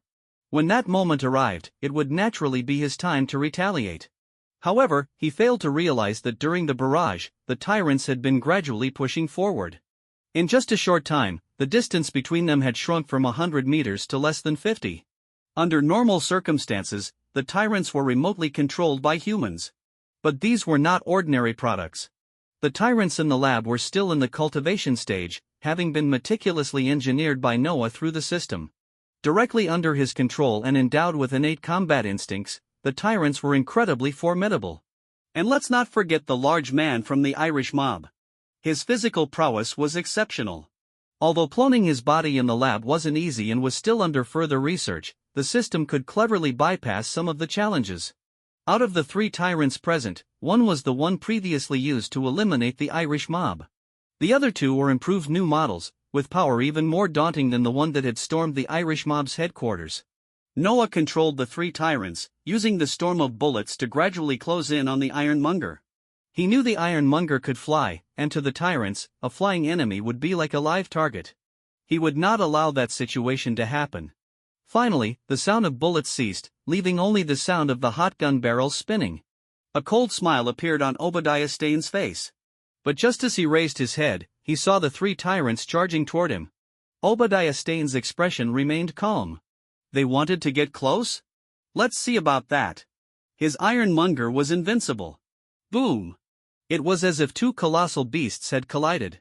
The first tyrant to charge collided violently with the ironmonger, and the tremendous force released caused nearby cars to tremble slightly. Die! Obadiah Stane's face twisted with rage as he attempted to tear the monster apart with the ironmonger's terrifying power. However, while the ironmonger did suppress its opponent, it did not create the overwhelming effect he had imagined. At the same time, the other two tyrants had also rushed forward, wielding their massive ally battle axes and swinging them down hard at him. Upon seeing this, Obadiah's expression changed dramatically as he hurriedly attempted to dodge. But the tyrant he was grappling with wouldn't allow him to retreat as he wished. Obadiah cursed inwardly and fired missiles from his shoulder, blowing the tyrant before him to pieces. Yet, just then, two alloy battle axes whistled toward him. Obadiah Stane dodged desperately, but one axe managed to sever the ironmonger's arm, while the other, though not as effective, sparked with a shower of sparks, exposing the internal wiring. Most critically, the tyrant that had just been blown away was not dead. Despite being severely injured by the close-range missile, it managed to stand up, demonstrating terrifying resilience and combat capability, causing cold sweat to bead on Obadiah's forehead. This was a big problem. Meanwhile, Coulson's eyes sparkled with excitement. This was a great find. He just didn't know how much it would cost to acquire such a thing. Tony Stark's expression was also serious. Noah smiled as he watched the scene unfold. If Obadiah Stane had considered fleeing instead of attacking, there might have been a glimmer of hope. But now, the outcome of the battle was already determined. The terrifying suppression from the three tyrants had firmly grasped the Ironmonger. In just half a minute, the formidable Ironmonger had been reduced to a state of disarray. With the battle concluded, Noah turned to Tony Stark and said, "So, how do you like my little companions? They should be good enough for a tickle, right?" Tony Stark's expression behind the mask was unreadable to Noah, but he could hear the change in Tony's voice. "These little guys are decent, but they still fall short against me. That big fellow is useless aside from his size. If it were me, I wouldn't even give your little ones a chance to get close. By the way, what are these guys called?" Noah's lips curled slightly upward. "Not concerned? Yet you ask for their names?" "They're called tyrants," Noah replied slowly. Tony Stark committed the name to memory, then disdainfully said, "Just wait. I'll upgrade my armor soon, and then your big babies won't be able to tickle me at all." Noah laughed lightly. "These are just prototypes, not the final models. Plus, the tyrant's potential has yet to be fully realized." Coulson listened to the exchange between the two, unsure about who was stronger. But on the surface, both had their advantages. Tony Stark's armor was a man's dream, while Noah Allen's tyrants, with their violent combat style, were truly shocking. At this moment, all he wanted to know was how much it would cost to acquire these giants. However, he also understood that this was not the right time to discuss business. With the battle concluded, Noah had obtained first-hand data on the tyrant's performance in combat. This data was evidently more direct than what he had gathered during the eradication of the Irish mob. Before leaving, he couldn't resist taunting Tony Stark one last time. "Hey, have you thought about how to repay my favor yet?" Tony Stark remained silent. After such a long battle and being taunted multiple times by Noah Allen, he just wanted to curse. After getting in the vehicle, Noah suddenly remembered something and added, "Don't expose me over today's incident. The tyrants are still in the final stages of development and need to be kept confidential." "Got it," Tony Stark replied sullenly. Though he was tough in words, he was not foolish enough to disregard this advice. Noah glanced at Coulson, then Frank slammed the gas pedal, and the two drove off with the tested tyrants. Presumably, the information about the tyrants would soon be known to that bald-headed man. Upon returning to the company and bringing the tyrants into the lab, Elvis looked shocked at the sight of these giants. "Boss, these are..." "They're tyrants," Noah replied casually. "How is this possible? The tyrants are still in the cultivation stage, how could there be finished products?" Elvis exclaimed, slightly losing composure. Noah didn't respond to that but stated, "These are the combat data of the tyrants, along with some adjustment data. Take a look." As he spoke, Noah handed a document and the footage he had just recorded over to Elvis. As for the origins of the tyrants, he was not concerned that Elvis would investigate too deeply. No one could trace back to him having a system. Sometimes, mystery was the best deterrent. He didn't need much. As long as he could instill fear for half a year, he could use the system to convert potential into real power. Of course, merely possessing mystery without tangible capability would undoubtedly attract more covetous eyes. He needed to ensure others couldn't see the depth of his abilities, but if anyone dared to reach out, he could resolve it with thunderous means. That way, it would achieve the desired effect.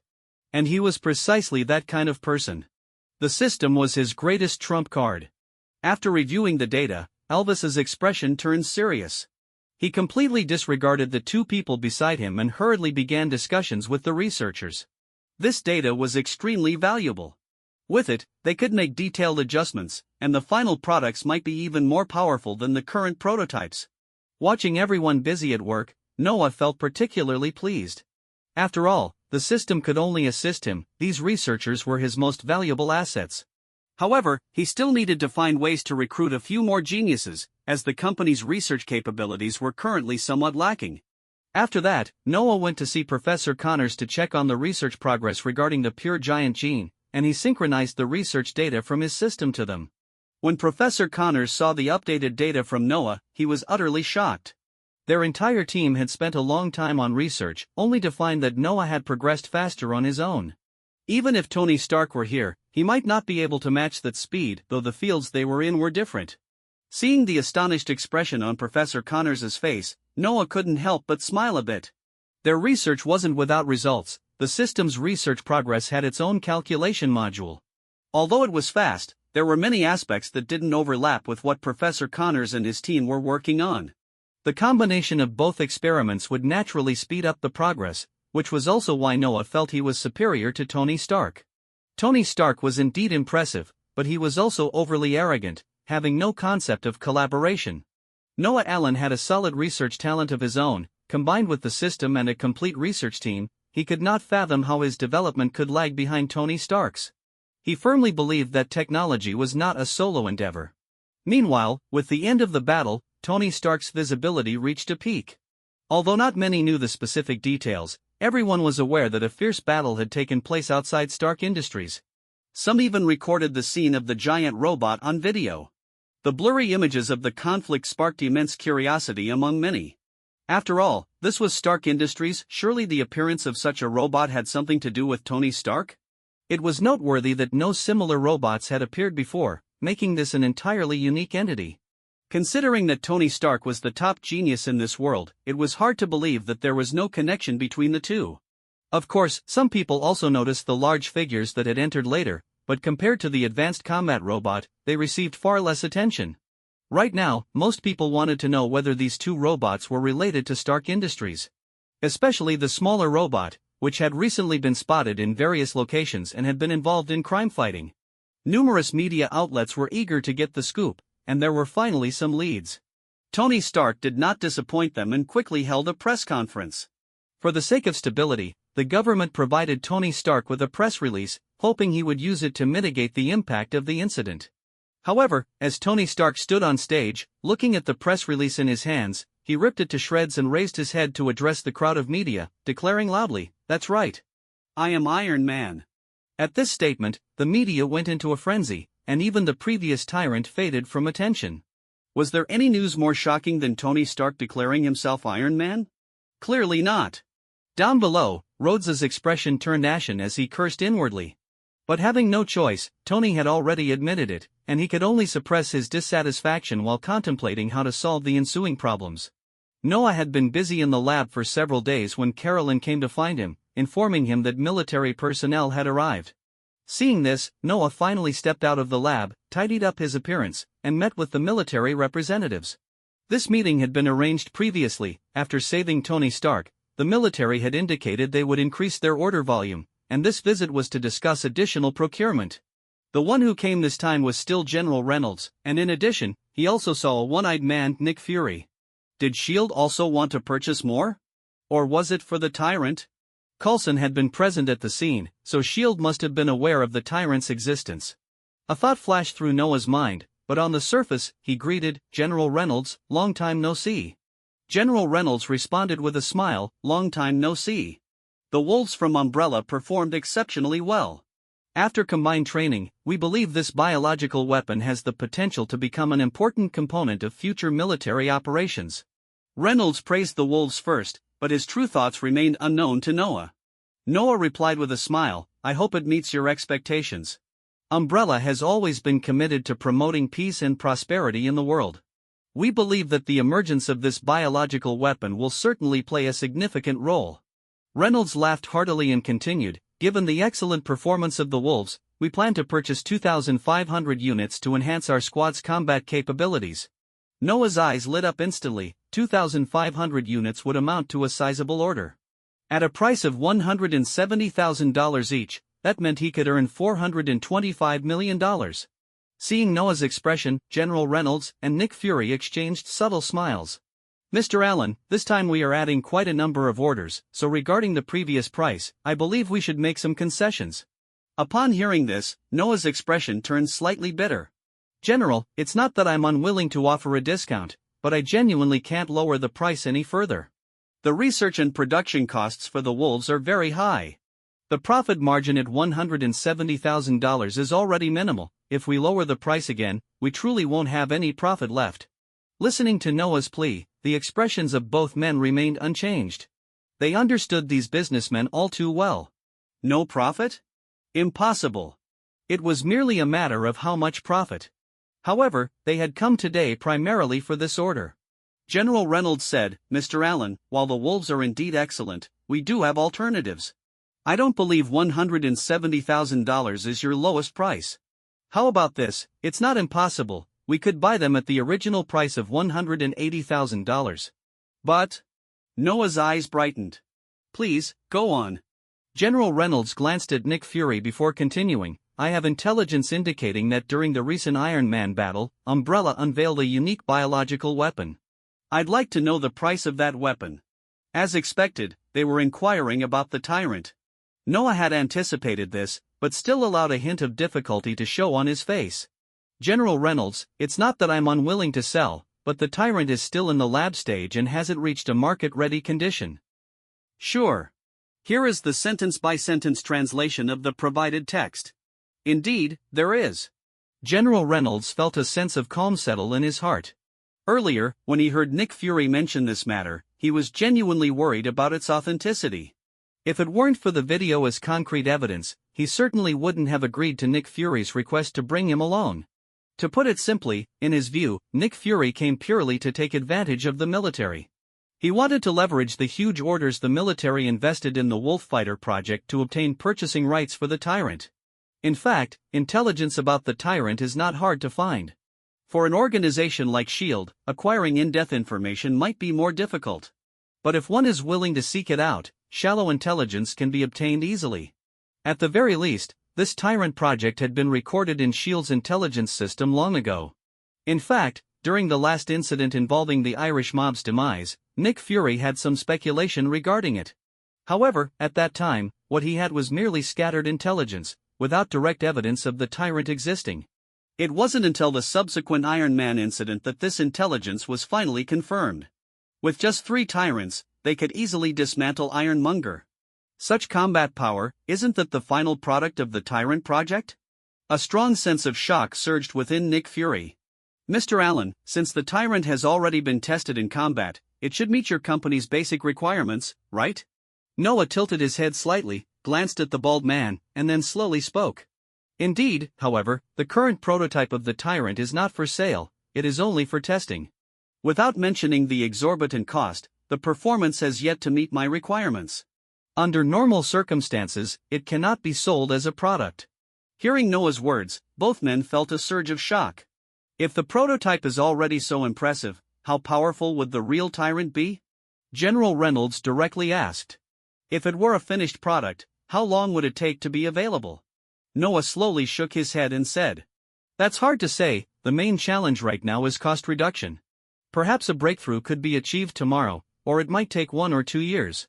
Upon hearing such ambiguous remarks, General Reynolds abandoned the thought of pursuing the matter further. Such words have no practical significance at all. He directly said, then give a price. He came here to secure the Tyrant. Nick Fury beside him felt a strong urge to complain. The military is wealthy and truly doesn't lack this bit of money. Unlike them at S.H.I.E.L.D., although they have considerable funds, they have more areas where it is needed. Every decision must be calculated carefully. At least in his view, General Reynolds saying such words means he is waiting to be treated as a fat sheep to be slaughtered. Among the enemies S.H.I.E.L.D. needs to deal with, those armed forces with guns can only be considered the most basic level. In other words, S.H.I.E.L.D.'s need for the Tyrant is even greater than that of the military. Noah smiled slightly and said, if the military insists on purchasing, then let's set the price at $58 million. $58 million. Even General Reynolds couldn't help but frown slightly. This price is too expensive.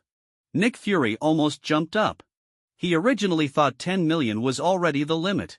Noah's expression remained unchanged as he said, "Since both of you witnessed the situation that night, I believe you have a preliminary understanding of the tyrant's combat power. What do you think a tank would be like in front of the tyrant?" The two frowned. The tank's defensive and offensive capabilities are beyond doubt, but compared to the tyrant, the tank could easily be described as clumsy. Perhaps the tyrant might not be able to deal with the tank, but the tank absolutely cannot touch the tyrant. "Over there," Noah directly explained, "what I mean to say is, even if it's just a prototype, the tyrant's performance can definitely crush any active main battle tank. The equipment mounted on the tyrant can be configured by humans. As long as the appropriate weapons are mounted, dealing with a tank is a piece of cake. Moreover, the tyrant shares the same advantages as the wolf fighter." Immortality? General Reynolds was moved and blurted out. "Correct, but compared to the wolf fighter, the tyrant has not only fewer weaknesses but also possesses a very strong recovery ability. No matter how severe the injuries are, it can recover quickly. The price of 58 million may seem high, but in reality, we hardly make any profit." The two exchanged glances, and they were completely unaware of this information beforehand. Although Coulson was present at that time, he couldn't observe it so meticulously. In the next moment, Noah said something that completely moved both men. "If you purchase more than 10 units at once, I can lower the price to 50 million each." "Good." General Reynolds nodded in agreement without hesitation. 50 million each, 10 units would only be 500 million, which sounds like a lot, but for the military, it's nothing. But the military is wealthy, while S.H.I.E.L.D. does not have such ample funds. Nick Fury narrowed his eyes and said, "The performance of the Tyrant is indeed impressive, but have you forgotten about Stark Industries' Iron Man armor? In my opinion, the operational range of those Iron Man armors is wider than that of the Tyrant prototype. Perhaps we should consider negotiating with Tony Stark of Stark Industries." Upon hearing this, Noah immediately showed a smiling expression and said, "Let's not mention that the current Tyrant is still a prototype, just talking about the Iron Man armor. Would Tony Stark be willing to sell it? That thing should be considered a weapon, and Tony Stark just recently announced that he will cease the operations of the weapons division. Moreover, I bet the price of that thing won't be less than 100 million. Nick Fury's expression remained unchanged. 40 million each. That's my highest offer. 52 million each. Noah's expression still did not change. Nick Fury's face darkened, the price actually increased. He gritted his teeth and said, "All right. 52 million each, I want 10. Of course, he had approached Tony Stark. Just as Noah Allen said, Tony Stark was adamant and had no intention of selling, let alone providing a quote. General Reynolds burst into laughter. "Mr. Allen, if it's 50 million each, give me 20 units. Of course." Noah nodded decisively. This made General Reynolds feel a surge of pride, and he smugly glanced at Nick Fury. General Reynolds felt secretly pleased, but in reality, the true winner was Noah. The cost of the Tyrant was only a few million. From any perspective, this is a highly profitable deal. Indeed, the arms business is truly a lucrative venture. In just a few minutes, he secured a deal worth over 1.5 billion. And this is only the prototype. Once the mass-produced version is available, the mass-produced version will be far more powerful than the current prototype in terms of basic performance and the equipment mounted. By then, will you want to purchase? If a special enhanced model appears, such as the Pursuer, will you consider replacing it? The current prototype is just a beginning, the real time to make big money is still to come. It seems that the Wolf Fighter deal, which had him so excited just moments ago, has become insignificant. Things like the Wolf Fighter are destined to be low-end products and won't make big profits. While Noah was busy making money, at a certain military base, a large elite force was gathering. Behind these elites, dozens of wolf fighters quietly lay on the ground. General Ross was extremely excited. Finally, he found the trace of Bruce Banner again. He shouted loudly, "Target Gahua University, let's move out." This time, he was filled with confidence. Not only did he have soldiers like Blonsky who had injected the super soldier serum, but he also had the wolf fighters he specially dispatched. The combat capabilities of these wolf fighters had been fully demonstrated in past battles. This time, he was determined to capture Bruce Banner. In his heart, only a creature like the Hulk is the truly perfect ultimate weapon. And at this moment, Bruce Banner had no idea that General Ross had once again found his trace. "I hope this translation meets your expectations. If you need further assistance, feel free to ask. At Gahua University, Bruce Banner was immersed in searching for materials related to gamma rays. Betty Ross was actively assisting him. Suddenly, a commotion erupted outside, and their expressions changed slightly. Bruce hurried to the window and looked toward the source of the disturbance, his face instantly turning pale. "Your father is here, I need to leave quickly." Upon hearing this, Betty's expression also darkened. Without hesitation, she said, "I want to leave with you." The two exchanged glances and ran outside together. Outside, General Ross stepped out of the car, his expression extremely stern. "Find him." With this command, dozens of wolf fighters swiftly received their orders and scattered like arrows in all directions. A glimmer of anticipation shone in General Ross's eyes, and within seconds, a low growl echoed a response from one of the wolf fighters. At the same time, a person monitoring the wolf fighter's camera shouted, "General, we found him." A flash of sharpness appeared in General Ross's eyes as he waved his hand, and dozens of well-equipped soldiers immediately launched their assault. Upstairs, when Bruce saw the wolf fighters, an uneasy feeling surged within him, but at first, he dismissed it. However, as the wolf fighters approached, he realized he was in serious trouble. One of the wolf fighters lunged at them, its massive jaws and sharp teeth clearly dangerous. Under the stimulus, the Hulk was forcibly brought out. The moment the Hulk appeared, he let out a furious roar that could be heard clearly throughout Gahua University. Hearing that sound, General Ross didn't feel fear, instead, he chuckled coldly. With the wolf fighters present, did he think he could escape? He then looked at a soldier beside him, a muscular man whose eyes were filled with intense fighting spirit, showing no fear at all. "Blonsky, go. Bring me the Hulk." "Yes, sir." Blonsky excitedly dashed out, his explosive power far exceeding that of an ordinary person. Blonsky was filled with confidence, he was a super soldier who had injected the super soldier serum. In his eyes, what was the green giant? He never felt inferior to him. After transforming into the Hulk, he was ferocious, swatting the approaching wolf fighter against the wall, then leaping onto the lawn. There, he saw the one who had been causing him trouble repeatedly. He was no longer Bruce Banner but simply wanted to kill General Ross. As the Hulk jumped down, General Ross's expression remained unchanged. "Attack!" With this command, various light and heavy weapons began to unleash a torrent of fire. Although the Hulk had strong defenses, he was still in pain from the attacks, and his anger continued to rise. And anger was the source of the Hulk's power, theoretically boundless. Roar! A furious roar erupted, causing several soldiers who were too close to have their eardrums burst from the sound. The Hulk jumped violently, landing directly on a tank that had just fired at him. In front of the heavily armored tank, the Hulk pounded angrily, boom, boom, boom. Under the Hulk's frenzied assault, even the tank was easily deformed. Only at this moment did General Ross's expression finally change. Meanwhile, Blonsky charged forward again, shouldering a rocket launcher, his face cold. He fired a rocket. Boom! Although the shot failed to injure the Hulk, it perfectly drew his attention. "Let the wolf fighters join in," General Ross ordered, needing to buy time. Soon, the gathered wolf fighters charged toward the Hulk, their powerful jaws biting into him. While this made the Hulk cry out in pain, it wasn't easy for him to throw them off. These wolf fighters showed no fear, tireless and resilient, turning into pesky attachments. Even those that were occasionally thrown off quickly got back up and charged again. Blonsky tried to take advantage of the situation to attack, but unfortunately, he was knocked back by the enraged Hulk. Without the distraction of the wolf fighters, he might have been killed by the Hulk by now.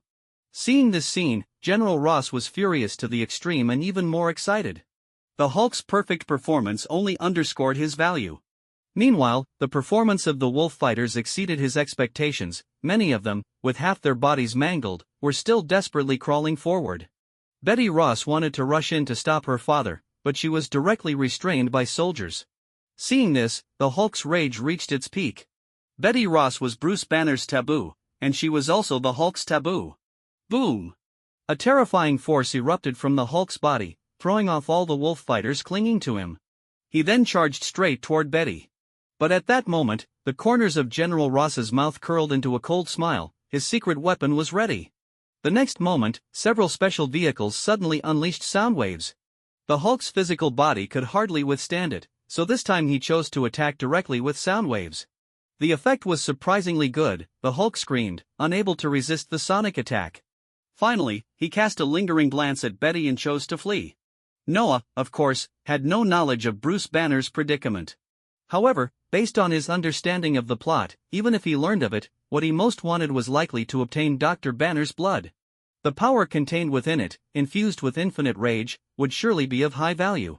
Unfortunately, getting the Hulk to bleed was not an easy task, and blood from his human form would be difficult to guarantee effective results. After a long time, Noah's parents finally returned.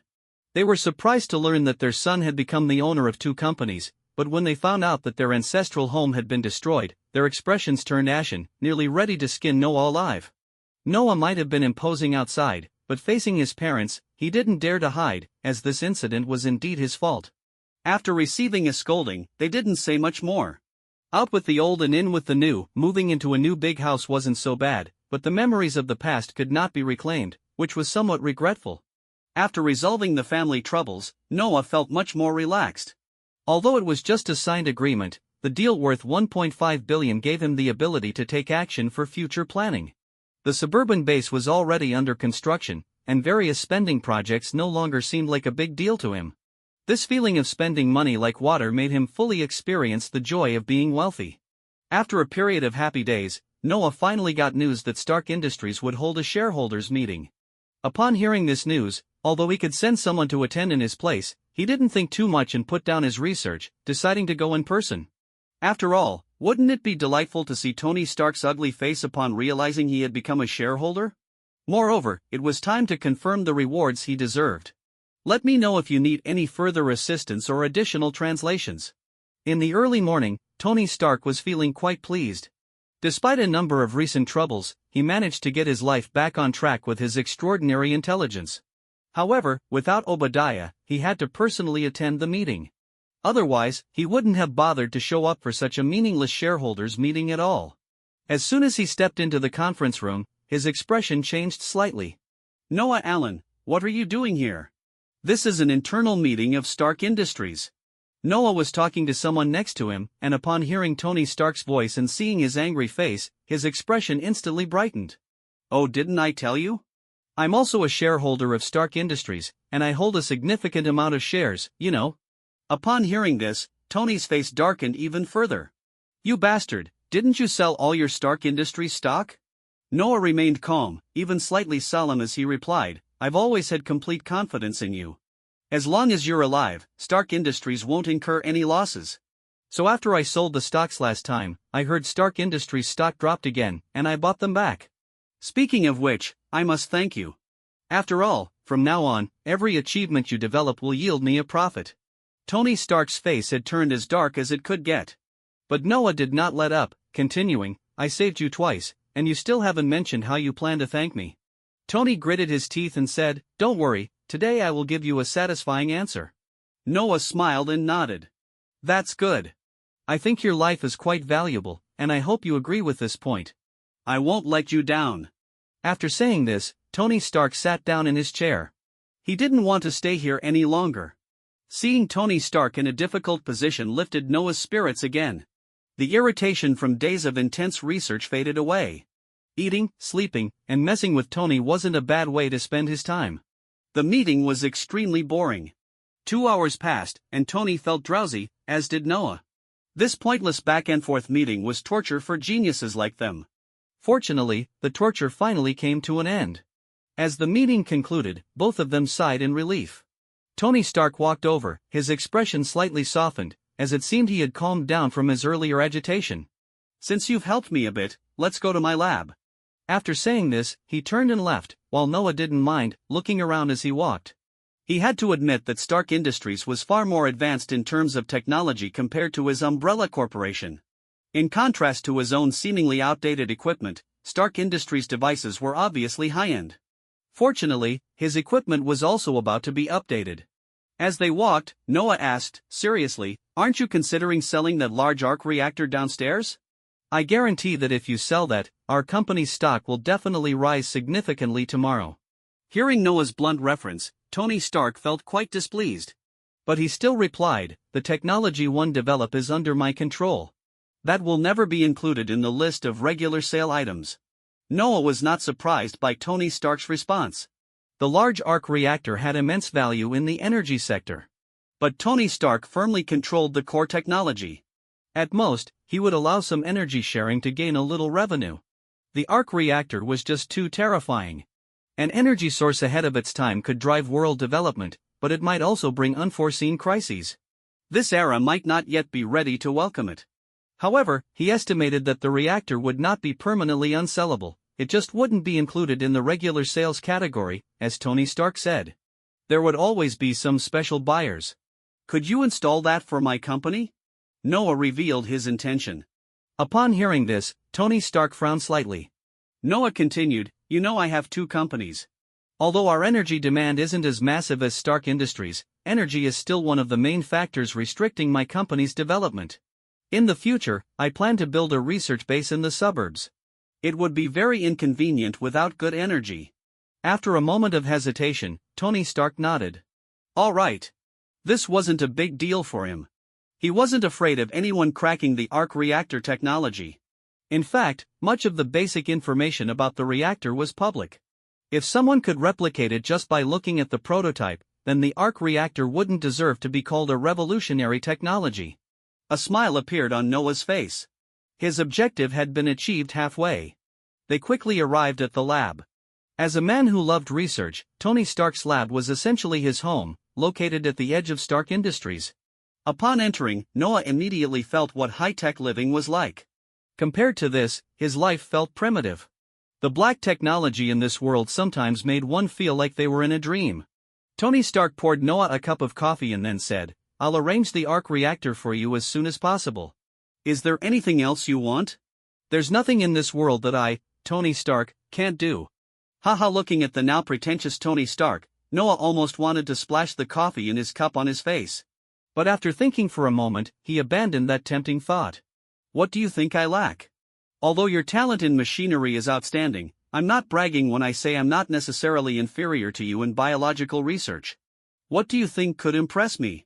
Or rather, what do you think could be worth two of your lives? If we must talk about a deal, then go ahead and say it. I'll just sit here, ready to listen to your answer." As he spoke, Noah leisurely sipped his coffee. Tony Stark was far too arrogant. Perhaps as time passed and he became Iron Man, this arrogance would gradually hide in his bones. But at least for now, he was definitely a guy who looked down on others. Even though Noah had saved him twice, it hadn't earned him a hint of good grace. However, Tony Stark's greatest strength was his intelligence. Contemplating Noah's words, his expression changed back and forth. Indeed, logically speaking, Noah had no urgent matters requiring his assistance. Even the arc reactor before seemed to him just a small gift. His life was certainly not that worthless.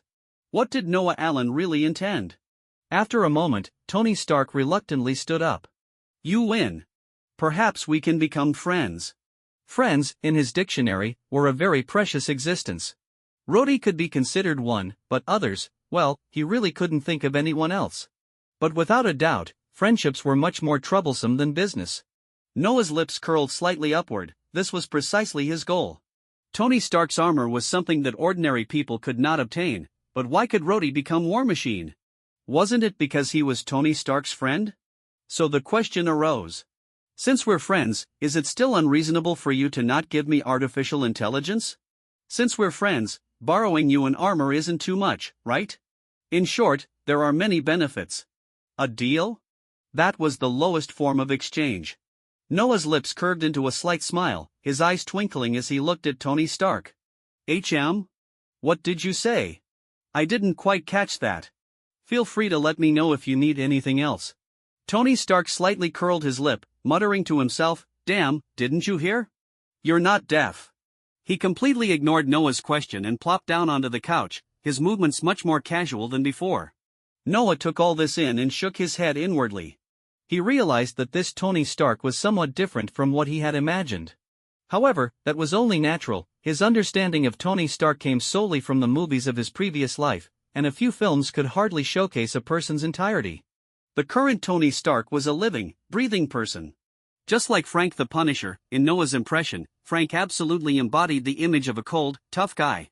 But after spending some time with him, he discovered that although Frank always looked tough, whenever he mentioned his fiancée, a hint of tenderness would flash in his eyes. This made Noah truly realize that this world was not a movie or a game. Every person here was real, with their own thoughts and feelings, far more complex than portrayed in films. Seeing Tony Stark's expression beginning to grow lazy, Noah felt a bit helpless. Perhaps this was how Tony Stark behaved with friends? Yet, this so-called friendship was also gained through transactions. Noah was clear about this. Tony Stark never intended to be a true friend to him, as he only wanted to leverage this relationship for his own benefit. However, he was unaware of Tony's true thoughts. For Tony Stark, Noah had genuinely saved him twice. The first time was one thing, but during Obadiah's attack, Noah's presence there was not by mere coincidence. Clearly, Noah had picked up on some clues and had made preparations in advance. Although Tony Stark was proud, deep down, Noah was already his friend. He just couldn't bring himself to admit it easily. Today, Noah provided him with an out, which is why he was willing to concede. Otherwise, would Tony Stark's sharp tongue and arrogance be a facade? Noah naturally had no idea about these internal changes within Tony Stark. Neither of them was particularly good with words, and after a few minutes, Noah spoke up. What a powerful AI. It's a shame I don't have one in my company. As a friend, well, I think you have an obligation to provide me with your company's data and also some insurance. Although he didn't say it outright, the meaning was clear. With Tony Stark's intelligence, he immediately understood what Noah was implying. However, this time, Tony Stark did not agree immediately. Jarvis's program was the culmination of his highest intellect, and as for the arc reactor, while people worldwide envied it, to him, it was nothing remarkable. Noah didn't expect Tony Stark to easily relent, so he quickly stated his terms. For that, I'm willing to pay $100 million, and I can also help you solve the problem with your chest. Noah was showing his cards for Jarvis's core program. Although $100 million seemed insignificant in this transaction, having a way to save Tony Stark was the most important thing. Even though he had such a trump card, he didn't actually want to reveal it because he couldn't explain the source of the intelligence. He couldn't just say he got it from S.H.I.E.L.D., right? In fact, he didn't think S.H.I.E.L.D. even had relevant intelligence. Rather than rely on a computer, he preferred to believe that the key to solving the problem was stored in Nick Fury's brain. If he said it now, it could cause him a lot of trouble in the future. However, a good AI was simply too important. As expected, Tony Stark's eyes lit up. The mini-reactor in his chest had saved him but also led to palladium poisoning, a toxin that was slowly eroding his life. For him, nothing was more important than the technology that could save his life. Still, he couldn't help but shoot back with his usual sarcasm. With my intelligence, if I can't solve it, what can you do? You're not suggesting you want to open up my heart, are you?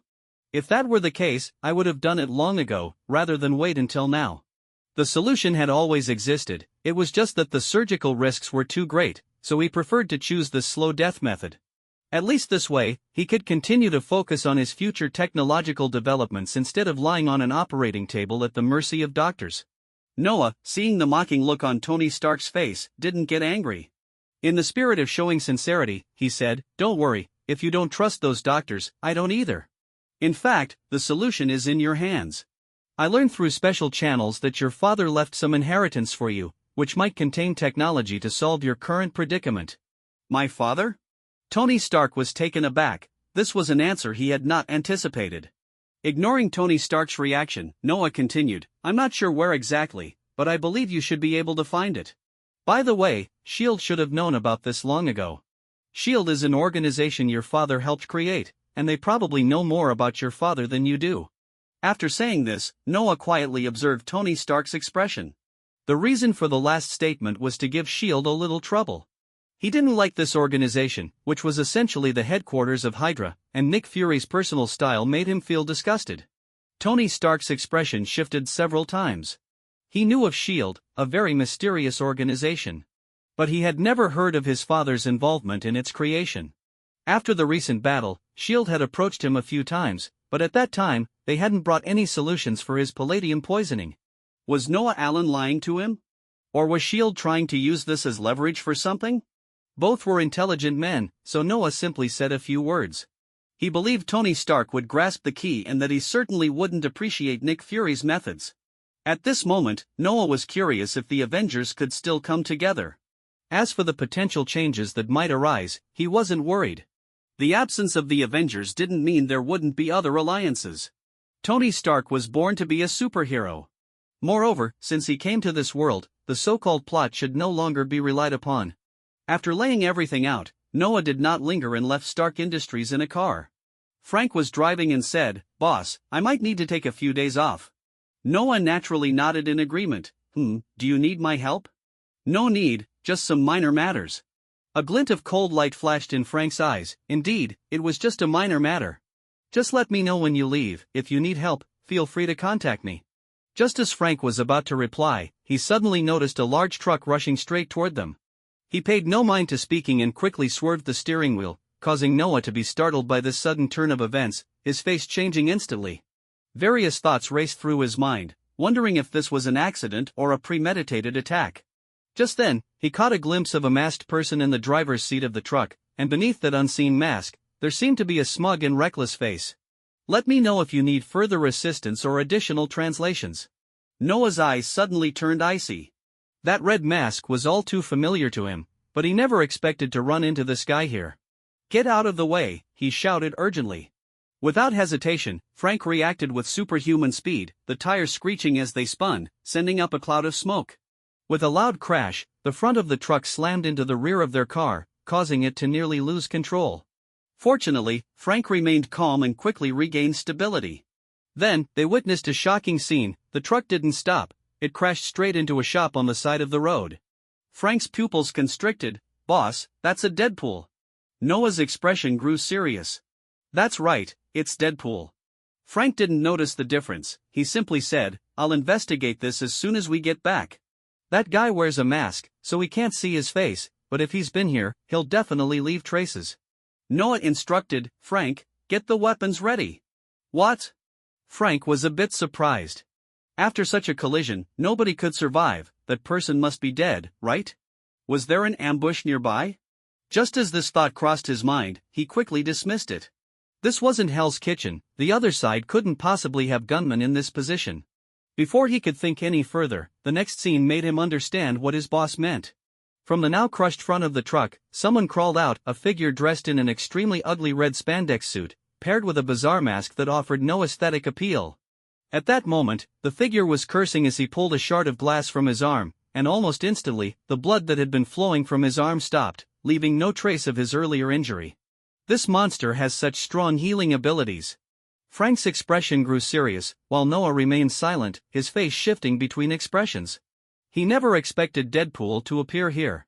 Who had sent this money-driven guy? Then he realized things were getting complicated. He could choose to leave, but he couldn't do that because he couldn't be sure if he would be so lucky next time. Thus, he had to resolve this big problem right now. This was indeed a big problem. Even Wilson Fisk, the kingpin of the underworld, seemed like a minor hassle to him, but Deadpool was definitely a major headache. Fisk had to follow rules, and he didn't have immortality. As long as Noah was willing, with multiple tyrants in action, there was no way Fisk could survive. But Deadpool didn't care about such things. He was even unsure if his methods could kill this guy who could recover from being turned into mush. "Frank, take him down. Be careful, this guy has a body that can't die." Frank nodded gravely, realizing the task was quite tricky, but he didn't think it was impossible. Being unable to die and being unable to get hurt were two different concepts. Meanwhile, Noah was contemplating that this guy's genes must be remarkable and might provide some inspiration for his research. Over there, Deadpool extracted a sword from his back. Hey, why aren't you guys leaving? You might have had a chance to escape just now. Staying behind, are you eyeing my butt?" As he spoke, Deadpool exaggeratedly covered his backside. Noah's face darkened. This guy might just be the only one in the world who could outdo Tony Stark in terms of sarcasm. While Tony used his intelligence to mock others, Deadpool purely relied on his trashy mouth, making everyone who knew him want to kill him. Just like now, Frank's eyes were already filled with anger. Frank pulled out his handgun and started shooting, while Deadpool comically dodged, twisting his arms, thighs, and waist as if he could actually evade the bullets. But in reality, seeing the bullet holes appear on Deadpool's body, both men shared the same expression, "This idiot." They couldn't think of any other words to describe him. But beyond mere complaints, Deadpool's indifferent attitude directly provoked Frank. He thought that the notion of immortality was just an exaggeration, but now it seemed it might actually be true. Fortunately, the bullets did have some effect on Deadpool, at least momentarily hindering his movements until his wounds healed. While the two were entangled in combat, Noah kept busy as well. He glanced at the surrounding cameras, then avoided their gaze, summoning a large number of flesh-eating bugs. Healing abilities at the level of immortality were impressive, but a person's energy was ultimately limited, right? He didn't believe that under a swarm of insects, Deadpool could remain so fearless. With this confidence, he contemplated how to extract information about the enemy from Deadpool. Meanwhile, Deadpool was still entangled with Frank. Clearly, Deadpool's immortality was causing Frank significant trouble. The key was that he had successfully provoked Frank with his crude humor. Noah watched as Frank shook his head repeatedly. Indeed, in terms of banter, Deadpool was definitely top-notch. Then he called out loudly, "I'll give you 10 million if you tell me who sent you. You should know, I'm quite wealthy." After saying this, Noah clearly saw Deadpool's body pause for a moment, but he quickly began to mock again. Hey, you're my target. If you're offering that 10 million to buy my butt, I might consider it. But if you want to buy information about my employer, are you questioning my professional ethics?" After finishing his sentence, he cursed again. "Fuck, you bastard, you've really tempted me." "No, you have to add a little more. I have to pay back my employer, or my good reputation will go down the drain, just like my butt." As he spoke, Deadpool covered his mouth, looking around nervously. Hearing this, Noah couldn't help but twitch his lips. What ethics did he even have? However, he wasn't planning to let it go that easily. The flesh-eating bugs had already obscured the surrounding cameras, allowing him to act with even more impunity. So, Noah smirked slightly. "Sorry, the price has dropped. My new offer is 8 million. As he spoke, countless black bugs suddenly swarmed out from behind him, a dark tide descending once again. Seeing so many bugs emerge, Frank was shocked, while Deadpool froze, the scene clearly exceeding his expectations. What the hell were these bugs? Following his principle of testing problems with his body, he charged into the swarm. The next moment. Ah! What the hell is this crap? Fuck, I demand a raise. Listening to Deadpool's voice, Noah was momentarily unsure whether he was in pain or enjoying himself. But no matter what, Noah's expression was cold. He had only one thought: find the enemy, and then, kill him. Let me know if you need any more translations or assistance. Countless terrifying swarms of insects were gnawing away, and as Noah and Frank had anticipated, no one could withstand it. In fact, Deadpool's performance confirmed this. However, soon their expressions changed. Although Deadpool continued to let out horrific screams, was it really from unbearable pain? Noah's face remained calm, but internally, he was beginning to feel helpless. Damn it, this guy's immortality seemed to be linked to enduring severe torture. After suffering through countless pains, perhaps he truly feared nothing. Faced with such an unafraid and pain-immune person, Noah had to admit he was unsure how to deal with Deadpool. His gaze flickered slightly as he spoke. "Wade, I think you should seriously consider this. 10 million is quite a lot. Even if you don't need the money, don't you have parents or a girlfriend?" Noah's tone was very calm. This kind of gentle persuasion even caused Wade, amidst the swarm of insects, to fall silent momentarily. Noah's words hinted at two meanings. First, he knew Wade's identity. Second, he urged him to think about his family. This thought reminded Wade of Vanessa, his one true love. He hadn't been in touch with her for a long time, but that didn't mean he no longer loved her. Despite the countless bugs gnawing at him, Wade was indifferent. He was only mulling over that 10 million. Even the commission he had accepted this time was only a few $100,000. As for the principle of protecting his employer? Sorry, he had none. His only principle was to act according to his mood. In other words, as long as the money was right, he would take action. This was the first time someone offered such a high price. "Alright, but you have to make these little bugs stop." As soon as he finished speaking, the swarm of flesh-eating bugs flew away, diving into the sewer. Looking at Deadpool in front of them, both men couldn't help but shudder. After being knotted by the insects, Deadpool had long lost his human appearance. Yet at the moment he spoke, it was impossible to detect any change in his tone. For Noah, 10 million was a decent figure, not too much, but not insignificant either. The key was that he not only wanted to exchange information from Wade but also had his eyes on him personally. To thrive in a world like Marvel's, he needed to recruit more people. Otherwise, his research achievements would simply become someone else's playground. Right now, having only the Punisher was far from reassuring. He was even considering how to enhance Frank using the T-virus. If successful, his company's security would reach unprecedented strength. Exchanging 10 million for Deadpool was a very profitable deal. As for whether it would succeed, Noah didn't think too much about it. Just like with the Punisher, as long as Wade had something to care about, he was unlikely to refuse his offer. Currently, Deadpool only recognized money, but earning that money was also for Vanessa, wasn't it? Noah understood this clearly. The three didn't linger at the scene for long. After hearing the sound of police sirens, they left. This was not a suitable place for conversation. They arranged a car and returned to Umbrella before finally starting to talk. So, who hired you? Wade chuckled and then covered his face with his hand, displaying a rather lewd expression as he said, "Don't be in such a hurry.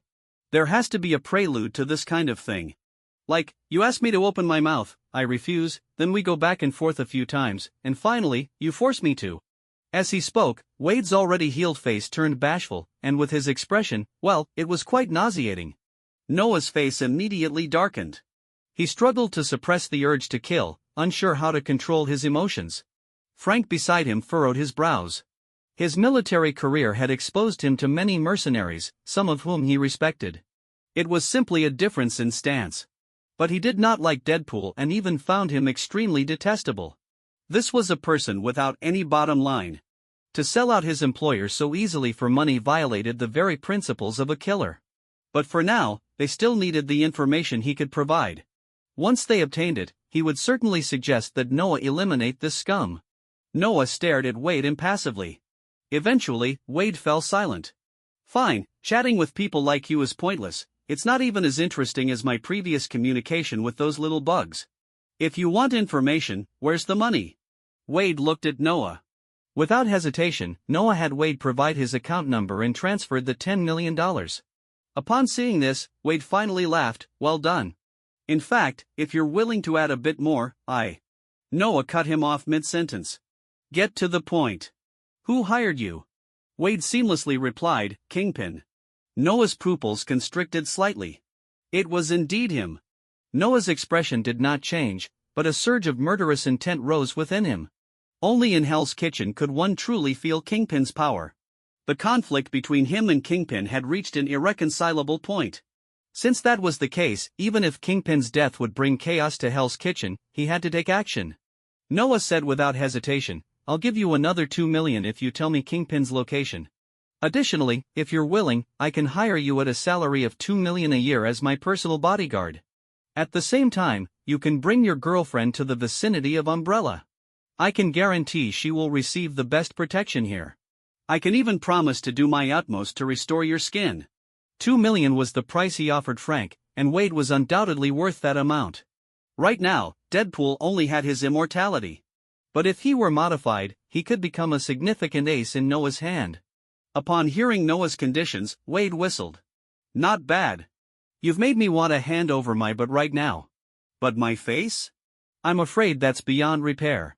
Noah directly stated, in the field of biotechnology, Umbrella is absolutely top-notch. Although I'm young, I'm also among the best in the biochemical field. If even Umbrella can't solve your problem, then nobody else in the world can.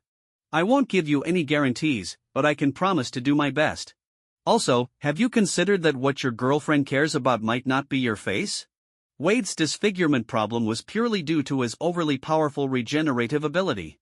To be honest, Noah didn't have full confidence in being able to resolve that. But regardless of whether he could succeed, making such a promise meant that Wade would not only not oppose his research into his genes, but would likely even be eager to act as a guinea pig. Regarding Wade's girlfriend, Noah had some recollection. So he was certain that as long as Wade dared to see Vanessa, they could reconcile. Wade's current appearance was a result of his breakdown and inability to face Vanessa due to his disfigurement. Noah hoped that if he could resolve this issue, perhaps Wade could return to being a normal man? Though Wade didn't express his stance immediately, he nonetheless readily divulged Kingpin's location. After acquiring Kingpin's whereabouts, Noah said, "Frank, get ready. Our strategic security force should be mobilized." The Strategic Security Force was a private armed unit Noah began to assemble after Frank joined. Led by Frank, it primarily consisted of the Special Forces veterans he recruited, along with the weapons Noah had meticulously prepared. The strength of this armed force was not to be underestimated. Although it was officially the company's security department, it essentially operated as his private armed force. Everyone who joined signed the appropriate agreements. This would also serve as the foundational department for the security forces of both Umbrella and Annabella in the future. Frank's expression immediately turned serious. "Don't worry, boss, I won't let you down." Noah nodded. The strategic security force was one aspect, biological weapons were indispensable as well. To deal with such a cunning and elusive enemy, they needed to strike decisively to avoid further complications. Since the destruction of an Irish gang hadn't deterred Hell's Kitchen, it was time to add another name to the list, Kingpin. Let me know if you need further assistance or additional translations. Noah's resolve was unwavering, and at the same time, he didn't forget to bolster the defensive strength around his home. Even at this very moment, several tyrants and a large number of wolf fighters were deployed near his house. His family was his bottom line, he would never allow anyone to infringe upon them. After obtaining Kingpin's location, Noah immediately began making arrangements. He went to the lab and unhesitatingly activated 5 tyrants, along with over 100 wolf fighters. Looking at the powerful forces before him, a satisfied smile appeared on Noah's face. This was his confidence, but it was not all. On the other side of the lab, there were several cultivation tanks housing creatures even larger than the tyrants. Unfortunately, the space in the urban lab was limited, otherwise, it wouldn't be so meager. Fortunately, funding was ample, and the construction progress of the hive was swift. In about 6 months, it should be completed. Meanwhile, Kingpin was certainly no fool. Upon hearing that the assassin he hired might surrender, he flew into a rage. Not only that, but his eyes flickered, he clearly understood that he and Noah Allen had truly torn the mask off their relationship. Noah would likely take action soon. After some contemplation, he issued several commands and then hurriedly left. As Noah activated the biological weapons, the Strategic Security Force had also assembled. Currently, the Strategic Security Force had only over 30 members. After all, recruiting for such a private armed force required extreme caution, not only considering combat capability but also the crucial issue of loyalty. The personnel on hand had been personally vetted by Frank, and at least in Noah's view, he was quite satisfied. The development of power required steady progress, only then could it avoid collapsing like a castle in the air. At the same time, S.H.I.E.L.D. received intelligence about Noah Allen being attacked. When they first obtained Noah Allen's information, S.H.I.E.L.D. defined him merely as an unusual surveillance target. However, with the appearance of the wolf fighters and even the tyrants, Noah Allen's importance suddenly rose several levels. Although he could not yet be compared to a strategic target like Tony Stark, he had made it onto S.H.I.E.L.D.'s key watch list. "Have we found out who initiated the attack?" Nick Fury asked as he reviewed documents. Coulson replied, "Not yet, but the attacker is a notorious figure in the mercenary world. He has strong healing abilities and only works for money. Currently, we can only trace the employer back to a gang from Hell's Kitchen. These damn bastards really think they can act with such impunity." Fury raised his head, his expression showing dissatisfaction. Coulson said helplessly, "Director, you know the situation in Hell's Kitchen. As the dumping ground of New York and even the entire country, those gangs have always been this arrogant." He then cautiously asked, "What do you think Noah Allen will do in response?" Without hesitation, Nick Fury answered, "Of course, if he knows who the enemy is." This response essentially acknowledged the likelihood of Noah Allen seeking revenge, as the intelligence they received indicated that the mercenary was still alive. "Should we intervene in this matter?" Coulson asked.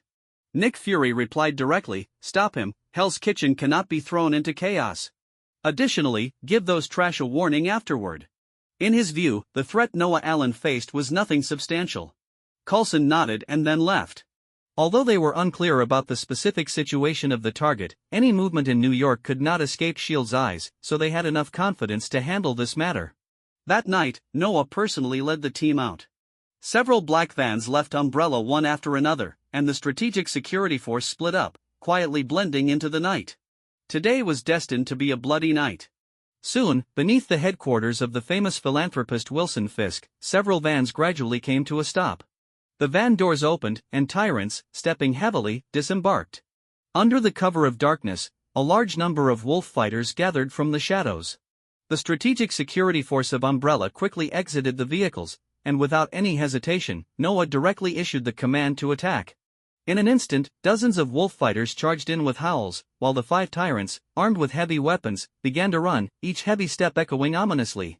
Then, the sound of clattering filled the air as the strategic security force followed closely behind. Noah glanced at Deadpool standing beside him and teased, "Wade, aren't you going to check out the commotion?" Wade thought for a moment before suddenly saying excitedly, "Maybe I should use my butt to apologize to my old boss." With that, he dashed into the company headquarters. Noah, however, didn't move. After all, he was still an ordinary person. The last time he dared to take risks was because the combat power of all parties was insufficient, and the Irish gang's targets were clear. This time, however, the strength of all sides was sufficient, and the opponent was Kingpin, so there was no need for him to take such risks. Looking at the dark streets around him, a cold smile crept onto Noah's lips. As the team entered the lobby, gunfire erupted suddenly, followed by the continuous sounds of explosions. Boom. Boom. "Boss, the enemy's firepower is too intense," a subordinate controlling a tyrant said, sweating profusely. Noah's expression darkened slightly. As expected, Kingpin had clearly been prepared. "Continue to advance. Don't worry about casualties, even if all 5 tyrants are lost here, I want to see the troops reach the top floor," Noah said resolutely. "Understood." The subordinate responded, then began to push forward again, this time with even more brutality. They didn't have much time, such a large-scale battle would soon draw government attention. After all, an incident had already occurred with the total destruction of the Irish gang. All parties would not allow a similar situation to happen again. Thinking of this, Noah took out a special communicator. The signals here had long been blocked by him, and only this communicator could maintain contact with the outside world. "Elvis, immediately lift the restrictions on Goliath 1 to 3. "Boss, the Goliath giants are not yet." Before Elvis could finish, Noah directly interrupted him. "Now, lift the restrictions immediately, I don't want to hear any other responses."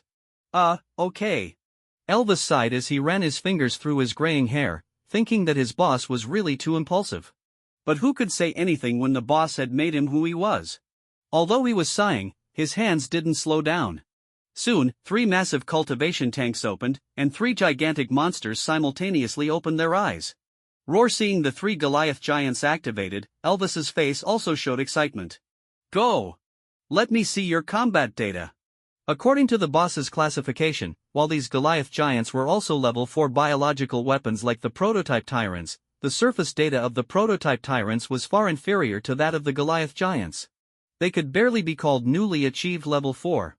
The Goliath giants, on the other hand, were already approaching the peak level of level 4, undoubtedly true monsters. Let me know if you need further assistance or additional translations. The Goliath giants, despite their massive size, exuded no sense of clumsiness. Their intimidating height gave them a significant advantage, allowing them to cover several meters with each stride.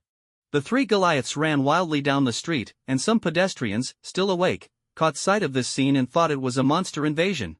In no time, the police station's phones were ringing off the hook.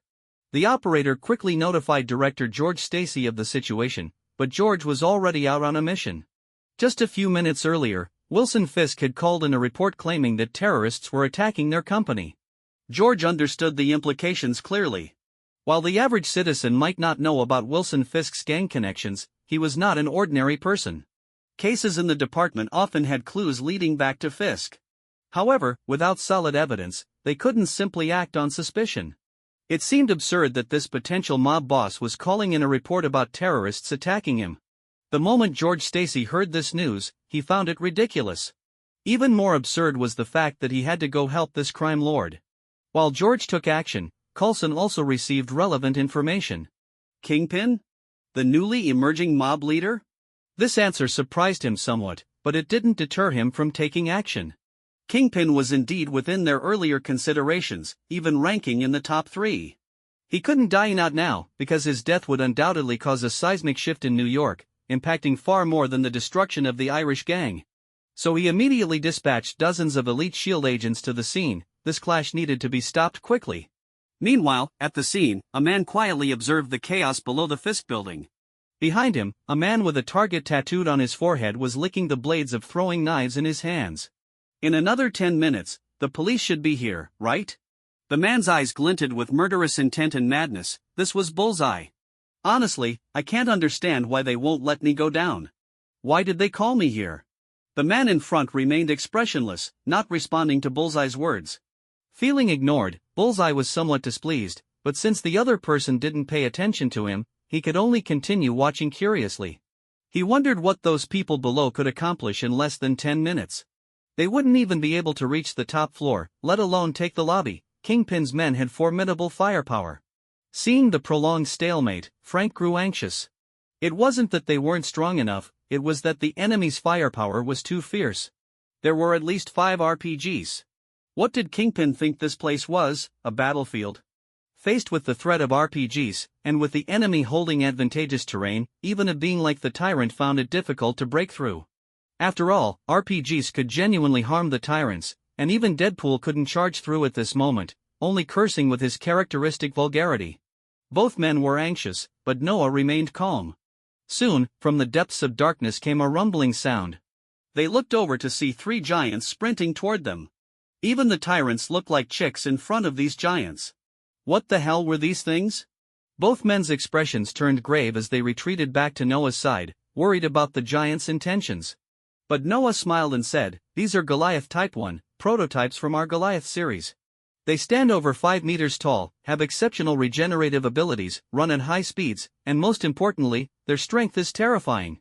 The only downside is that the initial Goliaths aren't very agile in confined spaces." As he spoke, the 3 Goliath giants charged closer, allowing the 2 to finally see their appearance. Their massive bodies were filled with menacing muscle tissue, one arm was normal while the other was distinctly different.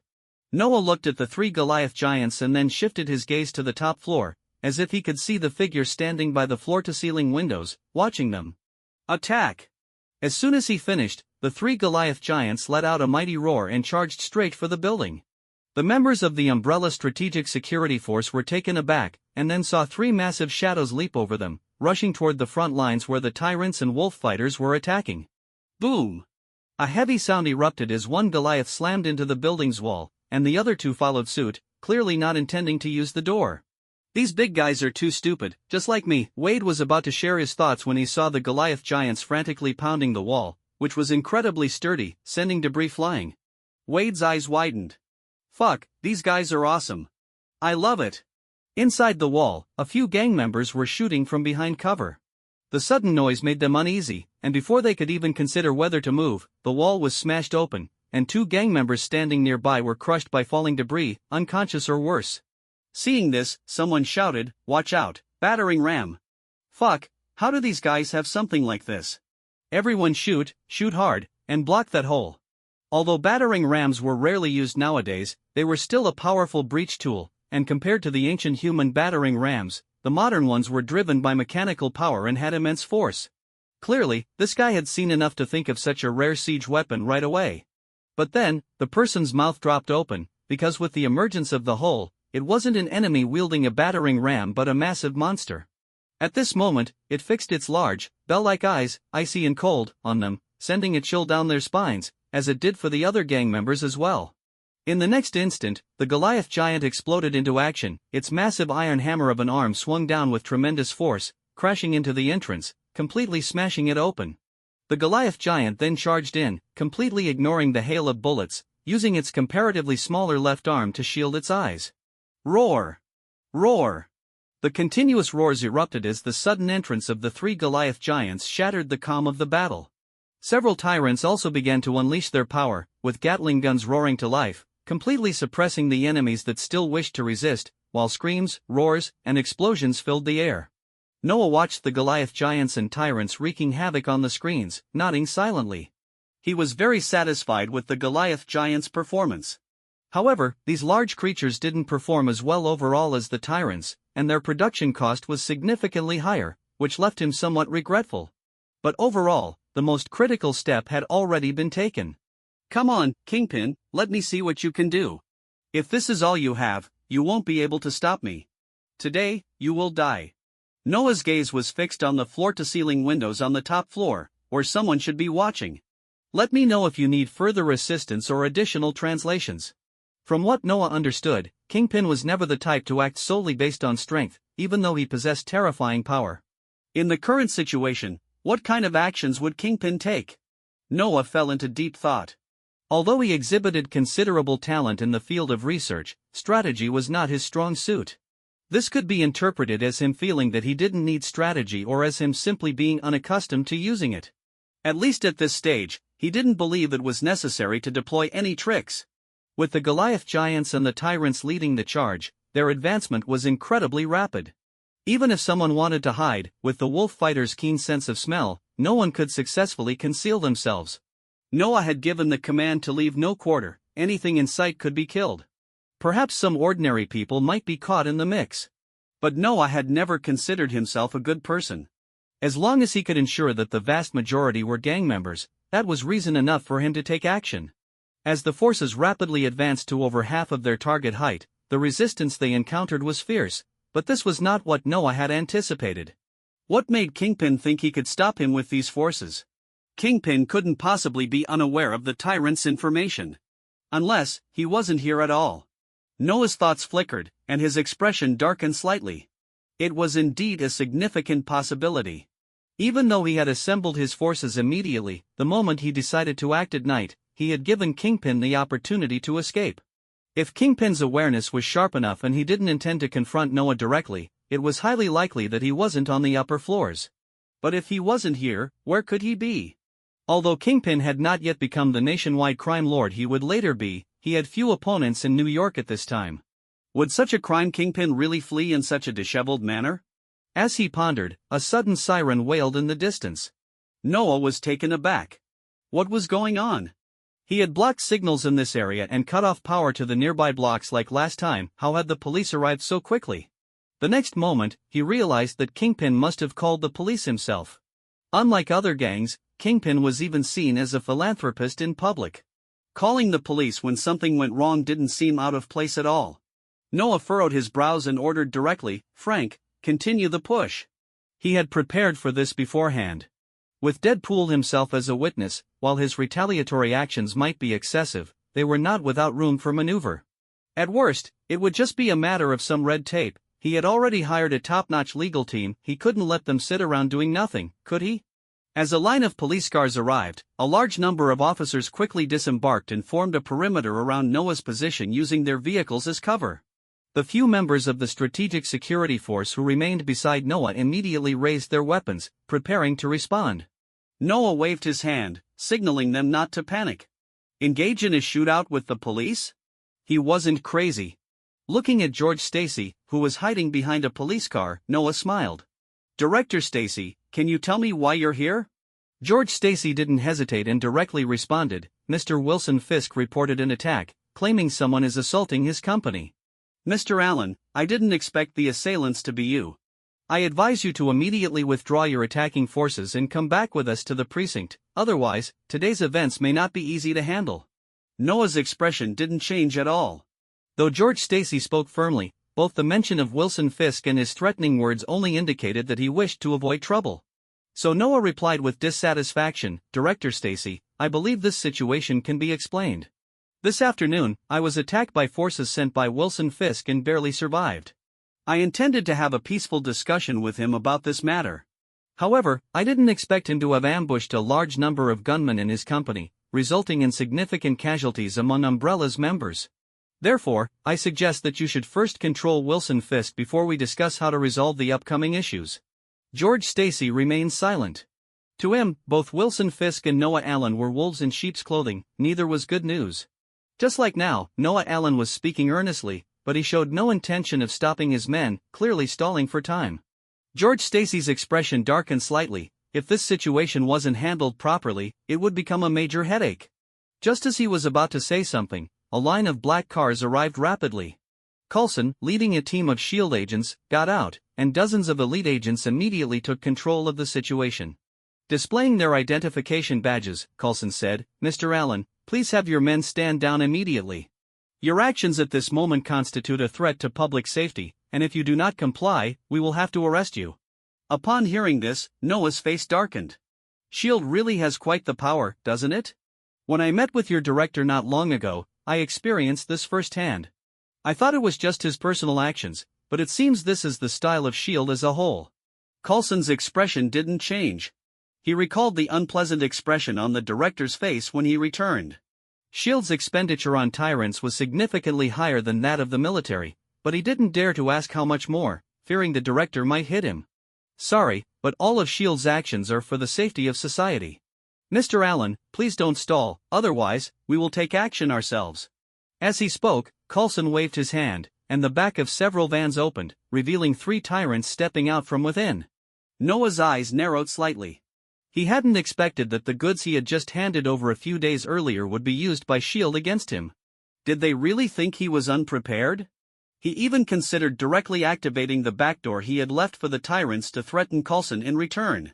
However, that was just a thought. If he really did that, Umbrella's products would likely be hard to sell in the future.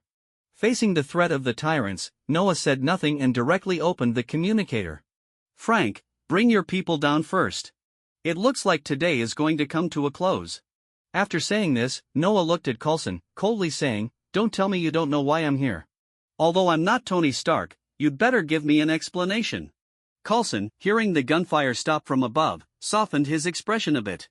Rest assured, we will issue a warning to Kingpin and ensure there won't be similar situations occurring again.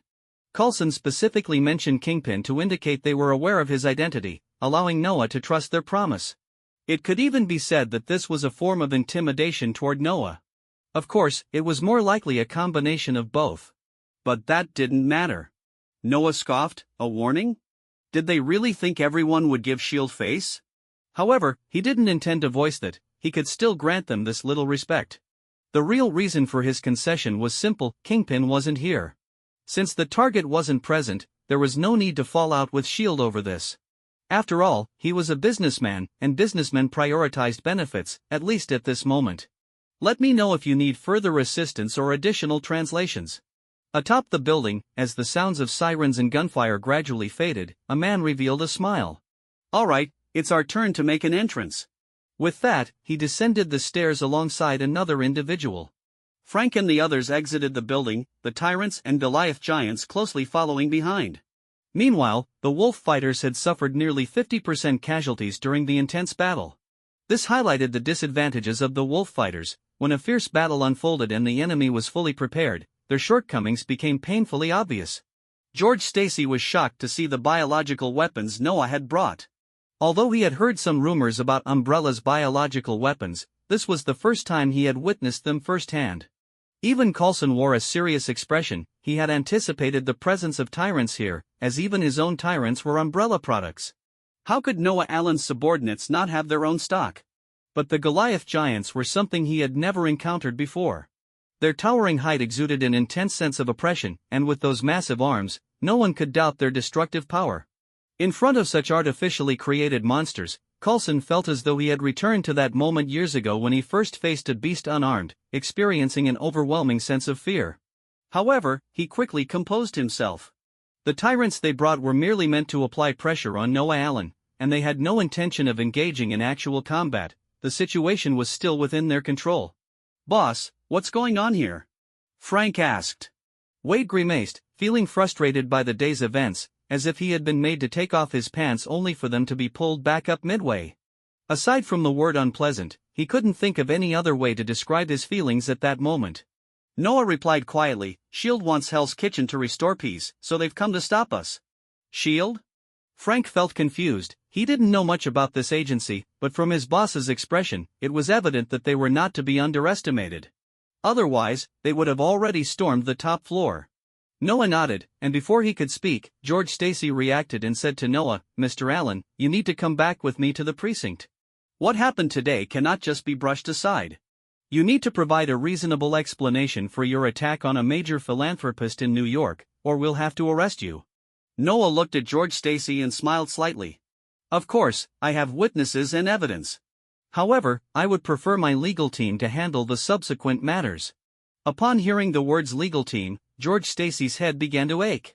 That was an arduous group. Once they started legal wrangling, it would be months before anything was resolved. But reluctantly, he nodded. Trouble was trouble. At that moment, 2 individuals emerged from the heavily damaged building. One appeared lean, while the other had a target tattooed on his forehead. Noah's eyes narrowed slightly. He didn't recognize the lean man, but he knew the other was Bullseye, the assassin who had been employed by Kingpin for years. The man bypassed Noah and addressed George Stacy. Director Stacy, Noah Allen attacked us without cause, he must provide us with an explanation. George Stacy nodded and then looked at Noah.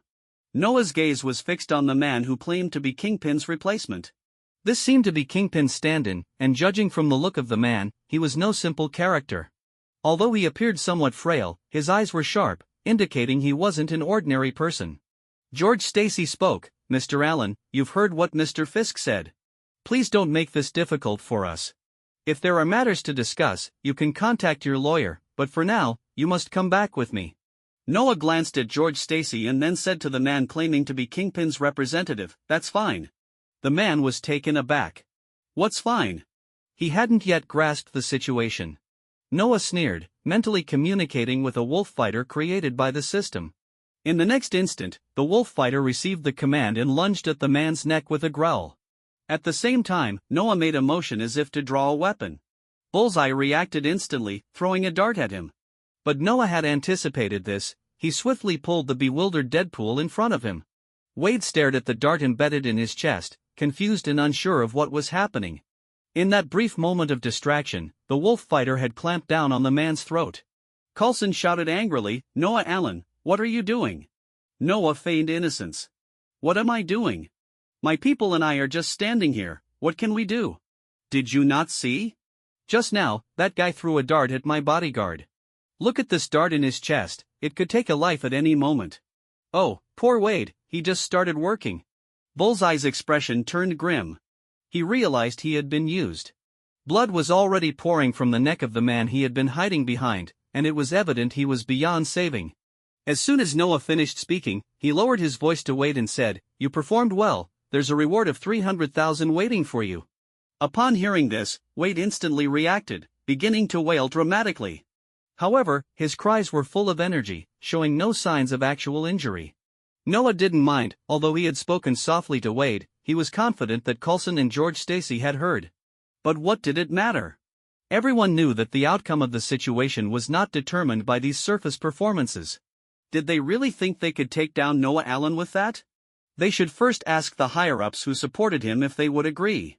In that brief moment of delay, the wolf fighter's terrifying bite force had crushed the throat of Kingpin stand-in. Noah didn't care what that person's identity was or what their intentions were. Since he couldn't find Kingpin, he would kill this stand-in instead. George Stacy was both anxious and angry. He had no idea that this was a stand-in, he only thought that if Wilson Fisk died, his position would likely end too. Damn it, this is going to be a big problem. Noah's expression remained unchanged, only smiling faintly. George, don't be so angry, this is obviously a case of the wolf fighter going out of control. After all, they are weapons, and such situations are bound to happen. Without evidence, don't make any rash statements, I can sue you for defamation. The others were both furious and anxious, while they couldn't comprehend the reasons behind it. The sudden loss of control of the wolf fighter made it hard for anyone to believe that Noah Allen wasn't in control of it. Noah's gaze turned cold as he stared at the group. Moreover, even if I did kill him, so what? Right now, I'm merely collecting some interest. The expressions of the group changed dramatically, and George's face shifted as he instinctively reached for his chest. Just then, Noah said, Don't think about it, here, all recording devices are disabled. But if you want, I have enough legal teams to engage in prolonged disputes with you. Let me know if you need further assistance or additional translations. Noah's perspective indeed has its rationality. From an evidence standpoint, if there is no direct proof such as recordings, it is indeed difficult to apply pressure on Noah Allen. After all, there may be some high-ranking individuals behind him who are watching over him. As long as he can demonstrate sufficient value, their attention will not wane. Unless he openly opposes the government, even S.H.I.E.L.D. would find it difficult to easily move against him, let alone the New York Police Department. Currently, Noah Allen's actions are a form of revenge for his own assassination attempt, which in the eyes of those powerful figures is a justifiable reason. Especially with the appearance of those giants, the new achievements mean greater value. While there may be some troubles afterward, his position will undoubtedly be further solidified. Seeing this situation, Coulson, fully aware that there was no way to proceed, intended to leave. George Stacy, on the other hand, looked at the target and considered whether to bring it back, as it could be a form of protection for him. After all, with Noah Allen being so arrogant, one cannot guarantee that he wouldn't resort to violence to silence others. After provoking the two, Noah also moderated his attitude, informing them that the guy on the ground was just a decoy. This news shocked both of them greatly. They began to doubt whether their intelligence was flawed, but they had to believe that Noah Allen would not deceive them. George Stacy was somewhat okay, but Coulson's expression turned grim. As a legitimate intelligence agency, S.H.I.E.L.D. hadn't even clarified the main issue, rendering their so-called warning meaningless. That night, Noah stayed at the police station until midnight, only leaving when his lawyer arrived. George Stacy understood the situation and did not make things difficult for him, but the target took the opportunity to slip away. Once outside the police station, Noah's expression immediately turned cold. He knew that this matter was far from over. As long as Kingpin was alive, he and his parents would never find peace.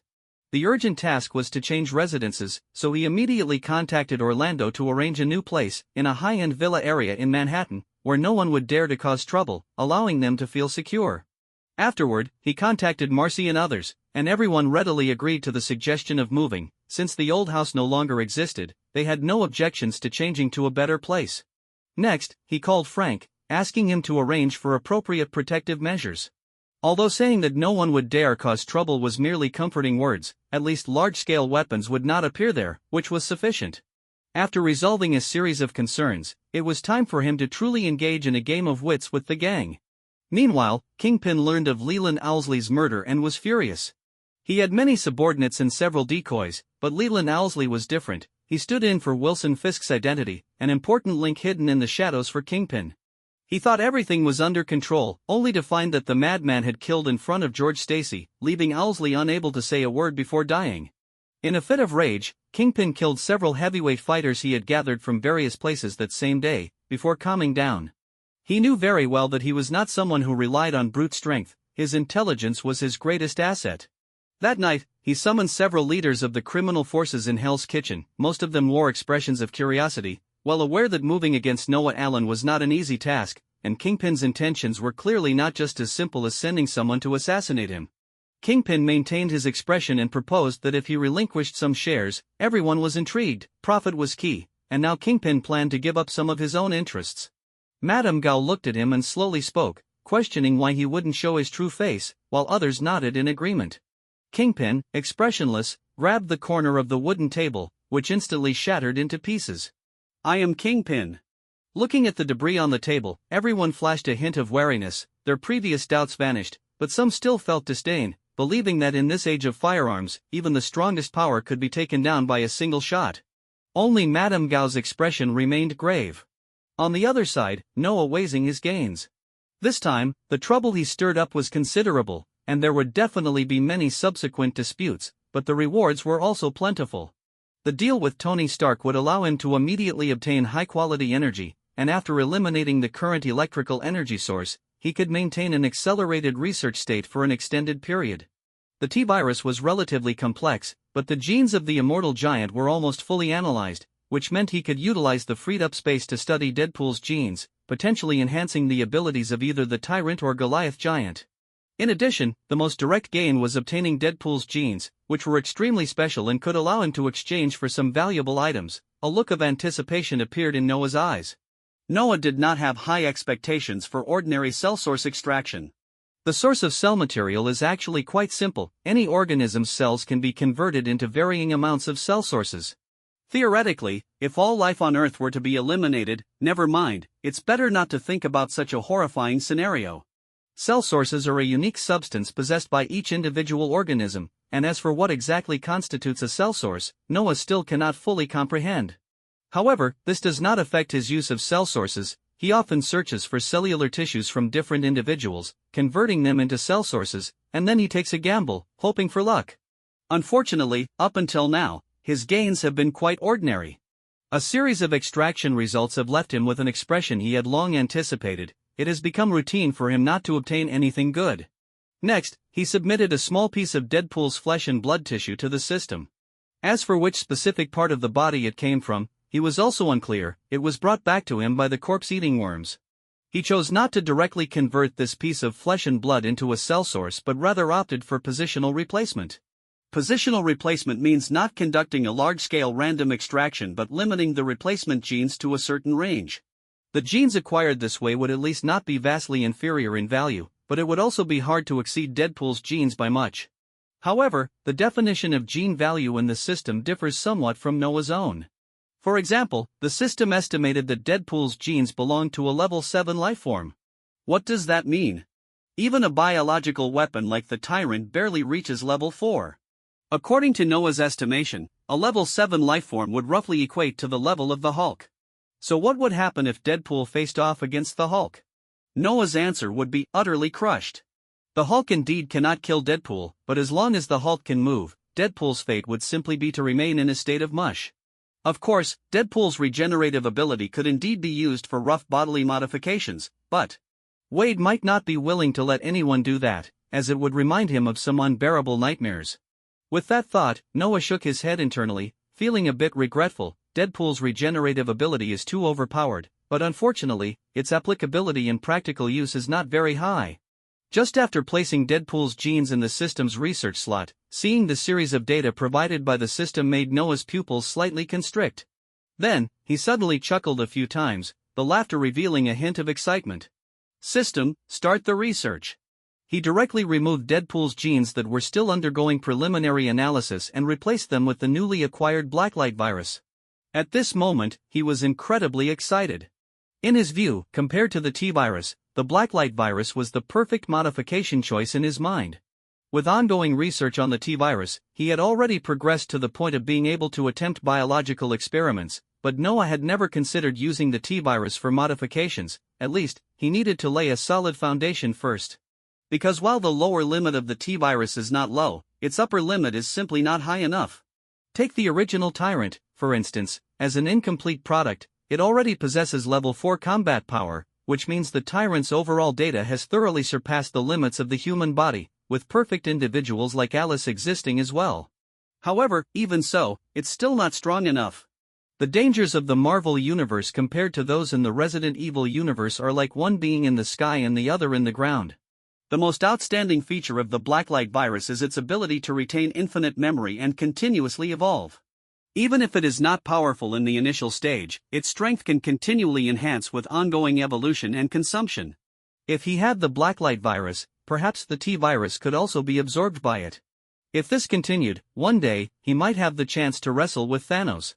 Of course, he still did not know what limitations and shortcomings the Blacklight Virus had. These would require further research on his part.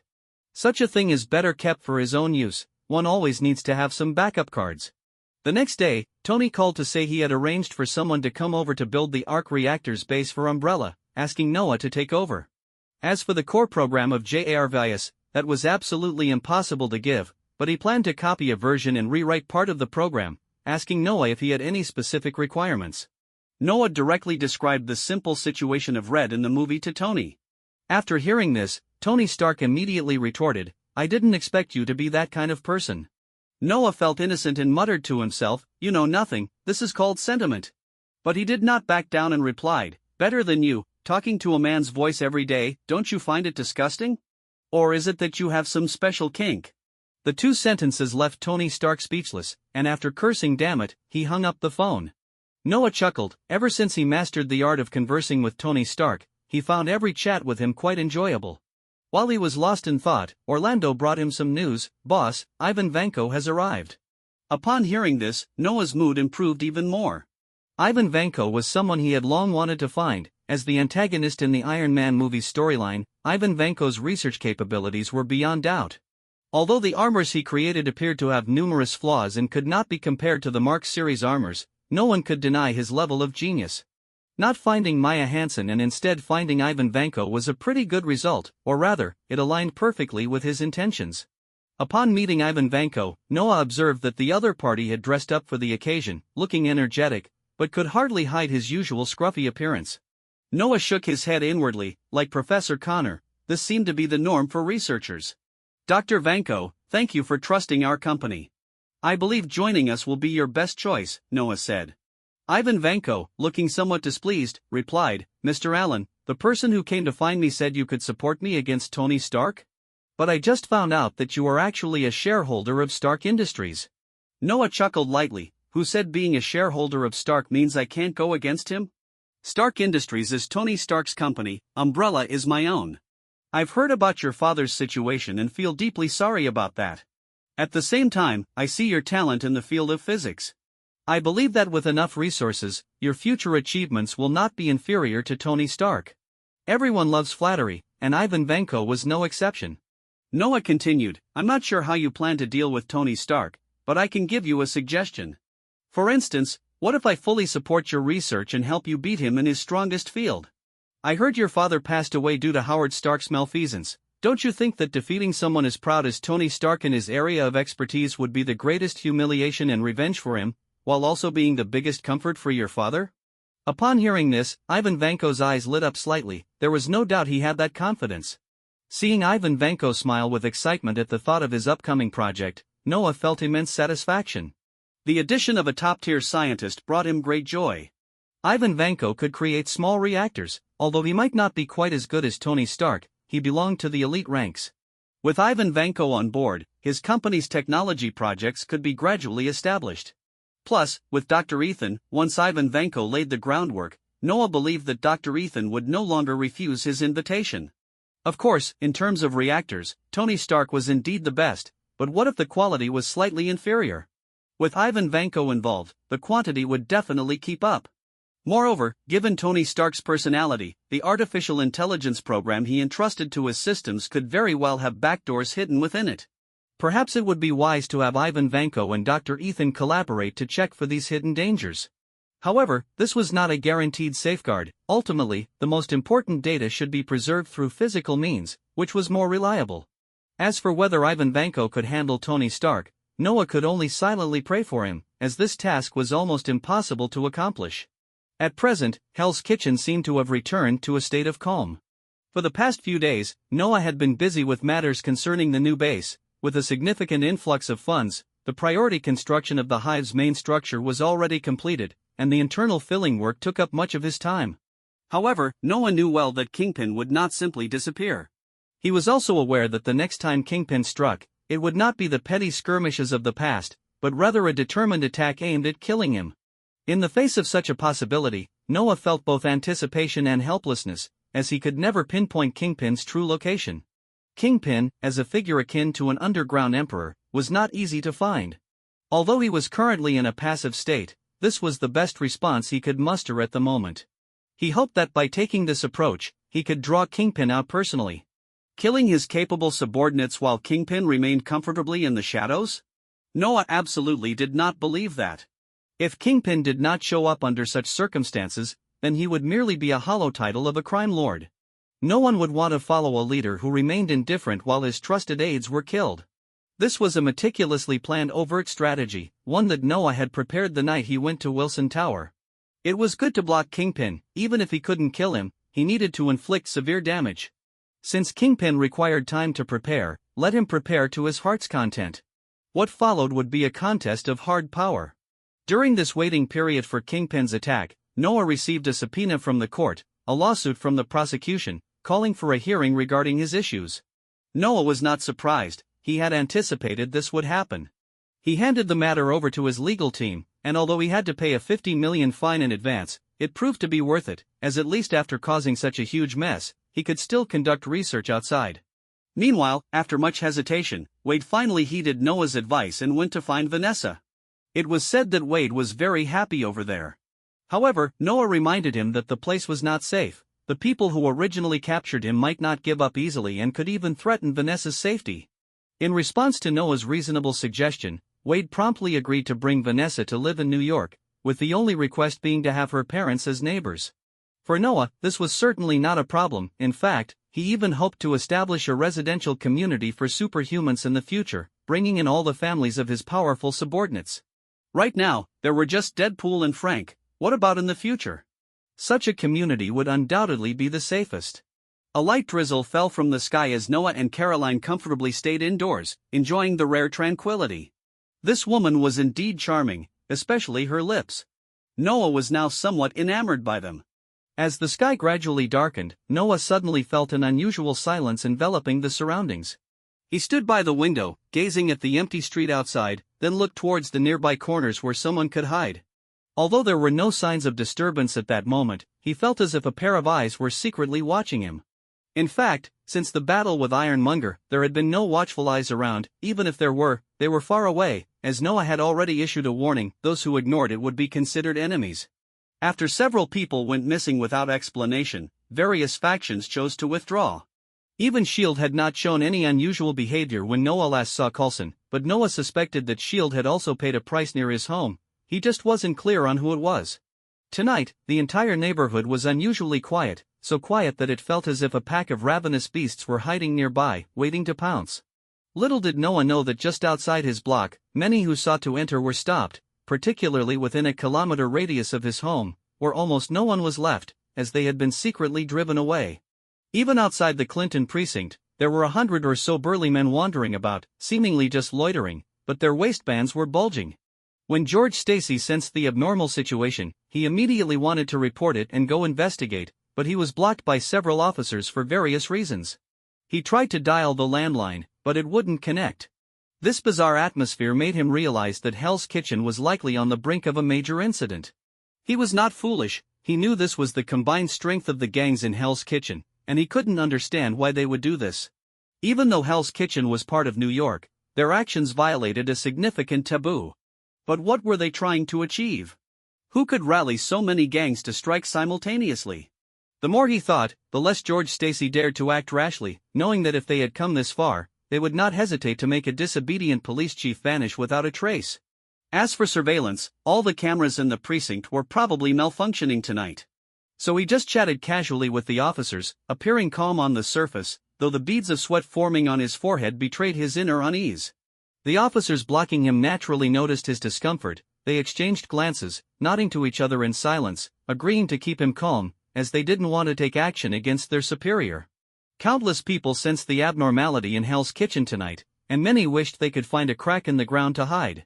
This was the gang's declaration to the outside world that Hell's Kitchen remained their territory and would not change due to anyone's appearance. A fearful atmosphere enveloped Hell's Kitchen at this moment. Meanwhile, Kingpin remained expressionless. Sometimes, the cost and reward cannot simply be measured in material terms. For everything today, all the top gangs utilized their connections and years of cultivated power, all just to kill one Noah Allen? This was indeed a losing transaction. But when considering the significance of declaring dominance over all of Hell's Kitchen, everything suddenly became worth it. He had absolute confidence, even willing to step forward personally to lead this imperial operation. After tonight, he would become the true king of Hell's Kitchen. On that dark as ink night, the drizzling rain fell like cold threads, making the already deserted street appear even more chilling and lonely. Suddenly, a piercing scream shattered the quiet atmosphere, causing Noah to turn his head sharply toward the source of the sound, but he saw no figures. Caroline also heard the scream and nervously asked, "Boss, is something wrong?" Noah nodded slightly, a hint of seriousness flashing in his eyes. The long-awaited show is finally about to begin. His calm demeanor quickly dispelled Caroline's concerns, replacing them with admiration for her boss. Noah continued to gaze intently at the street outside, and then another scream rang out, the sound seemingly carrying some eerie magic that echoed in the air. Yet, the street remained silent, as if these screams were merely a trick to scare him. However, Noah knew this was impossible. This was his home, with defenses far exceeding those of his company. He had set up numerous biological weapons created by the system under his direct control here. These hidden forces would ruthlessly eliminate any target with malicious intent. Most days, other than occasionally discerning from the flesh delivered how many had been killed, he often had no idea when someone had met their end. Perhaps among the flesh that became the source of his cells was a drunken passerby or a small-time thug, but he didn't care because he had never been a good person. Today, the consecutive screams from different locations were enough to indicate what was happening. Noah quickly communicated with the scattered wolf warriors, silently assessing the current situation. Although the intelligence of these biological weapons was limited, they could still convey basic information, such as alerts about nearby intruders. Ninjas? The possibility flashed through Noah's mind. If not for the incredible sense of smell possessed by the wolf warriors, it would have been challenging to intercept the ninjas' infiltration. The screams continued to echo sporadically, each one signifying the end of a life. In just a few minutes, there had already been more than 10 screams. At the same time, he sensed that some of the wolf warriors had vanished from his control, and vanished only meant one thing: they were dead. Clearly, the opponents were systematically eliminating his wolf warrior sentries. With no one passing by for a long time, even with so many screams, there was no response. The entire block felt like a dead city. This behavior and the orderly actions pointed to a terrifying possibility. What a bold move! Noah couldn't help but exclaim. He understood that the opponent knew this was his strongest defensive position, yet still chose to launch an attack here, clearly intending to confront him directly. How many people had they brought to have such confidence? Just as he was pondering this, a sudden chill of cold wind swept in, fast enough to catch him off guard, and a cold glint sliced toward his neck. Noah reacted swiftly, sidestepping to dodge while using his arm to block. Then, he heard a sharp cry as Caroline kicked out fiercely, and with a loud bang, a figure was sent crashing heavily against the wall. "Boss, are you okay?" Caroline asked anxiously. Noah touched his arm, which was already seeping blood, and he couldn't help but feel relieved. "I'm fine." As he spoke, he quickly realized that the house had been invaded, yet he had no idea when it had happened. But there was no time to think about that now. He swiftly drew his pistol and shot the would-be assassin dead, then remained alert, watching his surroundings for another possible attack. Looking down, he saw puddles of water extending from the window's edge across the floor. Noah's eyes suddenly brightened. He realized it was rainwater. The rainwater masked the scents, rendering the wolf warrior's strongest noses nearly useless.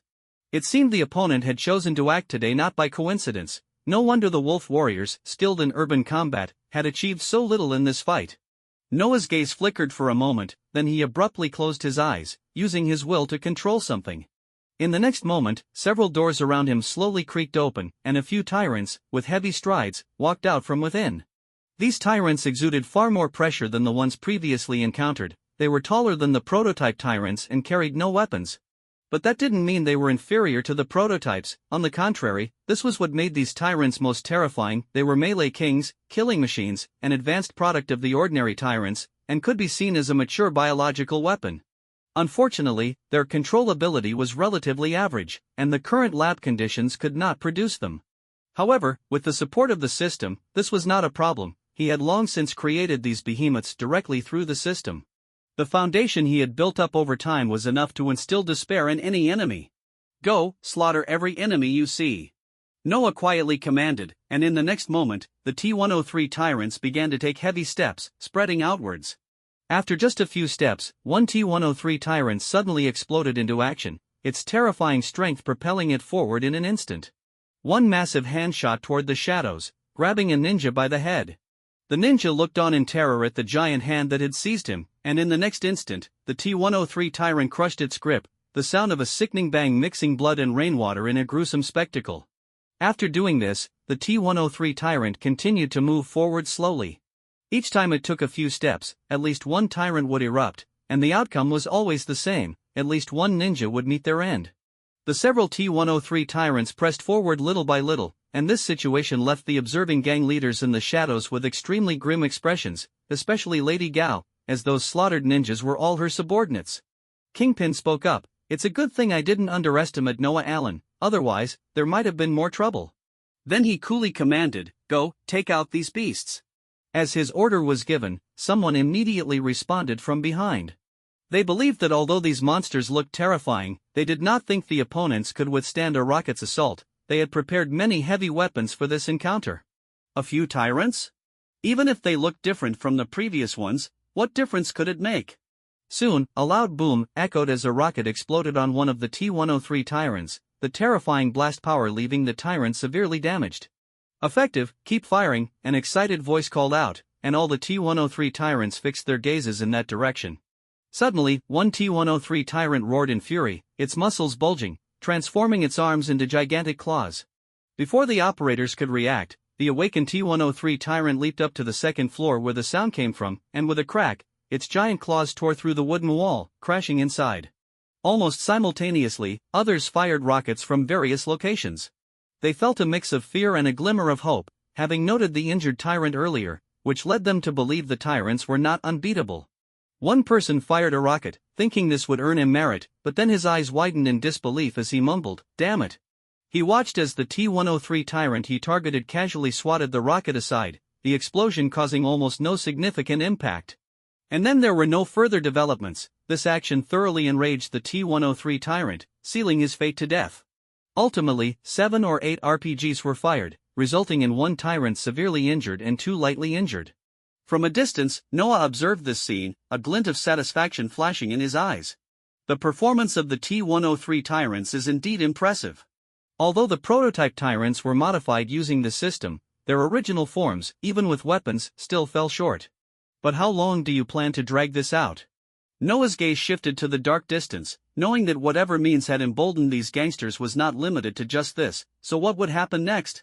As Kingpin decisively issued the command, countless rounds of ammunition poured down like a torrential rain on the tyrants. At the same time, various heavy weapons ruthlessly joined the fray, with rockets being fired one after another as if they were free. Under such intense firepower, even the tyrants, with their formidable physiques and combat abilities, struggled to display their prowess. The tyrants charged forward almost simultaneously, their massive and terrifying claws showcasing an explosive power and speed. This caused a wave of trepidation among the gang leaders present, who had witnessed firsthand how the tyrants could kill. However, Kingpin showed no signs of wavering, and Lady Gao remained calm, while the Russian brothers' eyes sparkled with excitement. To them, the tyrants' method of slaughter perfectly aligned with the violent aesthetic they revered, even stirring an impulse in the brothers to confront the tyrants themselves. Yet they fully understood that although they were strong, recklessly approaching such monsters would only lead to their demise. Soon, the three injured T-103 tyrants fell under the relentless fire. The remaining two tyrants, clearly, wouldn't last much longer. Kingpin's lips curled into a cold smile. To him, in Hell's Kitchen, the gangs were the rulers, and even with such heavy weaponry, as long as they managed the aftermath properly, they could easily cover it up. After all, the entire area was under their blockade. Although Noah Allen's biological weapons were powerful, in this scenario, they were nothing but useless trash. Yet he clearly underestimated the danger posed by the T-103 tyrants. In an instant, the two T-103 tyrants surged into the crowd like enraged beasts. With heavy weaponry rendered ineffective, many could only grit their teeth, grabbing machetes and preparing to engage the tyrants in close combat. Meanwhile, Lady Gao nodded subtly to the ninjas behind her, and in the next moment, a swarm of ninjas surged toward the T-103 tyrants like a tide. In this critical moment, these specially trained ninjas seemed to become the best means to deal with the T-103 tyrants. However, Lady Gao's brow furrowed as she noticed that her subordinates were hardly able to withstand a single encounter with the tyrants. At this point, the two T-103 tyrants resembled trapped beasts, dangerous and terrifying, their sharp claws mercilessly reaping lives. Kingpin scoffed, a flicker of disdain in his eyes. Useless. A strong killing intent began to permeate his gaze, and in the next instant, he unleashed his power, muscles honed to perfection exploding forth. His body visibly swelled, and he charged toward one of the T-103 tyrants like a cannonball. The T-103 tyrant, possessing combat awareness, reacted instantly, its massive claws reaching for Kingpin, who showed no intention of dodging. With a sharp clang, the claw met Kingpin's specially crafted cane, quickly followed by a muffled thud as the force was transmitted to the ground. The next moment, Kingpin roared, and that terrifying strength actually sent the tyrant flying. This scene stirred a wave of emotions in Noah, who was watching from the sidelines. Others might not have known, but he was acutely aware of the T-103 tyrants' data. They were veritable superhuman levels, and even the prototype tyrants struggled against them. Could it be that Kingpin had not undergone genetic modification? How was that possible? Was it a genetic mutation? However, a hint of fervor ignited in his eyes at the thought if Kingpin could serve as a subject, the tyrant's strength could likely be enhanced even further. But now that Kingpin's identity was confirmed and the strength of these gangs was assessed, it was time to wrap things up. The 5 T-103 tyrants were merely a means to test the gangs. His true goal was to ascertain Kingpin's location. "You stay here and close your eyes until I tell you to open them," Noah instructed Caroline. She nodded and obediently shut her eyes tightly, not wanting to know what her boss was about to do. She only knew that he was about to take action. As for the danger, she hadn't considered it at all. Caroline's mindset was somewhat pathological, but Noah, as the person involved, found this feeling quite pleasant. Who wouldn't like an obedient woman, especially one who only listened to him? Compared to the female celebrities he had dealt with recently, this feeling was truly delightful, both physically and psychologically. Unfortunately, these female celebrities could not compare to Tony Stark. Standing in front of the house, Noah was already surrounded by numerous wolf warriors and several tyrants that had rushed in from various directions to protect him. In addition, there were many other biological entities modified by the T-virus, their massive numbers raising suspicions about where these creatures had been hiding until now. In the sky, flocks of red-eyed crows emitted their hoarse cries, caw-caw, as if announcing the arrival of death, looking especially terrifying under the pitch-black night. The T-virus had many utilizations, however, some things were not suitable for public display and could only exist as unknown trump cards. Otherwise, if they exceeded the psychological limits of those supporting him, he would face far greater troubles than he did now. Yet now, he unabashedly showcased all the results of the T-virus, without any worries, because he knew that today, no one would leave here alive. The gang leaders quickly sensed that something was amiss, but fortunately, Kingpin had already taken care of the remaining 2 tyrants. He pulled his cane from one T-103 tyrant's head and casually wiped it on a person's sleeve. The unfortunate soul he grabbed didn't dare to utter a word, even though he wasn't one of Kingpin's men. Kingpin's display had been too terrifying. Kingpin also noticed the growing shadows. Shine the spotlight over there and see what Noah Allen has prepared. With his command, someone immediately activated the pre-prepared floodlights. The area had long been cut off from regular power, and when the light shone, at least 100 people visibly trembled. What are those monsters?" someone shouted in panic. Lady Gao retorted, "What are you panicking about? They're just biological weapons." She was very dissatisfied with her allies' subordinates, unlike her ninjas, who hadn't made a sound. What she didn't notice was that while her ninjas remained silent, many of their lips had turned pale from fear because the scene before them was far too horrifying. There were just too many. Although the tyrants were powerful, their numbers were limited, while they had an overwhelming numerical advantage. Yet at this moment, that oppressive feeling still wasn't enough, especially when the floodlights illuminated the sky, and they clearly noticed the source of the demonic sounds surrounding them, the crows filling the sky, making them even more uneasy. Kingpin and his companions' expressions grew serious. They seemed to have underestimated Noah Allen once again. So many biological weapons, even if they were clearly of inferior quality, posed a significant problem due to their sheer numbers. Kingpin could only grit his teeth and say, "It doesn't matter, just kill Noah Allen, and the rest won't be an issue." Lady Gao nodded in agreement. Just then, the ground began to tremble violently, and everyone's faces changed instantly. Yet another unexpected occurrence. Why were there so many damned surprises today? In the next moment, a section of the ground suddenly collapsed, revealing a large hole, followed by a second, a third. In the blink of an eye, 7 or 8 bottomless black pits had appeared around them, emitting hissing roars, fully enveloping everyone in an anxious atmosphere. Noah chuckled softly, "Come on, let the world witness your terror, leave no one behind." In the next moment after Noah spoke, a roar erupted like a tidal wave. This sound was a cacophony of the bizarre howls from the biological beasts around Noah and the muffled noises coming from deep within the newly formed pits. The multitude of different roars intertwined, instantly creating an atmosphere of terror that even those far beyond the blockade could hear, filling their hearts with dread. These sounds were clearly not human. The gang members sealing off the nearby streets were particularly anxious, completely unaware of what was unfolding. The previous gunfire had been intense, and even from a distance, the massive sounds reached their ears clearly. Especially the continuous booming of rockets and other heavy weaponry. The ferocity of the battle had long exceeded their expectations. Some people continued to obediently perform their tasks to maintain the blockade, but a few overly confident individuals, upon entering the sealed area, had their throats bitten through by the waiting wolf warriors. The lockdown was never a single layer. While the gang sought to hide their firepower, Noah had no intention of concealing his own depth either. Thus, he was grateful for the gang's blockade, as it spared him much trouble. Without this layer of concealment, he wouldn't dare to unleash everything he had so recklessly. The rain intensified, seemingly adding a sense of tragedy to the brutal scene. Roar! The endless sea of biological beasts alone was enough to create an overwhelming sense of oppression. Even more terrifying was the fact that these undead monsters continued to charge forward, plunging all the gang members into extreme panic. They were so overwhelmed that they couldn't even bear to look ahead to see what lay before them. The sheer number of enemies was so great that they could feel the breath of death approaching without needing to see it. On the ground, various biological beasts infected by the T-virus roared, while the biocrows circled above, diving down to viciously peck at the resisting gang members.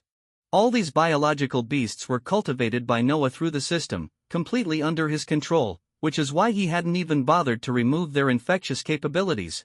The gang members had no idea that the moment they were bitten, their fates were sealed.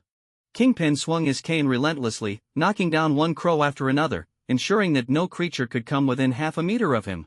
But he knew that this couldn't go on. He was currently powerless to do anything more than vent his inner fury on the corpses of these beasts. Yet this was just the beginning. Just as everyone was engulfed in a frenzy of attacks, a strange creature covered in sharp spikes leaped out from one of the pits. Upon its emergence, it scanned the surroundings and then swiftly charged into the crowd. Following it, identical terrifying creatures began to pour out from several holes, moving like a swarm of ants, quick and efficient. In comparison, the army of biological beasts seemed like a ragtag group. Finally, one of the creatures breached the defensive line and plunged its sharp forelimb directly into a person's chest. The surrounding individuals immediately opened fire, but the resilience of this creature was extraordinary. After slaughtering several people, it finally fell. Before the remaining survivors could catch their breath, the sight around them made it clear that this was not the end but merely the beginning. The monsters emerging from the pits had formed a massive army, quickly outnumbering the biological beasts that had attacked them. The defensive line completely collapsed, and despair loomed over everyone like a dark cloud. Noah watched this scene expressionlessly, a hint of amusement flashing in his eyes. The Zerg, this was a fascinating life form. When he acquired the Zerg genes, he had only received the basic larval genes, classified as level 1 in the system. The system's classification did not take into account the Zerg's potential for evolution, much like the Blacklight Virus. However, in Noah's eyes, the Zerg larvae were second in value only to the T-Virus. The reason they were not on par was that the Zerg couldn't be easily showcased and could not enhance humans, serving only as strategic weapons. But in terms of terror, he believed the Zerg were indeed more formidable than the T-Virus. In just a few months, he had transformed his underground lair into the most dangerous Zerg nest. The Zerg that had just emerged were named Guards, Warriors of the Swarm, characterized by their swarm tactics. Countless Zerg surged like tidal waves, mixed with a large number of biological beasts, while swaths of crows circled above. Moreover, the dark, creeping corpse-eating worms had also transformed into reapers of human lives without anyone realizing it.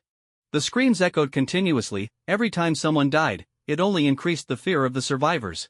Kingpin and the other gang leaders were all pale-faced. The thousands of elites here were being continuously slaughtered, and most critically, they had no idea how to escape this terrifying place.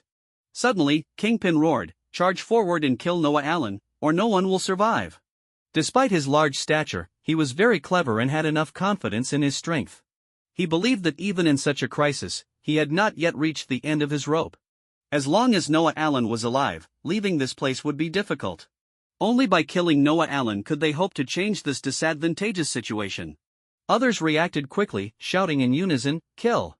Whether driven by desperation or aggression, everyone was swept along by this frenzied emotion and charged forward. Kingpin led the charge, while Lady Gao drew her sword cane, stabbing each guard with precision. The Russian brothers also fought valiantly, but their numbers appeared minuscule against the assault of the Zerg guards and biological beasts. The battlefield was a veritable sea of corpses and swarms, undoubtedly the most brutal fight these gang members had experienced. Noah stood quietly behind the protection of two T-103 tyrants, observing the scene. He saw the frenzied killing intent in Kingpin's eyes and, in response, commanded the tyrants to surround Kingpin. The crime lord?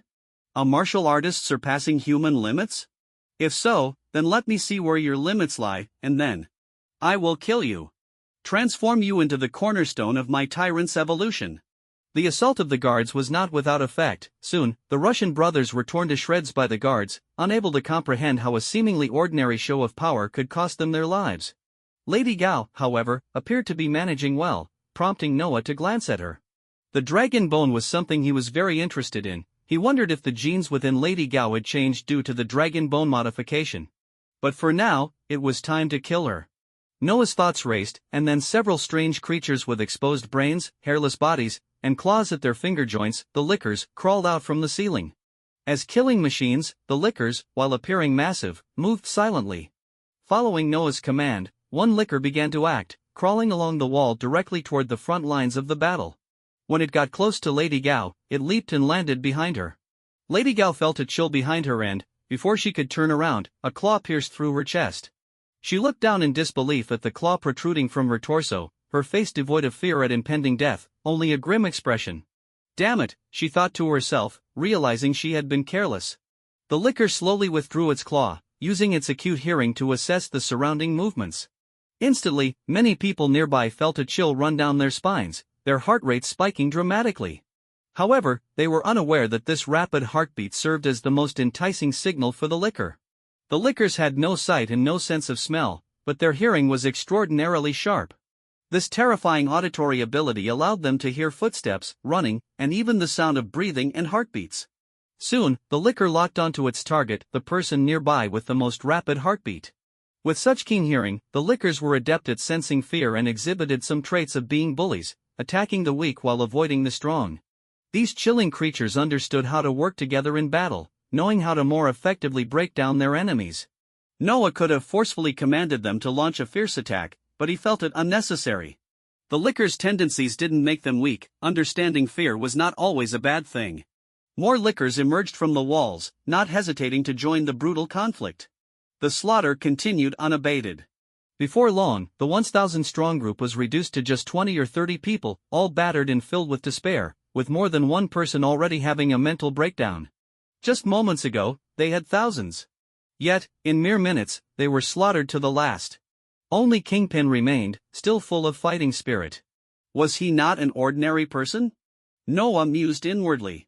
Although the tyrants hadn't torn Kingpin apart, one of them had been destroyed by him.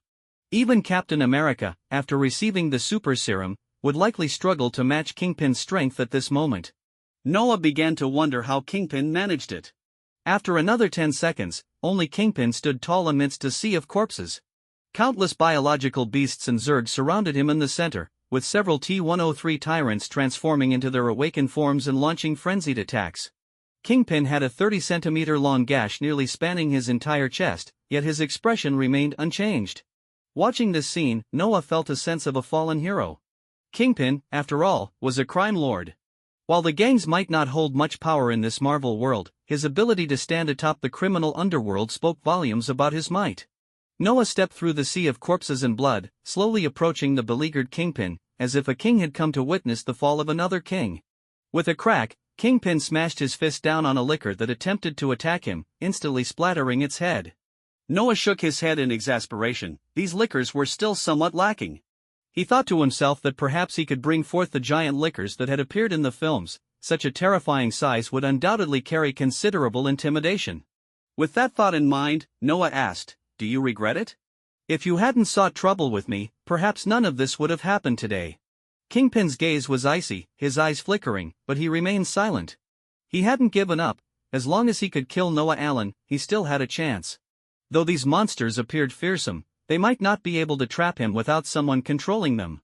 He didn't know how Noah Allen did it, but he had observed for long enough to know that Noah was the one controlling all these creatures. Thus, he needed to find the opportunity to kill him.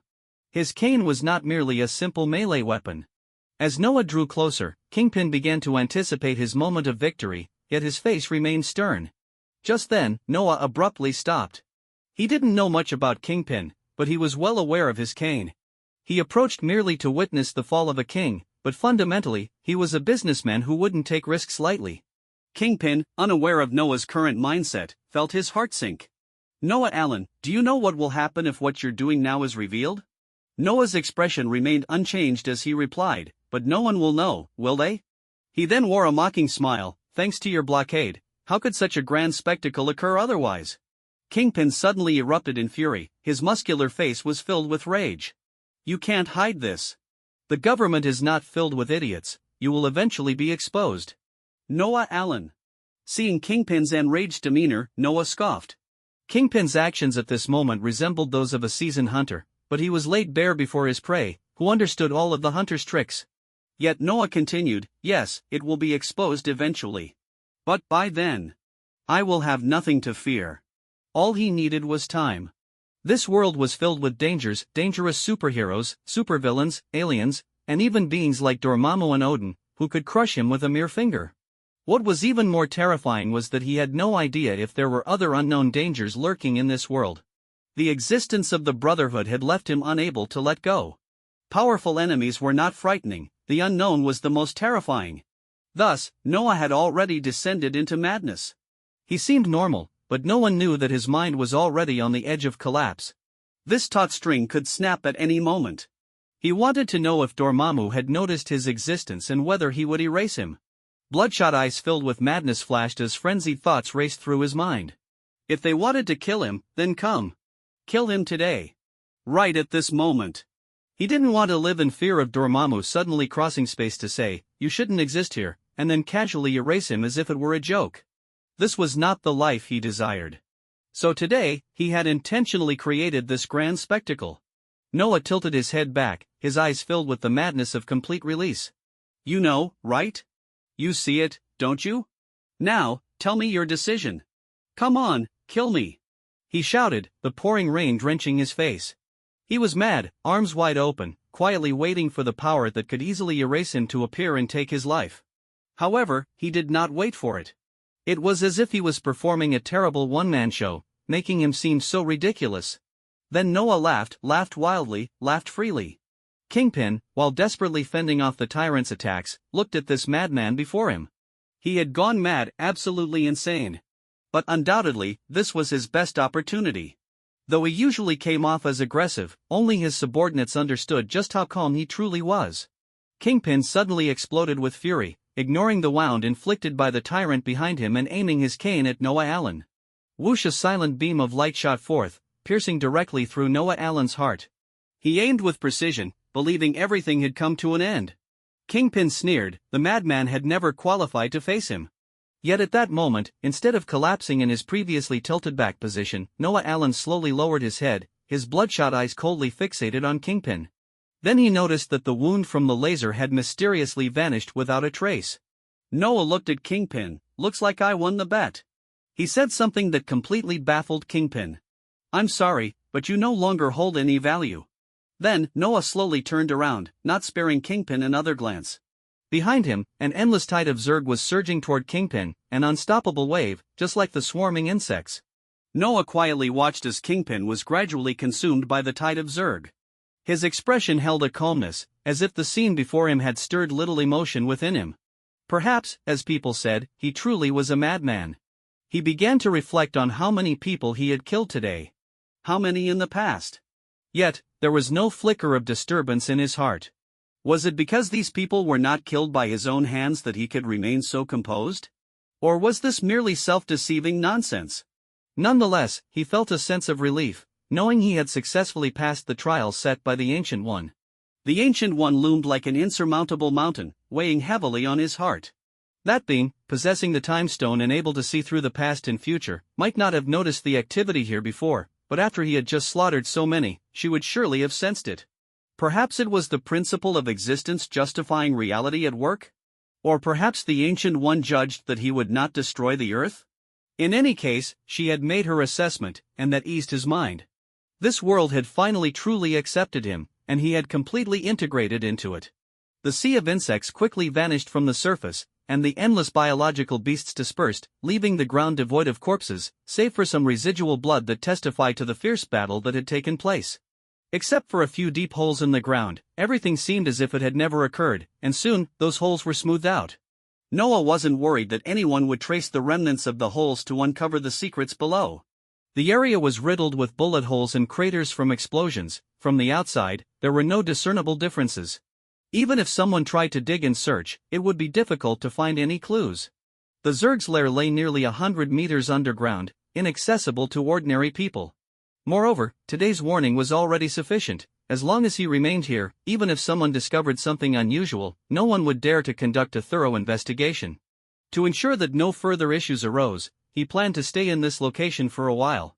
As the sounds of gunfire gradually faded, cautious figures began to attempt to enter the once blood-soaked streets. This time, Noah didn't stop them but instead withdrew all the wolf warriors to the vicinity of this block. Their faint howls made the atmosphere even more terrifying, as if endless danger lurked nearby. Gang members approached cautiously, and upon seeing the battlefield and the empty streets, their fear peaked. They didn't even stop to retrieve their shoes if they fell off, they just fled desperately from this terrifying place. Although they hadn't witnessed the bodies firsthand, the shocking bloodstains and gaping craters were enough to make them grasp what had transpired here. Soon after, members from other factions also drew near. Even if some brave individuals wanted to check things out, the low growls of the wolf warriors around them prompted them to wisely choose to leave. This night would be etched into the memory of all Hell's Kitchen, and the name Noah Allen would become a taboo among the gangs, not to be mentioned lightly. The next morning, George Stacy arrived at Noah's home with 2 officers. Noah observed the bloodshot eyes of George Stacy, calmly sipping his coffee as if the man before him had no relation to him. "Director Stacy, what brings you here this early?" Noah raised an eyebrow, asking casually, as if puzzled by George Stacy's apparent inquiry. George Stacy's face was grim as he slammed his hand on the table and shouted, "You're a madman. What the hell did you do yesterday?" Noah paused for a moment, then a mocking smile crept across his face. "Haven't you already figured it out?" George Stacy suppressed his anger and pressed on. "Half of Hell's Kitchen was sealed off yesterday, 7 gangs united to surround this place." "Where did they all go? And Wilson Fisk, do you have any idea how much trouble it would cause if he's dead? He's a well-known philanthropist. And do you understand how chaotic Hell's Kitchen will become with several major gangs vanishing at once?" Noah scoffed. "You said it yourself, they surrounded my home, not the other way around. How could I know what happened to them? Moreover, whether Hell's Kitchen is chaotic or not has nothing to do with me. If anything, this should be a great opportunity for you. You've managed to resolve an issue that many predecessors couldn't handle, ridding the area of several major gangs. That's a significant achievement and should be enough for you to get promoted." Hearing Noah's calm words, George Stacy suddenly felt a wave of helplessness wash over him. Yes, as long as Noah Allen agreed, he could report the credits for this incident, and no matter how chaotic things became afterward, he could leave this wretched place early. But did he really want to compromise? To tackle Noah Allen over the scum that was likely already dead? After a moment's hesitation, George Stacy sighed. There really was no need for hesitation on this matter. "You're not planning to do anything that endangers civilians, are you?"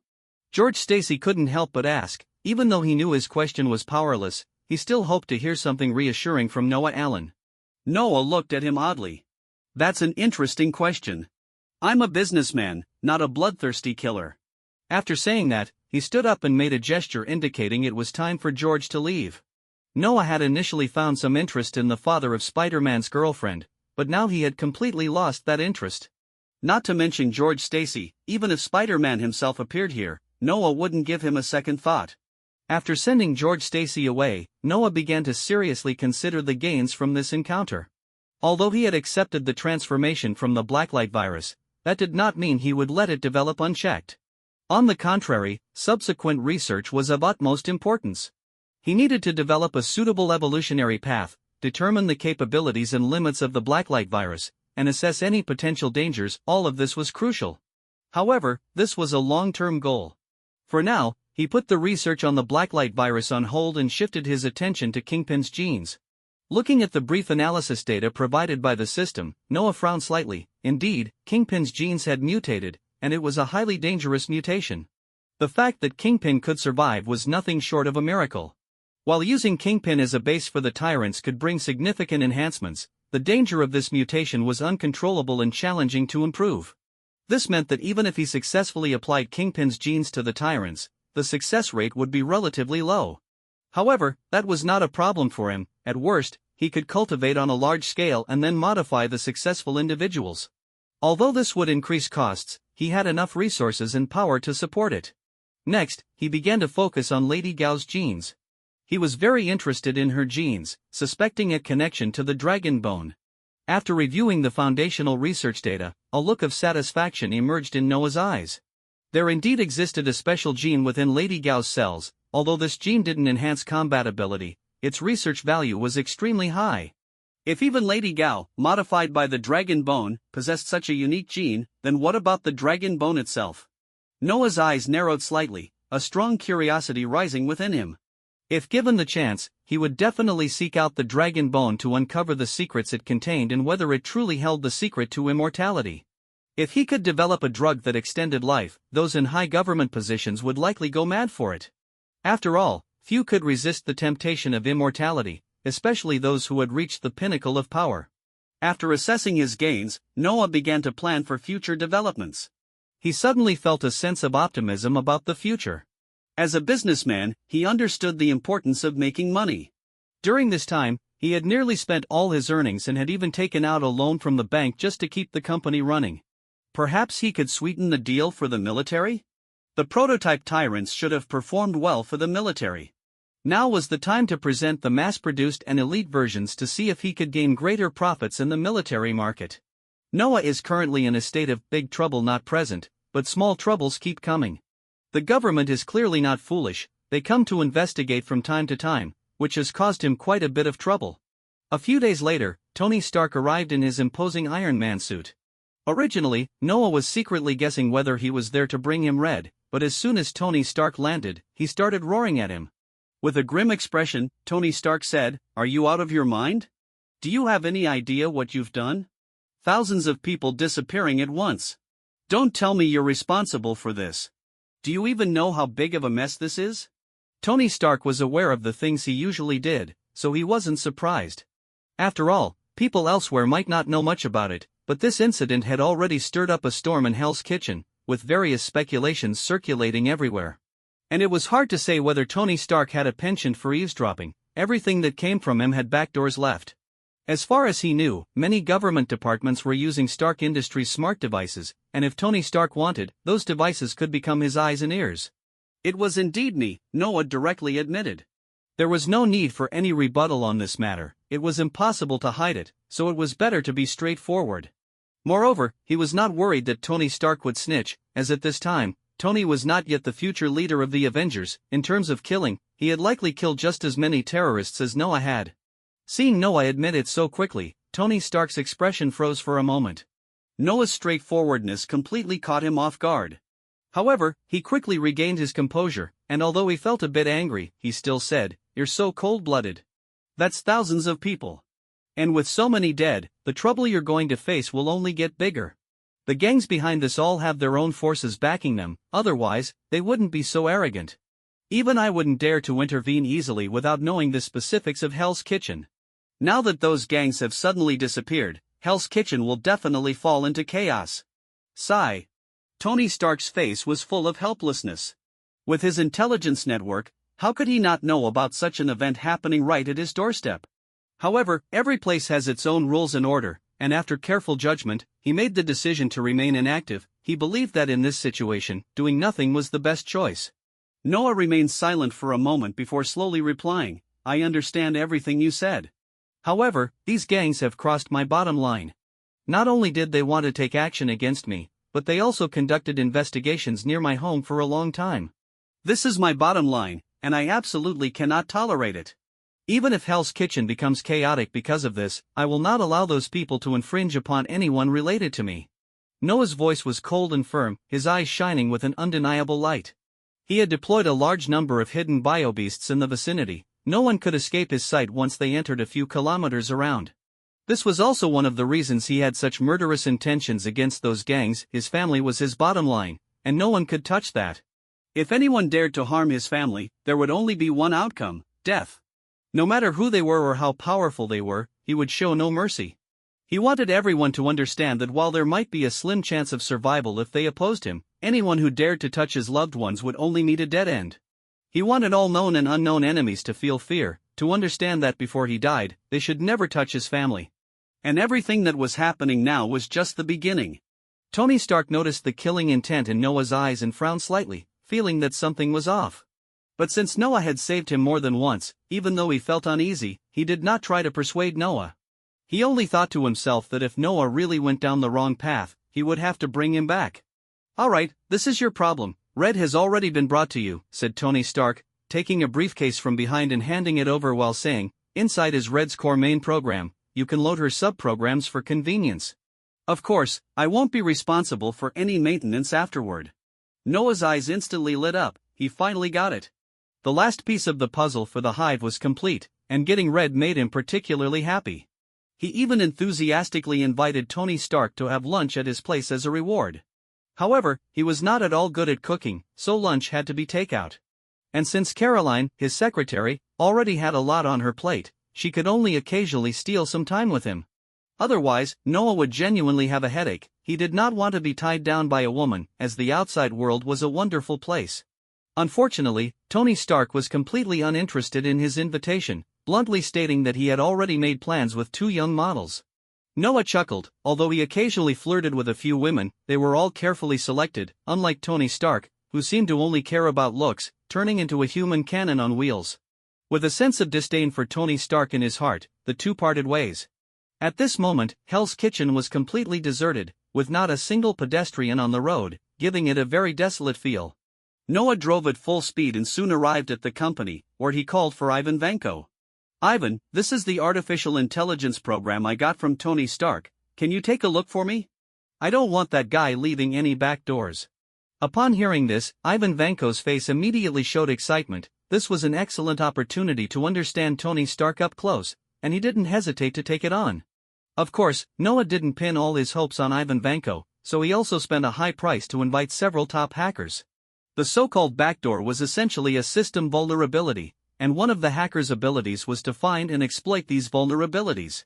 One young girl caught Noah's attention. She was only 14 years old, but being brought in by Orlando meant she was definitely not an average person. Her name was Sky, and upon hearing it, Noah knew she was talented. He had already begun to think about how to keep her around. The group spent 3 full days conducting checks and finally discovered a backdoor left by Tony Stark. Noah was not surprised by this result. It was in line with Tony Stark's style. At the same time, he felt that Red should be safe now. Backdoors could not be left casually. Once discovered, it would be a deadly grudge. Moreover, Tony Stark was extremely confident in himself and was unlikely to think of leaving a fallback. However, Noah still felt uneasy and had them continue checking. During their investigation, General Ross launched another attack on the Hulk. With the help of the Wolf, this time the plot did not unfold as it did in the original story. Although Bruce Banner still had thoughts of meeting Mr. Blue, unfortunately, his whereabouts could not escape General Ross's surveillance. The moment he entered the city, General Ross mobilized the Wolf for a wide-ranging search. In just 3 days, the military had already carried out 2 capture operations, but unfortunately, each time the Hulk managed to escape successfully. In the second capture operation, even 5 tyrants had been deployed. To capture the Green Giant, General Ross directly used his power to call in 5 tyrants. At first, the tyrants could barely hold their ground, but as the Hulk began to rage, they were soon ripped apart by him. Was it that the tyrants were too weak? No. General Ross knew very well that the tyrants had solid records. It was just that the Green Giant was too powerful. Not enough. This is far from enough. After another failure, General Ross was furious. He knew that Bruce Banner could not stay here forever, especially after deploying the tyrants for the second time. He had already felt the crisis. He was afraid he only had one last chance. After hesitating for a while, he suddenly remembered the events that had occurred in Hell's Kitchen recently, where thousands of people had disappeared at once, and this had naturally caught the military's attention. Coincidentally, the military had a fairly reasonable guess that Noah Allen might have something even better in his hands. At this moment, General Ross had only one thought in mind: no matter what, he had to buy it. In the outskirts of New York, Noah slowly got out of the car, his face looking particularly grim. "Hey, boss, wait for me. You can't just leave me behind like this. I'm your bodyguard.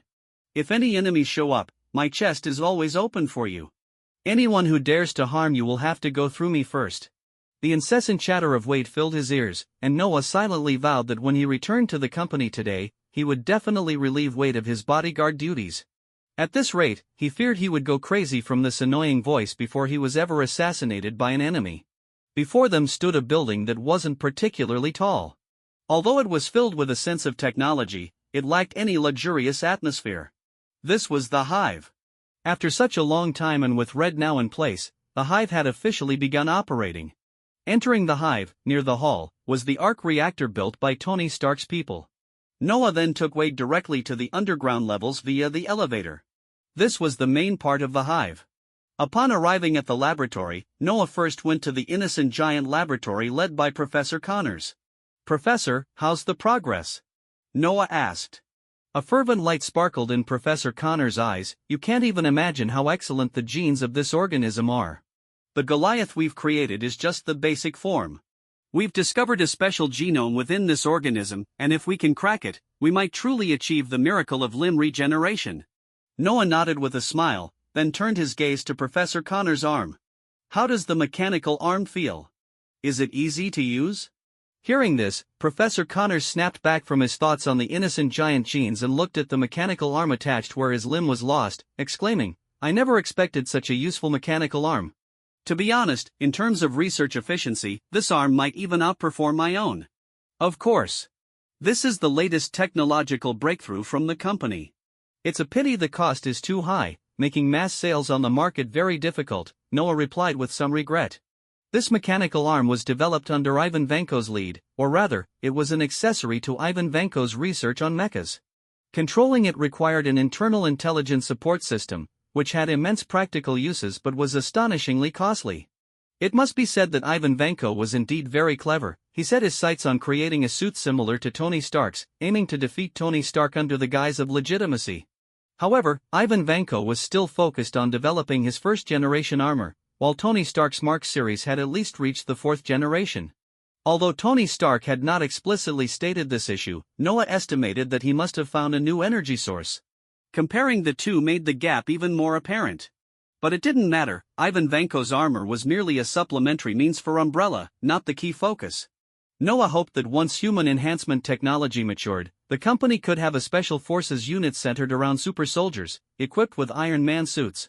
Now that human enhancement technology was gradually maturing, he hoped that Ivan Vanko would focus more on product performance when creating the armor, while appropriately lowering the considerations for human safety.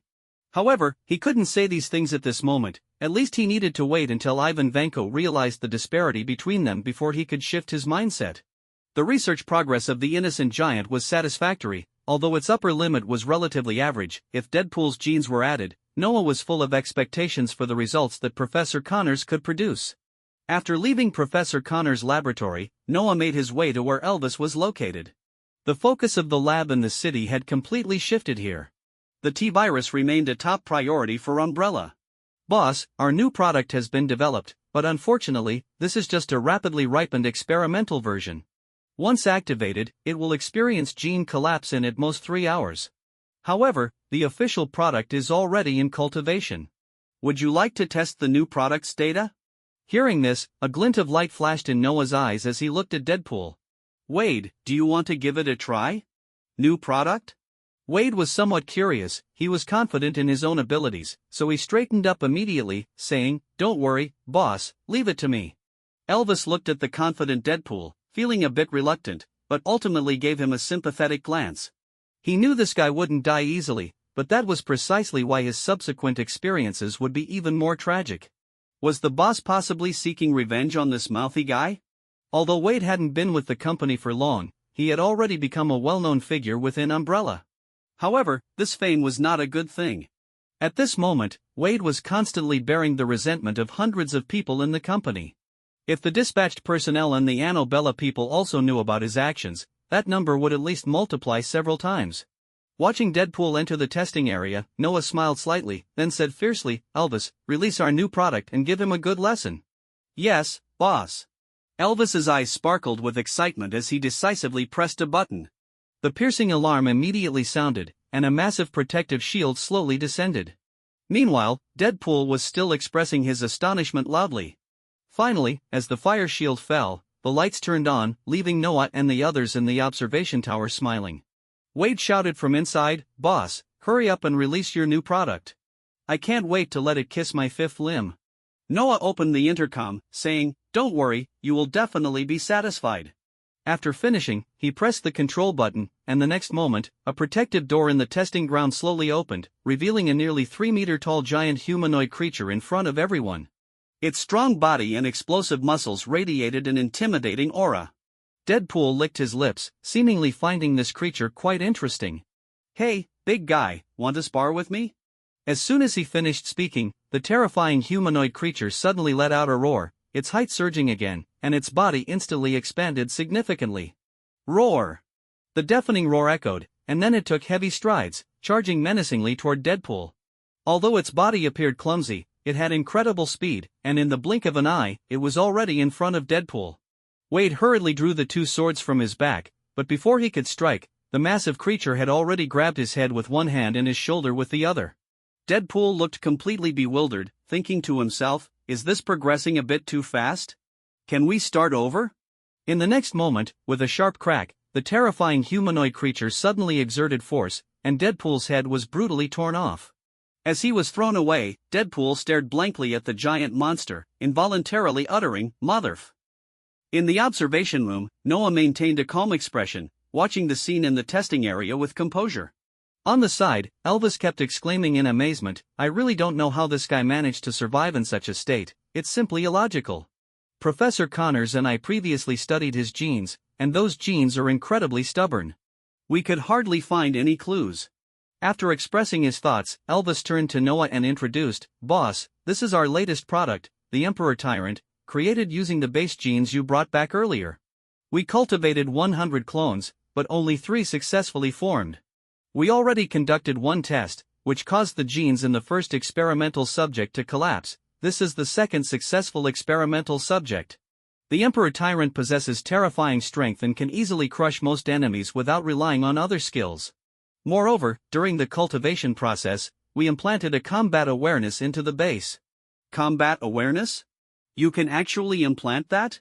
Noah showed a hint of surprise, as he had never heard of such a thing before.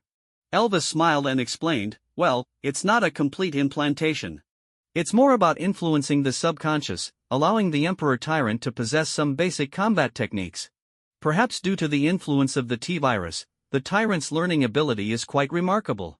Coupled with its inherent fighting instincts, this Tyrant can definitely be called a king in close combat.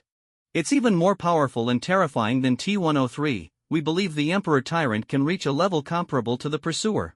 Noah nodded slightly, his face showing satisfaction. This was indeed a good result. The two continued their conversation, completely ignoring Deadpool, who was being tortured and torn to pieces in the testing area. At this moment, Deadpool had already been shredded into countless pieces by the Emperor Tyrant, yet even so, he still wore a face that expressed a sense of despair. It was important to note that while he couldn't die, being tortured like this still hurt. Watching this scene, Noah secretly thought that the boss was indeed too cold-blooded. Deadpool was trying so hard to please him, even willing to sacrifice his rear, yet he remained indifferent. After a while, Elvis could no longer bear to watch. Although Deadpool often had a sharp tongue, hearing his intermittent screams stirred a twinge of pity in Elvis's heart. The reason for the interruptions was that Deadpool's throat had just healed, and as soon as he made a sound, the Emperor Tyrant shredded him again. "Boss, how about we call it quits? The Emperor Tyrant's combat ability has been sufficiently demonstrated." Noah merely chuckled, showing no intention of ending the test. He understood Deadpool well. Despite his dramatic screams, he likely didn't feel much at this moment. Yet, even so, listening to Deadpool's wails brought Noah a sense of satisfaction. Seizing the opportunity, the two began to carefully analyze the data from the Emperor Tyrant. The Emperor Tyrant was made using the gene of the Golden Base, and its current biggest drawback was the low success rate, while its advantages included its strength and explosive power, which were the strongest among all tyrants. Even T-103 and the Pursuer couldn't compare to it. Of course, the Pursuer's greater characteristic lay in its multifunctional integration. While the Emperor Tyrant lagged considerably in handling firearms and other items, it was more like a melee tyrant focused on power. As they observed the experiments in the testing area, they recorded the necessary data. Time passed unnoticed, and Deadpool had grown too exhausted to continue crying. Just then, the Emperor Tyrant suddenly paused and then exploded into a puddle of liquid, finally giving Deadpool a chance to catch his breath and quickly recover. Upon seeing the Emperor Tyrant collapse, Elvis lamented, "Millions down the drain, just like that." Noah chuckled, saying, "From the current situation, the technology of the Emperor Tyrant is relatively mature. Perhaps we can consider launching it as our product. By the way, how difficult is it to control?" Elvis replied, "The data performance is quite good. It has great execution ability for some more complex commands, and the likelihood of going rogue is extremely low." Noah was overjoyed upon hearing this. Recently, the sales of the Wolf and Tyrant prototype products had been excellent. Besides the military and S.H.I.E.L.D., several other departments, even some private forces, had contributed significantly to sales, amounting to a considerable sum. However, higher-end products were where the company's potential for growth lay. When Deadpool finally emerged from the testing area, he found Noah and Elvis seriously writing something, leaving him with nowhere to vent his grievances. At that moment, he really wanted to ask, didn't the boss notice that his most beloved employee had been toyed with like a ball by that monster for so long? Did the boss's conscience not hurt? With a belly full of complaints, Wade simply turned around and left.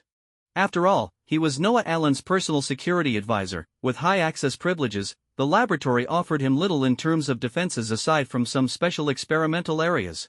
As he walked into another laboratory, he suddenly spotted something and whistled loudly. Before him was an oddly shaped armor. "Damn, Big guy, it must have been because I wasn't equipped earlier. Now, let's have another round. Saying this, Wade glanced around to ensure no one was watching and slipped the armor onto his body before heading to find Noah. Not long after he left, Ivan Vanko entered the laboratory.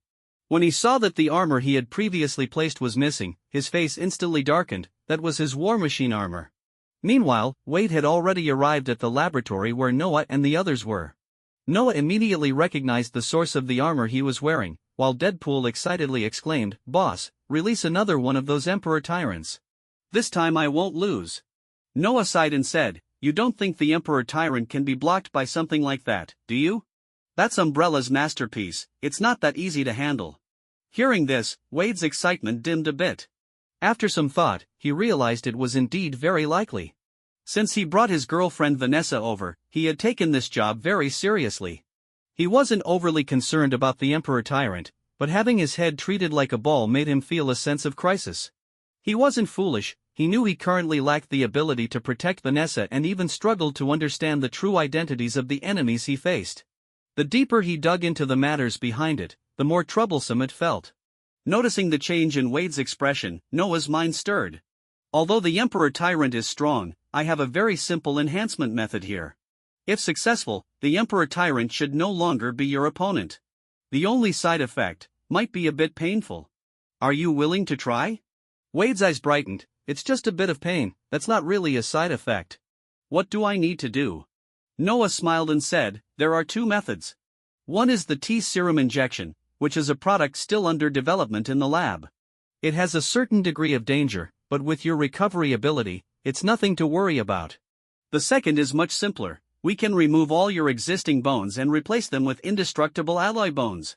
Upon hearing the latter, Wade's body jolted. What the boss said was terrifying. But ultimately, he still firmly said, "Boss, please give me the whole package."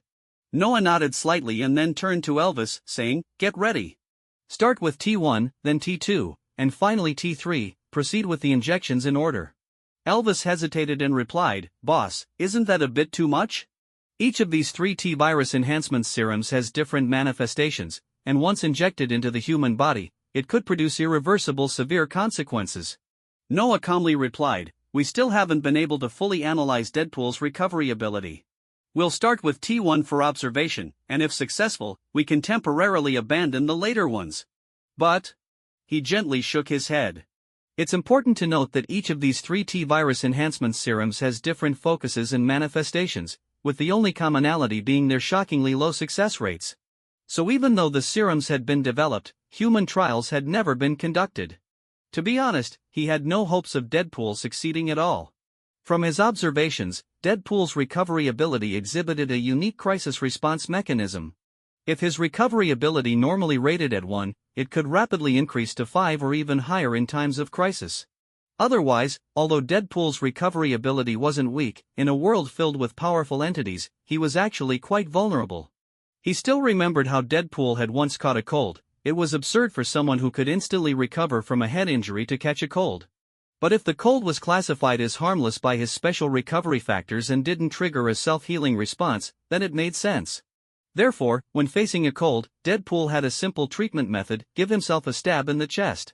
Listening to their conversation, Wade didn't react particularly, while Elvis considered it for a moment and solemnly said, "All right, I will closely monitor any changes." With a high probability of this test subject not causing issues, he really didn't want to give up easily.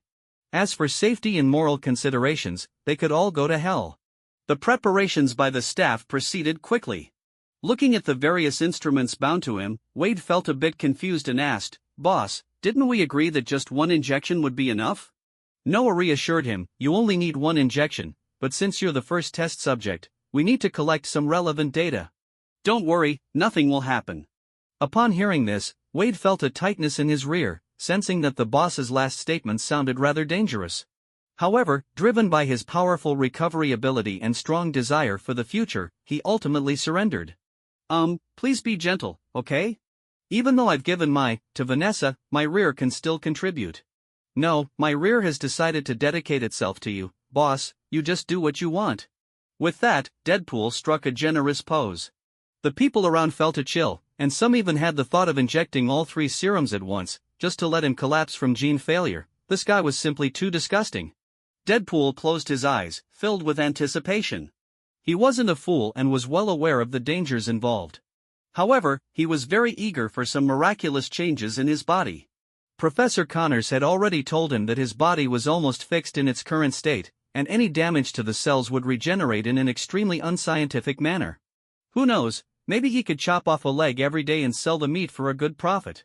Those serums had to work, even if it meant some bad changes. As the serum was slowly injected into his body, Deadpool's mind instantly fell into a haze.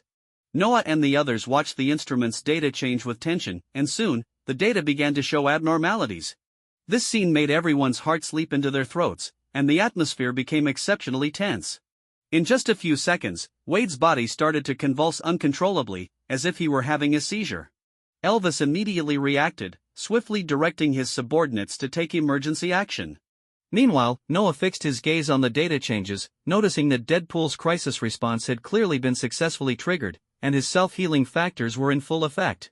The T-Virus's modification method was extremely domineering, otherwise, they wouldn't have hesitated to conduct human trials until now.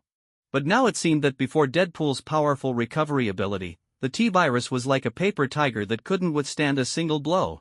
Before 2 minutes had passed, Deadpool slowly opened his eyes, excitement shining in them. He eagerly asked, "Boss, am I super powerful now? Can I go from being on the receiving end to being the attacker?" Noah patted his shoulder and comforted him, "Not yet, you're still the same receiver, but it will be soon." With that, he directly signaled Elvis, "Next one." Deadpool wanted to say something more, but soon, that hazy feeling washed over him again. A few minutes later.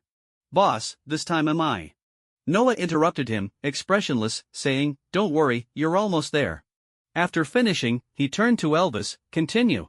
And so, the 3 T-Virus enhancement serums, even the T-Virus raw solution, were injected into Deadpool's body, yet ultimately produced no effect. It was only at this point that Noah completely lost hope. Looking at the now awake Deadpool, Noah said with some regret, "It seems you won't be enjoying the benefits of the T-Virus, we'll have to proceed with physical modifications instead.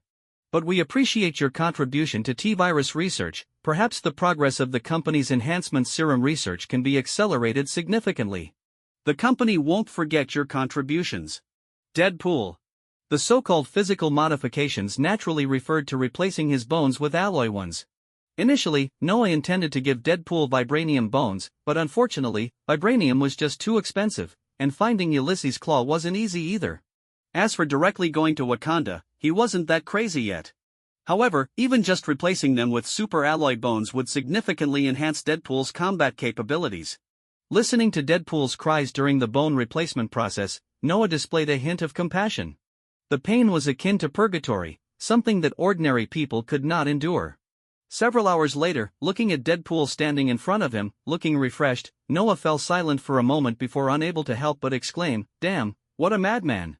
It seemed he had truly underestimated Deadpool. "Boss, I feel super awesome now.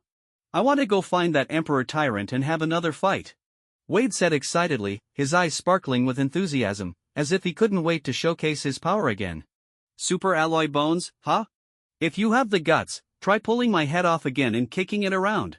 Noah glanced at him and said, "If you agree to bear the production cost of several million, I can satisfy that request." Instantly, Wade's momentum deflated. Several million? Wouldn't it be better to save that for Vanessa? Although Deadpool's modifications had been completed, Noah still felt a bit disappointed. The situation he had originally anticipated with the T-Virus modification had not materialized. A Deadpool with superhuman strength, indestructible alloy bones, and an immortal recovery ability would undoubtedly be capable of going toe-to-toe with the Hulk, and could very likely emerge victorious in battle. But even so, this was still quite good. Deadpool was just the beginning. Next, he needed to quickly conduct comprehensive enhancements on the Punisher and Umbrella's strategic security forces. By that time, Umbrella could truly show its fangs and become a terrifying presence. As for Annabella, it was just a biopharmaceutical company, what danger could it pose? If anyone wanted to test that, they could go right ahead. The current world is still in a state of peace. Even though there are some unknown events around the globe that are difficult to explain with common logic, at least at this stage, these events have not yet caused substantial impacts on the ordinary populace. Furthermore, this peaceful situation is expected to continue for at least the next few years. This, precisely, is Noah's most valuable opportunity for development. When Loki appears, the dangers facing this world will increase at a geometric rate. Noah has seriously considered whether to eliminate Loki in advance, but he quickly realized that this was unrealistic. Let's not even mention whether he has the ability to capture and kill this god of mischief from Asgard. Even if he truly had that capability, he would absolutely not do so. The implications are just too broad. For whatever reason, Loki is Odin's son and under Odin's protection.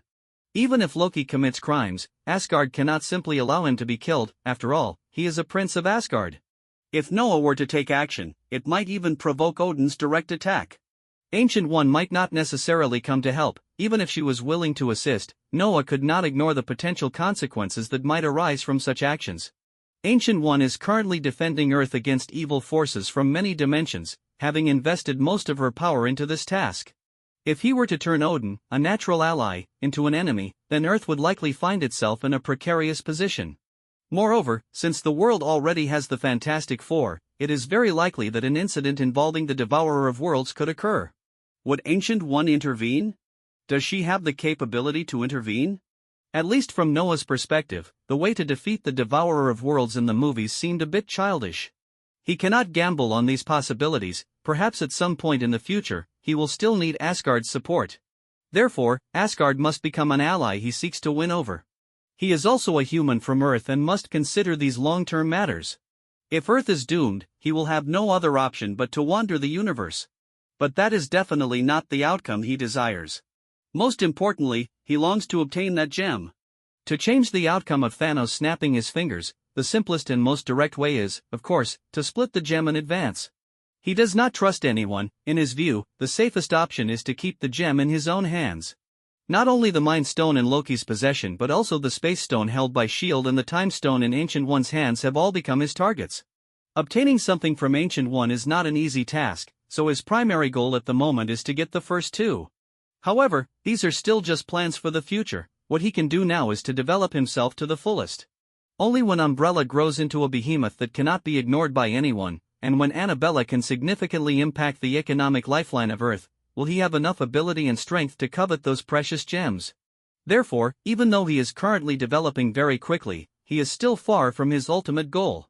Meanwhile, outside a small town in New Mexico, a gigantic hammer suddenly fell from the sky, immediately catching the attention of S.H.I.E.L.D. On the other side, General Ross arrived at the Umbrella building. When Noah heard this news, he immediately realized that a big deal was about to come. After the two met and exchanged a few pleasantries, General Ross directly stated his purpose. "I need a stronger version of the abomination from last time."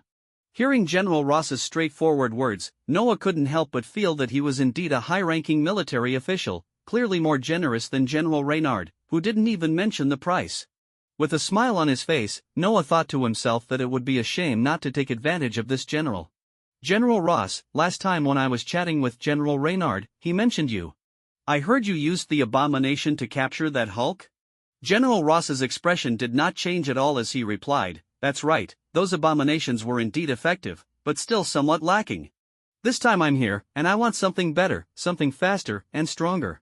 Your company should have that, right?" Noah immediately responded with a smile, "Of course we do. In fact, our prototype abomination is already under consideration for elimination. After all, that kind of thing is merely an unstable product from the lab and is far from a mature biological weapon. If you really have the intention to purchase, I can recommend a few of our new products." Saying this, Noah took out a virtual imaging device, placed it on the table, and with a gentle press, a virtual image of an abomination appeared before them. Compared to the prototype abomination, this version did not have a significant difference in appearance, but it was clear that its physique was larger. Noah moved the image while beginning to introduce, "This is the T-101, our company's first mass-produced abomination. It is an improved version of the prototype abomination, and one could say that its data has shown significant enhancements in all aspects. Moreover, its proficiency with various weapons has reached its peak, making it the best weapon against any enemy." General Ross examined the various data carefully, comparing it with the data of the prototype abomination in his memory. Moments later, a smile appeared on his face as he directly uttered two words, "Price." Noah's smile grew even brighter, 50 million per unit. While the mass-produced version is stronger in data compared to the prototype, we have successfully reduced the production costs, making it a true value product. I believe that for the military, even for the Air Force, having an abomination to strengthen troops would be a huge upgrade. In fact, I can say that if the number of T-101s is sufficient, they could even conquer any region. General Ross began to calculate. Compared to the prototype, the T-101 indeed showed comprehensive enhancements, and the price was also lower. He originally planned to equip some abominations for the Hulkbusters team, but now it seemed like he could potentially conduct an upgrade for the entire military. Just as he was preparing to express his intention to purchase, Noah smilingly said, "Of course, if the T-101 still does not meet your requirements, we can offer you 2 more new options." Oh? This statement successfully piqued General Ross's interest. The T-101 was already excellent, but he didn't expect there to be even better products. Noah gently tapped on the virtual imaging device, and the image immediately switched. Next, please allow me to grandly introduce the abomination codename Pursuer. This is an advanced version of the abomination that completely surpasses the T-101 in performance. While its combat style is similar, the data of the Pursuer absolutely crushes the T-101. This is a top-tier product made without regard for cost or price. Hence, its price is $130 million, and there is no room for negotiation. Hearing this price, even General Ross, with his identity and status, couldn't help but tremble slightly. This price is equivalent to that of an active military aircraft. Trading one airplane for a Pursuer? Even he, as a high-ranking military official, would not dare to make such a decision lightly. Noah's expression remained unchanged as he began to introduce the Emperor Abomination. He quoted a price of $150 million, as it was obviously more suitable for combat against the Hulk compared to the Pursuer. Currently, the lab could not directly create Pursuers and Emperor Abominations, but his system could. Having a biological weapon completely under his control to serve the military was quite attractive to him. So, what would be better, having the computer control it or using the system for stronger control? He really wanted to try it out himself. So, what decision would General Ross ultimately make? Noah calmly watched General Ross struggle with his dilemma, filled with confidence in his products. General Ross hesitated for a long time, but eventually nodded.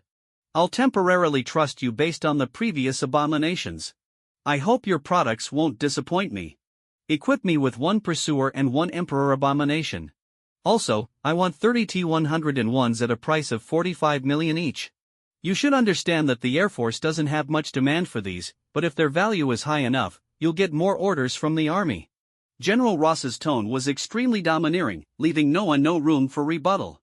Noah didn't mind this, he merely smiled and nodded. This price exceeded his expectations. Although the T-101 was priced lower than the prototype Abomination, that was normal. The price of the prototype Abomination had indeed far exceeded its actual value. Aside from having a certain degree of flexibility, it was simply not worth that price, which was why sales had been lackluster. Currently, major military technology companies are racing to develop their own combat robots or tech suits, especially since Tony Stark has demonstrated the superior performance of his suits through action. As a true genius, Tony Stark has always been a barometer for these companies. Over the next few years, various parties will likely gradually have similar exoskeleton combat assist equipment or even combat robots. In fact, signs of this have already begun to emerge, with more than one company starting to launch their own exoskeleton assist equipment. However, Umbrella's biochemical weapons have a very low universality, which is an unavoidable disadvantage. This is also one of the important reasons why Noah has so many biological weapons but still makes the T-Virus series products a major selling point. Small biological weapons like the wolf fights are hard to surpass in functionality compared to other products. The price of the Abomination is also too high, and the rapid emergence of similar biological weapons might not necessarily be a good thing. Noah is not incapable of developing highly cost-effective products, he has just been intentionally controlling the types of products he releases. He doesn't want his products to trigger another world war, as that would benefit neither him nor the world. As an arms dealer, he has his principles. Eventually, as special biological entities continue to appear, the military's demand for these things will only increase. Just a few days ago, he heard that a strange amphibious creature had emerged from the Han River in South Korea, injuring many people. There are also reports about giant monsters, the truth of which he does not know. In any case, it seems that similar incidents will become more frequent in the future, and these are enough to make him a fortune. Although the prototype Abomination's performance is lacking, the T-101's performance is already sufficient to stand out among other companies. The existence of the Pursuer and the Emperor Abomination can also meet the military's demand for high-end products. This dual-pronged strategy is an effective way for him to deal with other military industrial groups. Noah laughed heartily and said, "Rest assured, the enhanced abominations are definitely worth the investment. Additionally, Umbrella has some mechanical military products. Would you like to take a look? I guarantee you'll get the best price." General Ross waved his hand and replied decisively, "Sorry, I trust your abominations, but I don't trust your machines. I can get better ones from Stark Industries and Hammer Industries." After saying that, he stood up to leave. Noah shrugged. He had never held much hope of securing General Ross's mechanical military orders. Hammer Industries is a typical low-margin, high-volume company. While they offer good value, expecting them to provide high-end technology is likely a mistake on General Ross's part. As for Stark Industries, Tony Stark himself has announced the closure of the weapons division, and who knows when he might reopen it. However, this is quite normal. Umbrella is just starting out in the tech military industry, and it is indeed unrealistic to expect to land large military contracts right off the bat. Fortunately, weapon buyers are not just limited to large military buyers. There are many smaller buyers who prioritize cost-effective products.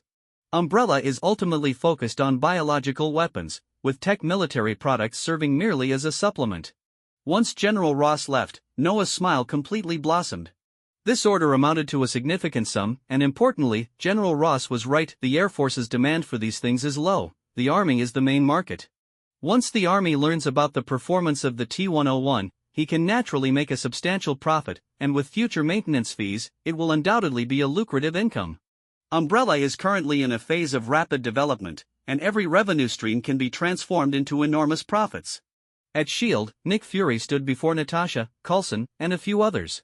In Nick Fury's hand was a document labeled Avengers Initiative. The recent events involving Thor have made me realize that our Earth still faces many unknown threats. This plan is an important means for us to address extraterrestrial threats in the future. The relevant personnel data we have collected has been compiled and handed over to you. You all have conducted investigations, so let's discuss your opinions.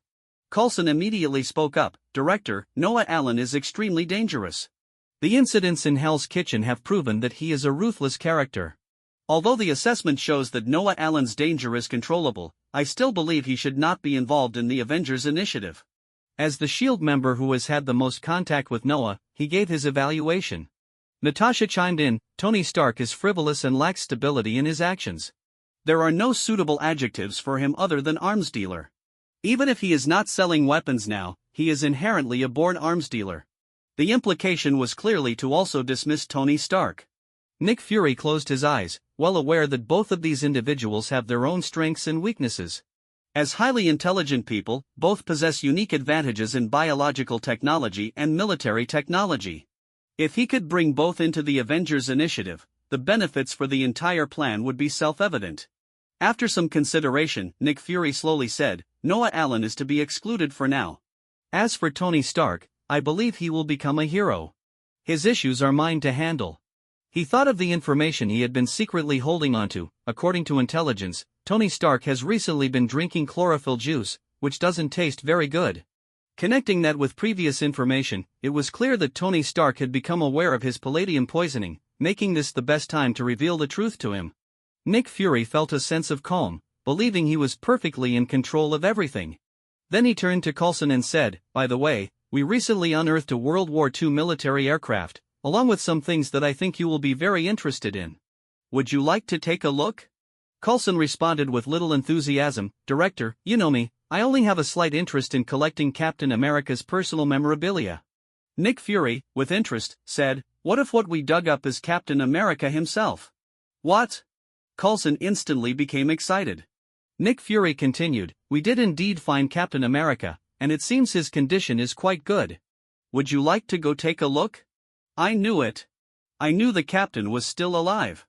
Director, you must send me over," Coulson urged eagerly. Night quietly descended, and Tony Stark had been toiling away in his lab all day long. Ever since he inherited his father's Future City project, his daily research schedule had become increasingly burdensome. Especially with the new element his father had proposed, he saw the possibility of a new type of clean energy microreactor becoming a reality. After working day and night for this period, he finally succeeded in synthesizing the new element and applied it to the new reactor. One could say he had completely rid himself of the threat of chronic death, which had kept his spirits high lately. However, at the same time, the news about his father's involvement in the establishment of S.H.I.E.L.D. and that director Nick Fury was aware of the future city project had been a thorn in his throat, making it hard for him to let go. When he accepted the inheritance, he fully understood his father's intentions, but he did not know what S.H.I.E.L.D. actually wanted. The feeling of being secretly plotted against greatly displeased him. All along, he had been the one manipulating others. When did it become someone else's turn to manipulate him? He opened his front door, habitually called for Jarvis to turn on the lights, but found no response. He frowned slightly and walked into the living room. However, the scene before him almost made him jump in shock. In the center of the living room sat a bald man with one eye. The sudden appearance of a stranger in his home nearly scared Tony Stark to death. He had many enemies, and at a time like this, what else could a stranger be but an enemy? Tony Stark, the man called out his name. Tony Stark struggled to calm himself. Who the hell are you? This is my home, and regardless of your purpose or how you got in here, get the hell out now. The man showed no reaction and simply said, as long as I want, I can appear anywhere. His voice, though quiet, sounded incredibly arrogant. Upon hearing this, Tony Stark's eyes flared with anger. This was his home, not just some ordinary place. No wonder Jarvis had not responded, it seemed the power had been cut off. This was the downside of technology. Once the energy supply is cut, even the best systems become useless junk. Before Tony Stark could react, the man continued, I'm Nick Fury, director of S.H.I.E.L.D. Upon hearing this name, Tony Stark instantly calmed down. So he really did come. He had suspected for a while that Noah might be lying to him. After all, while Noah had saved him, he was not someone who easily trusted others. But when Nick Fury appeared in his home, he knew that most of what Noah had said was likely true. Recently, although he had resolved the palladium poisoning issue, he had been drinking chlorophyll juice to validate Noah's words. If there were indeed S.H.I.E.L.D. agents around him, the news should have already been reported back. He had thought that S.H.I.E.L.D. agents would at least come to speak to him openly, but what did this sneaky approach mean? Was it a threat? In the dark, Tony Stark's displeased expression went unnoticed by Nick Fury. However, Nick Fury also knew that Tony Stark was likely not happy at the moment. But that did not matter. Once he revealed the plan, Tony Stark would naturally agree with him. His direct entrance was merely a habit. He had long been accustomed to providing his targets with invisible intimidation, a tactic he had effectively used for decades.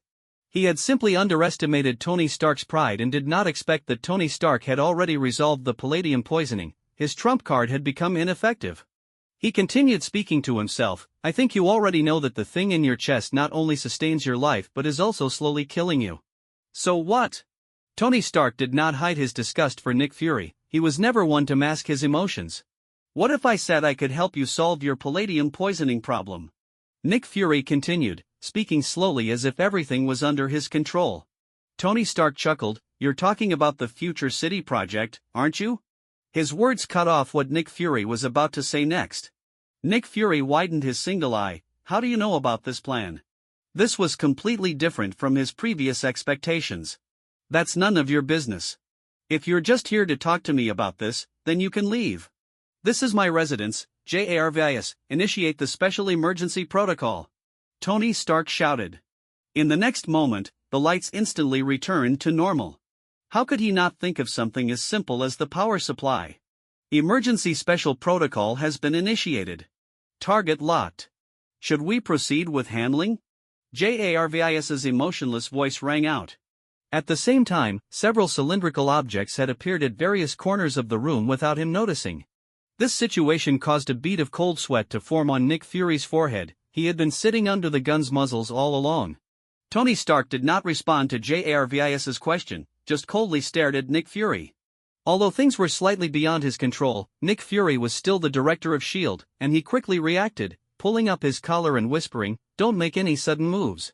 Clearly, he had not come alone. Outside, he had an elite team of S.H.I.E.L.D. agents ambushed, even equipped with 2 prototype abominations.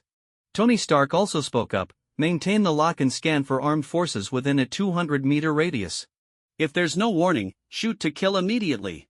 Understood, Jarvis replied, and then there was a series of clicking sounds, clearly indicating that the residential defense system was fully activated. Nick Fury hesitated for a moment, then reluctantly said to his collar, "Fall back to 200 meters." He could not afford to fall out with Tony Stark easily. Even without the Future City project as leverage, Tony Stark was still someone he wanted to win over. Moreover, he couldn't just deal with a capital giant at will, not even S.H.I.E.L.D. This would provoke resistance from the entire American capital forces. After doing all this, Nick Fury put away his previously confident expression. Since things had slipped out of his control, he would have to change his approach. "Tony Stark, do you know that there are many unknown crises in this world, and they are continually escalating? You should have heard of the Fantastic Four, they are just the beginning. A few years ago, the military discovered a green giant with immense destructive power. Just a few days ago, we found a hammer in a small town in New Mexico. That hammer is called Thor's hammer." Seeing Tony Stark finally display a look of shock, Nick Fury's lips curled up slightly. He knew Tony Stark was beginning to take an interest. Even without the leverage of the Future City project, he still had confidence in his ability to firmly grasp Tony Stark. Nick Fury's expression remained unchanged as he continued, "Yes, it's the hammer of the Thor you imagine. In fact, we have also met its owner, the legendary Thor. However, I prefer to call them aliens." At that time, Thor, sent by Asgard, faced an enemy attack, and both sides engaged in a fierce battle that directly destroyed that small town. And this is just a part of it. Even on Earth, there are the Han River monster reported in the news, unknown giant beasts, and even life emerging from beneath the earth, among others. To address the increasing unknown threats, I proposed a plan called the Avengers Initiative. This plan is dedicated to researching and countering various threats from within the Earth and from the universe. And you, Tony Stark, as one of the top minds in this world, the Avengers need you. In Nick Fury's perception, with his decades of understanding human nature, he was confident that saying the Avengers needed someone like Tony Stark would lead Tony to agree without hesitation. Especially someone as self-assured as Tony Stark, in his view, was incredibly easy to deal with. However, he was ultimately disappointed. Tony Stark did not rush to give an answer. Instead, the light in his eyes flickered for a moment before he fell into deep thought. "Sorry, I have no fondness for your Avengers Initiative, and I can't say I have any fondness for S.H.I.E.L.D. either, so please leave now." Tony Stark's tone was resolute and unwavering, leaving no room for negotiation. A hint of surprise crossed Nick Fury's face. He did not expect Tony Stark to refuse so directly. "Tony, I fear you haven't fully grasped the current situation." Tony Stark interrupted loudly, "JARVIS, prepare to execute the emergency protocol." Nick Fury's expression changed several times, and he felt a surge of anger. This guy was really giving him no face. "Tony, you'd better think this through. The Avengers are our only effective way to respond to the current crisis. When you've thought it over, have Natasha let me know." With that, he turned and walked toward the window, then leaped out, disappearing into the night. Watching Nick Fury's retreating figure, Tony Stark's face darkened further. The woman he had been intimate with was actually a S.H.I.E.L.D. spy? This filled him with immense anger and humiliation. Unable to restrain himself, he cursed, "Fuck." After venting his frustrations, his expression gradually became serious. Despite his outright refusal, as he had been Iron Man for a longer time, he began to feel a heavy sense of responsibility. He was unsure about Asgard and Thor, but he was aware of the Green Brute and the Han River monster. These were things he had already learned about. This world was clearly facing unprecedented crises, some of which had long been hidden in the shadows and were now surfacing. Faced with these crises, he knew he had to take action. Yet even he had to admit that if it was as Nick Fury said, relying solely on his own strength was indeed insufficient. He had few friends, and at a time like this, he found no one to confide in. After much internal conflict, Tony Stark ultimately arrived at his lab, donned his armor, and shot into the sky. Outside the villa, Nick Fury did not leave immediately. Seeing the direction Tony Stark flew off in, he quickly asked, "Where did Tony Stark go?" An agent nearby, tracking Tony's flight path, observed for a moment before responding with an odd expression, "From the flight trajectory, it seems he's headed to Hell's Kitchen." Nick Fury furrowed his brow slightly. What is he going there for? Could it be Noah Allen? This speculation darkened his expression. Though Noah Allen was on his radar, he was a low priority. That was why he had agreed so readily after Coulson raised objections. Now, with Tony Stark going to find Noah Allen, what could it be for? With confusion in his heart, Nick Fury collected his team and left. His list included more than just Tony Stark. This was merely a test. Now it seemed unlikely that he could persuade Tony Stark to join the Avengers Initiative, so he would need to engage with other potential candidates. On the other side, Tony Stark, clad in his armor, landed with a burst of flames at Noah's doorstep. The commotion from the armor, along with various biological weapons created by the system guarding the area, had long alerted Noah to the anomaly. Before Tony Stark could knock, Noah stepped out of the house. "What are you doing here at this hour instead of sleeping at home?" Noah looked fatigued. He had been busy the entire day and just wanted to crash. Seeing Tony Stark suddenly show up did not improve his mood. Tony Stark was not in the mood to mock Noah, he was burdened with heavy thoughts. Noticing Tony Stark's demeanor, Noah yawned and said helplessly, "Come in." He stepped aside to let Tony Stark enter. Once inside, Noah poured a glass of alcohol for Tony Stark and himself. "So, what's going on with you? What's bothering you?" Tony Stark downed his drink in one gulp and poured another glass before slowly speaking. "Noah, do you know this world is far more complicated than we imagine?" Noah rolled his eyes. "I certainly know, and I probably know much more than you think. But I only welcome beautiful women to stay over, not you." He suddenly realized something and looked intently at Tony, asking, "Did Nick Fury come to see you?" "How did you know?" Tony Stark exclaimed, then quickly composed himself and smiled wryly. "Looks like you really know a lot." "Honestly, I'm a bit confused right now." Nick Fury explained the crises facing this world to me, saying there are not only those terrifying monsters but also aliens from outer space. Even the Thor from myth is actually an alien. Just the other day, he appeared in New Mexico and fought his enemies, destroying a small town, and we humans have no means of resistance. Noah listened quietly, occasionally showing a contemplative expression. So the plot of Thor had already occurred. This meant Captain America must have appeared by now as well. Tony Stark continued, "The changes in this world are beyond my imagination. For a moment, I don't even know what to do. Nick Fury wants me to join the Avengers initiative he created to respond to these crises. What do you think? Should I join?" Seeing the confusion in Tony Stark's eyes, Noah bluntly retorted, "Is that why you came here?" After being teased by Noah multiple times, Tony Stark finally lost his temper and shouted, "Isn't this serious? Gods from mythology, unknown monsters, these are enough to drive anyone to collapse." Noah took a sip of his drink. He could actually understand Tony Stark's feelings. The current situation was indeed much more complex than in the original story, and feeling lost was normal. Even he himself had been anxious and worried about being wiped out by the Ancient One due to his dubious origins. Over these years, he had been in this state of anxiety and insecurity, almost driving himself mad. It wasn't until he experienced that great battle that he dared to confirm that as long as he didn't do anything to destroy the Earth, the Ancient One should no longer bother him. It was from that moment on that he finally relaxed. Now, Tony Stark was in a very similar state to what he had experienced. So he thought for a moment and said, "I understand all the things you're talking about, and I know a lot more details than you do. The enemies you mentioned, at this stage, we are indeed powerless. Your Mark series armor won't cut it, and my abomination plan won't either. But this is not a reason for you to feel defeated. As for the Avengers initiative from S.H.I.E.L.D., I can't interfere with your decision. But personally, I absolutely will not consider joining. S.H.I.E.L.D. is an official organization, and whether you want to or not, regardless of what S.H.I.E.L.D. promises, the establishment of the Avengers will inevitably be entangled in politics and may even become a tool or weapon for others. Of course, I can't influence your decision. However, regarding the issue you mentioned, I actually have a plan that I haven't discussed with anyone yet, and it's called the Tech Arc Initiative."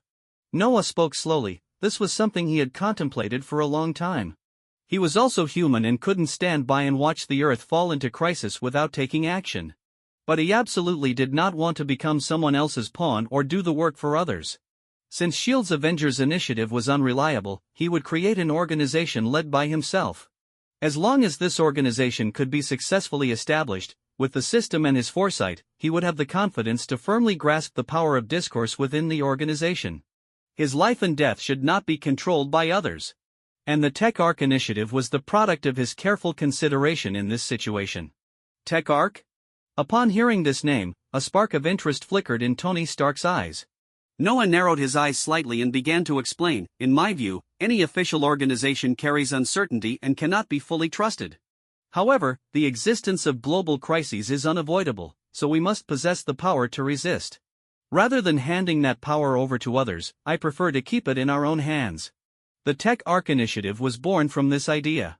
"Do you think you fully understand the true nature of this world?"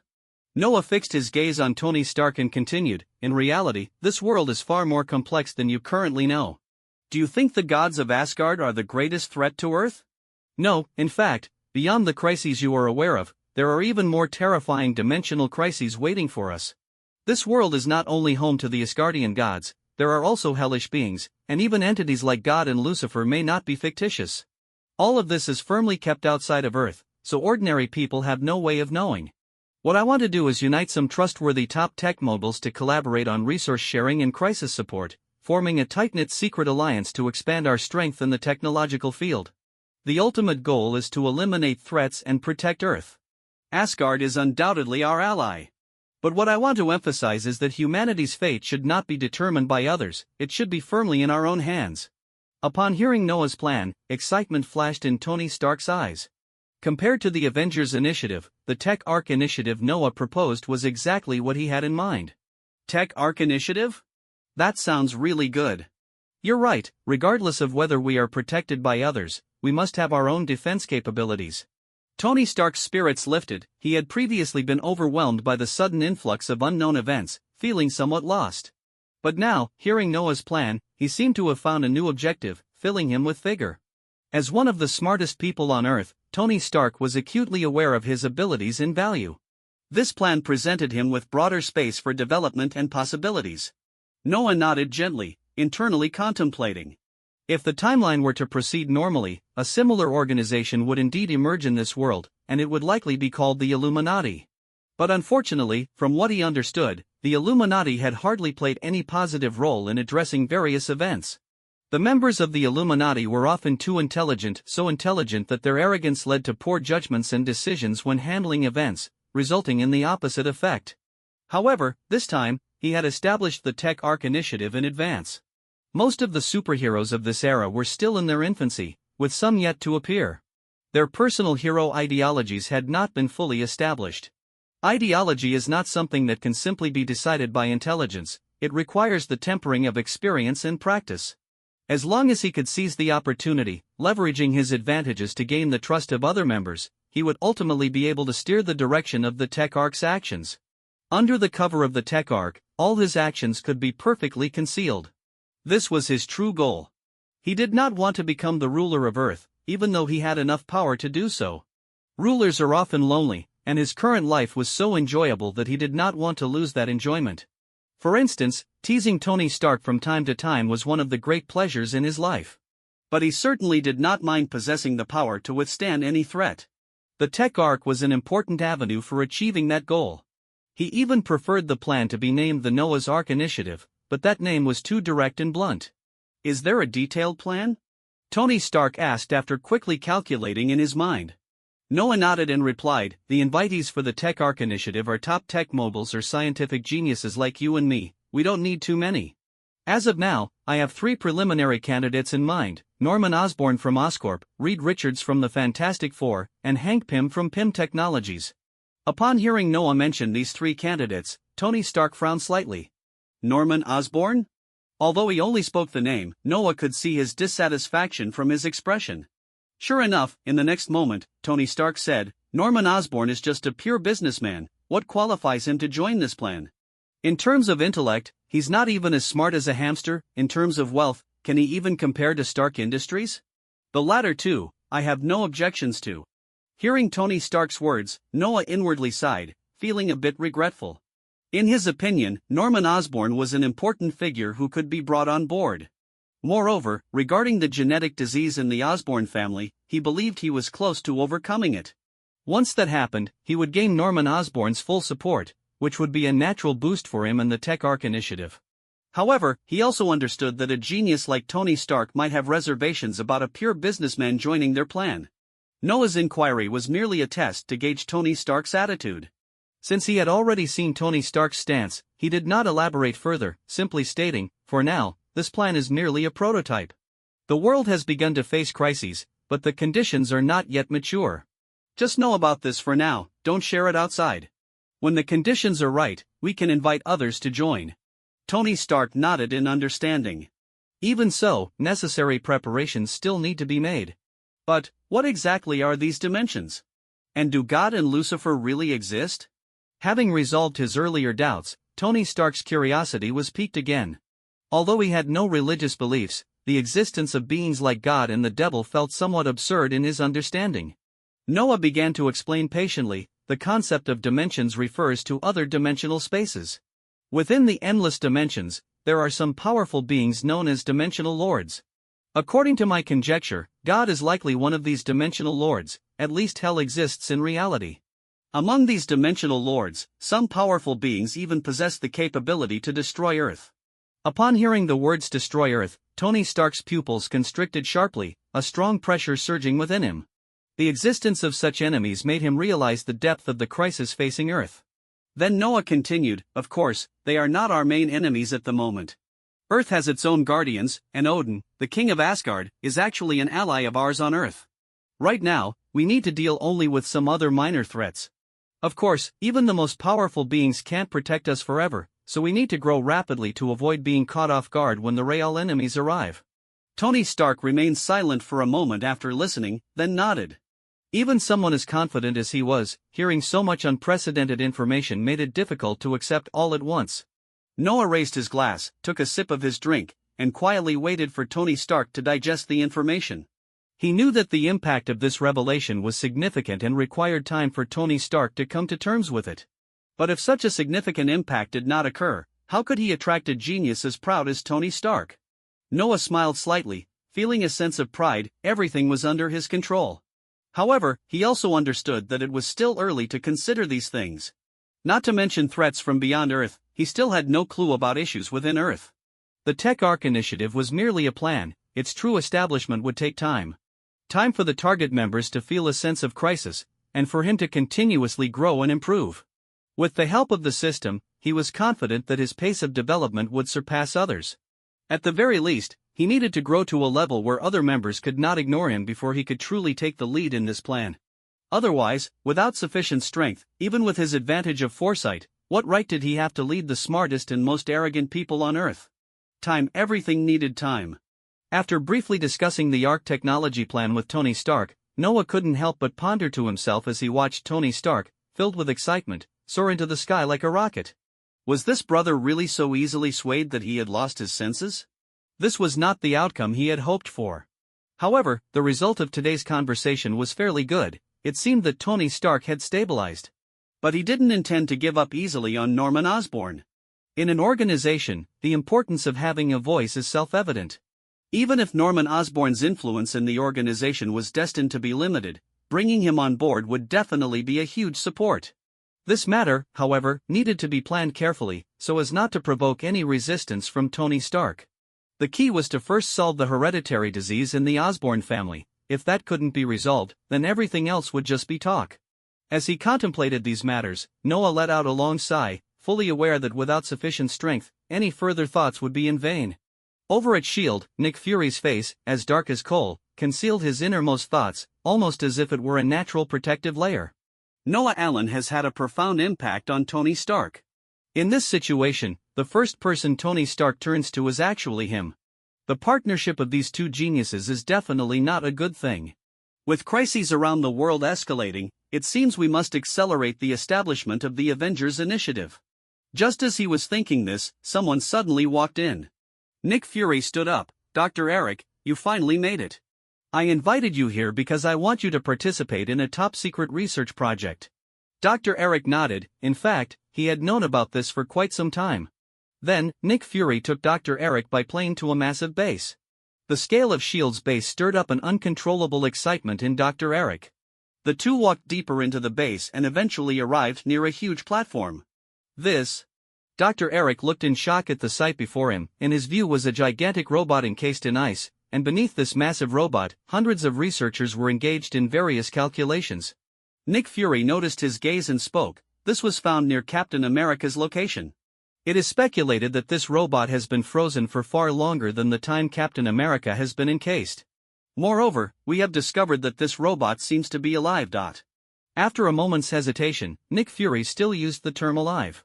Dr. Eric's expression grew increasingly astonished. S.H.I.E.L.D. brought me here just to study this robot? Nick Fury shook his head. No, what I want you to study is even deeper. With that, Nick Fury continued to move forward. Hearing this, Dr. Eric quickly followed, but before leaving, he couldn't help but take a few more glances at the robot.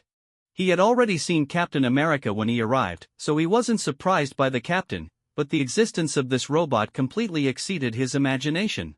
In that era, it was theoretically impossible for robots to exist. And the thing he was supposed to study was positioned even deeper than this robot. Dr. Eric's face lit up with excitement. He had a feeling that he was about to become involved in a highly significant confidential event. After Dr. Eric caught up, at a location they could not see, a tall, thin man also looked at the robot with a hint of surprise before he continued to follow. After a series of inspections, the two arrived at a massive sealed room. In the center of the room lay a box. Nick Fury spoke, "This is one of S.H.I.E.L.D.'s biggest secrets, the Cosmic Cube. It contains an astonishing energy that we cannot comprehend, and it is also a terrifying weapon. In the face of today's increasingly severe crises, humanity needs its own defense force. So, Doctor, I need you to start research on the Cosmic Cube as soon as possible, so we can gain the power to counter those threats." Dr. Eric took a deep breath. He realized the heavy responsibility he bore, and his eyes sparkled with fervor. For him, this was an incredibly rare opportunity. After sending Dr. Eric to the location of the Cosmic Cube, Nick Fury returned once again to the side of the massive robot. Although he could not yet understand the specific structure of this robot and the research progress was not ideal, he instinctively felt that this thing was very dangerous. However, merely being dangerous was not enough to make him abandon his research on this robot. On the contrary, he believed that only by thoroughly researching these dangers could the Earth gain a stronger ability to resist crises. He even entertained the idea of directly thawing the robot. This was S.H.I.E.L.D.'s base, equipped with the most comprehensive protective measures in the world. He didn't believe that a mere robot could cause any significant trouble in S.H.I.E.L.D.'s base. But after hesitating for a moment, he chose to give up. The current situation was relatively stable, and there was no need to rush. If this robot caused problems for other research facilities in the base, it would be a huge loss. However, throughout all this, he remained completely unaware that everything was being observed clearly by an outsider. After returning from Noah's home, Tony Stark immediately called out to Jar Vyas, initiate a project right away and set its priority to the highest. The project will be named the ARC Technology Plan. Understood, Jar Vyas replied. Once the project was established, Tony Stark threw himself wholeheartedly into the research. Although Noah had said that the ARC technology was not yet ready to be launched, he still felt it was better to be prepared. Especially with the crises Noah had described, which loomed over him like a sword of Damocles, preventing him from feeling at ease. Even if he couldn't resolve those Earth-threatening crises at the moment, he at least needed to ensure that there were measures in place that could address crises within the Earth's scope. After contemplating for a while, Tony Stark spoke again. Jar Vyas, under the ARC Technology Plan, set up a subplan and name it the Legion Plan.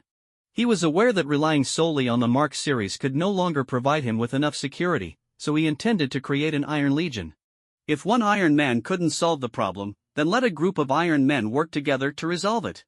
Noah, of course, had no idea that under his provocation, Tony Stark had already begun to prepare for the creation of the Iron Legion in advance. Otherwise, he might have felt a little more sympathy for Ivan Vanko. Without external stimulation, Tony Stark's Mark series had already undergone such rapid upgrades. Now, with Noah's prodding, Tony Stark's potential would likely be further unleashed. At this moment, Noah was already in the process of preparing to strengthen the Umbrella Strategic Security Forces. The Umbrella Strategic Security Forces had rapidly expanded and now numbered over 100 people.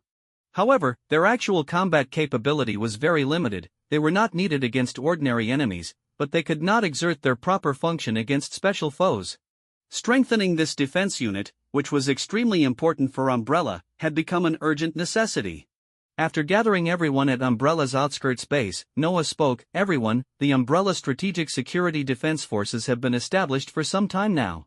Although we haven't experienced many real combat tests so far, your performance and training has shown your abilities in facing crises. To be honest, I am very dissatisfied with your performance. Upon hearing this, everyone present became furious. Even though Noah was their boss, each of them was an elite selected from various special forces. How could a person who might not even know how to shoot dare to question their combat capabilities? Noah looked at the crowd, his expression unchanged, even ignoring Frank's angry glare. To him, the strong among ordinary humans held no significance at all. With only a brief pause, Frank resolutely stepped forward. He had no other choice. The members below were all carefully brought in by him one by one. As the umbrella system grew larger, the armed department inevitably experienced personnel splits, and these team members were his direct forces. At this critical moment, he had to stand up for their interests. Frank stared directly at Noah and said solemnly, "Boss, every member of the Umbrella Strategic Security Forces was personally recruited by me. Each one has been tempered through blood and fire. I can assure you that there are absolutely no issues with their loyalty and combat effectiveness." Noah nodded slightly, a hint of appreciation flickering in his eyes. He then slowly scanned the crowd, meeting the gaze of every individual, and said loudly, "I have never doubted any of your combat abilities, that is an undeniable fact. Even including you, Frank." Upon hearing his name mentioned, Frank's body tensed up immediately. This was not due to nervousness, but because a surge of intense anger was building within him. Every member here was a combat elite, and Frank Castle dared to say he was one of the top combat experts in the world. Even with the elites he personally recruited, he was confident he could easily wipe out a small team. Noah naturally sensed the strong dissatisfaction in Frank's eyes and spoke directly to him, "Come at me, let me prove it to you." Frank was taken aback. He knew his boss had studied combat techniques and had experienced some real battles. However, his boss should be aware of his strength. How could he say such a thing? He frowned, about to explain, but heard Noah continue, "Come on, right now you have no capacity to resist in front of me." Frank's eyes narrowed slightly, and he was enraged. There were no announcements, no warnings. These were not the actions of a real combat situation. He only knew how to fight in the most direct way and had no understanding of so-called sparring. In the next moment, he lunged at Noah like an angry lion, aiming straight for Noah's neck. That was the most lethal part of a person. With his strength, if this strike landed, Noah would undoubtedly die. However, Noah's expression remained unchanged. In his superhuman dynamic vision, Frank's attack speed appeared as slow as a crawling ant, allowing him to easily see through each movement. This was the tremendous change brought about by the Blacklight Virus transformation. It was not only an enhancement of physical functions but also a qualitative leap in combat insight and reaction speed. Moreover, this was just the part he had revealed. In fact, after the transformation from the Blacklight Virus, combined with his own targeted training and the system's in-depth research and optimization, eliminating some defects in the Blacklight Virus, his combat ability had exceeded everyone's imagination. In front of him, Frank, an ordinary human, had no room to exert his skills. This was no longer a simple gap in combat ability, but a duel from two different dimensions. Noah easily evaded Frank's strike and then slapped Frank's elbow with a backhand. With a crack, Frank felt a slight noise from his elbow. Countless combat experiences flashed through his mind, and he knew clearly that his elbow had dislocated. Although he had already made a judgment in his mind, Frank's expression remained unchanged as he used his other hand to attack again. However, how could Noah give him that opportunity? In an instant, Noah's speed surged several times, and he knocked Frank down to the ground like a bolt of lightning. Seeing this scene, the previously furious expressions of everyone present vanished without a trace. Who was Frank? Even if he wasn't the one who personally brought them in, when they joined Umbrella, they had all undergone strict training under Frank. Frank's first lesson to them was to let them taste the feeling of failure, a sharp and decisive sense of defeat that they could never forget. No one could have imagined that such a powerful Frank could also be taken down in one move. Especially the speed and explosiveness displayed by the boss just now seemed beyond what a human could perform. If others were surprised, it was needless to say how Frank felt. At this moment, his brain was in a state of chaos, unable to accept this fact. Noah looked at everyone and said loudly, "This is the gap. In front of ordinary people, you are indeed combat elites, but in front of someone like me, you are no different from ordinary people. Such an Umbrella strategic security force cannot be called elite. And now, there is an opportunity for you to become stronger, a chance to possess powers, speed, and explosiveness far beyond ordinary humans. However, this method is extremely dangerous. Everyone can choose freely. Those who succeed in joining will enter the Umbrella Special Emergency Team with an annual salary of 1 million. In that last sentence, Noah shouted particularly loudly. He knew that in front of these iron-blooded warriors, aside from the allure of becoming stronger, the temptation of money was even more significant. And an annual salary of 1 million was an extremely exaggerated figure for them. Only in this way could he attract more people to join. As soon as he finished speaking, someone immediately stood up and shouted, "Boss, I apply to join the Umbrella Strategic Special Emergency Team." As the first person stepped forward, soon more than a third of the people shouted to join. Frank beside them had a complex expression. He understood his boss's intention. From this $1 million annual salary, one could see just how dangerous the tasks of this team would be. But he couldn't stop them because everyone had the right to choose. Those who stood up first were basically people without family burdens, willing to take risks for greater power. A smile appeared on Noah's face as he glanced at the worried Frank and continued loudly, "However, while the strengthening process is dangerous, as long as there is enough self-control, it is not as terrifying as imagined. The entire strengthening process will take 3 months, divided into 9 sessions, and can be terminated at any time. As long as you can clearly understand where your limits lie, theoretically, there will be no life-threatening dangers." Hearing Noah's explanation, many people's hearts stirred slightly. Soon, more and more people stood up, and even Frank's eyes revealed a clear interest. As the safety supervisor, he naturally did not want to be surpassed. The strengthening serum Noah mentioned was extracted based on the T-virus.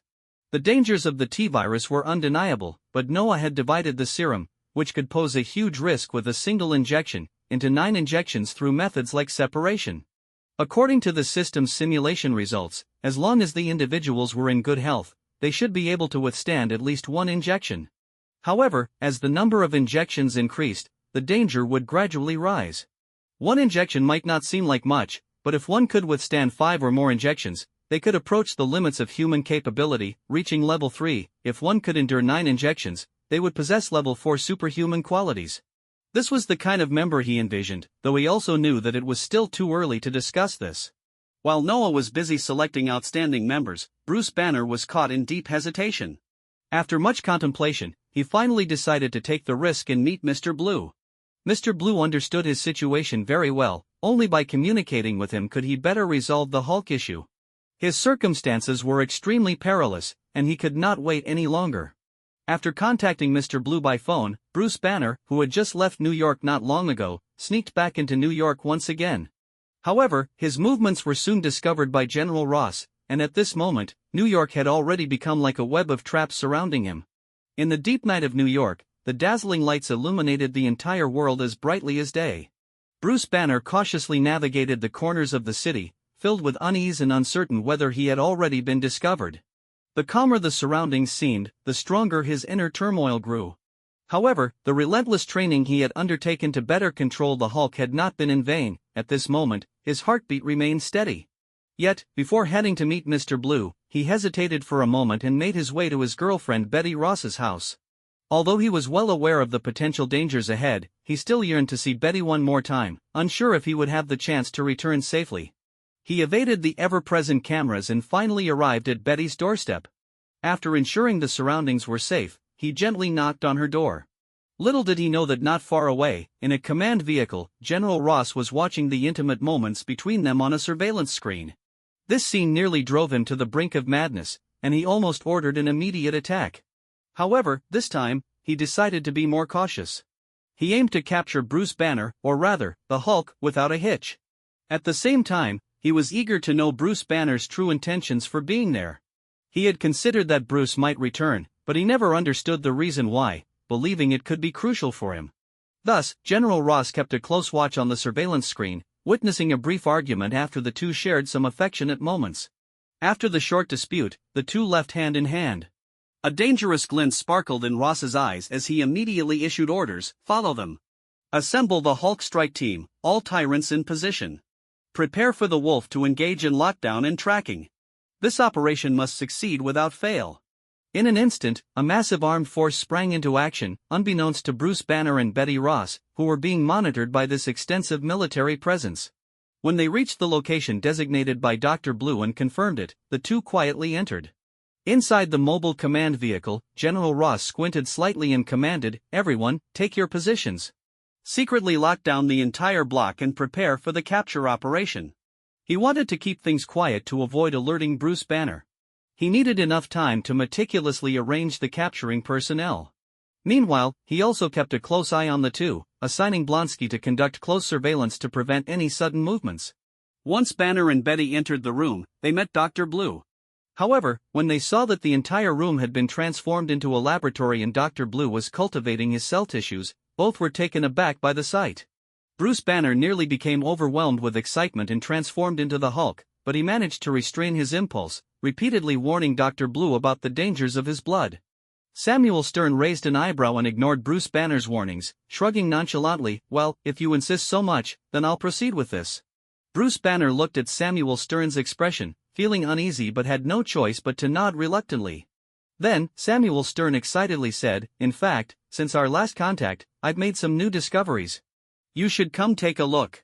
He pulled out a petri dish, dropped a drop of Bruce Banner's blood onto it, and then added some reagents. Bruce Banner leaned in to observe closely. After a moment, his pupils constricted slightly, and disbelief filled his face as he murmured, "The mutated cells are gone." Samuel Stern laughed triumphantly, "That's right. I found a way to return you to normal."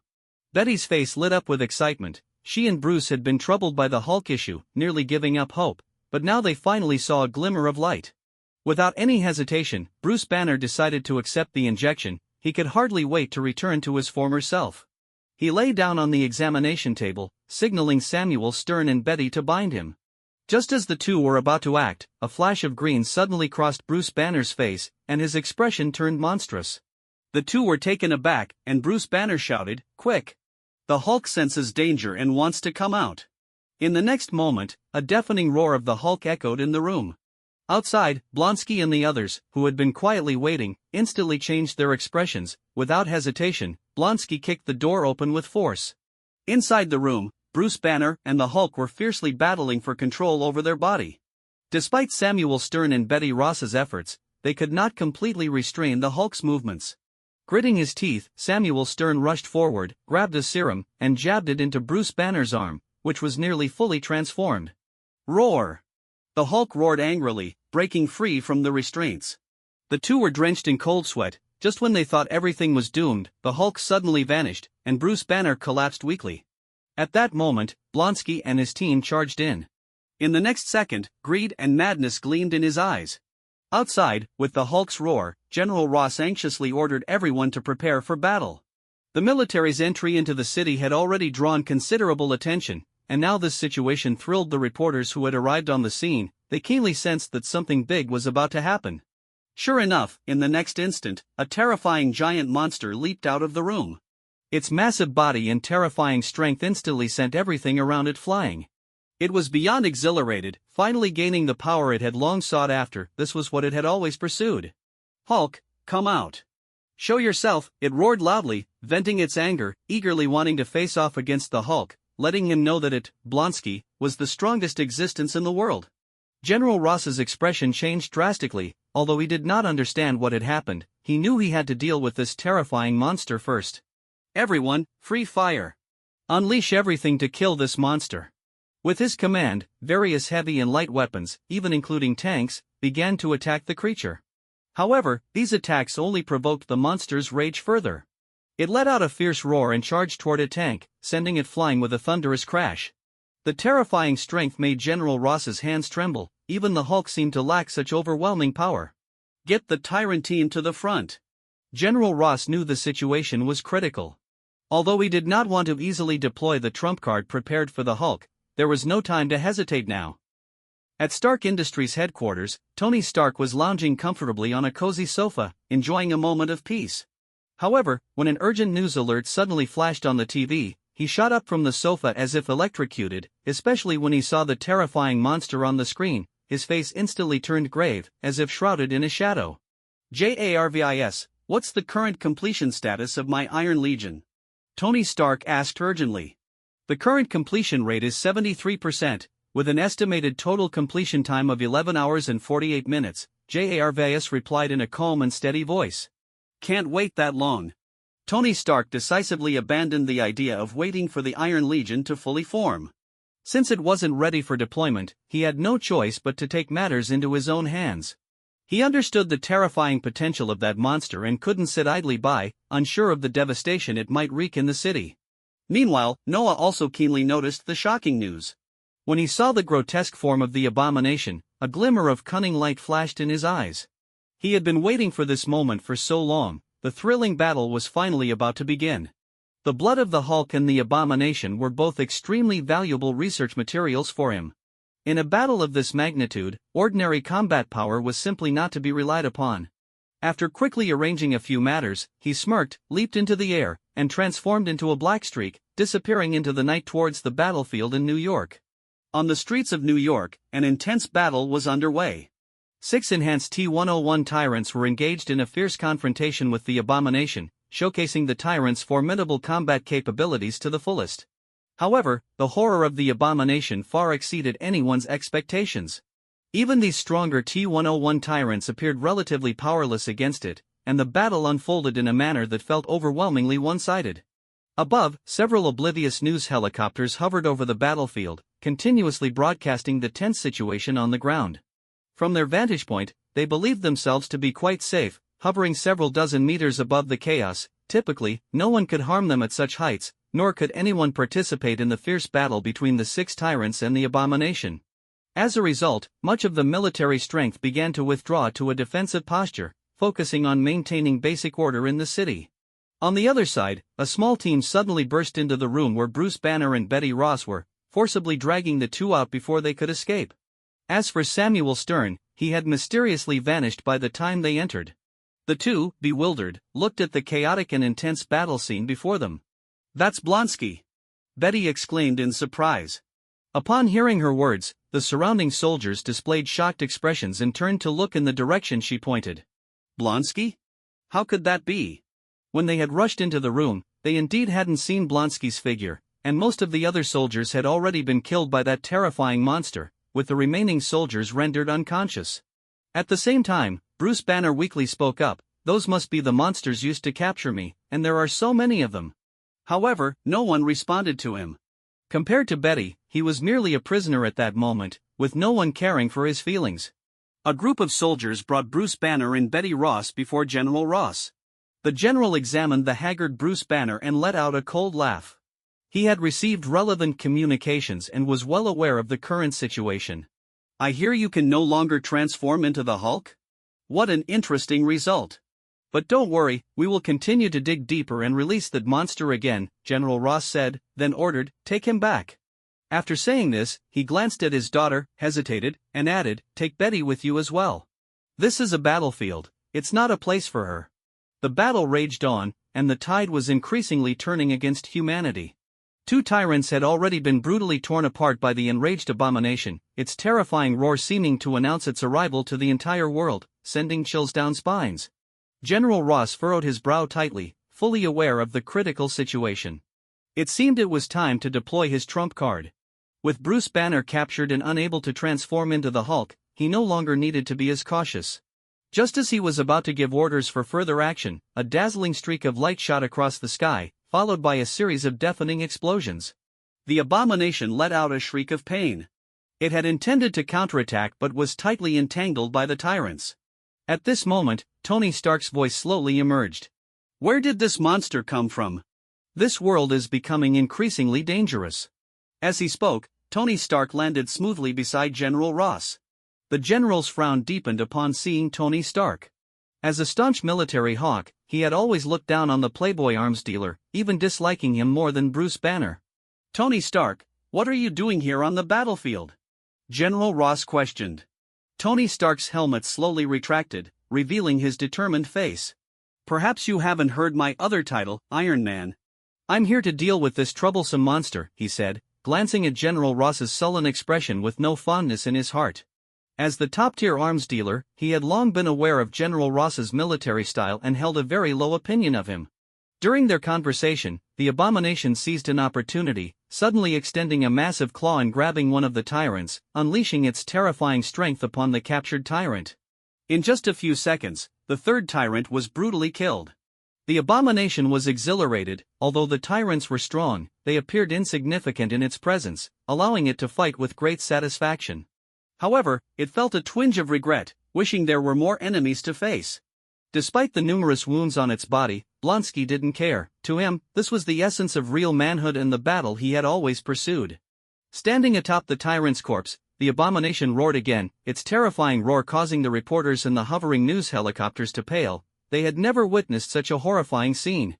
Seeing this, Tony Stark had no desire to continue engaging with General Ross. His reason for landing here was merely to greet the military and clarify his position, avoiding being mistaken for an enemy amidst the chaos of the battlefield. In fact, based on his previous experiences with General Ross, he firmly believed Ross would resort to such extreme measures. If he hadn't just learned about the ARC technology plan from Noah, he certainly wouldn't be here right now. He would be comfortably lying on the sofa, watching the battle unfold. However, now that he was here, he would not allow this monster to continue wreaking havoc in the city. After all, he was Iron Man. Without waiting for General Ross to respond, Tony Stark shot forward toward the abomination like a bolt of lightning. As he flew, he quickly launched missiles from his shoulder, and a series of explosions erupted. Confidence surged within him. Although he had shut down Stark Industries' weapons division, his iron suit was equipped with the most advanced weaponry, and this attack would be enough to make that monster taste some pain. As he watched the smoke from the explosions below, Tony Stark swooped low to assess the situation and prepared for a second round of bombardment to ensure the matter could be thoroughly resolved. Just as he entered the thick smoke, suddenly, a massive claw shot out from within, clamping down on his iron suit like an iron vice, and the suit's alarms began blaring rapidly. Tony Stark's pupils constricted as a wave of intense unease washed over him. He had never expected this monster to be so powerful as to breach his defenses. Suddenly, Tony Stark found himself tightly gripped by the abomination, sending a wave of panic through him. Although his combat experience was somewhat lacking, his superhuman intellect quickly helped him regain his composure. He kept an eye on the approaching tyrant's movements with his peripheral vision, significantly increasing thrust to deftly shift the abomination's body. In the next moment, AT-101's alloy battle axe came crashing down onto the abomination's back. Roar, the abomination howled in pain, instinctively releasing its grip, giving Tony Stark a chance to escape. However, true to its nature as a creature capable of contending with the Hulk, the abomination was not only terrifyingly powerful but also had formidable defensive capabilities. Although the axe left a gash on its back, it was not enough to slow it down significantly. Swiftly, the abomination grabbed the nearby tyrant and, in an instant, rendered it completely inoperative. Seeing this scene, the newly freed Tony Stark felt an overwhelming sense of dread. If he had been just a moment slower, that tyrant's fate could have easily been his own. That was a close call. While he felt relieved, he also found himself frustrated. The missiles on his suit were ineffective against this monster, and he truly felt at a loss. At that moment, he began to contemplate creating a specialized suit in response to the abomination's performance. Unfortunately, he had no time, at least not right now. Meanwhile, General Ross was furious. Send in the Pursuer and the Emperor. Didn't Noah Allen say his bioweapons are exceptional? Let me see how those enhanced tyrants perform in actual combat.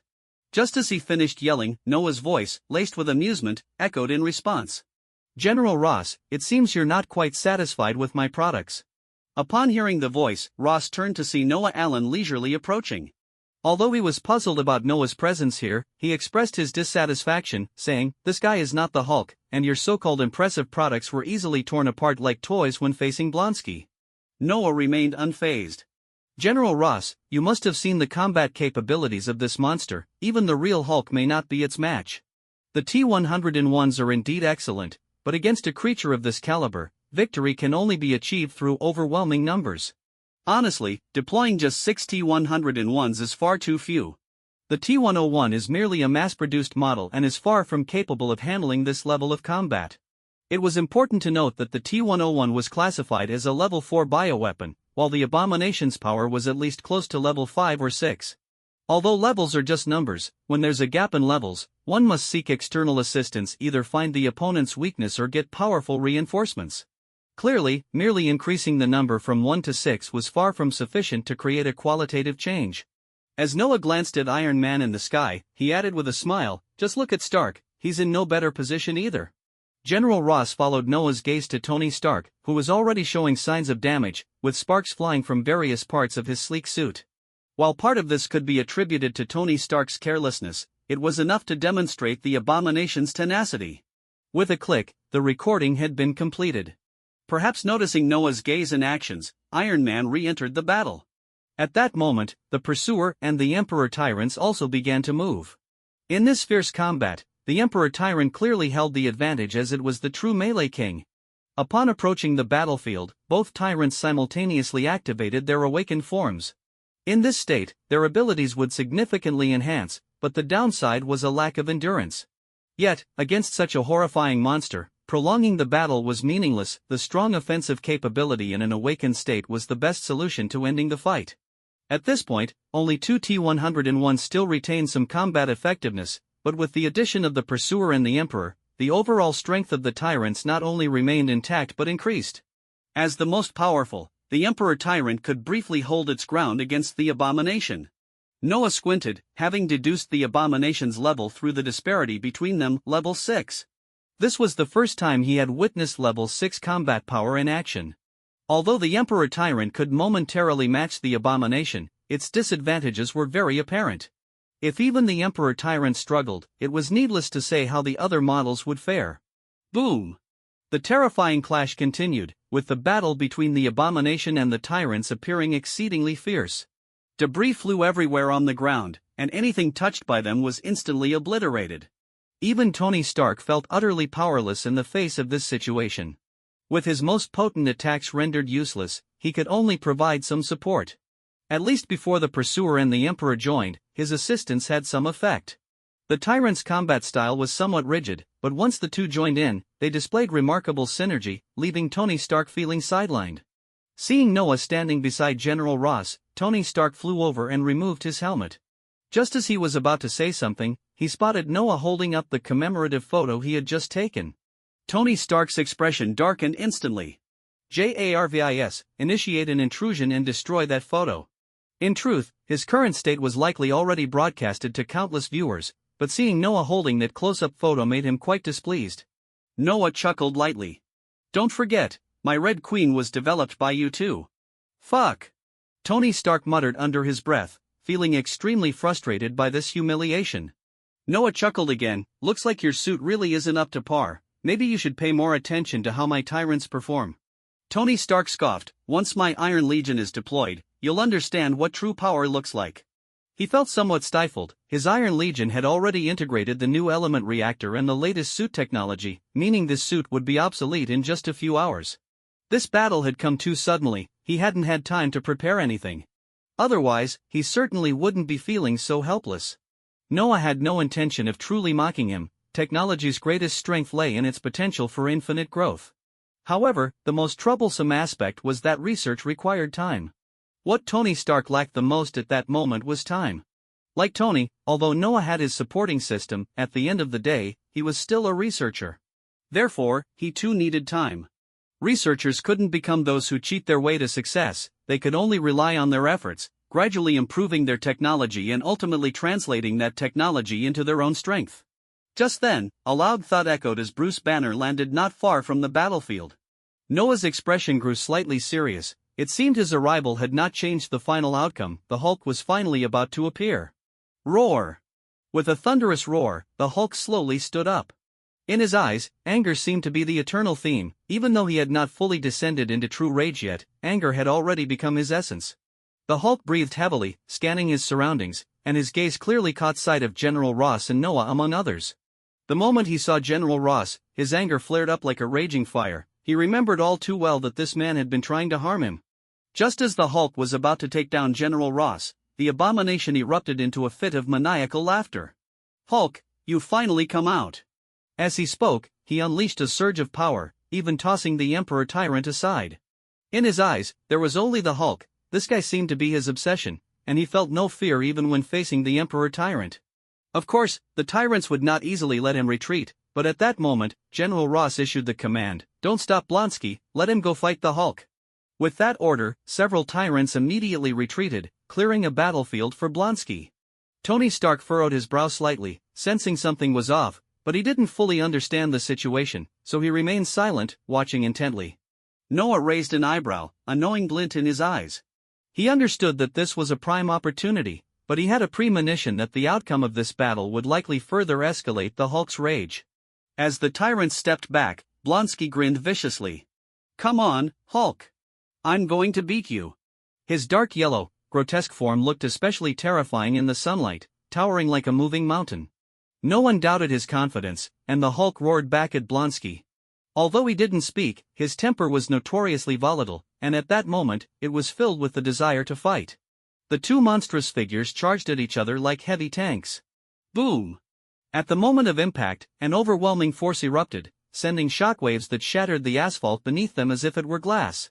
Roar! Hulk! Both Blonsky and the Hulk unleashed their pent-up anger and frustration, each attack carrying the power to destroy everything. For a moment, they were locked in a stalemate, clearly indicating that without outside intervention, this battle would not be resolved anytime soon.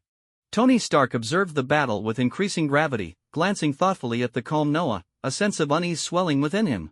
He didn't know what information Noah had, but the scene before him only heightened his awareness of the situation's severity. He needed to quickly develop armor capable of effectively dealing with such a behemoth. This was the most pressing thought in his mind. JARVIS, record all data from both parties and quickly simulate a response model, he ordered in a low voice. As time passed, the battle drew more and more attention. In one news helicopter, a reporter passionately described the scene. "Ladies and gentlemen, please look at the current situation. The battle between these two gigantic monsters has entered a heated stage. According to our intel, that green giant has been hunted multiple times by the military and is known as the Hulk. But that yellow guy? No one knows where he came from. Oh, look, my God, that yellow monster just lifted a car and threw it at the Hulk. And the Hulk effortlessly swatted the car away. What incredible strength. God, it's unbelievable. I can't even believe I'm not in some Hollywood sci-fi movie.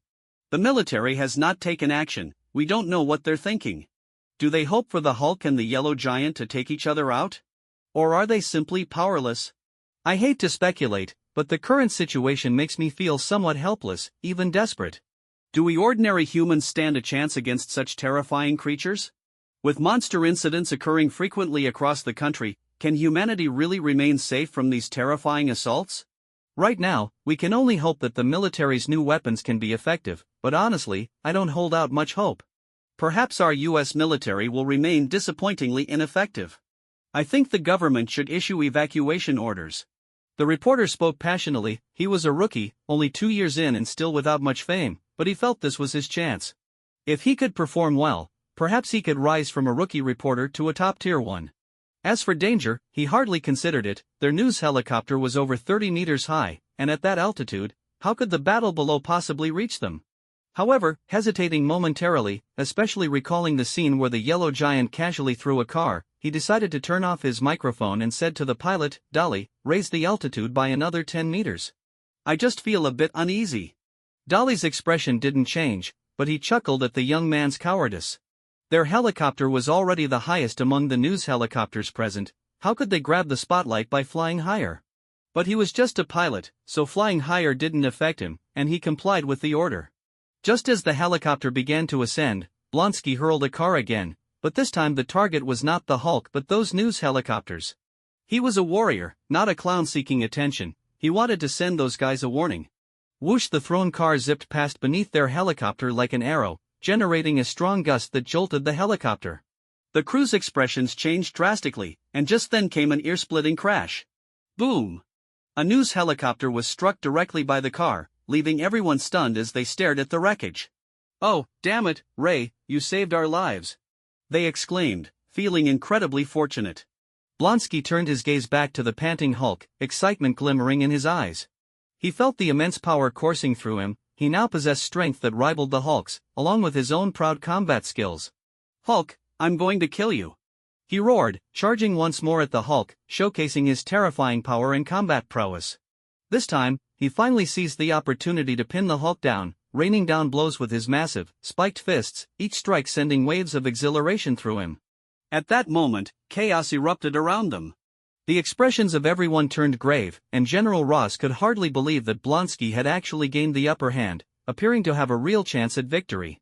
Only Noah remained unfazed, fully aware of the Hulk's temperament. Although the previous battle had been intense, the Hulk had not yet truly erupted. When the Hulk's rage broke through a certain threshold, it would unleash a devastating calamity. The Hulk's fury surged like a raging fire, his furious roars resonating with an intensity that seemed to penetrate the hearts of everyone present, causing palpable fear. Blonsky, however, remained undeterred, relentlessly pounding the Hulk. In the next instant, there was a loud bang, as the Hulk effortlessly blocked Blonsky's punch with just one hand. Blonsky was momentarily stunned. Before he could react, the Hulk's anger had fully erupted. and the terrifying power surged forth with his fury. Boom! Blonsky was instantly sent flying, and this sudden turn of events left everyone dumbfounded. The tide of the battle had completely reversed. Blonsky, who had previously held the upper hand, was now being thoroughly overpowered by the Hulk. The same combat skills that had worked for him before were no longer effective, and instead, he found himself being mercilessly beaten down by the enraged Hulk. He couldn't comprehend how the Hulk, whom he had just dominated without resistance, could suddenly possess such overwhelming strength. General Ross's eyes flickered as he contemplated, so it is. He had long pondered why he was so fixated on the Hulk. After all, Umbrella's Tyrants and Stark Industries armors were quite formidable options. Even if Tony Stark was unwilling to sell the armors, there were still Tyrants available for use, and their combat capabilities had been thoroughly validated in prior battles. However, the Tyrants had their limits, even the specially designed Pursuers and Emperor Tyrants were no exception. The Hulk was different, he could continuously grow stronger. Initially, Ross had simply aimed to capture the Hulk, but upon realizing the Hulk's ability to become stronger, the Hulk had transformed in his mind into the ultimate weapon. Everything happening now was merely reaffirming his judgment. The key question now was how to defeat the Hulk. Blonsky's combat style had proven ineffective, and conventional methods clearly wouldn't work. Ross frowned, hesitating for a moment before directly issuing the command, "Send in the Tyrants, let's take down the Hulk together." He could no longer afford to wait. If he didn't seize this opportunity to subdue the Hulk, once Blonsky was defeated, the Tyrants alone would stand no chance against him. Upon receiving the order, several Tyrants immediately joined the fray. The Emperor Tyrant lunged at the Hulk, toppling the unprepared Hulk to the ground, while the pursuers seized the opportunity to rain down blows. Blonsky watched this unfold and roared in anger, "Bastards, this is my fight. I haven't lost yet." However, Blonsky's roar had no effect on Ross's judgment. In his view, once the Hulk was dealt with, there would be no need for Blonsky to continue living. Not only was the Hulk a valuable target, but Blonsky himself also represented excellent research material. The previous imperfect serum had been tested on numerous subjects, all of whom had perished, except for Blonsky. Now, having transformed into this monster through the Hulk's blood, if he could successfully study this transformation, he believed he could soon master the methods to create and control the Hulk. Yet Ross's judgment was flawed, he underestimated the true terror of the Hulk. The addition of the Tyrants did not successfully subdue the Hulk, instead, it further provoked the already enraged creature. In an instant, AT-101 was violently smashed to the ground by the Hulk. Had it not been for the distractions provided by the other Tyrants and Blonsky, that Tyrant would likely have been completely destroyed. Noah observed the scene with an expressionless face, thinking to himself, "These Tyrants are still too weak, a reinforced version must be developed quickly." This was not the world of Resident Evil, even the pursuers seemed utterly powerless against a being like the Hulk. Although the awakened state granted them quick speed, the Hulk's thick skin and muscle made it nearly impossible to inflict substantial damage. The Emperor Tyrant performed somewhat better than the pursuer, but its effectiveness was still quite limited. There were stronger Tyrants available, but given the current performance of the pursuers, one could roughly predict how the others would fare. This was all due to the limitations of the T-virus. Now that the research on the T-virus was nearing completion, the simple enhancement methods had been mastered. To advance further, it would require not just research, but evolution and mutation. Noah was acutely aware of this, but these growth methods were not replicable. The best approach would be to integrate other excellent genes for deep optimization of the Tyrants, only then could they better adapt to this world. Seeing the situation deteriorate, General Ross's face darkened as if it could drip water. If he couldn't resolve the Hulk issue, he would likely find himself in serious trouble. "Do either of you have any solutions?" he asked, a hint of hope in his voice. Tony Stark shook his head helplessly. He clearly saw the situation with this monster. It was obvious that the more they fought, the stronger it became. Not only was the Iron Legion unprepared, even if it were ready, it likely wouldn't be able to deal with the Hulk. Noah also shook his head after a moment of thought. Unless he deployed his true trump card, he had no effective means to deal with the Hulk with the resources he had at hand now. Seeing both of them at a loss for solutions, General Ross's expression grew even darker. It seemed he would have to resort to his last option. Immediately notify the air squad to take off, target the Hulk. He issued the order without hesitation. Even if this could lead to the Hulk's death, he preferred that over letting the Hulk escape again. "Yes, General." and 8 immediately went to arrange it, soon reporting back, "The flight formation will arrive in 3 minutes." Ross nodded. "Have everyone pull back to create sufficient operational space, prepare for fire coverage. In 3 minutes, I want this place to be a sea of flames." After finishing, he turned and left, not bothering to arrange anything for Blonsky or the tyrants. In his eyes, Blonsky had become a monster. While it was a shame if he died, capturing the Hulk was the top priority. As for the tyrants, the military had ample funds to create more. Before long, the previously tight encirclement began to withdraw, and the news helicopters also evacuated. While deploying fighter jets in the city could spark some public outcry, at this critical moment, no one dared to stir trouble. In the square, only a few terrifying giants continued their battle. After so long without being able to secure victory, the Hulk's anger had reached its peak, while Blonsky was increasingly questioning his own existence. If not for the tyrants assisting him, he would have been no match for the Hulk. 3 minutes passed quickly, and the sound of fighter jets echoed from the horizon. As the jets approached, several missiles were launched toward the Hulk. In the next moment, boom! Boom boom! A series of explosions erupted, accompanied by horrifying screams from the center of the explosions. "Bastard, I want to fight the Hulk! General Ross, get those jets out of here!" Blonsky roared, his body covered in wounds, and the missiles had torn open his injuries anew. Facing the power of the missiles, even he could not maintain his composure. He realized that if this continued, he would undoubtedly die. A mocking smile appeared on General Ross's lips. "Blonsky? No, that's just a monster called the Abomination. The military has no soldiers like that monster. Since the Air Force is already deployed, let's end this battle. As for the Abomination, as long as we can obtain some cells, that should suffice for research." His expression was cold and ruthless, with murderous intent unmistakable. After the flight formation soared overhead, they turned back to continue their assault. Soon, Blonsky's cries grew weaker, and the other tyrants fell silent. Just as everyone thought the situation had reached a resolution, the Hulk's roar echoed again, but this time it was filled with nearly tangible rage. The Hulk's strength had surged once more due to the missile damage. In the next moment, a discarded car was hurled by the Hulk. Boom! The car smashed into the wing of an approaching fighter jet, sending it spiraling downwards. The Hulk's gaze locked onto General Ross, knowing that this man was behind it all. Without hesitation, the Hulk charged toward their position, causing Tony Stark's expression to change dramatically as General Ross quickly alerted everyone to retreat. At that moment, no one could withstand the Hulk's charge.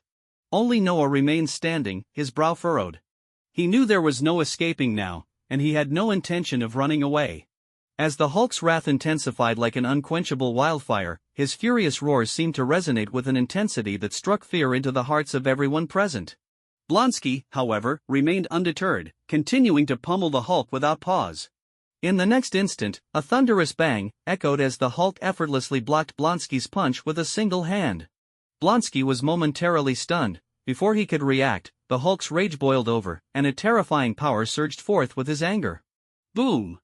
Blonsky was instantly sent flying, leaving everyone stunned by the abrupt turn of events.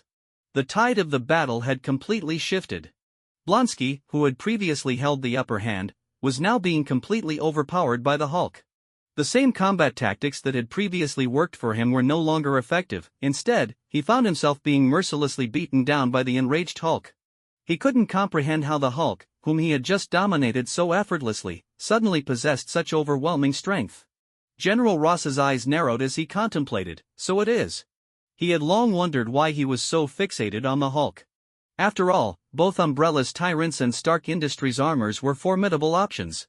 Even if Tony Stark was unwilling to sell the armors, there were still Tyrants at his disposal, and their combat capabilities had been thoroughly validated in prior encounters. However, the Tyrants had their limits. Even the specially designed Pursuers and Emperor Tyrants were not exempt. The Hulk, on the other hand, could continuously grow stronger. Initially, he had aimed to capture the Hulk, but upon realizing the Hulk's ability to become stronger, the Hulk had become the ultimate weapon in his mind. Everything unfolding now was merely reaffirming his judgment. The crucial question now was how to defeat the Hulk.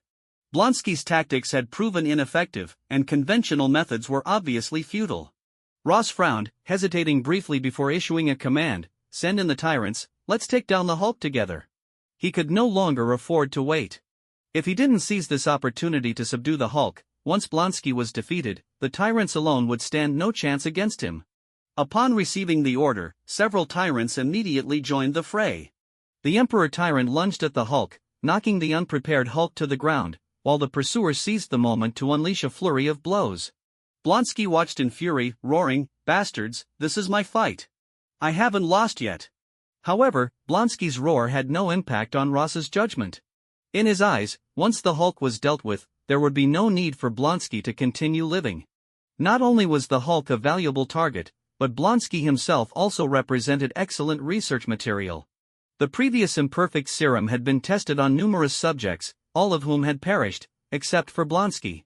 Now, having transformed into this monster through the Hulk's blood, if he could successfully study this transformation, he believed he could soon master the methods to create and control the Hulk. Yet Ross's judgment was flawed. He underestimated the true terror of the Hulk. The addition of the tyrants did not successfully subdue the Hulk. Instead, it further provoked the already enraged creature. In an instant, AT-101 was violently smashed to the ground by the Hulk. Had it not been for the distractions provided by the other tyrants and Blonsky, that tyrant would likely have been completely destroyed. Noah watched the scene with an expressionless face, thinking to himself, "These tyrants are still too weak, a reinforced version must be developed quickly." This was not the world of Resident Evil. Even the pursuers seemed utterly powerless against a being like the Hulk. Although the awakened state granted them quick speed, the Hulk's thick skin and muscle made it nearly impossible to inflict substantial damage. The Emperor Tyrant performed somewhat better than the pursuer, but its effectiveness was still quite limited. There were stronger tyrants available, but given the current performance of the pursuers, one could roughly predict how the others would fare. This was all due to the limitations of the T-virus. Now that the research on the T-virus was nearing completion, the simple enhancement methods had been mastered. To advance further, it would require not just research, but evolution and mutation. Noah was acutely aware of this, but these growth methods were not replicable. The best approach would be to integrate other excellent genes for deep optimization of the tyrants. Only then could they better adapt to this world. Seeing the situation deteriorate, General Ross's face darkened as if it could drip water. If he couldn't resolve the Hulk issue, he would likely find himself in serious trouble. "Do either of you have any solutions?" he asked, a hint of hope in his voice. Tony Stark shook his head helplessly. He clearly saw the situation with this monster. It was obvious that the more they fought, the stronger it became. Not only was the Iron Legion unprepared, even if it were ready, it likely wouldn't be able to deal with the Hulk. Noah also shook his head after a moment of thought. Unless he deployed his true trump card, he had no effective means to deal with the Hulk with the resources he had at hand now. Seeing both of them at a loss for solutions, General Ross's expression grew even darker. It seemed he would have to resort to his last option.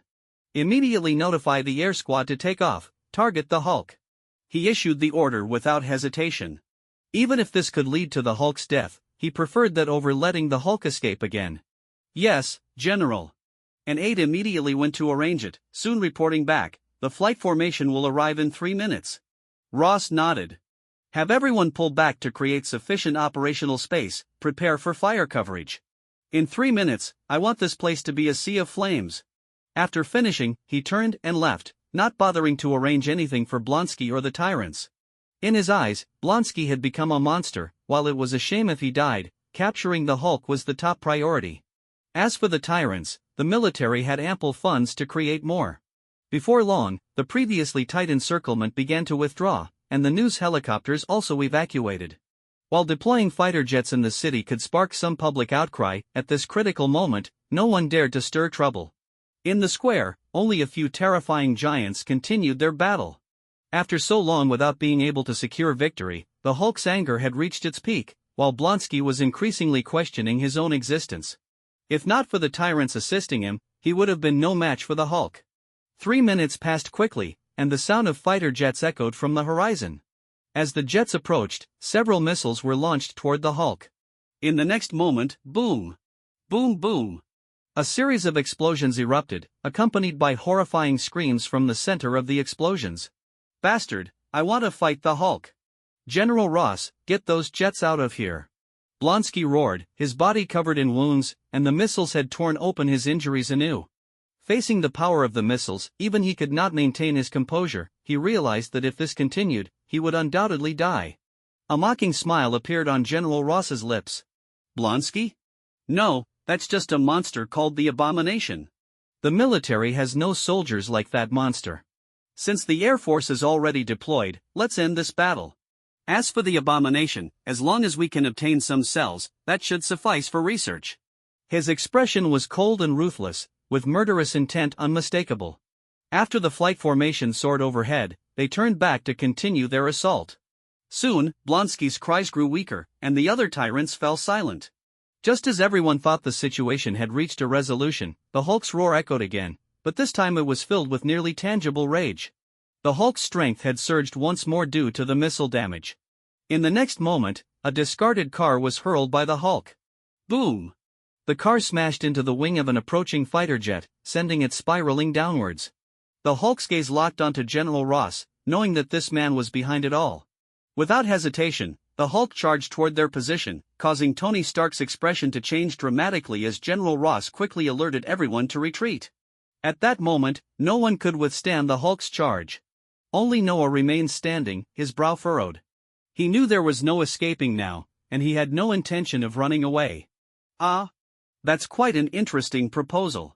Once this chaos is over, I will definitely pay you a visit, General Ross said with a smile, yet a flicker of elusive light shone in his eyes. Noah smiled back and gently nodded, seemingly reaching some preliminary cooperation intent with him. However, upon closer inspection of their smiles, it was hard to detect any genuine meaning behind them. At least in General Ross's eyes, Noah's performance on the battlefield was like an unshakable shadow, constantly replaying in his mind. This man is too dangerous. Bruce Banner was a key figure the military had been hunting, and General Ross naturally would not let him slip away easily. He must bring him back to the base. Thinking about the possible consequences of the capture, a chill surged in General Ross's heart. Just as the military personnel were preparing to take action, Noah suddenly spoke, "May I have a few words with him?" General Ross pondered for a moment and nodded in agreement. "Of course, he is the one you personally defeated. But do be careful, even though we have injected him with anesthetics, no one can predict what this monster might do." Noah walked up to the extremely weak Bruce Banner, observing the obvious wariness on his face, and slowly said, "There's no need to be so tense. I'm just an ordinary businessman. If it weren't for Hulk charging at me, I wouldn't have acted. That wouldn't be in my interest." Despite Noah's explanation, Bruce Banner still maintained his vigilant demeanor, and Noah didn't push further. In his view, whether the other party believed him or not, this was his code of conduct.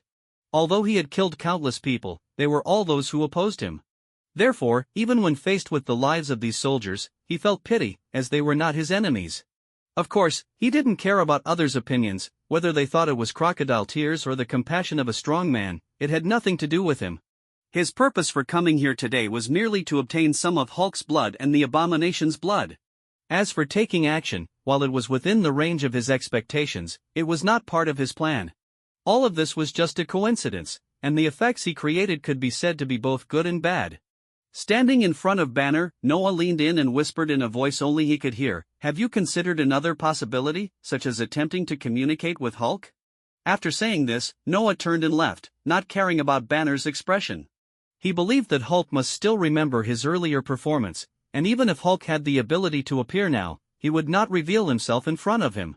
This was the fear he created, an atmosphere that instilled dread in Hulk. Returning to General Ross's side, Noah smiled and said, "It seems that today's events have come to a close. You are always welcome to visit me. We should leave now."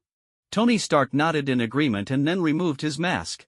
Today's battle had further solidified his determination to enhance his armor. He clearly realized that his combat power had a significant gap compared to Noah. Even though Noah was very cautious in battle, he, Tony Stark, as the smartest person in the world, must also be the strongest superhero. The two left the scene directly. This time, Noah did not hide his whereabouts. Although the Blacklight Virus had not yet granted him the ability to fly, he could already glide. To him, flying was not difficult. It was just that currently, the research projects on the Blacklight Virus did not prioritize flight. This also distinguished him from the protagonist Alex Mercer in Prototype, who could only optimize himself through continuous learning and devouring existing organisms. In contrast, Noah had a system providing him with the optimal evolutionary methods, and for the system, this was not a difficult task, as it only needed a rough direction. The power exerted by the Blacklight Virus on him far exceeded that of Alex Mercer. Two streaks of light cut through the night sky, quickly departing. General Ross ordered for Bruce Banner to be tied up and prepared for transport back to the base. Bruce Banner's expression changed repeatedly at the thought of communicating with Hulk. He had never considered this possibility. In his eyes, Hulk was the monster he had created, a dangerous existence. But Noah's words planted some thoughts in his mind that he had never had before, making his emotions extremely complex. As Bruce Banner was escorted onto the plane, the bodies of the Abomination and other tyrants were cleared away, leaving only a scene of devastation.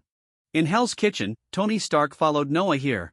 At this moment, Hell's Kitchen was silent. The once bustling dark alleys at night were now deserted. Although it had only been a short while since the events, most people had already heard the news and realized just how terrifying Noah Allen, who had wiped out those top gangs, truly was.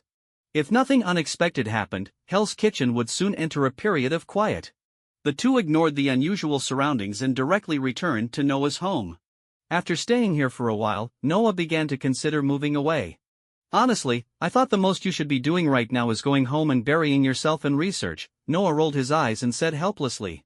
However, Tony Stark appeared quite relaxed as he casually took out a bottle of wine and said, "No, my new generation of armor will be ready for deployment tonight, and the Iron Legion will also be forming simultaneously, so I'm not in a hurry at all." The term Iron Legion came out of Tony's mouth again, causing Noah to involuntarily retort, "I thought you were pursuing quality, not just quantity." Tony, however, paid no mind to Noah's mockery and firmly replied, "You're right, but quantity is also a reflection of quality. If my Iron Legion can take shape, today's battle would not have been so powerless. The reason I couldn't continue fighting later was largely because my suit was damaged at the very beginning of the battle. But if I had the support of the Iron Legion, I could switch suits anytime, maintaining the best combat state." "Then, what exactly is your purpose for coming here?" Noah asked curiously. Tony hesitated for a moment before speaking. "Actually, I came to find you mainly to talk about your body enhancement serum." "You can't be vaccinated," Noah directly interrupted him, and before Tony could ask further, he explained, "Ultimately, the body enhancement serum requires the recipient to have sufficient physical quality to support it. And with such a large wound on your chest, even a preliminary vaccination would be hard to bear. Unless you first resolve the issue with your chest." Tony showed an expression of predictability. He knew that to completely solve the issue with his chest, he would have to undergo surgery, but the risks of surgery were too high. Noah continued, "Regarding your surgery, I actually have a method to improve the success rate. Although you cannot accept the direct injection of the enhancement serum, I can tailor a special ultra-diluted serum for you based on your physique.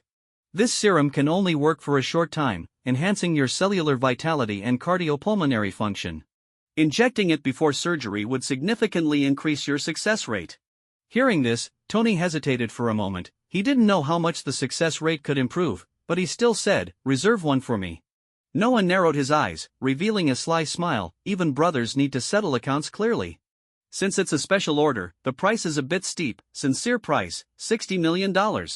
Tony's eyes widened in disbelief. $60 million? Are you robbing me? Noah raised an eyebrow and retorted, "You should know how much research costs went into this serum and how much manpower and resources were consumed for the individual matching. $60 million is already the cost price." Tony gritted his teeth and finally helplessly said, "Reserve it for me. It's just $60 million, I have plenty of money." Noah chuckled triumphantly, making a small profit.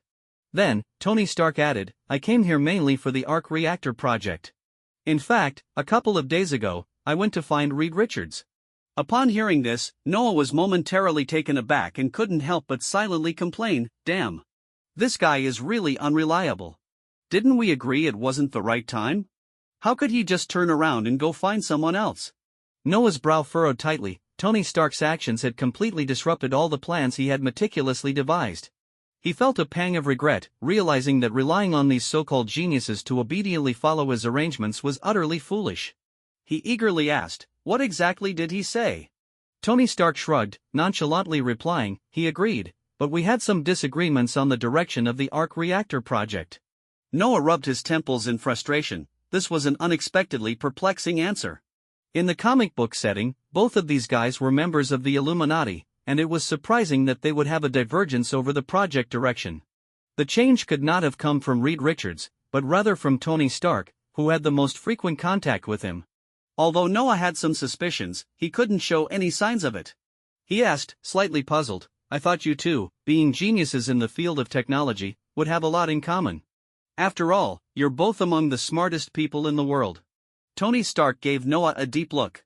Although Noah's compliment about them being the smartest made him feel good, he couldn't help but feel awkward hearing it from Noah. After all, despite being in different fields, Noah's achievements, at least from his perspective, seemed to surpass his own. Yet Noah didn't consider himself part of that group, which left Tony feeling somewhat uneasy. However, Noah's praise was sincere.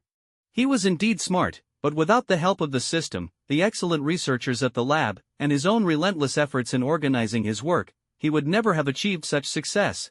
It could be said that the system, researchers, and his own hard work were all indispensable. Tony Stark scoffed, "That guy doesn't understand how dangerous this world really is. He's like a fool who thinks he's smart, dreaming of eliminating all dangers in the cradle without considering whether he has the ability to do so." Hearing Tony Stark's words, Noah couldn't help but look at him in disbelief. He was sure that if he hadn't previously explained the dangers of this world to Tony, Stark would have become the smart fool he was describing. Noah asked curiously, "You didn't explain it to him clearly?" Tony Stark frowned and replied, "I did explain, but I didn't tell him the specifics. Until I'm sure he'll join us, I have to keep things confidential. However, with his IQ, he should be able to grasp the implications of my words." Tony Stark's expression darkened as he continued, "That guy has the worst attitude. He actually plans to establish an organization called the Illuminati. It's simply ridiculous." Noah's heart stirred. He hadn't expected the Illuminati to emerge in this way. Since Reed Richards made such a decision, the establishment of the Illuminati seemed unstoppable. Yet, the existence of the Illuminati itself was a significant threat to Earth. Without his guidance from behind the scenes, Reed Richards would undoubtedly lead the Illuminati into a disastrous situation. After pondering for a moment, Noah said, "The idea of eliminating all dangers in the cradle isn't inherently wrong. The mistake lies in his lack of understanding of the real dangers this world faces. Although he says he wants to establish the Illuminati, I believe he still needs time to prepare, especially to carefully assess the members who will join. How about this? When I have time, I will go see him and see if I can change his mind. The Illuminati cannot be established, at least not with eliminating all dangers in the cradle as its guiding principle. He doesn't understand how powerful an existence this could attract, which might even drag all of humanity into it. I absolutely won't allow him to do this." A fierce glint flashed in Noah's eyes. The reason he decided to initiate the arc reactor project was to firmly control the future of Earth in his hands. If Reed Richards really persisted in his approach, they could only become enemies. To him, only dead enemies were truly good enemies. He hoped Reed Richards would come to his senses and not make disappointing decisions. With this thought in mind, Noah helplessly said to Tony Stark, "Tony, you're too anxious.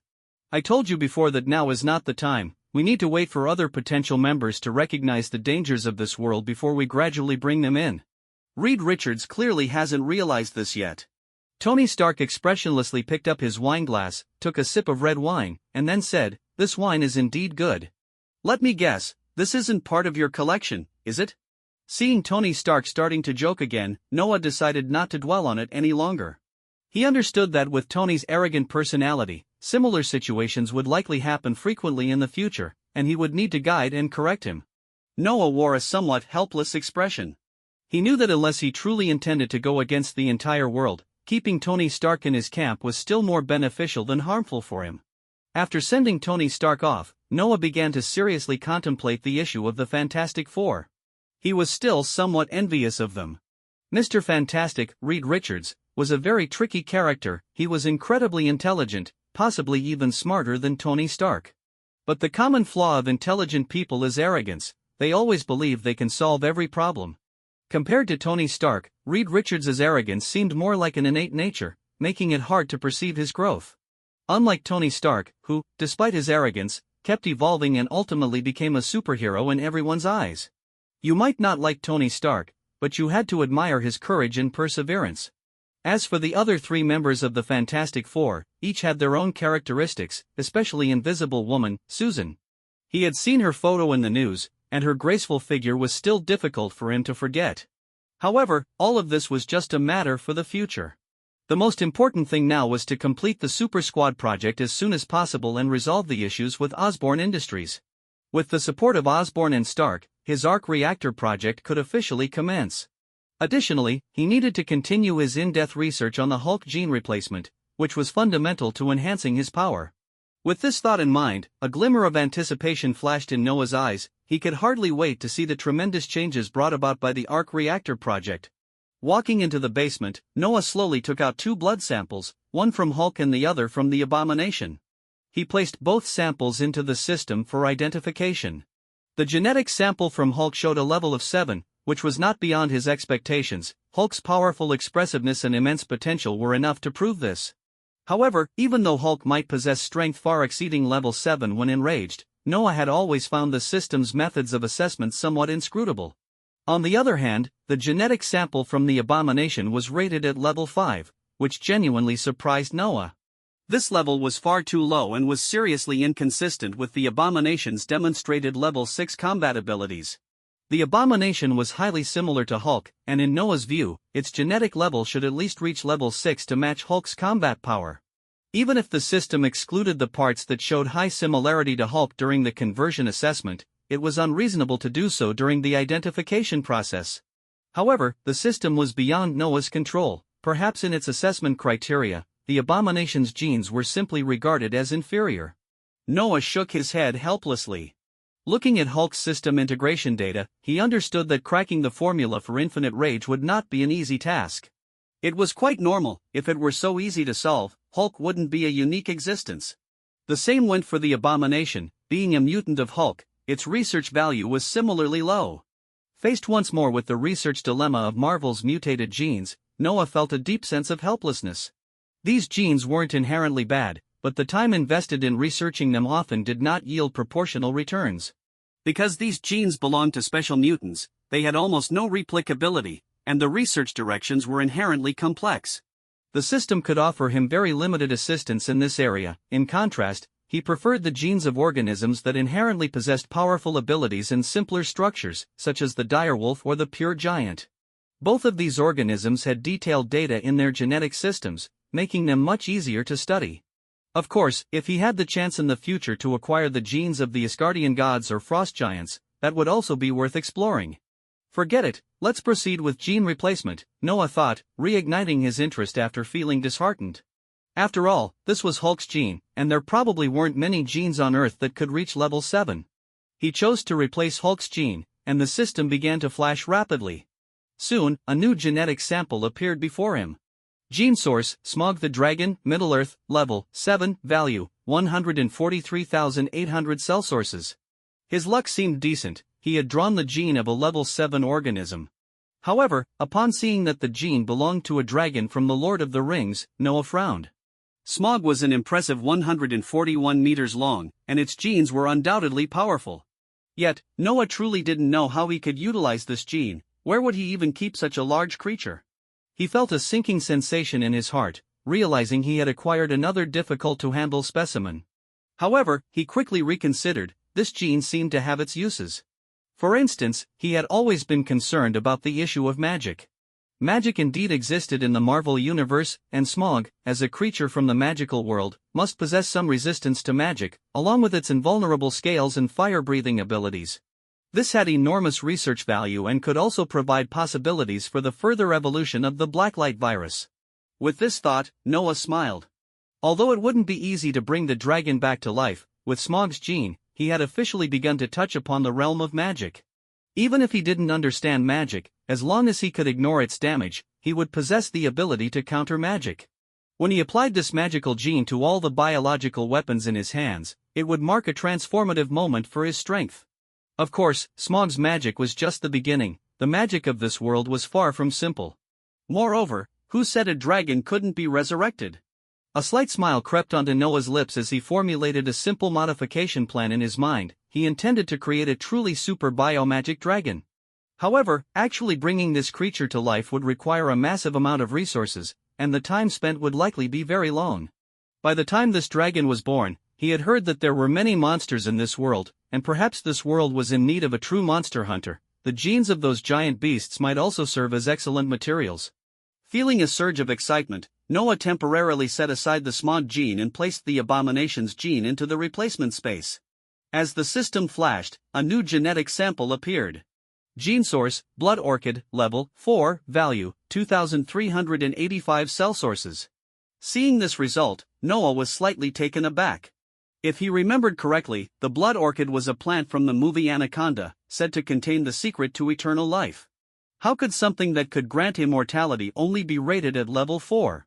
Knowing that level 3 was the limit for humans, and level 4 marked the entry into the extraordinary stage, Noah opened the detailed information on the blood orchid and carefully browsed through it, exhaling softly. Sure enough, achieving immortality was not so simple. However, a smile of joy appeared on his face. Perhaps this was his greatest harvest from this venture. Although the blood orchid did not have true immortality effects, it did have legitimate life-extending properties, and this method of prolonging life had no side effects whatsoever. With this thought, Noah could almost envision stacks of cash flying toward him. It seemed that Annabella's flagship product had found a solution. However, he needed to carefully consider the pricing. Although the cost was low, the target buyers for such a product could only be the truly elite wealthy. After reviewing the gains from these 2 genetic samples, Noah felt quite satisfied. The harvest had somewhat exceeded his expectations. However, to be honest, what he currently desired most was a sellable biological weapon to replace the T-Series. While the Goliath giant was a substitute, it was clearly only a supplementary means. He needed a biological weapon with a different function from the T-Series or a similar primary product. Feeling a bit regretful, Noah closed the system. After this wild night, the entire world remembered those 2 terrifying giants, one named Hulk and the other named Abomination. Meanwhile, a new figure, Noah Allen, began to attract public attention. Even Hulk, formidable as he was, had no ability to resist under Noah Allen's hands, causing countless organizations to focus their attention on New York. However, for those with real financial power and intelligence channels, the focal point was Noah's proposed human enhancement serum. Countless capitalists instantly lit up with greedy interest, but then quickly reined it in. They didn't mind competing like a pack of hungry wolves for prey, but when the prey was a super tiger far beyond their imagination, the best approach was to resolve it through legitimate transactions. They preferred to follow the rules. As capital across the land stirred with anticipation, Noah's super soldier program had quietly begun. Noah selected only 30 members from nearly 100 battle-hardened individuals. He understood that producing the serum came with costs, and compared to administering it to everyone, directly choosing the elite was the most economical approach. The first batch of the Strategic Special Emergency Team was merely a pilot project, a face that Umbrella presented to the outside world. It was not advisable to expand on a large scale without significant issues. Although Umbrella was now on the government's radar, the act of openly forming an armed force needed to be done gradually. After all, his trump card was never those super soldiers. The Strategic Special Emergency Team existed merely as a tactical deterrent. Moreover, only when the outside world saw Umbrella's super soldiers would they feel truly secure about purchasing the serum. With 9 vials of serum, 3 could be injected each month, with the injection intervals determined by individual physique. Frank had injected 3 vials in just 7 days. Besides Frank, several others had also received 2 injections. This speed of injection surprised Noah.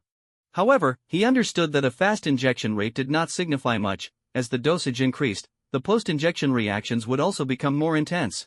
The warriors who had injected 2 vials were already showing noticeable changes in their bodies. Noah deliberately brought several high-ranking military officials to observe these enhanced warriors. After Frank and a few level 2 soldiers demonstrated their transformations, Noah smiled and said, "Ladies and gentlemen, this is the effect of our human enhancement serum." The injection process is divided into 9 stages, and each injection represents a significant transformation of the body. As long as the body is robust and free from diseases like heart and lung issues, one can withstand an injection. After the 5th injection, even an ordinary human can reach peak human levels. Although we haven't reached that point yet, simulations indicate that with 7 to 8 injections, one could become as strong as Captain America. If they received the 9th injection, they could even surpass human limits. As soon as Noah finished speaking, the crowd began to chatter excitedly. Becoming a warrior like Captain America was the ultimate dream for every soldier, and even these generals found it hard to shake off that idea. In this world, there were many enhancement programs, but the super soldier serum had always been the military's top priority. Even now, Noah Allen wouldn't dare to easily tread this territory. This was not only because of the serum's excellence but also because it represented the faith of the entire military and, indeed, the United States itself. Even if other enhancement methods could match the super soldier serum, the military would unhesitatingly choose the super soldier serum. Therefore, hearing that this human enhancement serum could reach or even exceed Captain America's level was undoubtedly shocking to these generals. 7 injections shouldn't be an easy feat, one of them remarked. Noah nodded and replied, "That's natural. The members selected by Umbrella are all elite veterans from the military. Even so, according to the computer calculations, only 3 members theoretically can withstand 5 injections. This illustrates the difficulty. However, as long as the injectors can reasonably control their physical conditions and make sound judgments, theoretically, there is no mortality rate. This is also the greatest advantage of our human enhancement serum." Everyone nodded in agreement, recognizing that high safety and significant difficulty were the norm. Nevertheless, this effect was already astonishing enough. "Just say it, how much is this serum?" someone asked directly. Noah answered, $8 million per vial. "The research cost for the serum is very high, please believe me, this is already the cost price." This price caused everyone to raise their eyebrows slightly. However, upon reconsideration, spending $70 million to obtain a warrior exceeding Captain America did not seem unacceptable. As for the difficulty, no one was concerned. With so many soldiers in the military, they would surely be able to pick suitable candidates. Without further hesitation, someone immediately placed an order for a batch of enhancement serums. Watching the orders pile up, Noah's smile grew increasingly evident. Undoubtedly, this was a lucrative deal. Moreover, due to the impact of the recent battle, the Abomination series also received a significant influx of new orders. At this moment, Noah could finally be considered truly wealthy. With the orders secured, Noah made another trip to Annabella. The research on the blood orchid still needed to be conducted at Annabella. When the researchers saw the blood orchid, they quickly tested its basic data and were immediately astounded. In their eyes, the blood orchid represented the future, and its importance even surpassed that of the T-virus. However, for Noah, the blood orchid and the T-virus were not comparable. The emergence of an anti-aging drug could indeed bring him wealth, but wealth was far less important than power. Without sufficient strength, what was the point of living longer? After arranging the recent matters, Noah walked the streets of New York. The closer he got to the wealthy district, the fewer pedestrians he saw. He was without Deadpool or any other security personnel. After the battle in the plaza, no one likely thought he needed what they called security because he was the strongest one. As for Deadpool, he had already been tossed into the hive, and Dr. Connor was very interested in the freak who could regrow his head instantly. If it weren't for the pure giant research having entered a critical phase, giving him hope of limb regeneration, he wouldn't have minded slicing Deadpool up for study. As he walked, Noah's expression grew slightly serious. In the distance, a man with his face covered was sprinting at him at an incredible speed. Seeing the extraordinary speed of the approaching figure, Noah's brow furrowed tightly. Is he here to assassinate me? The person's speed had already exceeded normal limits, likely reaching extraordinary standards. Observing the empty surroundings, Noah took a deep breath, pondering, there was no other possibility besides assassination. He hadn't expected there would actually be such a daring person. Noah's expression darkened. He decided to teach this reckless individual a lesson. He wanted to see what kind of person dared to come and kill him at this moment. Just as the distance between them closed to less than 10 meters, Noah even noticed the contemptuous look in the man's eyes. Seeing that he showed no signs of slowing down, a cold glint flashed in Noah's eyes as he prepared to strike. In the next moment, Noah suddenly erupted, terrifying power surged from within him. When he was only 3 meters away from the man, Noah extended his right hand. Since there was no one around, losing one more person wouldn't attract too much attention. His plan was to devour this man and uncover the organization behind him. However, just then, a startled cry suddenly rang out in front of him. Ah! Upon hearing that voice, Noah froze momentarily, wanting to withdraw his hand, but it was already too late. Bang! Noah felt as if he had collided with something, and his hands instinctively pushed forward. What is this? A thought flashed through his mind. At that moment, a woman suddenly appeared before him, and she was completely naked. Seeing her body, the woman quickly covered her chest with her hands. Susan Storm! Noah exclaimed instinctively. In the next instant, the woman vanished before his eyes. Noah quickly realized that the fast-moving figure was likely not there to attack him but was instead fleeing. To protect herself, Susan had tried to separate him from the man using her force field. However, Susan had underestimated Noah's strength. Her force field had not worked as intended, resulting in this awkward situation. For a moment, the air seemed to freeze. It truly felt like time had stopped. This left Noah feeling somewhat embarrassed. The enemy had already taken the opportunity to escape, and although Noah could pursue him, figuring out how to handle the situation afterward was giving him a headache. Moreover, it must be said that deep down, Noah didn't want to chase that guy. The feel of that woman's hand wasn't bad. Unable to sense Susan's location, Noah could only stand there in a daze, filled with confusion. He wondered why Susan had appeared here and why she wasn't wearing her iconic uniform. He began to think carefully about the plot related to the Fantastic Four and speculated that perhaps the complexity of this world meant that their story had not yet fully unfolded. At least for now, Dr. Doom had not revealed his true identity and was still that successful businessman, Victor Von Doom, with a fortune of billions.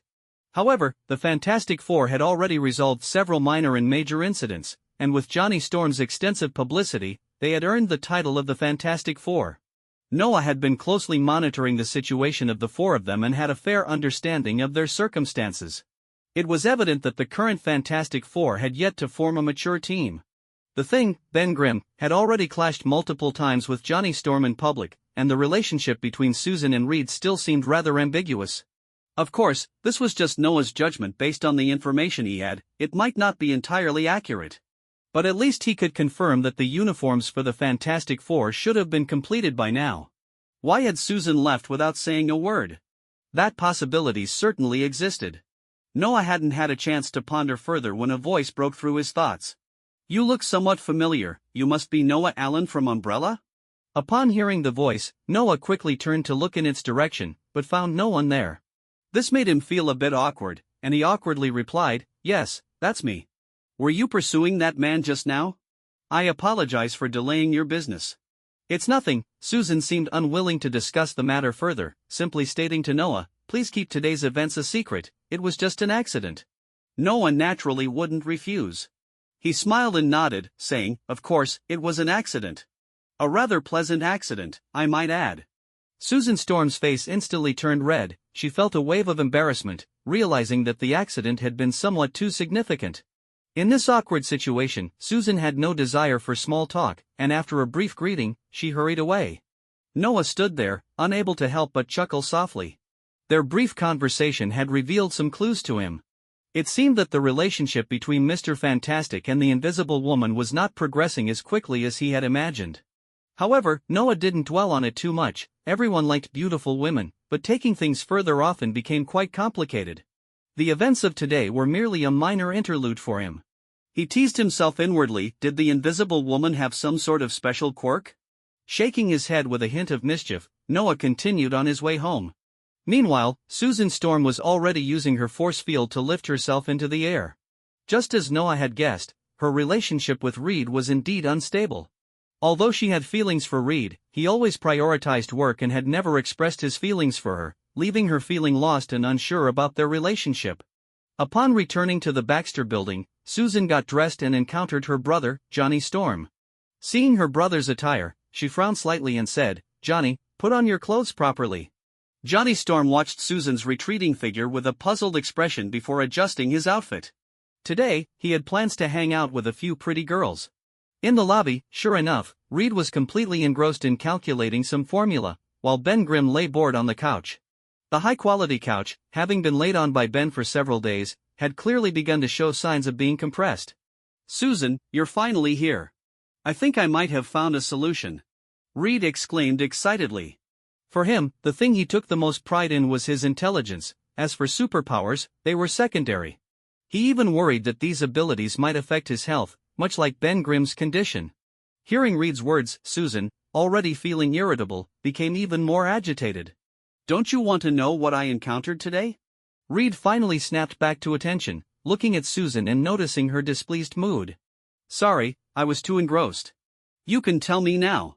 However, despite Reed's invitation, Susan no longer wished to bring it up. Ben Grimm, seeing the situation, simply turned over on the couch, sensing that the atmosphere in the room would not be pleasant. As for Reed's proposed solution, it could wait until their argument was over. Over the next few days, Noah immersed himself in the research of Smaug's genes. With the powerful assistance of the system, his research progressed astonishingly quickly. Soon, he successfully developed cloning-related techniques.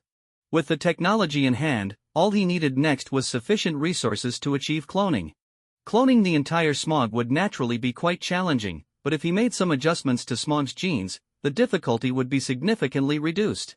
Thus, Noah began to adjust the genetic map of Smog and started the cloning experiments. He was conducting cloning both in the lab and through the system simultaneously.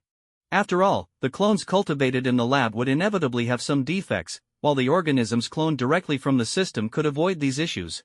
If he were only conducting further experimental research, the cells cultivated in the lab might suffice, but he aimed to use the Blacklight Virus for devouring and to promote the memory and evolution of the virus, which certainly could not involve defective clones. Time quietly passed as Noah busied himself, until he successfully cultivated the dragon cells of Smog and allowed the Blacklight Virus to devour them before finally leaving the lab.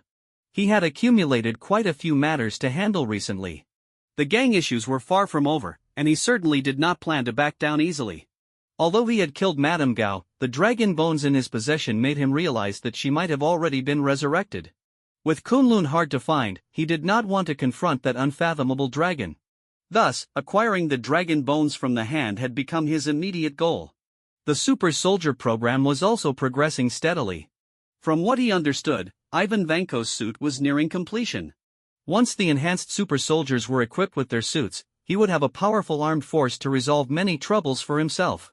However, the most important thing at present remained the Arc Reactor project and the Osborne family's genetic disease issues. With the Blood Orchid, he had gained a bit more confidence. After hesitating for a moment, Noah decided to temporarily set aside the Smog gene he was studying and prioritize analyzing the Blood Orchid, attempting to conduct comparative research between the Blood Orchid and the T-virus. Unfortunately, the two belonged to completely different evolutionary paths, otherwise, he might have made a breakthrough all at once. Having set his agenda for the day, Noah decided to speak with Mr. Fantastic. The next morning, Noah meticulously groomed himself, then set off with a mix of anticipation and apprehension to visit Reed Richards. He knew full well that his approach to matters was entirely different from Tony Stark's. Stark's habit of flying directly into someone's home in his iron suit without prior notice seemed utterly foolish to him. He was confident that his formal visiting method would at least earn him a basic reception from Reed Richards. Upon arriving at the Fantastic Four's residence, Noah had the doorman contact Reed for him, then leisurely took the elevator up. As he entered Reed's home, he was greeted by a chaotic scene of experimental equipment haphazardly strewn about. Calling it messy would be an understatement. At the center of the residence stood a massive machine that caught Noah's eye. Its somewhat familiar shape led him to ponder. He speculated that this could be the mysterious device that would help restore the Fantastic Four to their original state, though he wondered if it was now complete. After glancing at the machine, Reed Richards noticed Noah's arrival. He quickly set down the tools in his hands and approached with a smile. "Welcome. It's a bit messy here, but feel free to find a place to sit and wait a moment," Reed said warmly. He didn't quite understand the purpose of Noah Allen's sudden visit, but he knew that Noah was wealthy. Although the Fantastic Four had gained some financial resources since their formation, Reed was reluctant to let money interfere with his research, which had led him to decline Johnny Storm's suggestion for advertising, resulting in a significant drop in their income. Therefore, he didn't mind seeking sponsorship from someone like Noah to keep his research going. Noah returned the smile and replied, "Mr. Richards, I've heard so much about the Fantastic Four. I've been wanting to visit you personally for some time." Upon hearing Noah's compliments, Reed's expression shifted slightly. He was not fond of attention gained through fame. He preferred Noah to be visiting because of his own talents and accomplishments. After exchanging a few polite remarks, Noah finally got to the point, saying, "Mr. Richards, I'm here to discuss the matter that Tony Stark mentioned to you previously." At this, Reed's brow furrowed slightly as he thought to himself, no wonder Noah Allen had come visiting. It was about that matter. His expression darkened, and just as he was about to speak, Susan Storm walked in from outside. Seeing Noah, Susan's expression clearly froze for a moment, a trace of confusion flashing in her eyes. Noah noticed Susan's gaze and greeted her with a smile. "Miss Storm, what a coincidence to see you again." "Again?" The word caught Reed's attention, stirring an inexplicable unease within him. Although his relationship with Susan was not yet officially defined, in his mind, Susan was his girlfriend. The presence of Victor Von Doom had kept him from finding the right opportunity to resolve this.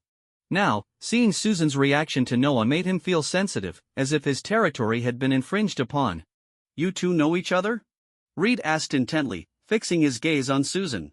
"We just met a few days ago by chance," Susan replied, not wanting to elaborate. She was aware of Reed's feelings for her and didn't want to create unnecessary misunderstandings because of Noah's presence.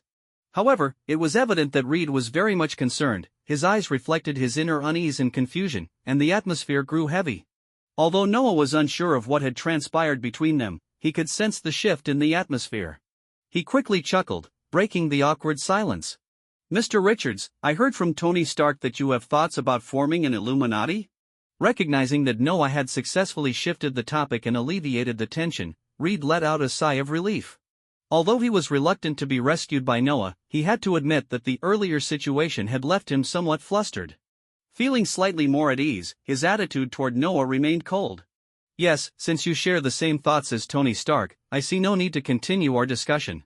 Waiting until trouble arrives to think about how to deal with it is not my style. In my opinion, the best way to solve problems is to prepare in advance and nip dangers in the bud. Those who wait until danger comes knocking are the real fools. It's clear that you, Noah Allen, and Stark are of the same ilk." While Reed didn't elaborate on the specifics of the Illuminati's plans, Susan understood his implication. Noah squinted and added, "Last time, Tony might not have made it clear that the dangers in this world are far greater than you imagine. Even a formidable existence like Hulk can seem insignificant in the face of truly top-tier threats. If we only act on the assumption that danger might arise, it could lead us to catastrophe." Susan nodded. She found Noah's words reasonable. At the very least, she didn't believe she had the capacity to withstand all unknown dangers. However, Reed immediately countered, "Danger? That's just because you lack the ability to deal with it. I don't believe there's any difficulty that can stop my progress. Besides, do you think I would make decisions without thoroughly considering the situation?" Seeing Reed's dismissive expression, Noah silently shook his head. He knew that communicating with Reed Richards was not an easy task. Reed's pride radiated from his very core, perhaps even more so than Tony Stark's. "All right, if that's the case, it seems our conversation today isn't going well. However, I still stand by my opinion. If you change your mind, you can always come find me," Noah said seriously. After speaking, he greeted Susan and turned to leave. As he turned, Noah's expression suddenly darkened. Although he didn't know much about Reed, he had heard rumors about him being extremely stubborn and hard to persuade. It seemed he must prepare for Reed to avoid unexpected troubles down the line. Reed Richards' ideology was fundamentally different from his own, and their goals were at odds. He hoped they would never become enemies, but if that day came, he wouldn't hold back. Just as Noah was about to step out the door, he felt a hand suddenly clap on his shoulder. Startled, he slowly turned around to find Reed Richards looking at him, his eyes shimmering with a complex expression. "Hi, you must be Mr. Allen." Noah turned to see Johnny Storm, also known as the Human Torch. He nodded slightly and asked, "What can I do for you?" Johnny's expression was somewhat excited as he replied, "Mr. Allen, does your company still have any of the FD series available through internal channels?" Noah was momentarily taken aback. The FD series? He pondered for a moment before realizing what Johnny was referring to. Although Umbrella was a military-industrial company, its products weren't limited solely to the military sector. As a company grows to a certain scale, it often diversifies into various fields, much like Stark Industries with its smart systems and energy sector. Umbrella had similar offerings, and the FD series was a motorcycle line. Before Noah took over the company, Umbrella's economic pillar heavily relied on the automotive sector to barely sustain operations. However, not many people were aware of the FD series outside motorcycle enthusiasts. If the automotive sector could perform better, it wouldn't be reliant on just this one series to support the company. However, since Noah took over, he gradually shifted the company's focus to military technology, leading to the decline of the FD series. Now, reflecting on it, Noah thought for a moment and smiled, saying, "The FD series was the last series from Umbrella, primarily aimed at the high-end market, but it has struggled to compete with mainstream brands and has been fully discontinued a few months ago. However, we still have a few units of the FD series pinnacle product, the Fire Knight, in stock internally." Johnny's eyes lit up at this. The FD series had always been known for its robust performance rather than extreme comfort, which meant its sales were not very strong, only performance enthusiasts considered them. Even so, there were special products within the FD series, and the Fire Knight was one of them, a true limited edition that was highly appealing to Johnny. He immediately asked, "Can you sell me one?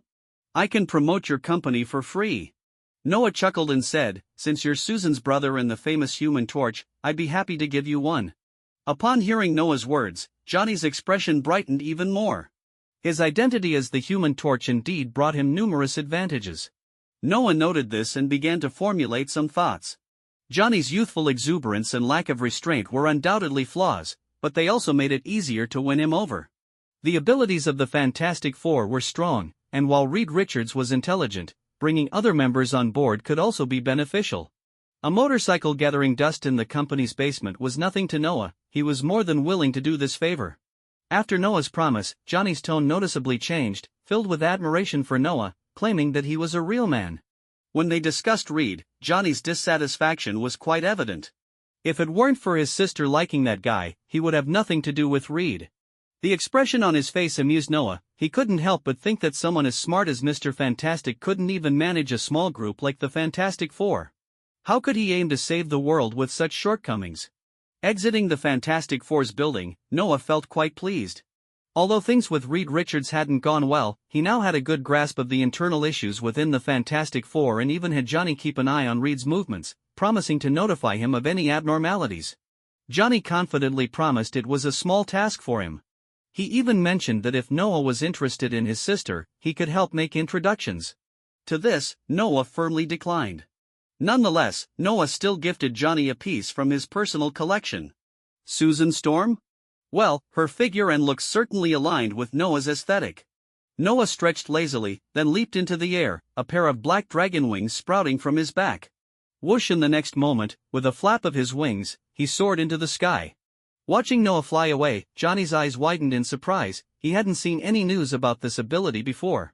Once back home, Johnny saw Susan and Reed Richards giving each other cold looks and approached them. "Sis, when I came back, I ran into Noah Allen. He just gave me a limited edition Fire Knight." As he said this, Johnny's gaze intentionally flicked toward Reed, as if asking if he had ever given his sister anything. But clearly, Reed did not pick up on his hint, and he wore a displeased expression. "You shouldn't take his things," Reed replied. Johnny's expression soured as he retorted, "What I take is none of your business." Susan also wore an unhappy face. Just because Reed couldn't pick up on the hints didn't mean she couldn't understand Johnny's meaning. Indeed, after knowing each other for so many years, Reed had hardly given her anything. It seemed that since college, Reed had been continuously flaunting his new inventions. While Reed's intelligence was a significant reason she liked him, it didn't mean she felt completely happy. If it weren't for this, they wouldn't have broken up. Yet Reed still had not realized this. "Okay, Johnny, that's enough," Susan said. Johnny rolled his eyes. He didn't care that everyone admired Reed Richards for his intelligence. He only knew that he disliked Reed. A statement Noah Allen made today resonated with him. Life was meant to be enjoyed, and as long as it didn't interfere with others, there was nothing wrong with that. But as long as Reed was around, he felt his life wouldn't be pleasant. On the other side, Noah soared in the sky, thoroughly enjoying the joy of flight. Instead of flying in an airplane, soaring through the air with his own body felt completely different, an experience that could excite anyone who had never felt it before. Just as he was flying, suddenly, a missile with a fiery tail shot toward him. Noah's gaze instantly turned cold. Someone dared to attack him at this moment? Not daring to be careless, he skillfully evaded the missile, then hovered in the air.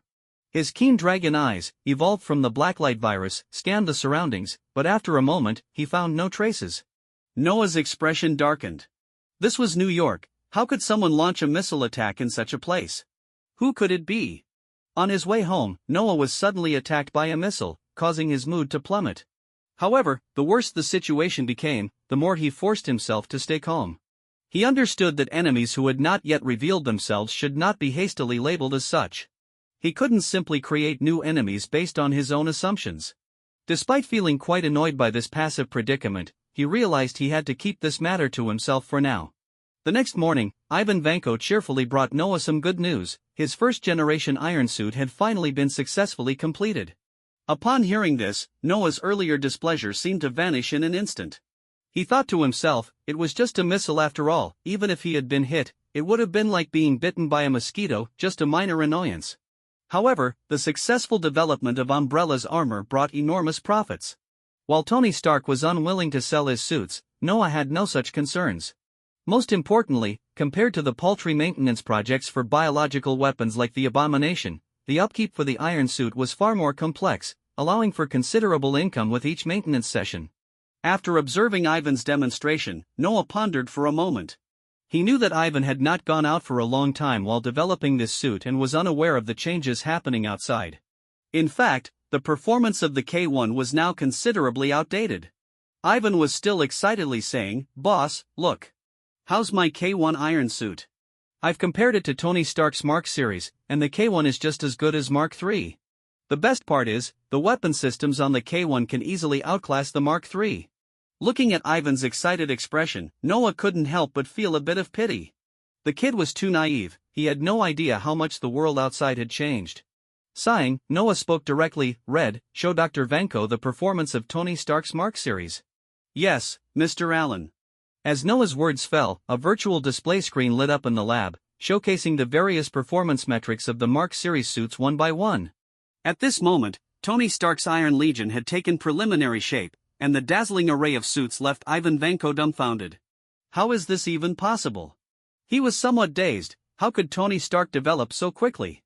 He had considered the possibility that Stark had updated his suits, but no matter how he imagined it, the level of advancement displayed by the virtual assistant was as if they had crossed into a different era. In his mind, this was technology and concepts that simply shouldn't exist at this time. Noah knew exactly what was happening. Tony Stark's father, Howard Stark, had left him the Future City Project, a culmination of Howard's lifelong wisdom, a timeless legacy of intelligence. Noah even felt that Tony Stark might not be as intelligent as his father. That grand plan, under the current conditions of technological development, was like a vast treasure trove. If someone had a higher intellect and could directly take gold from that treasury, how could someone mining on a mountain compete? Of course, he would not say this out loud. Watching Ivan Vanko gradually calm down, despair creeping onto his face, Noah comforted him. "Dr. Vanko, you really don't need to be so disheartened. Tony Stark is certainly impressive, but I believe in your abilities. You were able to derive a microarc reactor from incomplete data, your skills are absolutely on par with his. It's only natural that Stark has the backing of Stark Industries, giving him an advantage. But now, with the full support of Umbrella, even if Stark is a step ahead, I'm confident you can catch up." Encouraged by Noah's words, Ivan Vanko finally regained some of his spirit. "That's right. I won't give up until I surpass Tony Stark." He silently vowed to humiliate Tony Stark in the same way Howard Stark had humiliated his own father. Seeing that the time was right, Noah revealed his true intentions.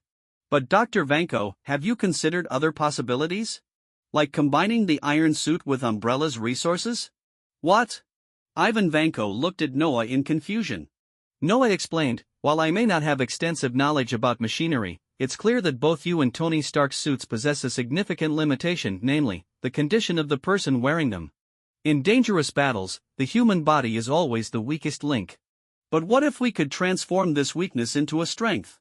Noticing the spark of realization in Ivan's eyes, Noah smiled and continued, "Umbrella is a biotechnology company, and we have developed a serum that can enhance human capabilities. A strengthened body has greater power, speed, and resilience, effectively eliminating that weakness and turning it into a substantial advantage. If we can remove the challenge of protecting the human body, the K1 suit could unleash even better performance." Ivan Vanko's mind flashed with the thought, and he concluded that it would indeed become stronger. The human body was the biggest challenge for the suit. Alleviating the pressure of protecting it would allow him to significantly enhance the suit's strength. This was just a preliminary estimate of the minimum improvement. In essence, Noah's words had opened the door to a whole new world for him. As for whether defeating Tony Stark this way might seem like cheating, he no longer cared about such details. After chatting with Ivan Vanko for a while, they parted ways, both satisfied. Even if the K1 strength was lacking, it was still the world's first commercially available suit. The quality didn't matter so much in comparison to the fact that it was unique in this world. Noah smiled, feeling a sense of joy. While money couldn't solve every problem, it could indeed resolve most of them. Undoubtedly, after he called General Reynolds and General Ross, both expressed great interest. Umbrella had truly helped them solve many challenges. Meanwhile, within a military base, Bruce Banner was tightly bound to an experimental bed, surrounded by various instruments, with someone occasionally coming by to draw a vial of his blood. Even after a day of torment, the various restraints on his body wouldn't disappear, in fact, they only seemed to increase. Bruce felt as if he was being driven mad. The military's experiments were utterly inhumane, and no one could endure such suffering. The only motivation keeping him going these days was the hope of seeing Betty, but he couldn't do that now. And for some unknown reason, Hulk still had not emerged. In this endless torment, he suddenly recalled Noah's earlier words. Perhaps he should try communicating with Hulk. After extracting the genes of Smog and the blood orchid, Umbrella's development showed rapid progress. The value of the dragon gene was particularly significant. Preliminary research was already underway to attempt integrating the dragon gene into the T-series. Although magic-related phenomena were not commonly seen, the anti-magic abomination provided a considerable sense of security. The existence of the blood orchid also led to significant breakthroughs in many studies. Yet amidst all this, there was no progress on the T-virus that brought him joy. The serum that could potentially cure the Osborn genetic disease was finally completed. The success of this cure would not merely target one individual from the Osborn family. If they could successfully cure the Osborn family's hereditary disease, with appropriate adjustments, it could also be applied to other challenging genetic diseases, which would undoubtedly represent a massive fortune. Once the serum was developed, Noah immediately contacted Norman Osborn. When Norman received Noah's call, his expression was one of great surprise. Although they had interacted at the Weapons Expo, they clearly weren't friends. Noah didn't rush to state his purpose, he simply invited Norman Osborn to meet. Norman readily agreed. After making the arrangements, Noah arrived at Oscorp Industries. Norman Osborn had been waiting there for some time. "Mr. Osborn, it's been a long time since we last met," Noah greeted with a smile. Norman nodded. "It's indeed been a long time. The appearance of the dire wolf at the Weapons Expo was quite impressive. But I didn't expect Umbrella to roll out new products so quickly. The performance of the abomination is certainly a pinnacle in the field of biological weaponry." At this point, Norman couldn't help but remember the serum that Richard Parker had stolen. "I've heard that the Osborn family seems to have a hereditary disease that's difficult to cure?" Noah inquired. At this remark, Norman's expression instantly soured. While it wasn't a secret, very few people knew about it. Most importantly, no one had ever mentioned it in front of him before. Norman's face grew increasingly dark. "What do you mean by that?" Seeing Norman's reaction, Noah burst into laughter and said, "Please don't worry, I come with no ill intentions. On the contrary, I bring good news for the Osborn family." Norman's expression didn't change, he could almost guess what Noah was about to say. But could the hereditary disease really be so easily resolved? If it were that simple, Oscorp's years of research wouldn't have yielded no results. Especially now, with the disappearance of the spider serum, the board was putting tremendous pressure on him. Were it not for him being the founder of Oscorp, the company would have likely been in dire straits by now. Noticing the distrust in Norman's eyes, Noah gave a slight smile. Belief or skepticism, one must at least give it a try, right? Norman hesitated for a moment before saying, "You're right. But I suspect it won't come without a price." Norman spoke firmly. Noah maintained his expression and shrugged. "I merely hope to make a friend." "Such talk of price is too formal, Mr. Osborn." He certainly wouldn't present unreasonable demands, he aimed to achieve his goals through normal transactions. Trying to use threats to gain Norman Osborn's support? The Osborn family was not known for their leniency, they wouldn't be so easy to coerce. However, if he could solve the Osborn family's genetic disease, they would naturally become his allies on certain issues. This was the most ideal resolution. A friend? Norman Osborn readily accepted, although he would prefer to exchange for tangible benefits. But that was fine, having one more friend in this world was always a good thing. The two then headed directly to Oscorp's biological laboratory. The hereditary disease of the Osborn family was quite tricky. However, after conducting a simple experiment, they were pleasantly surprised to find that the serum indeed had an effect, though it still needed to be tailored into a specific cure. This would take time, but at least there was now hope for curing the Osborn family's hereditary disease. After solidifying the treatment plan, Norman Osborn escorted Noah out. Just as they reached the building entrance, two boys came running in, playfully tussling with each other. Norman called out to one of the boys, "Harry, this is the company." Upon hearing this, the boy immediately quieted down. The other boy also ceased his ruckus. Noah looked at the two boys. As far as he knew, Harry Osborn and Peter Parker had been friends for a long time. Considering their ages, could this boy be the future Spider-Man?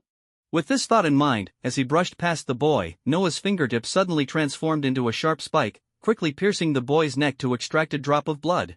The young boy touched his neck, completely oblivious to what had just happened. "All right, Mr. Osborn, I hope we can have a pleasant collaboration in the future." After finishing this, Noah waved goodbye and left. Once Noah departed, Norman Osborn finally revealed an uncontrollable excitement on his face. The Osborn family's hereditary disease finally had hope for a cure. After returning to the hive base, Noah immediately began analyzing the drop of blood he had obtained. Once the analysis was complete, a smile crept onto his face. Sure enough, this was the future Spider-Man. With Richard Parker's genetic engineering results in hand, if he had the chance to acquire a special mutated spider from Oscorp in the future, perhaps he could create a brand new Spider-Man? Just thinking about it was quite intriguing. After all, now that he was in this world, how could he not leave some of his own marks? At S.H.I.E.L.D., Nick Fury was troubled by the Avengers initiative. The recruitment for the Avengers had been proceeding poorly. Aside from a few candidates within S.H.I.E.L.D., he had hardly managed to recruit anyone successfully. But if this continued, what would be the point of the Avengers initiative? Unfortunately, Dr. Bruce Banner was being held by the military. Both Banner's intelligence and Hulk's combat abilities were aspects he greatly valued. Regrettably, even with his position, he couldn't retrieve such an important individual from the military. As he was lost in thought, an unexpected visitor walked through the door. "Director Pierce, what brings you here?" Nick Fury greeted with the respect he afforded to his former boss. Pierce stepped into the room and immediately said, "Fury, I'm very disappointed in the current state of S.H.I.E.L.D. I want to know how you plan to handle the issue with Noah Allen." Nick Fury furrowed his brow slightly, feeling displeased by Pierce's words. "Noah Allen has always been on our S.H.I.E.L.D. priority watch list. I have never been negligent in this regard, but ultimately, this is an internal matter for S.H.I.E.L.D., Nick Fury said slowly. Pierce's expression remained unchanged. "I never expected that as the director of S.H.I.E.L.D., you seem to have forgotten the principles of S.H.I.E.L.D. Noah Allen's actions during this time have been more than sufficient. According to S.H.I.E.L.D.'s assessment mechanism, he should have long been categorized as a danger alert. But tell me, what preparations for alerts have you made? To my knowledge, you haven't even managed to place a spy beside him." Upon hearing Pierce's words, Nick Fury's expression became somewhat grim. However, Pierce's statements were indeed reasonable. Unlike Tony Stark, who could be easily approached by Natasha, Noah Allen was extremely vigilant, and to this day, no agent had gained his trust. As for those peripheral agents, no matter how many there were, they were useless. They couldn't uncover the secrets Noah Allen was hiding. This Noah Allen was simply too mysterious. The initial action to eliminate the gang in Hell's Kitchen was merely a routine response from S.H.I.E.L.D.'s standard alert. However, the situations they later observed made him deeply feel how well Noah Allen was hiding his true self. Just like Tony Stark, at some point, he had unexpectedly established an unusual friendship with Noah Allen. Given Noah Allen's background, this was undoubtedly a very abnormal situation. And in his eyes, this abnormality represented a threat. However, he had not yet found any evidence that indicated Noah Allen was problematic. Although S.H.I.E.L.D. was not an organization that overly emphasized evidence, they still needed to follow certain rules when facing a power that was gradually growing. "Director Pierce, I reiterate, you are no longer within the S.H.I.E.L.D. system. I do not wish to see you interfere in S.H.I.E.L.D.'s internal affairs, it is against the regulations," Nick Fury said sternly. Pierce snorted lightly, as if acknowledging Nick Fury's statement. But this was clearly not the purpose of his visit. Pierce said, "I heard that Noah Allen has mastered the methods for creating the Iron Man suit and the Super Soldier Serum?" Nick Fury nodded slightly. He was extremely eager to obtain either of these two. The combined effects of both made him feel a strong impulse to seize them. S.H.I.E.L.D. was dedicated to maintaining world peace, and the Super Soldier Serum and Iron Man suit were undoubtedly the most powerful weapons. In this regard, they were not inferior even when facing a tyrant. Pierce immediately said, "We must get our hands on them. Such things must not be controlled by such a dangerous person." This time, Nick Fury solemnly nodded. Although he was deeply dissatisfied with Pierce's meddling, they agreed on this point. However, obtaining them would not be easy.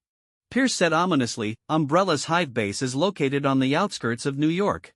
It is perfectly normal for it to be attacked by gangs. Nick Fury looked at Pierce in surprise, then suddenly realized.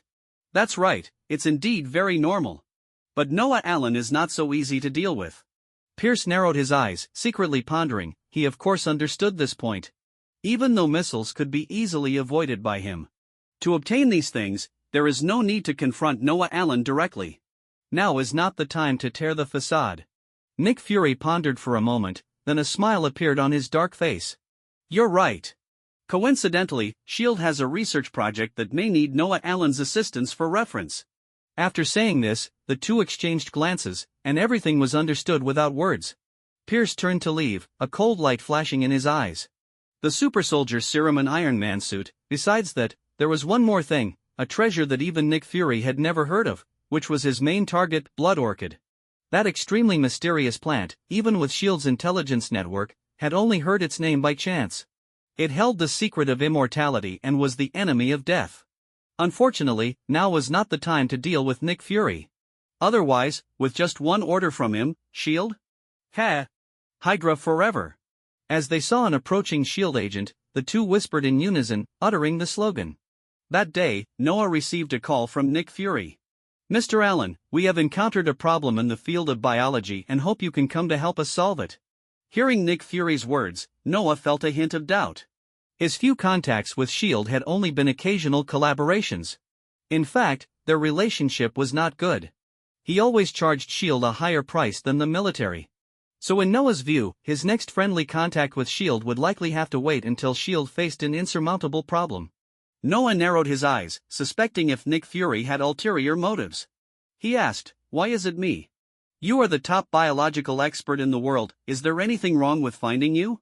Nick Fury's voice revealed no emotion. Noah raised an eyebrow. There was nothing wrong with that statement. After hesitating for a moment, Noah nodded in agreement. However, he set the agreement with Nick Fury in advance. He would only participate as a consultant, not as a S.H.I.E.L.D. employee. The difference was significant. After hanging up, Noah immediately contacted Wade and Frank, instructing them to prepare for possible attacks. He believes Nick Fury's intentions were not so simple. The reason Nick Fury provided seemed reasonable but was fundamentally flawed. It was just that he was highly skilled and confident enough in Umbrella. In the current Hive base, let alone S.H.I.E.L.D., even on the entire planet, unless a powerful figure like the Ancient One intervened, no one could pose a real threat to him.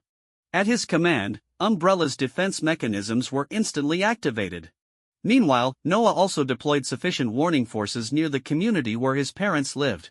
No agent trying to kidnap his parents, let alone a missile, would easily penetrate. As for killing his parents, Noah did not think the other party would be that foolish. If S.H.I.E.L.D. truly had a purpose, it would definitely be related to Umbrella or Annabella. After arranging everything, Noah headed to the headquarters of the Fantastic Four. The main purpose was, of course, to win over the three members besides Reed Richards. The result was fairly good, especially with Johnny Storm. Although their time together was short, the two had already become as close as brothers. With Johnny's help, the relationship between Susan and Reed Richards had already reached a freezing point. At this rate, it wouldn't be long before he could isolate Reed Richards. Reed Richards was not someone to be easily killed, nor could he act recklessly.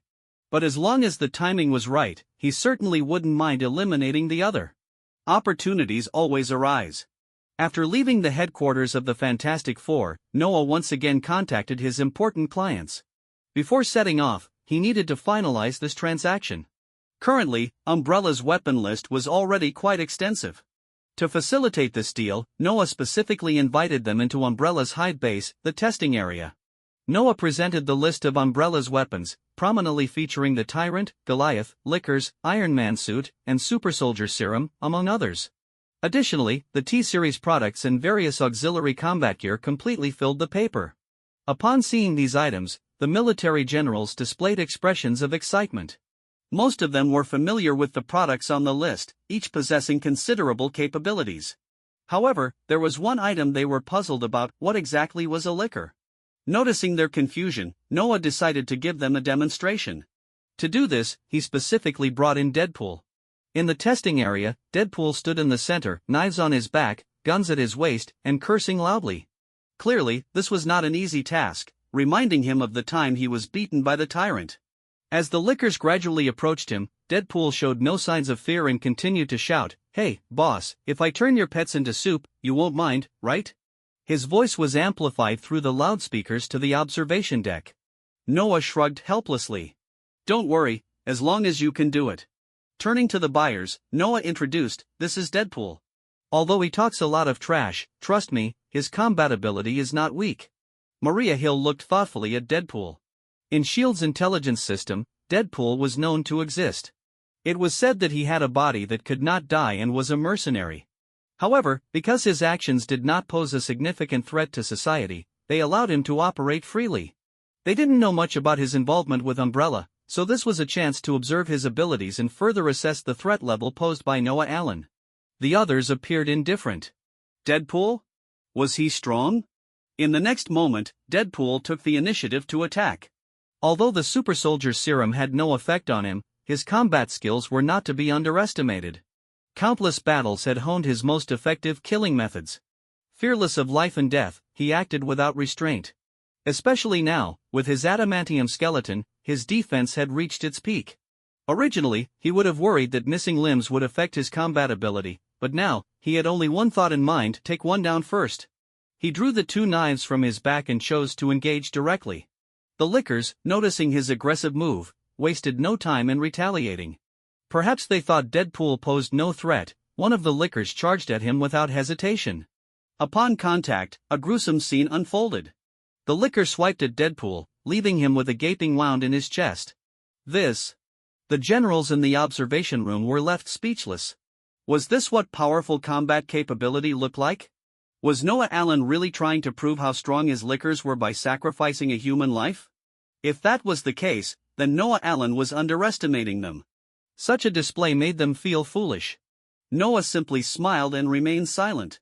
The next moment, the situation took an unexpected turn. Deadpool completely ignored the wound on his chest, still cursing, but simultaneously, he had already decapitated the Licker with his knife. The battle was instantly reversed. This guy was truly strange. He didn't seem to mind the life-threatening injury at all. Everyone was astonished.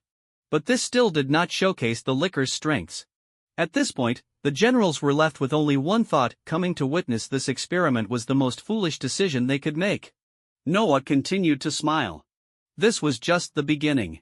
The Licker's true strength lay in their hunting ability. The battle officially commenced, and Deadpool began to grapple with the Lickers. However, this time, killing a Licker would not be so easy. After witnessing their companion fall, the Lickers immediately changed their tactics, behaving like seasoned hunters cornering a fierce tiger. Although it appeared Deadpool had seized opportunities to take down a few Lickers, what they were witnessing was far from the whole story. What strong learning ability! Admiral Reynolds's expression changed slightly. Umbrella's biological weapons had long proven their value, but they never expected to encounter such an impressive learning ability. These Lickers never made the same mistake twice. The reason they kept dying was merely due to their constant testing. Perhaps the Lickers didn't seem as intimidating as the Tyrant, but the Tyrant lacked such a terrifying learning capacity and understanding of hunting. General Ross realized this too. If those Tyrants had possessed such learning abilities during the capture of Hulk, the situation might not have escalated to such an extent. Learning is humanity's proudest capability. It was shocking that these Lickers were no less capable. General Ross narrowed his eyes and asked, "How much for these Lickers?" "Not expensive, only $1.2 million. Noah replied with a smile. Indeed, individual Lickers were not costly, but to unleash their full potential, a sufficient quantity was needed, amounting to a significant business deal. Upon hearing this figure, the generals breathed a sigh of relief. They were genuinely worried that Noah would mention a figure in the tens of millions. After showcasing the Lickers, Noah presented the Goliath. This was already considered an open secret. After displaying various conventional weapons, Noah looked at everyone and then led them to the next independent testing area. Once everyone arrived at the designated spot, Noah faced them and opened his arms. "Ladies and gentlemen, allow me to present Umbrella's masterpiece, the true king of slaughter, the nightmare of all enemies on the battlefield, the Super Licker." As soon as he finished speaking, a Licker slowly crawled out of the testing area.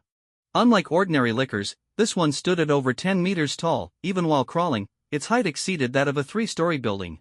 Its terrifying size made the recently showcased Goliath look like a baby in comparison. The most critical aspect was that the Super Licker's head was not exposed like that of ordinary Lickers, but instead was covered in numerous bizarre scales. This terrifying figure made everyone's heart stop for a moment.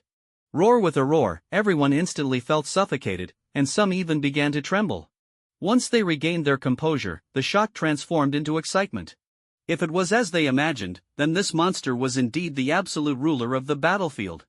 Seeing the interested expressions on their faces, Noah smiled slightly. The super licker was enormous compared to the ordinary licker. Such a frightening creature standing there was enough to instill fear. This was the trump card he had prepared for this transaction. Even without a demonstration, he believed these generals were already swayed. There's a saying, caliber equals justice, and canon is truth. Although it was a joke, it was very realistic. And the super licker, in front of these military leaders, was undoubtedly the one with the largest caliber. Especially after Noah explained the specific attributes of the super licker, their expressions showed even more interest. If ordinary lickers were tactical level weapons, then the super licker was a strategic level weapon. Noah quoted a price for this colossal creature, $360 million. Maria Hill took a deep breath. As a top agent representing S.H.I.E.L.D., she naturally knew about the plan directly settled by 2 generations of S.H.I.E.L.D. directors. And now, the existence of the super licker exceeded her expectations. Would the director's plan really go smoothly? For the first time, worry arose in her heart. A major business deal had been successfully concluded. Noah's financial situation was now unprecedentedly affluent. The plan was progressing step by step. Noah was also preparing to participate in the research at S.H.I.E.L.D. Although he had a vague feeling that S.H.I.E.L.D. had ulterior motives this time, he couldn't suppress his curiosity. Even as an excuse, S.H.I.E.L.D. had to present something that could deceive him. What kind of secret could be so difficult for S.H.I.E.L.D. to tackle? It was important to note that S.H.I.E.L.D., as a global organization, had a vast talent pool. Among them were many elite individuals, and under normal circumstances, secrets would not be handed over to outsiders for study. It could only be said that Nick Fury was truly at his wits' end. With such expectations, Noah got into the car that S.H.I.E.L.D. sent to pick him up. The driver was quite attractive. If not for her nickname Black Widow, Noah might not have minded having a closer encounter with her. Unfortunately, she completely did not match his preferences. The fact that Natasha was sent to pick him up also demonstrated Nick Fury's level of importance he placed on Noah.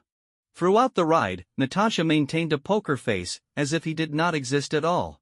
Noah closed his eyes to rest, showing no intention of speaking. This situation made even Natasha, who was driving, feel helpless. She had always been confident in her charm. In the past, no man had ever ignored her allure, which made her quite adept in many missions. However, it was clear that Noah Allen was an exception. Although she hadn't intended to do anything special, good communication was the beginning of further development. Now, even if she wanted to initiate a conversation, Noah closing his eyes made it impossible for her to start. She was smart enough to realize that Noah Allen truly didn't care about her. The silence continued until they finally arrived at the S.H.I.E.L.D. base. Here, Noah encountered someone who surprised him. "Hello, Noah Allen. I'm Steve Rogers, though you can also call me Captain if you prefer."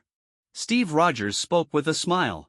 It must be said that the captain's smile was warm and infectious. No wonder he became a symbol of hope for so many people. However, Noah showed a hint of surprise. "Captain, I can't believe you're still alive." Sorry, I didn't mean it that way." Hearing Noah's surprised and slightly nervous response, Steve Rogers graciously indicated that he didn't mind. "You're not the first to say that, and you certainly won't be the last." Although many people were aware of his return, due to the lack of any attention-grabbing activities, the public still remained unaware. It was reasonable that Noah Allen was in the dark. Meanwhile, Natasha silently observed his demeanor and actions, saying nothing. In her observation, Noah was always smiling and appeared quite normal. The only thing she could sense was his wariness about being there. But honestly, anyone coming to S.H.I.E.L.D. would probably feel nervous. Sometimes, being too normal could appear a bit unusual. After passing by Captain America, Noah's tense expression quickly faded. It seemed Captain America had indeed joined S.H.I.E.L.D. What about the Avengers Initiative? How far had it progressed? With Iron Man absent and the Hulk captured, who would Nick Fury recruit to replace them? As he thought about this, Noah suddenly chuckled softly. Natasha looked over. "What's so funny?" Noah smiled and replied, "Oh, nothing, just thought of something quite interesting." Although Natasha's expression showed concern, if he were willing to engage in conversation, something might happen today. However, Noah simply couldn't accept being around a woman who had presumably been with so many men. So he maintained an air of calmness throughout. The two walked to stand before Nick Fury, who was seated behind a desk, facing away from them. As they entered, Nick Fury slowly turned around. Noah Allen. His voice revealed no emotion, and with his series of actions, it came off as particularly pretentious. Noah chuckled lightly and spoke directly, "Director Fury, let's skip the pleasantries. To be honest, I'm feeling a bit uneasy right now." Upon hearing Noah's ambiguous statement, Nick Fury remained outwardly calm, but his heart raced. What did Noah Allen mean by that? Did he guess something? But if that were the case, how could he dare to leave? Just because of that super liquor? Nick Fury pondered in his heart. The news Hill brought him certainly raised alarms, but he knew that what Pierce had prepared was not something that could be solved by a single super liquor. Looking at Noah Allen's calm expression, Nick Fury suppressed his unease. Perhaps he was overthinking it. He did not believe that Umbrella possessed any more powerful defense capabilities. In that case, let's head out. With that, Nick Fury stood up and led the way outside. Once aboard the plane, Nick Fury stated, "You've already met Captain America. When we discovered him, there were some unexpected findings nearby. Perhaps this will be humanity's first encounter with alien traces." Nick Fury spoke slowly, his tone sounding extremely serious. However, upon hearing this, Noah felt like laughing. Who was he trying to fool? "You've seen aliens decades ago, you egg." Nevertheless, he still cooperatively displayed a hint of surprise. Nick Fury enjoyed putting on a show, so Noah decided to play along. After all, in matters like this, he truly had no channels for information. At the same time, Noah's curiosity grew stronger. Aliens? Could they be Skrulls? There should still be Skrulls on Earth. But that shouldn't be the case. The original plot didn't have such a situation. After flying for quite a while, the group arrived at a desolate base. Noah couldn't help but smirk inwardly at the barren surroundings. There likely wouldn't be any signals here. Following Nick Fury into the base, when standing in front of the alien mentioned by Nick Fury, Noah's expression shifted slightly. What a familiar sight. Isn't that Megatron? Noah suppressed his excitement. If Transformers existed, then this world should also have the Allspark. That would be a true treasure. He pushed down his thoughts and asked with a puzzled face, "What is this? Isn't it a robot?" The news about the Allspark was not something to be shared with others. Everything could wait until he acquired it. Nick Fury explained, "This is our target. We believe this is a silicon-based life form, significantly different from Earth's biological beings. Perhaps by studying this life, we can bring more possibilities to humanity's future." His words sounded lofty, but in reality, he had only one objective: to analyze this life and then create powerful weapons. However, there was no need to share that purpose with others. The two men smiled simultaneously, their smiles sincere. At the same time, they were both pondering a question: the goal had been achieved. Meanwhile, Pierce stepped into a half-finished building wearing his polished leather shoes. Inside the unfinished structure, a man was seated on a sofa. Upon seeing Pierce, the man straightened up. Pierce said calmly, "Noah Allen has left. Next, it's up to you." The man grinned, his eyes narrowing. On his hands were various gemstone rings. "After holding back for so long, I can finally stretch my legs." Inside Umbrella's hive base, Wade and Frank were together. Wade's incessant chatter flowed like a tide, while Frank's brow was tightly furrowed. It was truly annoying. He could assert that being around this guy was even more irritating than heading into battle. "Frank, could you tell me what this so-called SHIELD department is all about? They're part of the United Nations, right? Do they wield a lot of power? From what I see, those guys are all over the place. If they want to cause trouble, they should come out and do it openly. Sneaking around doing underhanded stuff isn't exactly adult behavior," Wade rambled on. Frank, already accustomed to Wade's unique way of speaking, replied, "Since the boss has given us orders, we just need to hold our ground here. No matter who it is, anyone who dares approach the hive is an enemy. When faced with enemies, just take them down." Wade flashed a lewd smile. "I really hope they go check out Annabella. I heard the boss has prepared a big surprise for them there." Frank's expression remained unchanged. The boss had indeed said that they didn't need to worry about Annabella's security, but what exactly that was, they had no idea. Of course, he was genuinely curious about what could make the boss so confident. Still, he responded, that's not our concern. Have you taken care of the tasks I assigned you? Wade looked disappointed, as if Frank's lack of curiosity was a huge mistake. With Frank's calm demeanor, Wade quipped, don't worry, I guarantee everyone will be caught off guard. Just as the two were talking, a voice suddenly crackled through the radio. Team B3 has detected unidentified personnel approaching. Upon hearing this, Frank's expression immediately turned serious.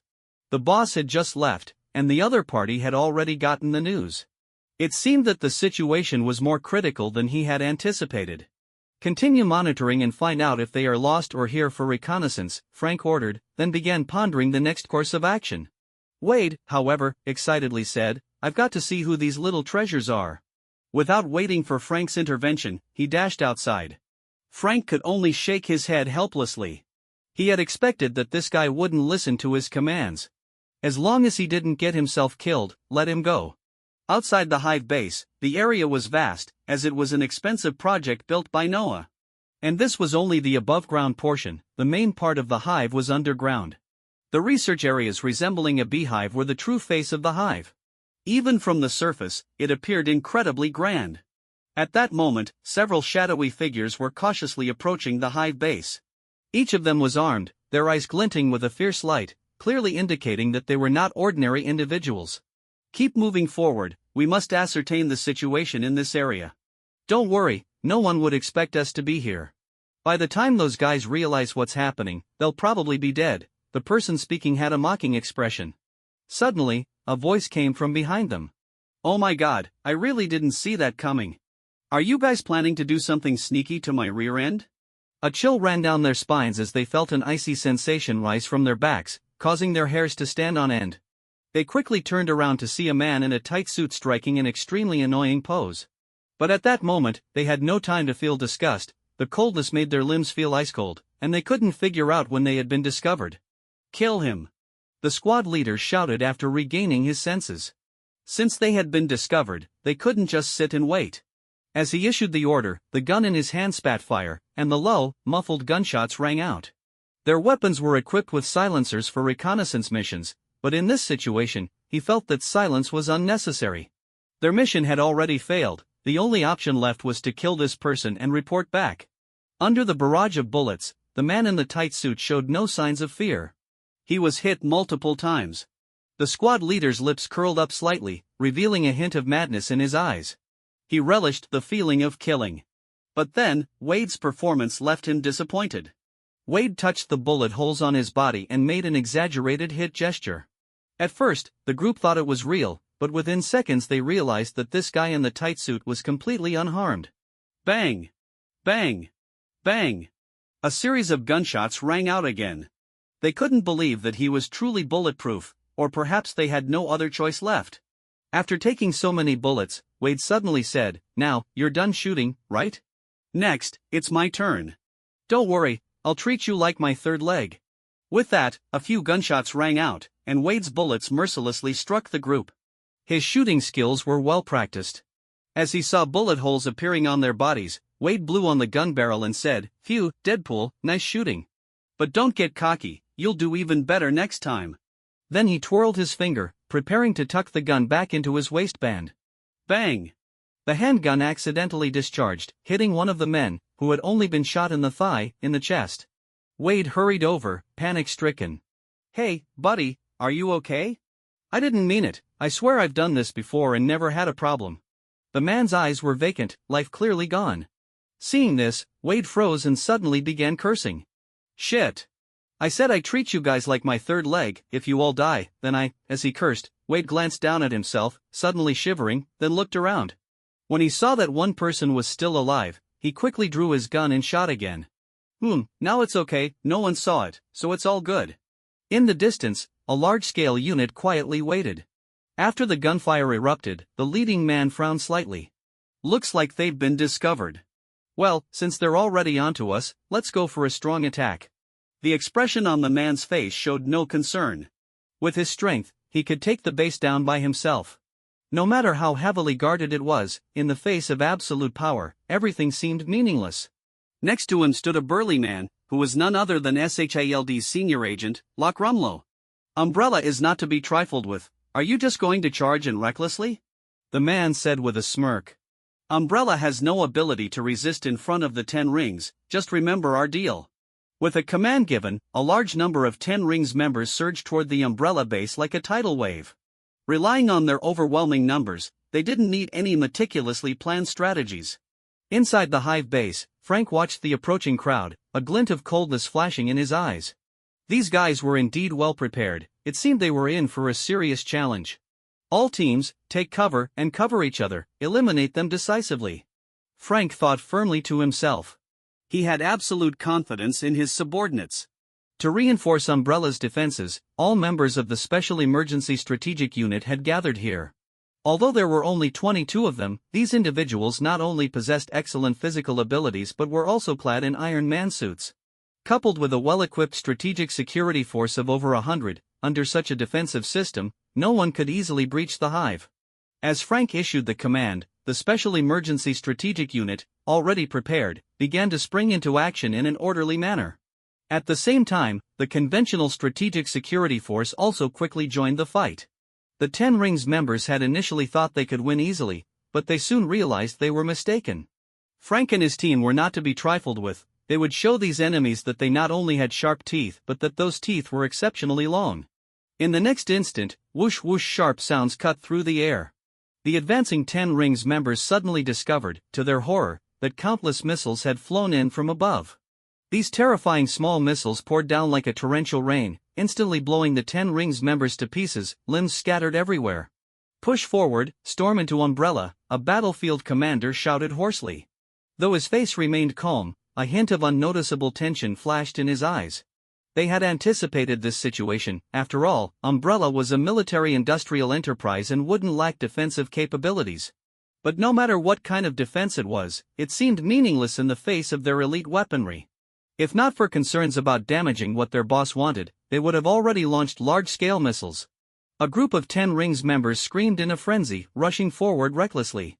In such a situation, those who lagged behind were often the most likely to be killed.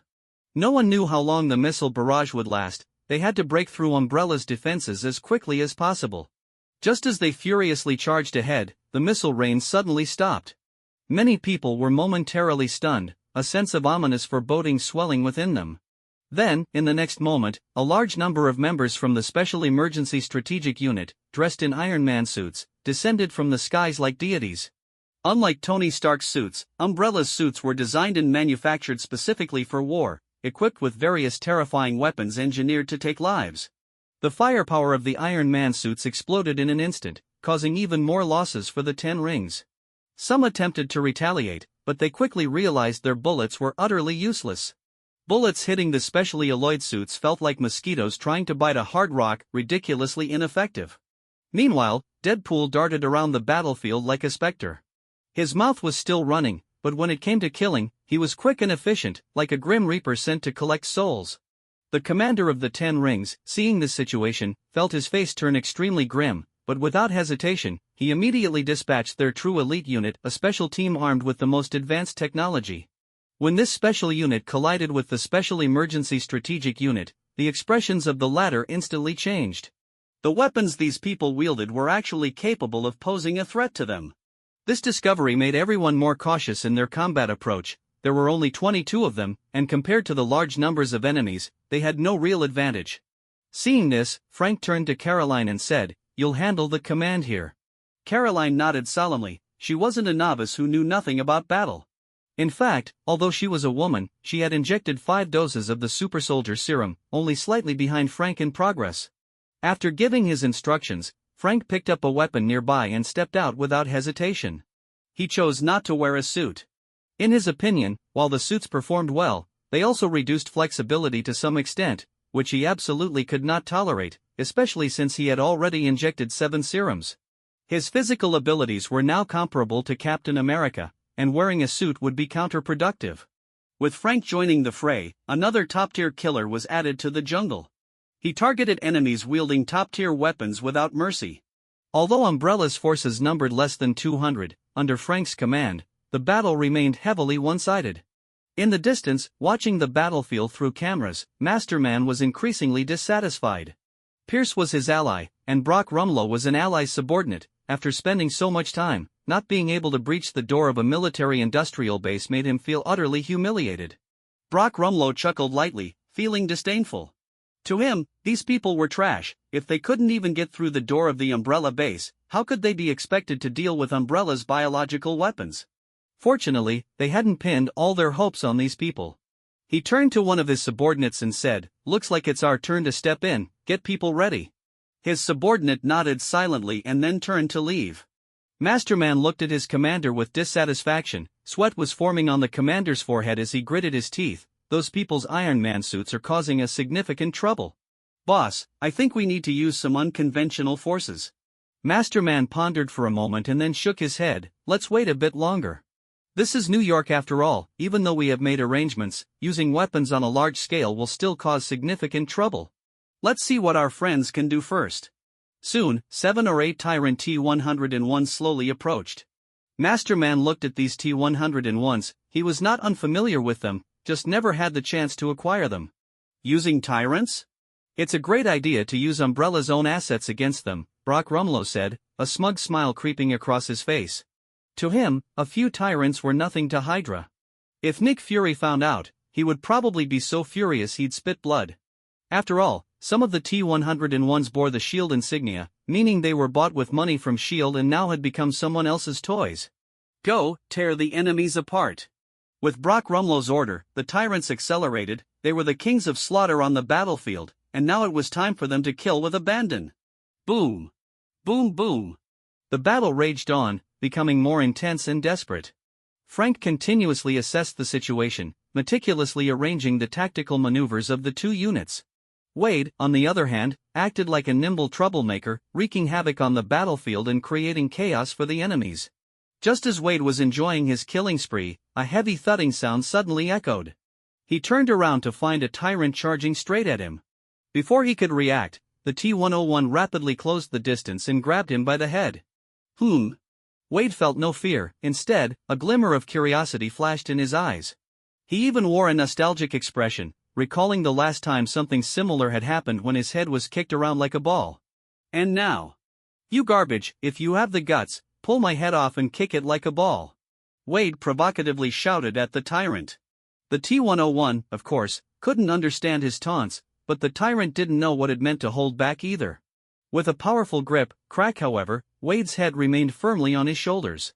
Then, Wade laughed. "Hey, big guy, I guess it's my turn now."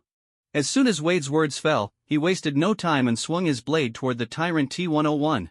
He had encountered these behemoths before and knew that they were not easy to deal with. However, he maintained a philosophy: if you can't kill me, then I'm going to take you down with me. Fortunately, until now, no one had managed to put him in a grave, so he felt particularly cocky. With his blade in hand, he engaged the tyrant T-101 in a bloody clash, seeking vengeance for the humiliation he had suffered back in the testing facility. He even contemplated using the tyrant's giant head as a soccer ball to kick around. On the other side, the arrival of the tyrants immediately put immense pressure on Umbrella's defenses. Frank's expression darkened. He hadn't expected the enemy to use Umbrella's own products against them. However, they couldn't sit idly by and allow themselves to be bullied. Originally, their main purpose today was to conduct training exercises. Despite Umbrella's private forces being well-equipped and skilled, without real combat experience, such excellence was hard to translate into actual combat effectiveness. But now that the enemy had deployed tyrants, they had no reason to remain on the defensive. He took out his radio, adjusted the channel, and said, "Elvis, request to unlock the tyrants, Model T-101, Pursuers, and Emperors. Additionally, request the deployment of Lickers. It's time to end this farce. If these guys breach Umbrella, it won't look good for me with the boss." Once Frank's words were finished, Elvis's voice quickly came back from the other end of the radio. "Understood, let's put an end to this farce. The performance of Umbrella's security department has indeed been commendable." After a few compliments, they ended the call. Inside the hive base, Elvis sighed helplessly. He truly didn't want to deploy these biological weapons. Despite his thoughts, his hands didn't slow down. After a few quick clicks on the control panel, the entire base erupted with a piercing alarm, red lights blaring, causing all unauthorized personnel to retreat. All the incubation tanks in the various testing areas opened up, and over 10 tyrants simultaneously opened their eyes as more than 100 lickers were released. Deep within the base, even more incubation tanks remained closed. What was awakened now was just a small portion. If it weren't for concerns about government vigilance, the combat power deployed would be far greater, but this was already sufficient. In the next moment, as a large number of tyrants and lickers were unleashed, a chilling atmosphere instantly filled the hive base. On the surface, all members of the 10 rings, who had initially felt exhilarated due to the enemy's fearsome war machines, were suddenly overwhelmed as Umbrella's tyrants and lickers surged in like a tide, like a tiger entering a sheepfold. Their previous excitement was instantly replaced by despair. The tide of battle shifted dramatically, causing Master Man's expression to turn extremely grim. While the battle was becoming increasingly deadlocked, at the shield base, Noah was conducting an in-depth study on Megatron. This massive entity was not something to be trifled with. Even someone as powerful as Noah had no intention of releasing Megatron from his frozen state. The Transformers represented a mechanical race whose technological prowess far surpassed that of Earth. Even if he could manage to subdue it in time, there was no guarantee that it wouldn't send a signal into space. If it attracted the main forces of the Transformers, that would be a massive headache he didn't want to face. However, if S.H.I.E.L.D. stirred up trouble and came asking him for help, that would be another matter. S.H.I.E.L.D. had plenty of valuable resources, and perhaps he could use this opportunity to trade for something good. After studying for a while, Noah lifted his head from the computer data and said, "This is definitely not carbon-based life. Frankly speaking, the existence of this silicon-based life form is enough to overturn all our human assumptions. However, studying anything from this massive creature is quite challenging. The best approach would be to release it from its frozen state and attempt to communicate with it." He shrugged and continued, "But I don't recommend doing that. It's hard to guarantee that it won't have any means of signaling. Therefore, my suggestion is to keep it sealed." Upon hearing this conclusion, Nick Fury was already mentally prepared, and there was no disappointment visible on his face. "In that case, let's continue to keep it sealed. The Earth is troublesome enough already. I certainly don't want to attract any alien trouble." After a brief understanding of the situation, Noah returned to his research. Even if he couldn't directly release Megatron, the existence of this silicon-based life could provide him with many insights. He might even try to create a suit that combined both machinery and life, similar to Venom, but with a key difference: Venom is parasitic and can dominate human thought, whereas his goal was to produce a living suit without its own consciousness. This was clearly a massive undertaking. Noah sighed inwardly. While he wouldn't need such a suit for himself, it would be quite beneficial for those around him. Gradually, Noah became completely absorbed in his research. Behind him, Nick Fury remained, noting that Noah Allen was behaving far too calmly, so calm that it made him feel Noah was completely unaware of the potential dangers. This was, in fact, a good thing for him. The corner of Nick Fury's eye twitched as he secretly sighed in relief. Noah Allen had extensive connections and formidable strength. If he could allow all of this to unfold without anyone noticing, it would be ideal. After all, the attackers on Umbrella were just a group of terrorists, and they had no relation to S.H.I.E.L.D. As for other matters, he wouldn't concern himself with them. At least in this matter, S.H.I.E.L.D. definitely could not intervene personally. After all, S.H.I.E.L.D. was still on American soil. Even though it was nominally under the United Nations, the stance of domestic capital was extremely important to them. However, he was unaware that, unbeknownst to him, S.H.I.E.L.D. had already secretly intervened in this matter. Even the tyrants had been deployed, and Noah was not foolish. He would certainly investigate the situation. Moreover, the tyrants of Umbrella bore the S.H.I.E.L.D. insignia. Even though those insignias were covered, such a simple cover-up could easily be discovered. Most importantly, in Manhattan, Noah's parents were leisurely walking in their community, with several bodyguards closely following them.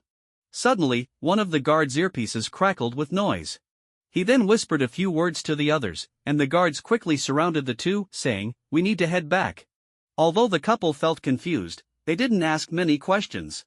They knew these men were sent by Noah to protect them, and if they were being told to leave, it was certainly for their safety. On the outskirts of the community, a group of over a dozen fully armed men stood alert. One of them whispered, "Remember, our mission is to kidnap, not to kill. Hail Hydra! Hail Hydra!" The crowd echoed the Hydra slogan in unison. Just as they prepared to enter the community, a pack of hellhounds had quietly surrounded the area. From the shadows, countless pairs of differently shaped eyes were watching intently. In the next moment, A large number of hellhounds surged toward these men like a tidal wave. Within moments, all of them had met their demise. This was just a probe by Pierce. He hadn't really expected to succeed. But he didn't know that these deaths were not the end. In fact, he had just stirred up a significant amount of trouble. Unbeknownst to Noah, everything happening in Manhattan was unfolding without his knowledge. He naturally assumed that as long as S.H.I.E.L.D. had a presence in the background, there was no way they would go after his parents, at least not at this moment. However, he overlooked the existence of Hydra. It's worth noting that S.H.I.E.L.D. also has an alias, Hydra Shield. Hydra wouldn't have such reservations. At this moment, Noah was fully immersed in researching Megatron's life form. Of course, saying he was entirely focused wasn't entirely accurate, as he noticed that deeper within the base seemed to hide other secrets.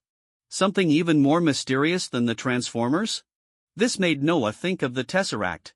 The Allspark might be enigmatic, but the Tesseract was equally impressive, perhaps even more powerful. If he could obtain the Tesseract, even if he lacked expertise in technology, as long as he could open the door to other worlds, he could collect unique life cells from this universe. While there weren't many special life forms on Earth, that didn't mean the universe was the same. For example, Thanos and the Titan race were considered a powerful species in various legends. Of course, he didn't have the guts to face Thanos right now. Although Thanos might seem somewhat foolish in the movies, how could someone dominate the universe for so long without being clever? Facing Thanos now, he would likely feel as powerless as a tiny insect. However, this was just a thought. It wouldn't be realistic to turn against S.H.I.E.L.D. Dealing with an official organization inevitably brought many concerns, unlike dealing with a gang where eliminating all enemies sufficed. S.H.I.E.L.D. wouldn't be so bold as to confront him directly, especially under the pressure of domestic capital. Noah smiled to himself, dismissing the thought. The world has rules, and everyone must follow them, otherwise, wouldn't chaos ensue? On the other hand, the fierce battle at the Umbrella base continued. This fight had exceeded both sides' expectations. To counter Umbrella's biological weapons, the Ten Rings even resorted to using missiles. The massive explosions echoed, and while it couldn't be said that all of New York could hear them, with New York's intelligence network, the ongoing battle was likely already laid out before various factions. Thus, everyone at Umbrella remained exceedingly calm. They were American capital, an entity capable of standing on military platforms. A group of terrorists that appeared out of nowhere? The military wouldn't sit idly by. This was not just a provocation against capital but an affront to the entire military. Therefore, despite the unclear situation on the battlefield, those at Umbrella believed they had the upper hand. They were acutely aware of this, and Master Man naturally understood it as well. The military was not a bunch of pushovers. Even with Pierce's backing, they couldn't sway the actions of the military high command. Thus, Master Man needed to end the battle quickly. Rising to his feet, all members of the Ten Rings suddenly took on serious expressions, and a fervent light shone in their eyes. The strength of the Ten Rings had never come from their well-equipped gear or their large numbers, it was solely due to their leader, Master Man. The moment Master Man stood up, they felt in their hearts that the death sentence had been pronounced on Umbrella's base. No one could stop Master Man's advance, though Brock Rumlow still looked disdainful. The Ten Rings? In the end, they were just a bunch of worthless fools. Who could expect anything from a single person? Still, he kept an eye on Master Man's movements. He had heard of the Ten Rings' reputation. Master Man walked slowly toward the forest, followed closely by all members of the Ten Rings. Brock Rumlow hesitated for a moment but then followed suit. The sounds of gunfire grew closer when suddenly, a member of the Umbrella forces, clad in K1 armor, swooped low. Upon spotting them, he hesitated briefly before charging at them. By their attire, it was clear he was a commanding figure. If he could deal with these individuals, the battle would come to a swift conclusion. However, as a seasoned warrior, he first reported his findings to his commander, Frank, before launching his attack. Since the battle had been ongoing for some time, his various firearms had long run out of ammunition. Yet, the energy from the mini-reactor itself was the most potent weapon. Just as he closed in rapidly, Master Man raised his head, said nothing, and simply lifted his right hand, creating a flash of light. Boom! An energy blast met the K1 armor, the terrifying force obliterating the K1 suit. Witnessing this, Brock Rumlow was stunned, and the Ten Rings members became even more fervent. This was Master Man's power. Master Man didn't even glance at the fallen Umbrella emergency response member and continued striding toward the battlefield. Frank, amidst the chaos, quickly sensed that something was off. He could no longer contact that soldier. A highly capable warrior clad in K1 armor couldn't have just disappeared without a trace. The only possibility was that the enemy had some unknown secret weapon. Lost in thought, a sudden cold beam struck a K1 soldier in midair. In an instant, frost covered the soldier's armor, and he fell directly to the ground. Thomas! Thomas! Frank shouted into the communicator but received no response. Wade! Frank immediately called for Deadpool. The situation was unclear, and he needed someone to assess what was happening. Undoubtedly, Deadpool was the most suitable choice. Wade noticed the situation as well. He felt no fear, only curiosity. After killing an enemy in front of him, Wade dashed toward the direction of the beam. As he approached Masterman and the others, Wade was about to say something when Masterman raised his hand, and a cold beam shot out. Wade's body was instantly encased in ice. Fuck, Wade stammered. Masterman was surprised to see he could still speak and raised his hand again. Boom! A fiery blast shot out, obliterating Deadpool and leaving only a charred metal skeleton behind. Masterman found this odd but then unleashed several laser beams, slicing the metal skeleton into pieces, nodding in satisfaction. This time, Deadpool should be thoroughly dead. Brock Rumlow felt a chill run through him as well. This Masterman was incredibly dangerous. No wonder they were so confident. After obliterating Deadpool, the ring on Masterman's middle finger glowed blue, and a whirlwind appeared out of nowhere, lifting him into the sky. From above, Masterman surveyed the battlefield. His eyes turned cold as he extended his hand, unleashing his destructive power. In the next instant, flames engulfed the entire battle zone. Simultaneously, violet lightning flickered in the sky, with each flash claiming the life of a licker or soldier. Even the tyrants in K1 armor found it difficult to withstand such an onslaught. Seeing this scene, Frank finally understood why Deadpool hadn't responded. Facing such an enemy, even if Deadpool hadn't died, he was probably still busy recovering. This time, they were in big trouble. Frank's heart sank as he no longer hesitated. He pulled out a controller that Noah had left for him. He didn't know what it was, but he remembered the boss had said that if he encountered an insurmountable problem, he should activate it. Frank tightly gripped the controller in his hand and pressed it down decisively. No matter what it meant, he felt it was time to activate it. At the exact moment Frank pressed the controller, Noah, who was conducting research at the shield base, suddenly lifted his head. The creatures he had created were all linked to him in an invisible way, and his thoughts served as the means to control these beings. However, the great distance made it challenging for him to discern individual differences, even with his abilities. He had produced far too many biological weapons, and many of them were under indirect control, with some even sold off. It was natural for deaths to occur. In this battle, the biological weapons deployed by Umbrella had been cultivated using the company's resources and had no direct connection to him, which was why he hadn't noticed anything amiss. But when the controller activated, Noah felt a particularly bright thought wave among his countless mental sparks, and this thought became increasingly frantic, clearly indicating it had been activated. Noah's expression darkened instantly. The means he had left behind had been triggered. Indeed, someone had attacked Umbrella. Although he had anticipated this, when the issue became real, he was still extremely displeased. Did they really think Umbrella was a soft target to be bullied? He needed to find out what role S.H.I.E.L.D. was playing in this incident.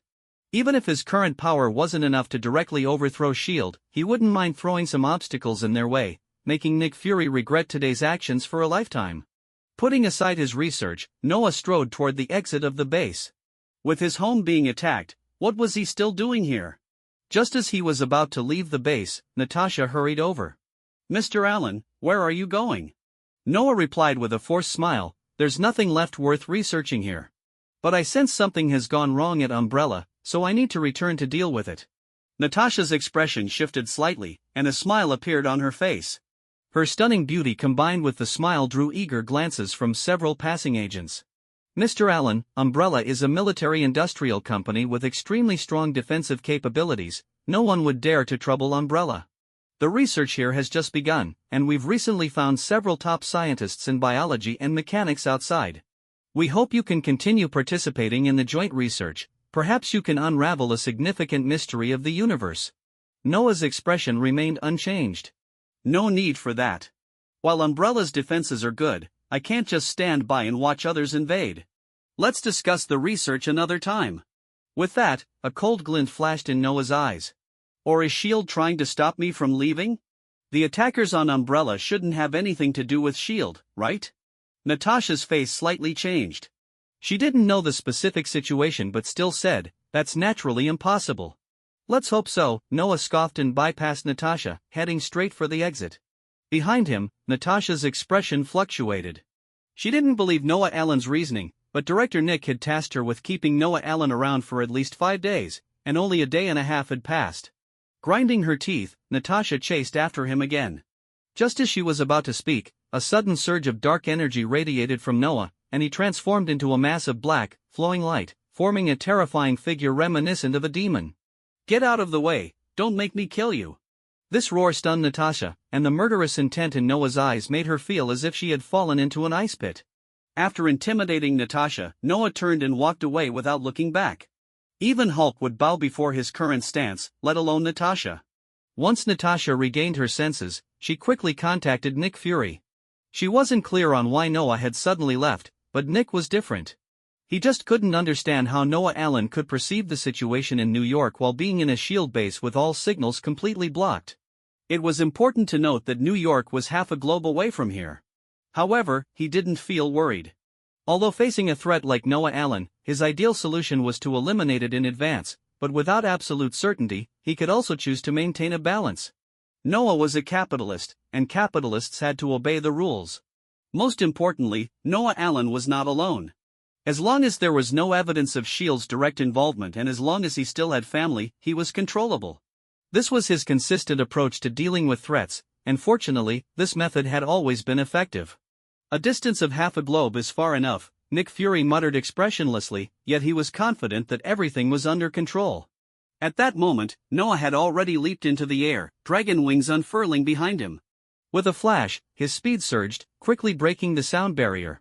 But Nick Fury's thoughts weren't wrong. Even with Noah achieving supersonic speeds, crossing half the globe wasn't something that could be done in a short time.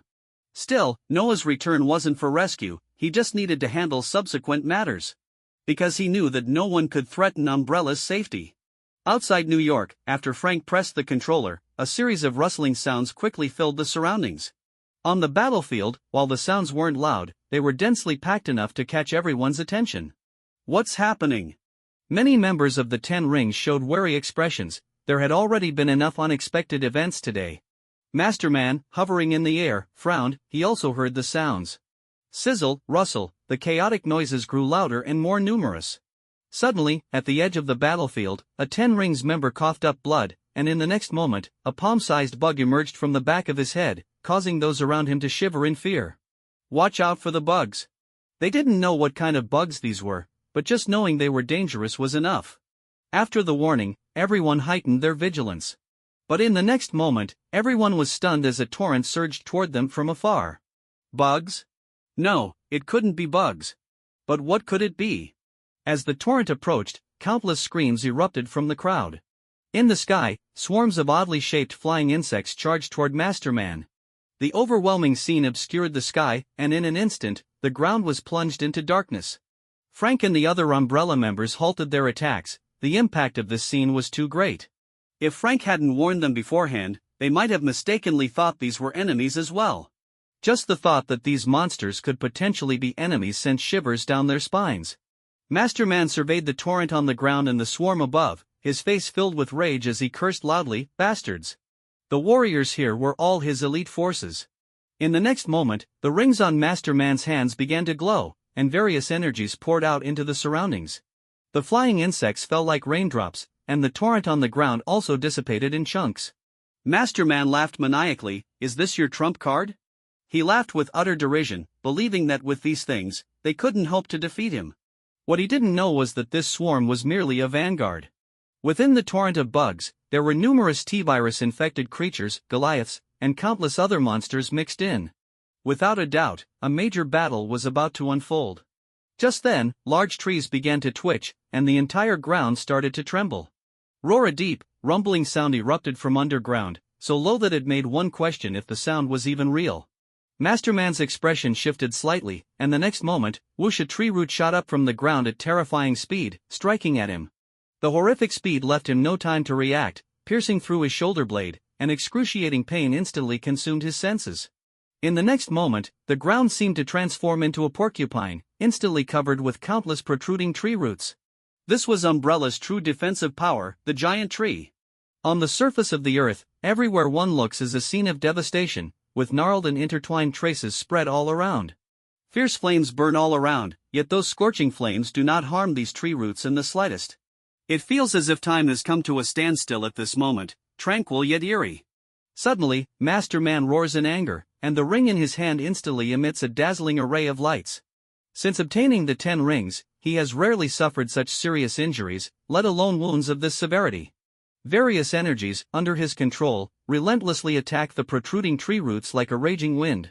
However, all of this is futile. Although the energy released by the 10 rings can indeed inflict some damage on these roots, his attacks are nothing more than a drop in the bucket in the face of such a vast and resilient root system. In the next moment, the tree roots moved. The root that pierced through his shoulder blade, like an enraged venomous snake, suddenly recoiled, bringing him a sharp, agonizing pain once again. At the same time, the roots sprawling across the ground seemed to awaken, no longer retreating, but instead launching a fierce attack. In an instant, the ground was littered with corpses. Aside from a few elite soldiers who managed to survive, no one could escape the attack of these roots. Master Man began to sweat profusely, filled with endless regret, wishing he had never come here. He had always believed that in this world, no one could make him, who possessed the 10 rings, feel fear, even in the face of overwhelming monsters. He had never felt the slightest dread. But now, he was truly afraid, as fear engulfed him like a tide. Yet, his long-standing confidence kept him rooted in place, reminding himself that he had not yet lost, and the power of the 10 rings was far from exhausted. The recently revived Deadpool, gazing at the surrounding tangled tree roots, cautiously reached out to touch one. However, the roots seemed lifeless, offering no response. He secretly pondered that while he didn't believe these roots could kill him, he had no doubt that they could handle him with little effort, making him wish he were dead. Instantly, he became more obedient, filled with fear of the unknown. He had never imagined such a terrifying presence could be hidden beneath Umbrella. Soon, a roar that seemed to come from ancient times echoed across the land once more. This time, the earth trembled even more violently, and suddenly a sinkhole appeared at the center of the jungle. Immediately, countless vines and branches slowly rose from the sinkhole, transforming into a gigantic tree that overshadowed everything. This colossal tree was so massive that it could be clearly seen even in the city of New York. At this moment, inside Stark Tower, Tony Stark was focused on researching updates for his suit in the laboratory, completely unaware of the fierce battle raging in the suburbs. Therefore, he notified Jarvis to cut off all external information. Just then, Pepper Potts suddenly opened the laboratory door, and Tony Stark, who was diligently studying, wore an expression of displeasure.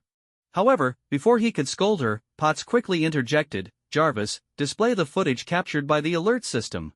The next moment, Jarvis began projecting the images, revealing a terrifying giant tree slowly rising near the hive base outside Hive. Surrounding the massive tree were countless monsters of various shapes, and an unknown man floated in the air, surrounded and trapped by numerous vines and monsters. "What is this? Jarvis, are you showing me some CG animation from a game?" "I didn't ask you to take on such business," Tony Stark said, even though deep down he knew that whatever was significant enough to warrant Pepper's attention was certainly not an ordinary CG animation. "Is it Noah's base?" he asked tentatively. Jarvis replied, "According to the satellite observations, there is reason to believe that the unknown lifeforms surrounding the Umbrella base are part of Umbrella's defense measures. An hour ago, the satellite captured footage of the Umbrella base being attacked." Tony Stark's expression darkened instantly. "Why didn't you notify me?" "It was your request, sir, to cut off all external information." Jarvis's calm voice left Tony Stark momentarily speechless. Indeed, this was an order he had given. However, he was friends with Noah and a member of the Tech Arc project, and to not react when the Umbrella base was attacked made him feel somewhat embarrassed. Change the alert mechanism to determine whether to notify based on the importance of the event. "Understood, sir." After modifying the command, Tony Stark, with a serious expression, said to Pepper Potts, "I need to go take a look, whether it's that giant tree or the attackers. I need to know what's happening." With that, he immediately donned his suit and flew towards the Hive. At S.H.I.E.L.D., although Nick Fury did not have the luxury of private satellites like Tony Stark to deploy at will, such a significant disturbance quickly reached his ears, and he soon received footage from the scene. Upon seeing the colossal tree that overshadowed everything, Nick Fury's expression grew solemn. The situation was far more troublesome than he had imagined. He had underestimated Umbrella, or rather, he had underestimated Noah Allen. Hopefully, there wouldn't be any irreparable troubles, Nick Fury sighed inwardly. On the other hand, regarding the intense battle occurring in the suburbs of New York, the military was undoubtedly the most sensitive party.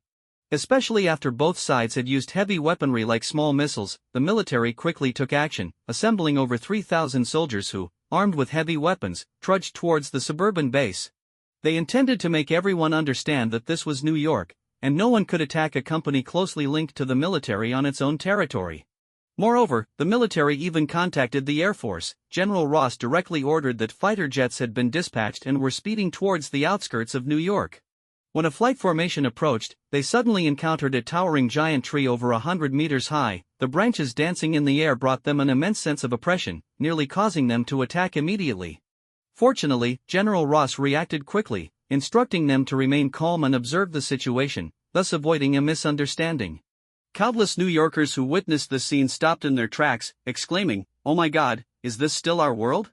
The scene before them, which had only appeared in television shows and video games, was now presented vividly before their eyes, leaving them utterly shocked. This time, Umbrella had undoubtedly elevated its presence to the extreme. Today, the name Umbrella would be remembered by the entire world. Everyone was engulfed in shock, but this was a war after all, and both sides quickly reacted, the sounds of gunfire erupting once more.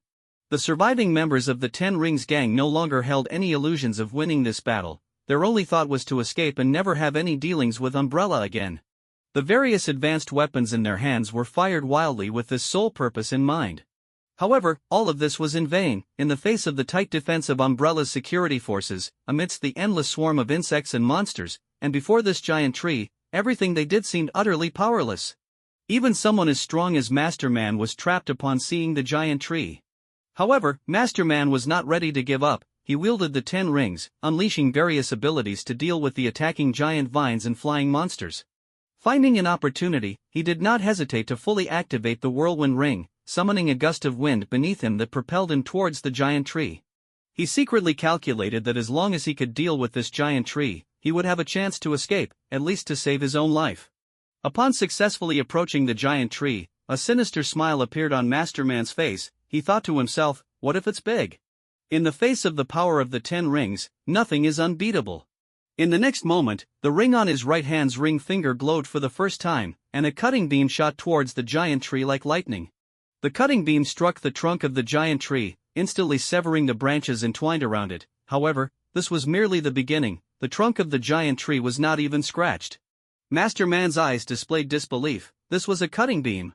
But facing the previous strike, the giant tree, which had only been attacked by a few branches, suddenly moved like an enraged beast, countless branches erupting in an explosion, attacking Master Man at supersonic speed like a dense rain of arrows. Looking at the endless branches, despair finally surfaced in Master Man's eyes. In the next moment, hundreds of branches pierced through his entire body like arrows, and Master Man was dead. Hundreds of vines slowly emerged like agile tentacles, and Master Man's lifeless body crashed to the ground, as if the entire battle scene had been frozen in time, plunging into a dead silence. The few surviving members of the 10 Rings gang, witnessing this terrifying aftermath, completely abandoned any thoughts of continuing their resistance, well aware that any struggle against such formidable defensive power was futile. Umbrella's defensive forces have always been merciless. They would not show the slightest leniency toward enemies. In an instant, those members of the 10 Rings gang who were still resisting found no one left alive. Even Brock Rumlow, an important figure in Hydra, had become a cold corpse, abandoned by fate, quietly lying on this battlefield, ravaged by war. The giant tree stood like an unshakable monument, proudly towering between heaven and earth, while countless monsters of various forms circled and flew in the air, resembling messengers from hell. The ground was marked by the vicious scars left behind by raging flames. However, amidst this scorching land, some areas were oddly crystallized with translucent ice, creating a bizarre scene of fire and ice coexisting. In addition, various other anomalies appeared throughout this battlefield: endless swarms of insects, terrifying beasts infected by the T-virus, chilling Goliaths, ruthless tyrants, and greedy leeches, all scattered about, as if they were horrific entities from another world. Soon, Tony Stark flew in like a bolt of lightning. When he saw the surreal apocalyptic scene before him, he was nearly dumbfounded with shock. He cautiously descended from the sky, stepping into the seemingly perilous war zone with heightened vigilance. Countless monsters glared at him with cold eyes that seemed ready to devour him, yet none dared to charge at him, as if held back by some mysterious force. Thus, he carefully made his way into the heart of the battlefield, arriving at the location of Frank and the others. Having seen Frank before, Tony Stark approached him and asked, "What on earth happened here?" Frank, snapping back from his earlier shock, slowly replied, "A group of terrorists attacked here, and Umbrella had no choice but to activate the defense system." This was a prepared response for any inquiries that might arise. "A defense system? You call this a defense system?" Tony Stark exclaimed, his eyes nearly popping out as he took in the scene that shattered his worldview. He felt an overwhelming shock, especially from the gigantic tree that seemed to be akin to the world tree found only in mythology, towering and incredibly thick. Over time, it continued to flourish at a visibly rapid rate. At this pace, it wouldn't be long before it occupied the entirety of this vast woodland. The spectacle was simply too exaggerated, leaving him utterly astounded. Frank could only nod silently, well aware that the giant tree's current display was indeed somewhat absurd, but he could not provide any reasonable explanation, merely watching it all helplessly. Before the two could continue their conversation, a faint rumbling sound suddenly emerged. It was the noise of a convoy moving. Soon, a large number of infantry disembarked from the vehicles, each person's eyes filled with extreme shock and confusion. They had never witnessed such a bizarre and terrifying scene. Leading the team was a general named Haig, who swallowed hard at the sight of the giant tree, which was simply too massive. The closer he got, the more he felt its unparalleled shock value. "General, what should we do now? Should we go in?" The adjutant beside him was also stunned by the sight before them. The jungle looked like a giant beast that could swallow them whole at any moment, filling them with fear and making them hesitant to move. General Haig gazed at the silent jungle and gritted his teeth, saying, "Intelligence indicates that the fighting inside has already ended, right?" The adjutant nodded. "In that case, let's go in. Since we're already here, we can't just turn around. The troops should hold their position for now. I'll take a few men and go in with me. This giant tree before us should be Umbrella's biological weapon. Since it's a weapon, it should be controllable and shouldn't pose any danger." The adjutant hesitated for a moment, then nodded, though he couldn't help but glance nervously at the giant tree while conveying the orders. He understood the reasoning well enough, but the thought of walking into that jungle and facing the giant tree was not something that could be easily calmed by mere understanding. At that moment, Noah was still racing back, but through the subtle fluctuations of his mind, he had already learned that the battle had ended. He took out his phone and contacted Frank directly. At that moment, General Haig had just met with Frank, and they were exchanging pleasantries. The previously overwhelming biological weapons had vanished, as if they had never existed, returning to their original habitats. However, the giant tree clearly could not disappear so easily, and even if it could leave, there was no need for it to do so. Its goal was too evident. No one would be foolish enough to allow it to leave and become a potential threat. It was better to keep it there, using its terrifying aura to intimidate those enemies who were restless. Upon seeing Noah's call, Frank apologized and then answered the phone. "Frank, what's the situation at the hive?" Noah asked. Although he was surprised that his boss called at this time and seemed well informed about the situation here, he answered truthfully, "The hive is intact. Not long ago, a group suspected of being a terrorist organization attacked here. Those terrorists were not only well equipped, but their leader also seemed to possess various strange abilities, which caused heavy losses for our brothers. So, I activated the controller you left behind, and now all those terrorists have been eliminated. Their leader's body is trapped by that giant tree, and we can't retrieve it, but I suspect that the strange abilities of the opponent are related to the 10 rings he was wearing." As Frank shared his speculation, it wasn't hard to understand when he recalled the odd rings. Normal people wouldn't wear 10 rings, would they? Moreover, he noticed that those rings seemed to emit strange light during the opponent's attack. Hearing Frank's words, Noah immediately thought of Masterman. Aside from him, it was unlikely that anyone else would so ostentatiously wear 10 rings. Then, Noah's eyes lit up slightly. Each ring of the 10 rings had different special functions, and if he could obtain these 10 rings, it would greatly aid his understanding of magic. Of course, simply wearing the 10 rings would be a bit too flashy. Wearing all 10 at once not only affected his image but also provided no substantial help to his strength. However, using them for studying magic or other purposes would be a good choice. "You don't need to worry about the 10 rings. With the Arisnu tree present, no one can steal them," Noah said.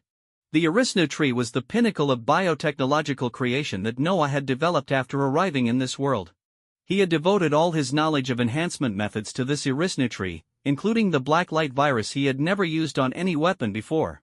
The essence of the Arisna tree was a life tree extracted through the system, characterized by extremely tenacious vitality and strong compatibility with various genes, making it a perfect biological weapon.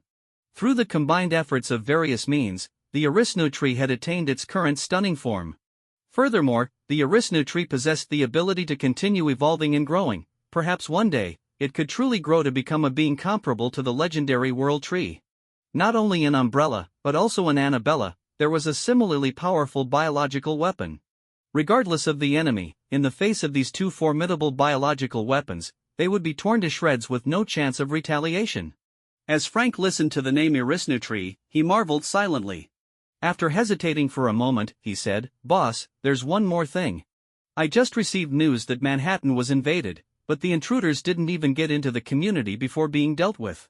Just as Frank finished speaking, Noah's pupils instantly turned pitch black, a depth that instilled fear, as if endless darkness was swirling within. "Did you find out anything?" Noah's voice was eerily calm but carried an undercurrent of chill. Frank replied, "Nothing, but here at Umbrella, we found the company's product, the Tyrant T-101. "I understand."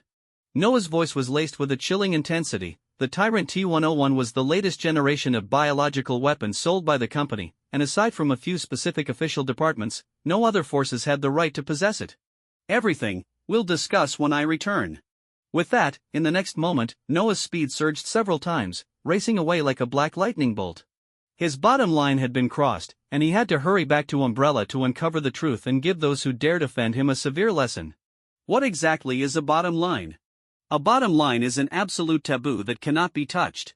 However, his bottom line has already been crossed more than once by others. Why has this situation occurred? Deep down, he knows it's because he is not strong enough yet and still needs to adhere to the rules of this world. It is precisely because of the presence of family that his bottom line has been frequently breached. But it is also because of the bottom line that he has never fallen into confusion, maintaining a clear judgment about his future. Perhaps this is also the reason why the Ancient One had not killed him. The Ancient One only focused on external dangers, which is a fact. But that is because the internal crises of the Earth have never reached a point that could destroy the world. Without the ties to his family, he cannot imagine the terrible things he might do in the future. If he had no ties at all, what would be the difference between him and a demon? He wouldn't mind becoming a demon for the sake of his family, but he had never thought he would actually become one. The thrill of killing might bring momentary pleasure, but what meaning does such a life hold? Is living merely for the purpose of killing? Perhaps by then, he would only have one thought: if the world is to be destroyed, then let it be destroyed. With his thoughts in turmoil, a fierce light flickered in Noah's eyes. Now that his bottom line has been crossed, what else can he do besides killing? If he spares his enemies this time, will he choose to spare them again when they attack him next time? Besides killing, there is no other way to quell his rage. This matter must be thoroughly investigated. If this is the means of certain capital, then it must be destroyed. If this is the work of certain forces within the government, then it must be crushed. If this matter is sanctioned by the entire government. Noah's eyes momentarily paused, then turned cold as hell. He cannot destroy all the civilians, but he has the power to throw this country into chaos. He is ready to stage an enhanced version of a biohazard crisis in this world, even preparing for a dance of demons. He wants the world to understand once again what his bottom line truly is. Amidst his chaotic thoughts, Noah returned to New York. At this moment, New York was as calm as usual, the sky gradually darkening, and lights gradually illuminating all over. Near the hive base, the Arisna tree sparkled with flickering lights, the mysterious and towering glow appearing magnificent. Noah flapped his wings and flew directly above the Arisna tree, standing atop the crown of the giant tree. The entire view of New York was laid out beneath him. It was his current fearless confidence. After standing at a height for a moment, Noah quietly entered the hive base. At this time, Tony Stark and General Haig had not yet left, and there were even representatives from other factions present.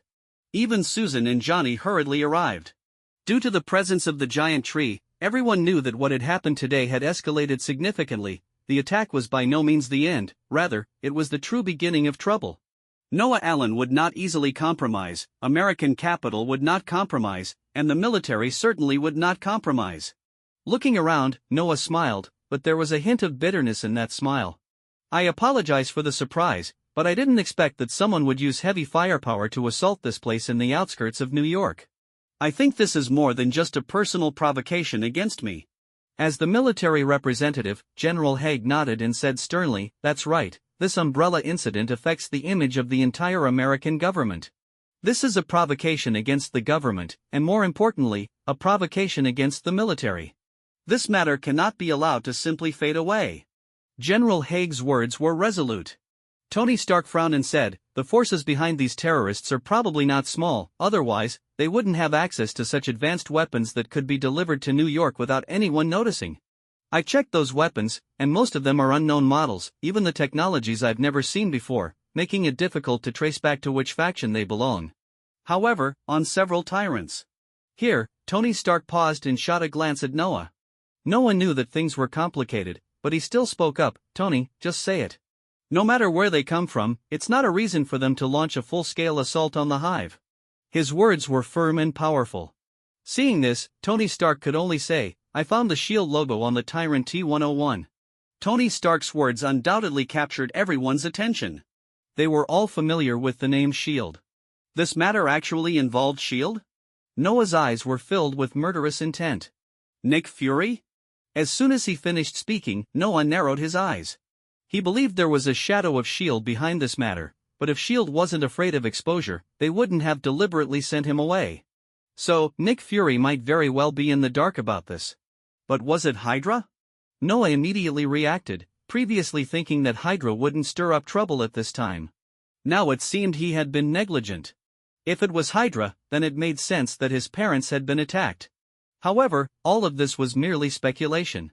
With an unchanged expression, Noah addressed everyone, "Thank you all for your trouble today. We will talk about the Tyrant matter later. Let's start with the terrorists. If this matter really relates to SHIELD, I will definitely demand an explanation from them."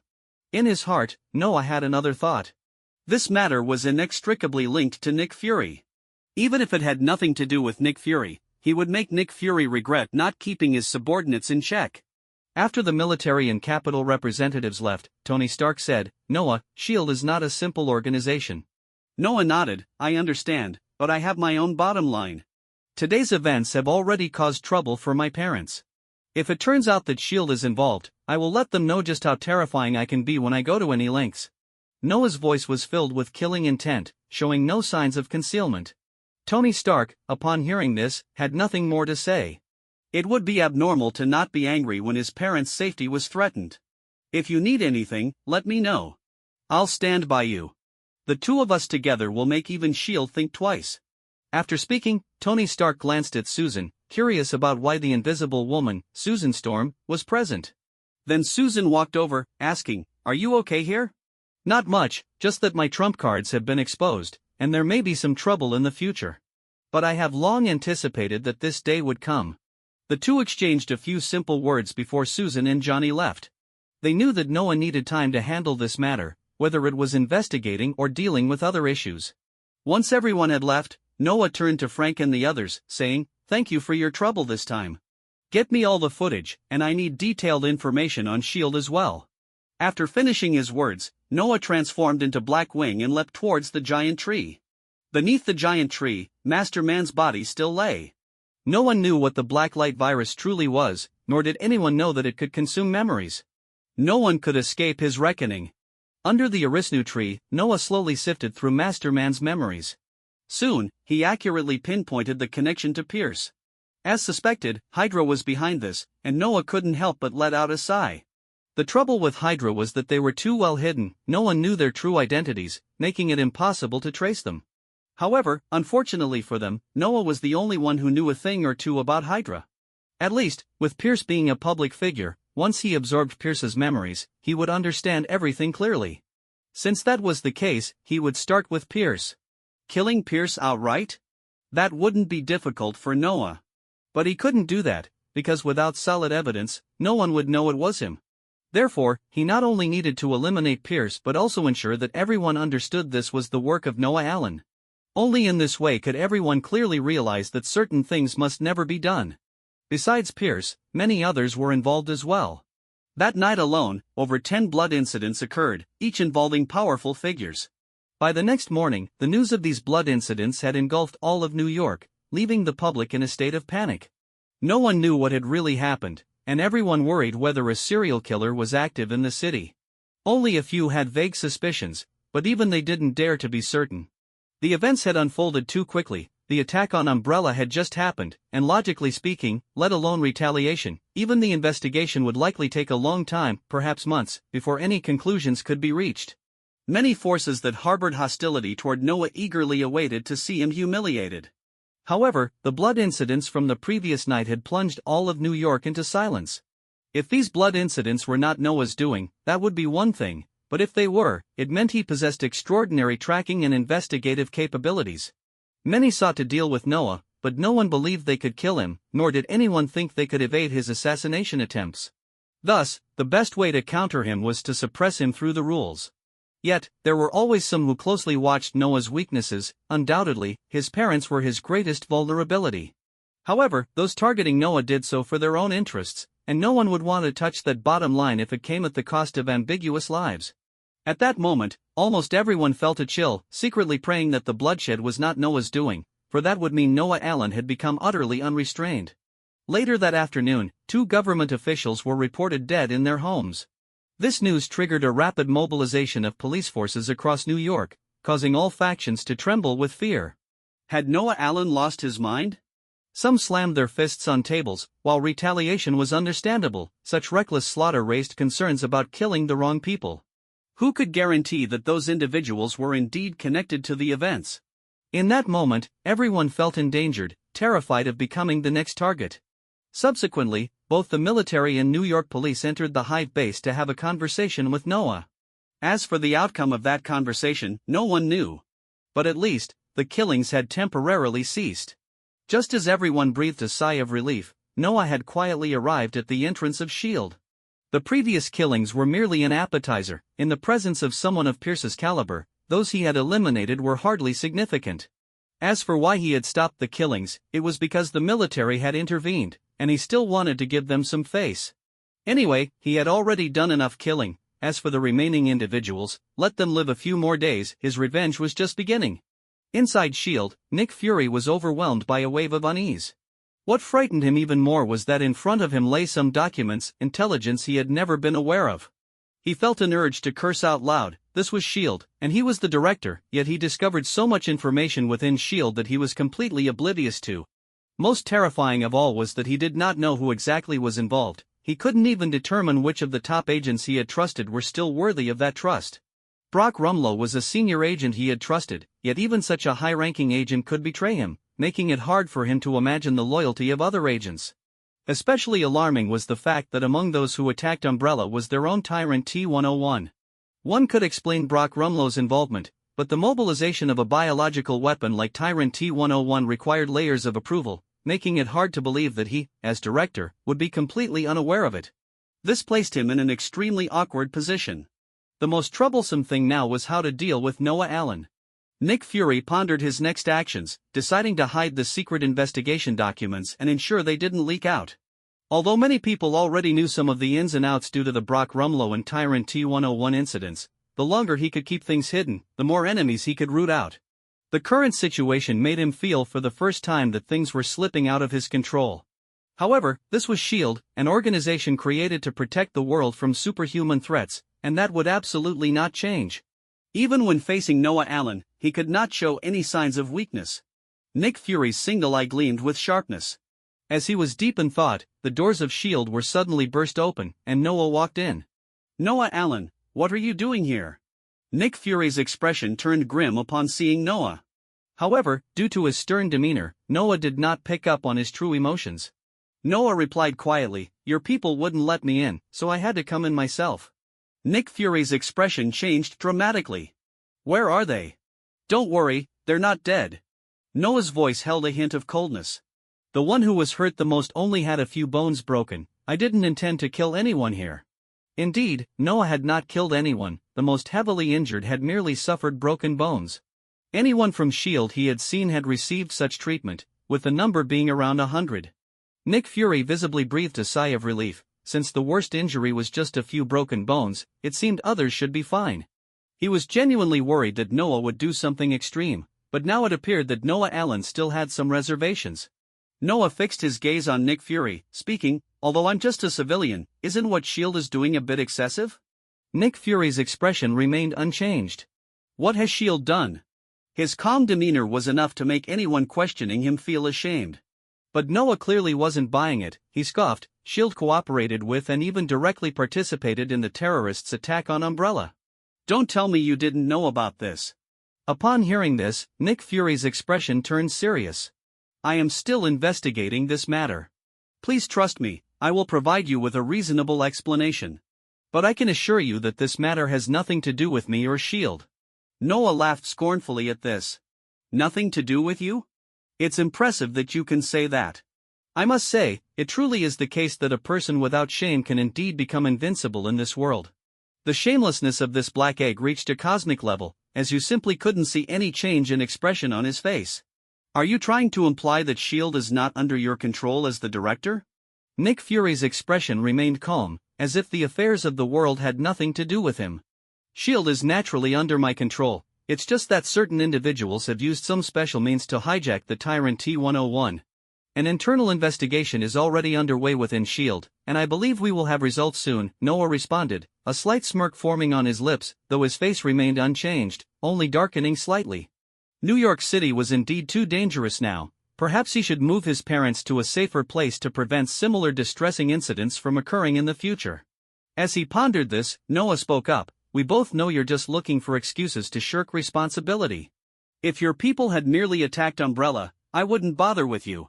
But outside the neighborhood where my parents live, a group of S.H.I.E.L.D. agents was captured. Now you tell me this has nothing to do with you?" As he spoke, a flash of murderous intent flickered in Noah's eyes, the blatant killing intent sending chills down Nick Fury's spine. If you don't want to abide by the rules, don't blame me for disregarding them as well. Nick Fury's expression changed again. This time, even his dark complexion couldn't fully conceal the turmoil within him. This intelligence was unexpected for him because, currently, the news of Tyrant T-101 appearing at Umbrella had thrown all of S.H.I.E.L.D. into chaos. He had dispatched both trusted and untrusted individuals to investigate, leaving him no time to focus on what he considered a minor issue. However, for Noah, this was no trivial matter but rather something that could infuriate him to the point of wanting to flip the table. Nick Fury's expression suddenly became serious, fully aware that he could not afford the consequences of Noah Allen flipping the table. At least not until he had a handle on the troublesome giant tree at Umbrella. The military would never align itself with him. Noah Allen, you need to calm down, anger won't solve anything. Hand over those you've captured, and I will provide you with an explanation within 3 days. Nick Fury attempted to de-escalate the situation. Noah ignored him entirely and said, "No need, I've already interrogated those people. They've named a few individuals, all high-ranking agents within your S.H.I.E.L.D. Most importantly, I heard a very interesting term from them, Hydra. I believe you should be familiar with that organization." Hydra? Nick Fury shot up from his seat, knowing full well what that organization was. That's impossible, Hydra has long since disappeared and cannot possibly re-emerge now. Then that's no longer my concern, it's a problem within S.H.I.E.L.D. I only care about your response and the accountability you provide me, Noah said, narrowing his eyes. He deliberately mentioned Hydra to compel Nick Fury to join him in hunting down S.H.I.E.L.D. As a direct agency of the United Nations, S.H.I.E.L.D. had resources far surpassing his own. Even though he had absorbed Pierce's memories, the different branches of Hydra operated independently with little connection, making it difficult for him to suppress other Hydra factions. Moreover, he didn't want to frequently rely on the memory absorption method. While the Blacklight Virus stored absorbed memories separately from his own, excessive consumption could still impact him. Therefore, he aimed to solve the problem through the most direct and straightforward means, making Nick Fury feel the threat of Hydra and act alongside him. This was the best strategy. He wanted Hydra to think twice about re-emerging in the next decade. What do you want? Ultimately, Nick Fury chose to compromise. If Noah Allen wasn't deceiving him, then S.H.I.E.L.D. was indeed in serious trouble. Right now, the most important issue for S.H.I.E.L.D. was to address the Hydra problem internally. As for the possibility of Noah deceiving him, he had considered it and deemed it unlikely. Furthermore, the unauthorized use of Tyrant T-101 alone was enough to raise his vigilance. This was not something Brock Rumlow could have accomplished. What unsettled him the most was that after issuing his orders, they had seemingly vanished into thin air. He had yet to receive any effective intelligence. In fact, the names Noah Allen had just provided were more useful than any information he had previously hidden on his list of suspects, and they held high positions. My demands are not high. I want to visit S.H.I.E.L.D.'s Anomaly Biological Gene Bank and take 10 genetic samples for research. For years, S.H.I.E.L.D. had been handling various anomalous organisms, so the gene bank naturally contained many unique genetic samples, which were undoubtedly the most valuable items for Noah. Nick Fury decisively agreed. All right, I'll take you there tomorrow. Noah's eyes flashed with a hint of mockery. Do I look like a fool to you? This time, Nick Fury paused for a moment before saying, I can only authorize you to take 3 samples. Noah nodded. 3 samples were already enough for him. Even just one would count as a big gain. With the system at his disposal, he wouldn't fear being unable to clone them. Starting with genetic samples, everything from S.H.I.E.L.D. would eventually belong to him. Soon, the two arrived at S.H.I.E.L.D.'s gene bank. Nick Fury introduced, this facility stores all the gene samples that have appeared on Earth. Some of the contents are highly dangerous, so I hope you won't make a wrong choice. He knew exactly which sample was the most dangerous, and he wasn't worried Noah would take that sample, as it was labeled as Orange Cat. As long as that sample wasn't taken, he wouldn't be too concerned. As they walked slowly through the facility, Noah occasionally stopped to examine the genetic samples. The names were bizarre, with even giant monsters appearing among them. However, these were not within his target range. Finally, Noah's target landed on a seemingly ordinary genetic sample, gene sample, Orange Cat. How could a sample of an orange cat be stored among anomalous biological gene samples? Noah smiled lightly. This was exactly what he wanted. Gene sample, Devourer Beast. Instantly, a triumphant smile appeared on Noah's face. This is the one. Nick Fury's expression changed dramatically.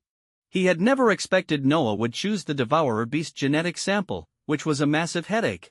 The value of the Devourer Beast is indeed exceptionally high, especially for Noah, as it holds extraordinary significance. The Devourer Beast not only possesses formidable combat abilities, but crucially, anything it devours can be stored in another dimension. Every time Noah thinks of the Devourer Beast, he inevitably wonders, if he could store an army of biological entities in the Devourer Beast's dimensional space, he could free himself from numerous limitations. Of course, Noah does not expect to successfully research the Devourer Beast's genes immediately. The concept of dimension contained within it is beyond his current understanding and control. However, even so, it cannot diminish the immense value of the Devourer Beast. Besides its dimensional property, the other characteristics of this organism also hold great research value, which would be a significant enhancement for his biological weapons. Ignoring Nick Fury's grim expression, Noah directly stuffed the Devourer Beast's gene sample into his pocket. Did Nick Fury's thoughts truly matter? Noah had only one purpose for coming here today, to secure some benefits for himself while giving Nick Fury a headache. Of course, this was just the beginning. The cooperation between S.H.I.E.L.D. and himself was an important factor in this attack incident. If he let it go so easily, then Noah Allen would indeed be like a fish on the chopping block, at the mercy of others. However, dealing with an official organization like S.H.I.E.L.D. required more than just overt methods. Not to mention Noah, even the military would not dare to take any hostile actions against S.H.I.E.L.D. without solid evidence. Thus, his tactics must shift from overt to covert. Since the rules had already been broken, he might as well escalate the situation. He wanted to use S.H.I.E.L.D.'s suppression of Hydra as an opportunity to leave S.H.I.E.L.D. severely weakened. Otherwise, how could he make Nick Fury feel the sting? Nonetheless, all of this was still just his plan. Noah selected 2 more samples of anomalous creatures from the gene bank and, under Nick Fury's scrutinizing gaze, took off. His objective achieved, he didn't want to linger in this place for even a second longer. Watching Noah's departing figure, Nick Fury's expression grew increasingly grave. Noah Allen's existence had already posed a serious threat to the world's safety. If this situation continued to develop, it might lead to an uncontrollable scenario, something that neither Nick Fury, S.H.I.E.L.D., nor the entire world could accept. The Avengers Initiative must be formally activated immediately. As Nick Fury mentally calculated his next move, he hadn't yet had the chance to breathe a sigh of relief when Hill called him. Director, almost all the agents we left at the base have had their bones broken. Nick Fury's mind instantly went into chaos. All of them? He had previously heard that the worst injuries were just a few broken bones. In an instant, his expression darkened further. Damn it! After cursing under his breath, he forced his expression to calm down. Since the senior agents at the base were already injured, the normal operation of the base would likely be affected. But that was fine, those senior agents were never fully trustworthy, so he could promote a batch of junior agents instead. He believed that even without those senior agents, S.H.I.E.L.D. wouldn't get worse better than letting S.H.I.E.L.D. turn into Hydra. After leaving the S.H.I.E.L.D. base, Noah returned directly to his home. This incident served as a profound warning for him. Although the enemy had been dealt with before entering the neighborhood, always being in a passive state was not a long-term solution. New York was far too dangerous, nearly all the dangers in the Marvel universe converged here. Even though Noah had already enhanced his family, it would still be safer for them to leave this place. That afternoon, Noah had a long conversation with his family. He stayed with them throughout the evening, and the next morning, he personally saw them off. It was said that there was a mysterious land in the east where no supernatural force dared to step foot. He decided to send his family there to live and arranged sufficient defensive measures.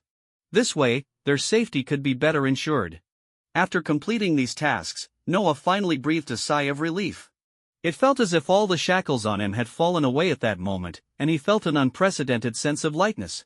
Now, it was time for him to carry out his revenge. He wanted those who had once harmed him to understand that some actions, once taken, would leave no room for regret. Noah returned to the Hive base and went to Elvis's lab. "How's the preparation for what I arranged going?" Noah asked. Elvis hesitated for a moment. "Boss, this thing is just too dangerous." Noah's expression didn't change at all. "It's fine, I know what I'm doing. Everything is under my control." Perfect timing. "We also need to conduct some tests on our virus." Upon hearing Noah's words, Elvis stopped hesitating. Having come this far, he had no other choice. Not just him, many people at Umbrella had also run out of options. This was inevitable. To gain certain things, one had to pay the corresponding price, even if that price might lead one to gradually descend into darkness, or even become a demon. Just like Professor Connors, his arm had regrown.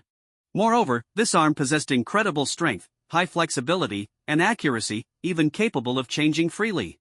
For researchers like them, this was undoubtedly a tremendous treasure.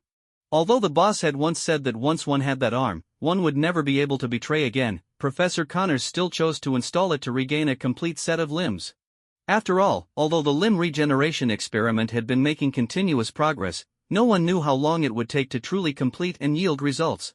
As for Elvis, he was seeking knowledge. What did betrayal matter? The boss had given him, an ordinary researcher, an opportunity. He was just a researcher, alone and unencumbered. He solely wanted to explore the pinnacle of biology, indifferent to other matters. That peculiar arm had shown him the possibility of realizing that goal. At that moment, several long tendrils suddenly stretched out from behind Elvis, retrieving a test tube placed several meters away. "Inside here is what you wanted," Elvis said. Noah took the test tube, smiling as he nodded. The Blacklight Virus was indeed quite impressive, wasn't it? Compared to relying on trust to control people's hearts, this method of genetic modification was obviously much more effective. The Blacklight Virus produced by the system had an inherent absolute loyalty to him, making it difficult for those infected by it to resist this call of loyalty. Now, the first biohazard crisis in the Marvel Universe could finally begin. At that moment, New York was silent. Despite the bright lights, many people gazed at the faint glow of the giant tree outside the suburbs, feeling a mix of emotions. In a small alley in Hell's Kitchen, a few small-time thugs were lazily chatting. "Every time I see that tree, it feels like witnessing a miracle. I really want to go over and pay my respects one day," one thug remarked. "Pfft, a miracle? That's a killing machine. If you go over, you might not last a few seconds before turning into a pile of bones," another thug scoffed. "True. How do you think those Umbrella folks created such a monster? It's terrifying. God knows. Maybe their boss really is a demon from hell. This kind of thing is too far removed from us. Thankfully, that demon has left Hell's Kitchen," one thug joked. "Do you think the demon's home has any good stuff? Maybe we could go check it out, and if we find something, we'd strike it rich." Suddenly, one person's voice turned a bit strange, and the others didn't notice. His eyes appeared somewhat stiff as he spoke. "Good stuff?" A flicker of excitement surged in the hearts of several people. This wasn't impossible. However, they had no idea that while they were conversing, a pair of eyes in the distance was fixated on them, a strange smile creeping onto the lips of its owner. The biohazard crisis was about to spill over at Nick Fury. What will you do? Is S.H.I.E.L.D. still the S.H.I.E.L.D. you once knew? This time, he would thoroughly escalate the conflict between Nick Fury and Hydra while simultaneously weakening the forces behind it. After all, there were far too many scum in Hell's Kitchen. A few small-time thugs strolled lazily towards Noah's house. The marks left by the battle lingered since Noah had left shortly after the fight, and traces of the chaos remained. As they surveyed these remnants, the thugs involuntarily tensed up. Maybe we shouldn't go in there. What if that guy left some traps behind? One thug hesitantly suggested. Beside him, another thug, unafraid, pulled out a handgun and scoffed, "What are you afraid of? We have this guy with us. Besides, this place has been abandoned for so long, if there was any danger, someone would have found it by now.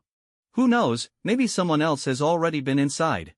The thug who spoke seemed excited. At first, he hadn't thought there would be anything valuable inside, but now he was eager. He thought to himself, if someone else got to it first, he'd be missing out big time. The other thugs, spurred by his words, began to feel the excitement. Of course, they had guns. This was just an abandoned house. How could there still be any danger? Soon, they entered the house. Looking at the empty room, they exchanged glances and nodded at each other. Let's see if there are any hidden places, like a basement. If it's a secret, it definitely won't be out in the open. You're right, if it was out in the open, it would have been taken long ago. They looked at the guy who had spoken. He usually seemed a bit dim-witted, but today he was surprisingly sharp. No one had thought of that, yet he had. After their brief surprise, they each scattered to search. Before long, one thug shouted excitedly, "Come here.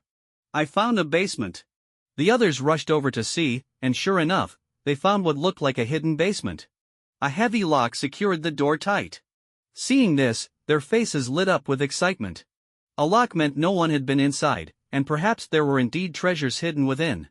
After some tampering, they fetched an axe and forcibly broke open the basement door. Upon entering, a feeling entirely different from that of the upper floors hit them. The basement was filled with all kinds of bizarre experimental equipment and many test tubes. Do you think these things are valuable? They should be pretty valuable. I've never heard of lab equipment being cheap. Are these really good things? The group excitedly discussed among themselves. They hadn't noticed that one of their companions, who had been acting strangely, had silently approached a row of test tubes and was slowly removing one, staring at it with a rigid expression. Just then, one thug glanced over. "Conley, what are you doing? Hurry up, we're about to get rich." As he spoke, he locked eyes with Conley. That single glance made him break out in a cold sweat. In the next moment, Conley let go of the test tube. Although he didn't know what the substance was, he felt it was definitely not good news. "Fuck, Conley, what the hell are you doing?" In the darkness outside, Noah quietly listened to the chaos inside, a smirk playing on his lips. A good show was about to begin. Quickly, several men rushed out of the house in a panic, moving far faster than ordinary people. Their eyes were bloodshot and wild, as if controlled by some malevolent force. Once outside, they sniffed the air and took off in a chosen direction. Noah emerged slowly from the shadows, pleased that the scenario was unfolding as he had envisioned. Now, he could simply sit back and watch this farce play out. The substances inside the lab were not ordinary T-virus samples, they were mutated variants meticulously developed by the company. In a world like this, a normal T-virus would hardly produce any special effects. In fact, even in the world of biohazard, the idea of the T-virus infecting globally was an absurdity. Given the sluggish pace of T-virus infected individuals, the notion of them destroying human command structures and causing the collapse of the human world was nothing short of a fantasy. Only with Umbrella's push could the T-virus achieve such an effect. However, this mutated virus was different. It could enhance the host's speed and strength. Although the increase wasn't extraordinarily drastic, it would be sufficient for these thugs.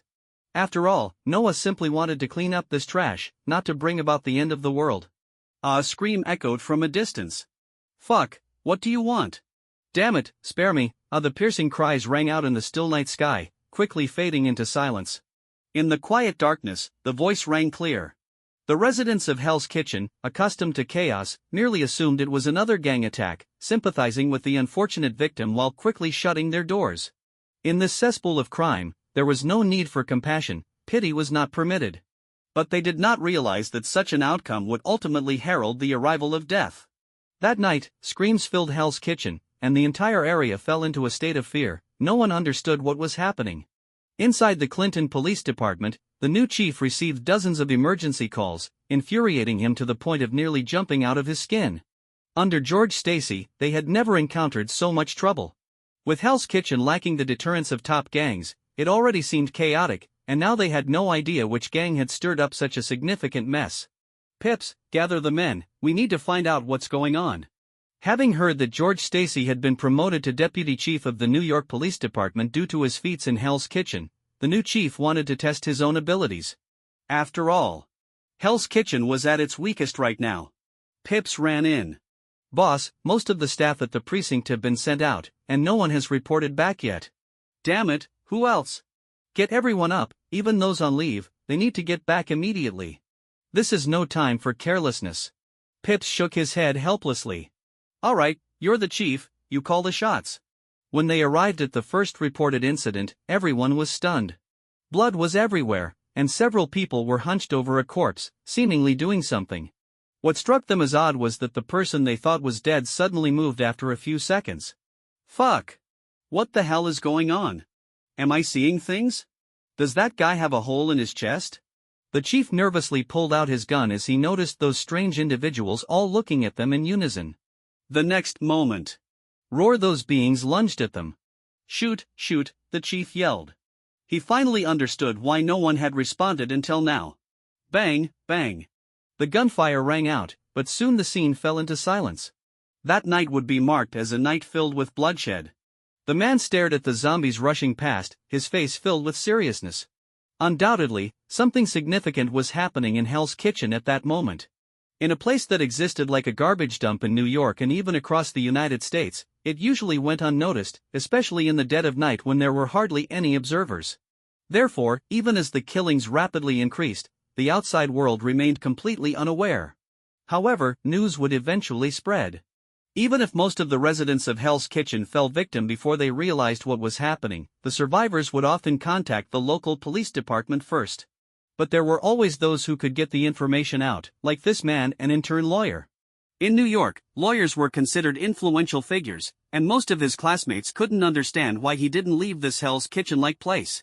But that didn't affect his connections as a lawyer at all. Soon, the news reached the New York City Police Department. George Stacy, who had just established himself at the precinct, immediately began gathering personnel and quickly contacted the Clinton Police Department. However, the response was that the newly appointed chief had taken a team out, leaving the precinct feeling like an empty shell. Hearing this news, George Stacy knew trouble was brewing. He had originally thought that after his promotion, he would no longer have much association with Hell's Kitchen, yet he found himself dragged back in so soon. He was filled with confusion. What exactly had happened in Clinton? What were those attackers described in the reports? As government agencies sprang into action, a large number of armed forces flooded into Hell's Kitchen, gunfire erupting as attacks and counterattacks unfolded. By dawn, the sounds had escalated beyond gunfire, with the booming of heavy weaponry echoing. The entire Clinton area was thoroughly locked down, with various departments arriving, including the military and SHIELD. In particular, Nick Fury, upon hearing the news, immediately thought of the deadly wolf dog Noah had once sold. The similarities were striking, making his expression turn grim. "Noah Allen, did you orchestrate all of this? Have you completely lost your humanity?" Nick Fury was filled with anger and confusion. The military shared the same suspicion, even certainty, as the situation was too obvious, lacking any concealment. At that moment, Hell's Kitchen had truly turned into a hellscape, with no one knowing how many lives had been lost in this cursed place. Yet those present could clearly feel the danger posed by these terrifying monsters. Even with a large number of elite troops stationed, they could only manage a defensive stance. Charging in for a rescue was exceedingly difficult. They had tried multiple times before, but not a single group that entered had come out alive. Seeing this situation, the military representative fell silent for a moment before stating, "I've requested the deployment of Tyrant T-101, but it will take some time to get here." Upon hearing this, George Stacy sighed. Time was precisely what they lacked the most. These zombies were already showing signs of spreading, currently limited to a garbage dump area like Hell's Kitchen in New York. should they spread to the entire city, the situation would become unmanageable, delivering a devastating blow to the nation's economy. As everyone wore worried expressions, Tony Stark arrived swiftly in his Iron Man suit. This was New York, and there was no way he could ignore the problem. After flying at high altitude to quickly grasp the situation, Tony Stark found the scene's commander. "This is bad, the number of those zombies has likely exceeded 10,000. Hell's Kitchen has completely fallen." Tony's voice was heavy with concern. The primary issue now was that Hell's Kitchen was also a residential area, where many large-scale weapons couldn't be used. His Iron Legion had already been dispatched, but facing such a massive horde, it was difficult to manage effectively. Just as George Stacy had feared, eliminating these zombies was not the problem. The biggest challenge lay in how to control the situation. "Have you not contacted Noah?" Tony Stark suddenly asked. He couldn't believe these people wouldn't see the strong connection to Noah's company's research. Even if there was no direct link, Umbrella should have similar contingency plans. The best way to solve the problem would naturally be to reach out to Umbrella for assistance, but the key issue was, Noah, did he really do all of this? Tony Stark felt a wave of unease wash over him. He knew Noah would retaliate against S.H.I.E.L.D. and his enemies, and he didn't oppose that. However, if the current issue was indeed created by Noah, that was something he could not accept. It was no longer revenge, but pure slaughter. Tony Stark clenched his fists, his palms slick with sweat. "We have already contacted him," Coulson spoke up directly. "After the abnormalities were detected, we reached out to Noah Allen. However, he is currently not in the United States and is on his way back while also arranging personnel to assist in the investigation." Coulson added, regarding the cause of this incident, Mr. Allen's response was that he had stored some dangerous items in the basement of Hell's Kitchen, and it seems someone operated them without authorization. But under normal circumstances, such a massive change shouldn't have occurred, so these zombies are likely viral mutants. Tony Stark nodded. The term mutation made him uneasy, but Noah's response at least indicated that this matter was not directly his doing, which allowed him to breathe slightly easier. However, the problem still remained unresolved. At that moment, Captain America, Steve Rogers, approached. "I propose we form a special team. We need to enter and understand the situation and initiate a rescue to prevent further deterioration." Upon seeing him, many widened their eyes. He was their idol. Although news of Captain America's revival had spread, being able to see him up close still thrilled everyone. Steve Rogers, shield in hand, continued, "I volunteer to lead the investigation. We must resolve this danger and uncover the cause." Steve's eyes were filled with anger. He was aware of some underlying truths, and he believed this incident was closely tied to Noah Allen. This time, he wanted to go in, find evidence, and capture Noah Allen. After speaking, Steve Rogers looked at Tony Stark. "Do you want to join our team?" No one could refuse Captain America's invitation, not even Tony Stark, at least at that moment. He was a man worthy of everyone's admiration, so he nodded without hesitation. Then, Steve Rogers flashed a confident smile. "Then it will be you, me, Natasha, and Barton investigating. Avengers, let's move." "Avengers?" Tony Stark suddenly realized. He quickly interjected, "No, while I'm willing to cooperate with you, that doesn't mean I agree to join the Avengers." Just as Steve Rogers was about to respond, a loud bang erupted from the north, instantly drawing everyone's attention. What had happened in the heart of Manhattan? Damn it!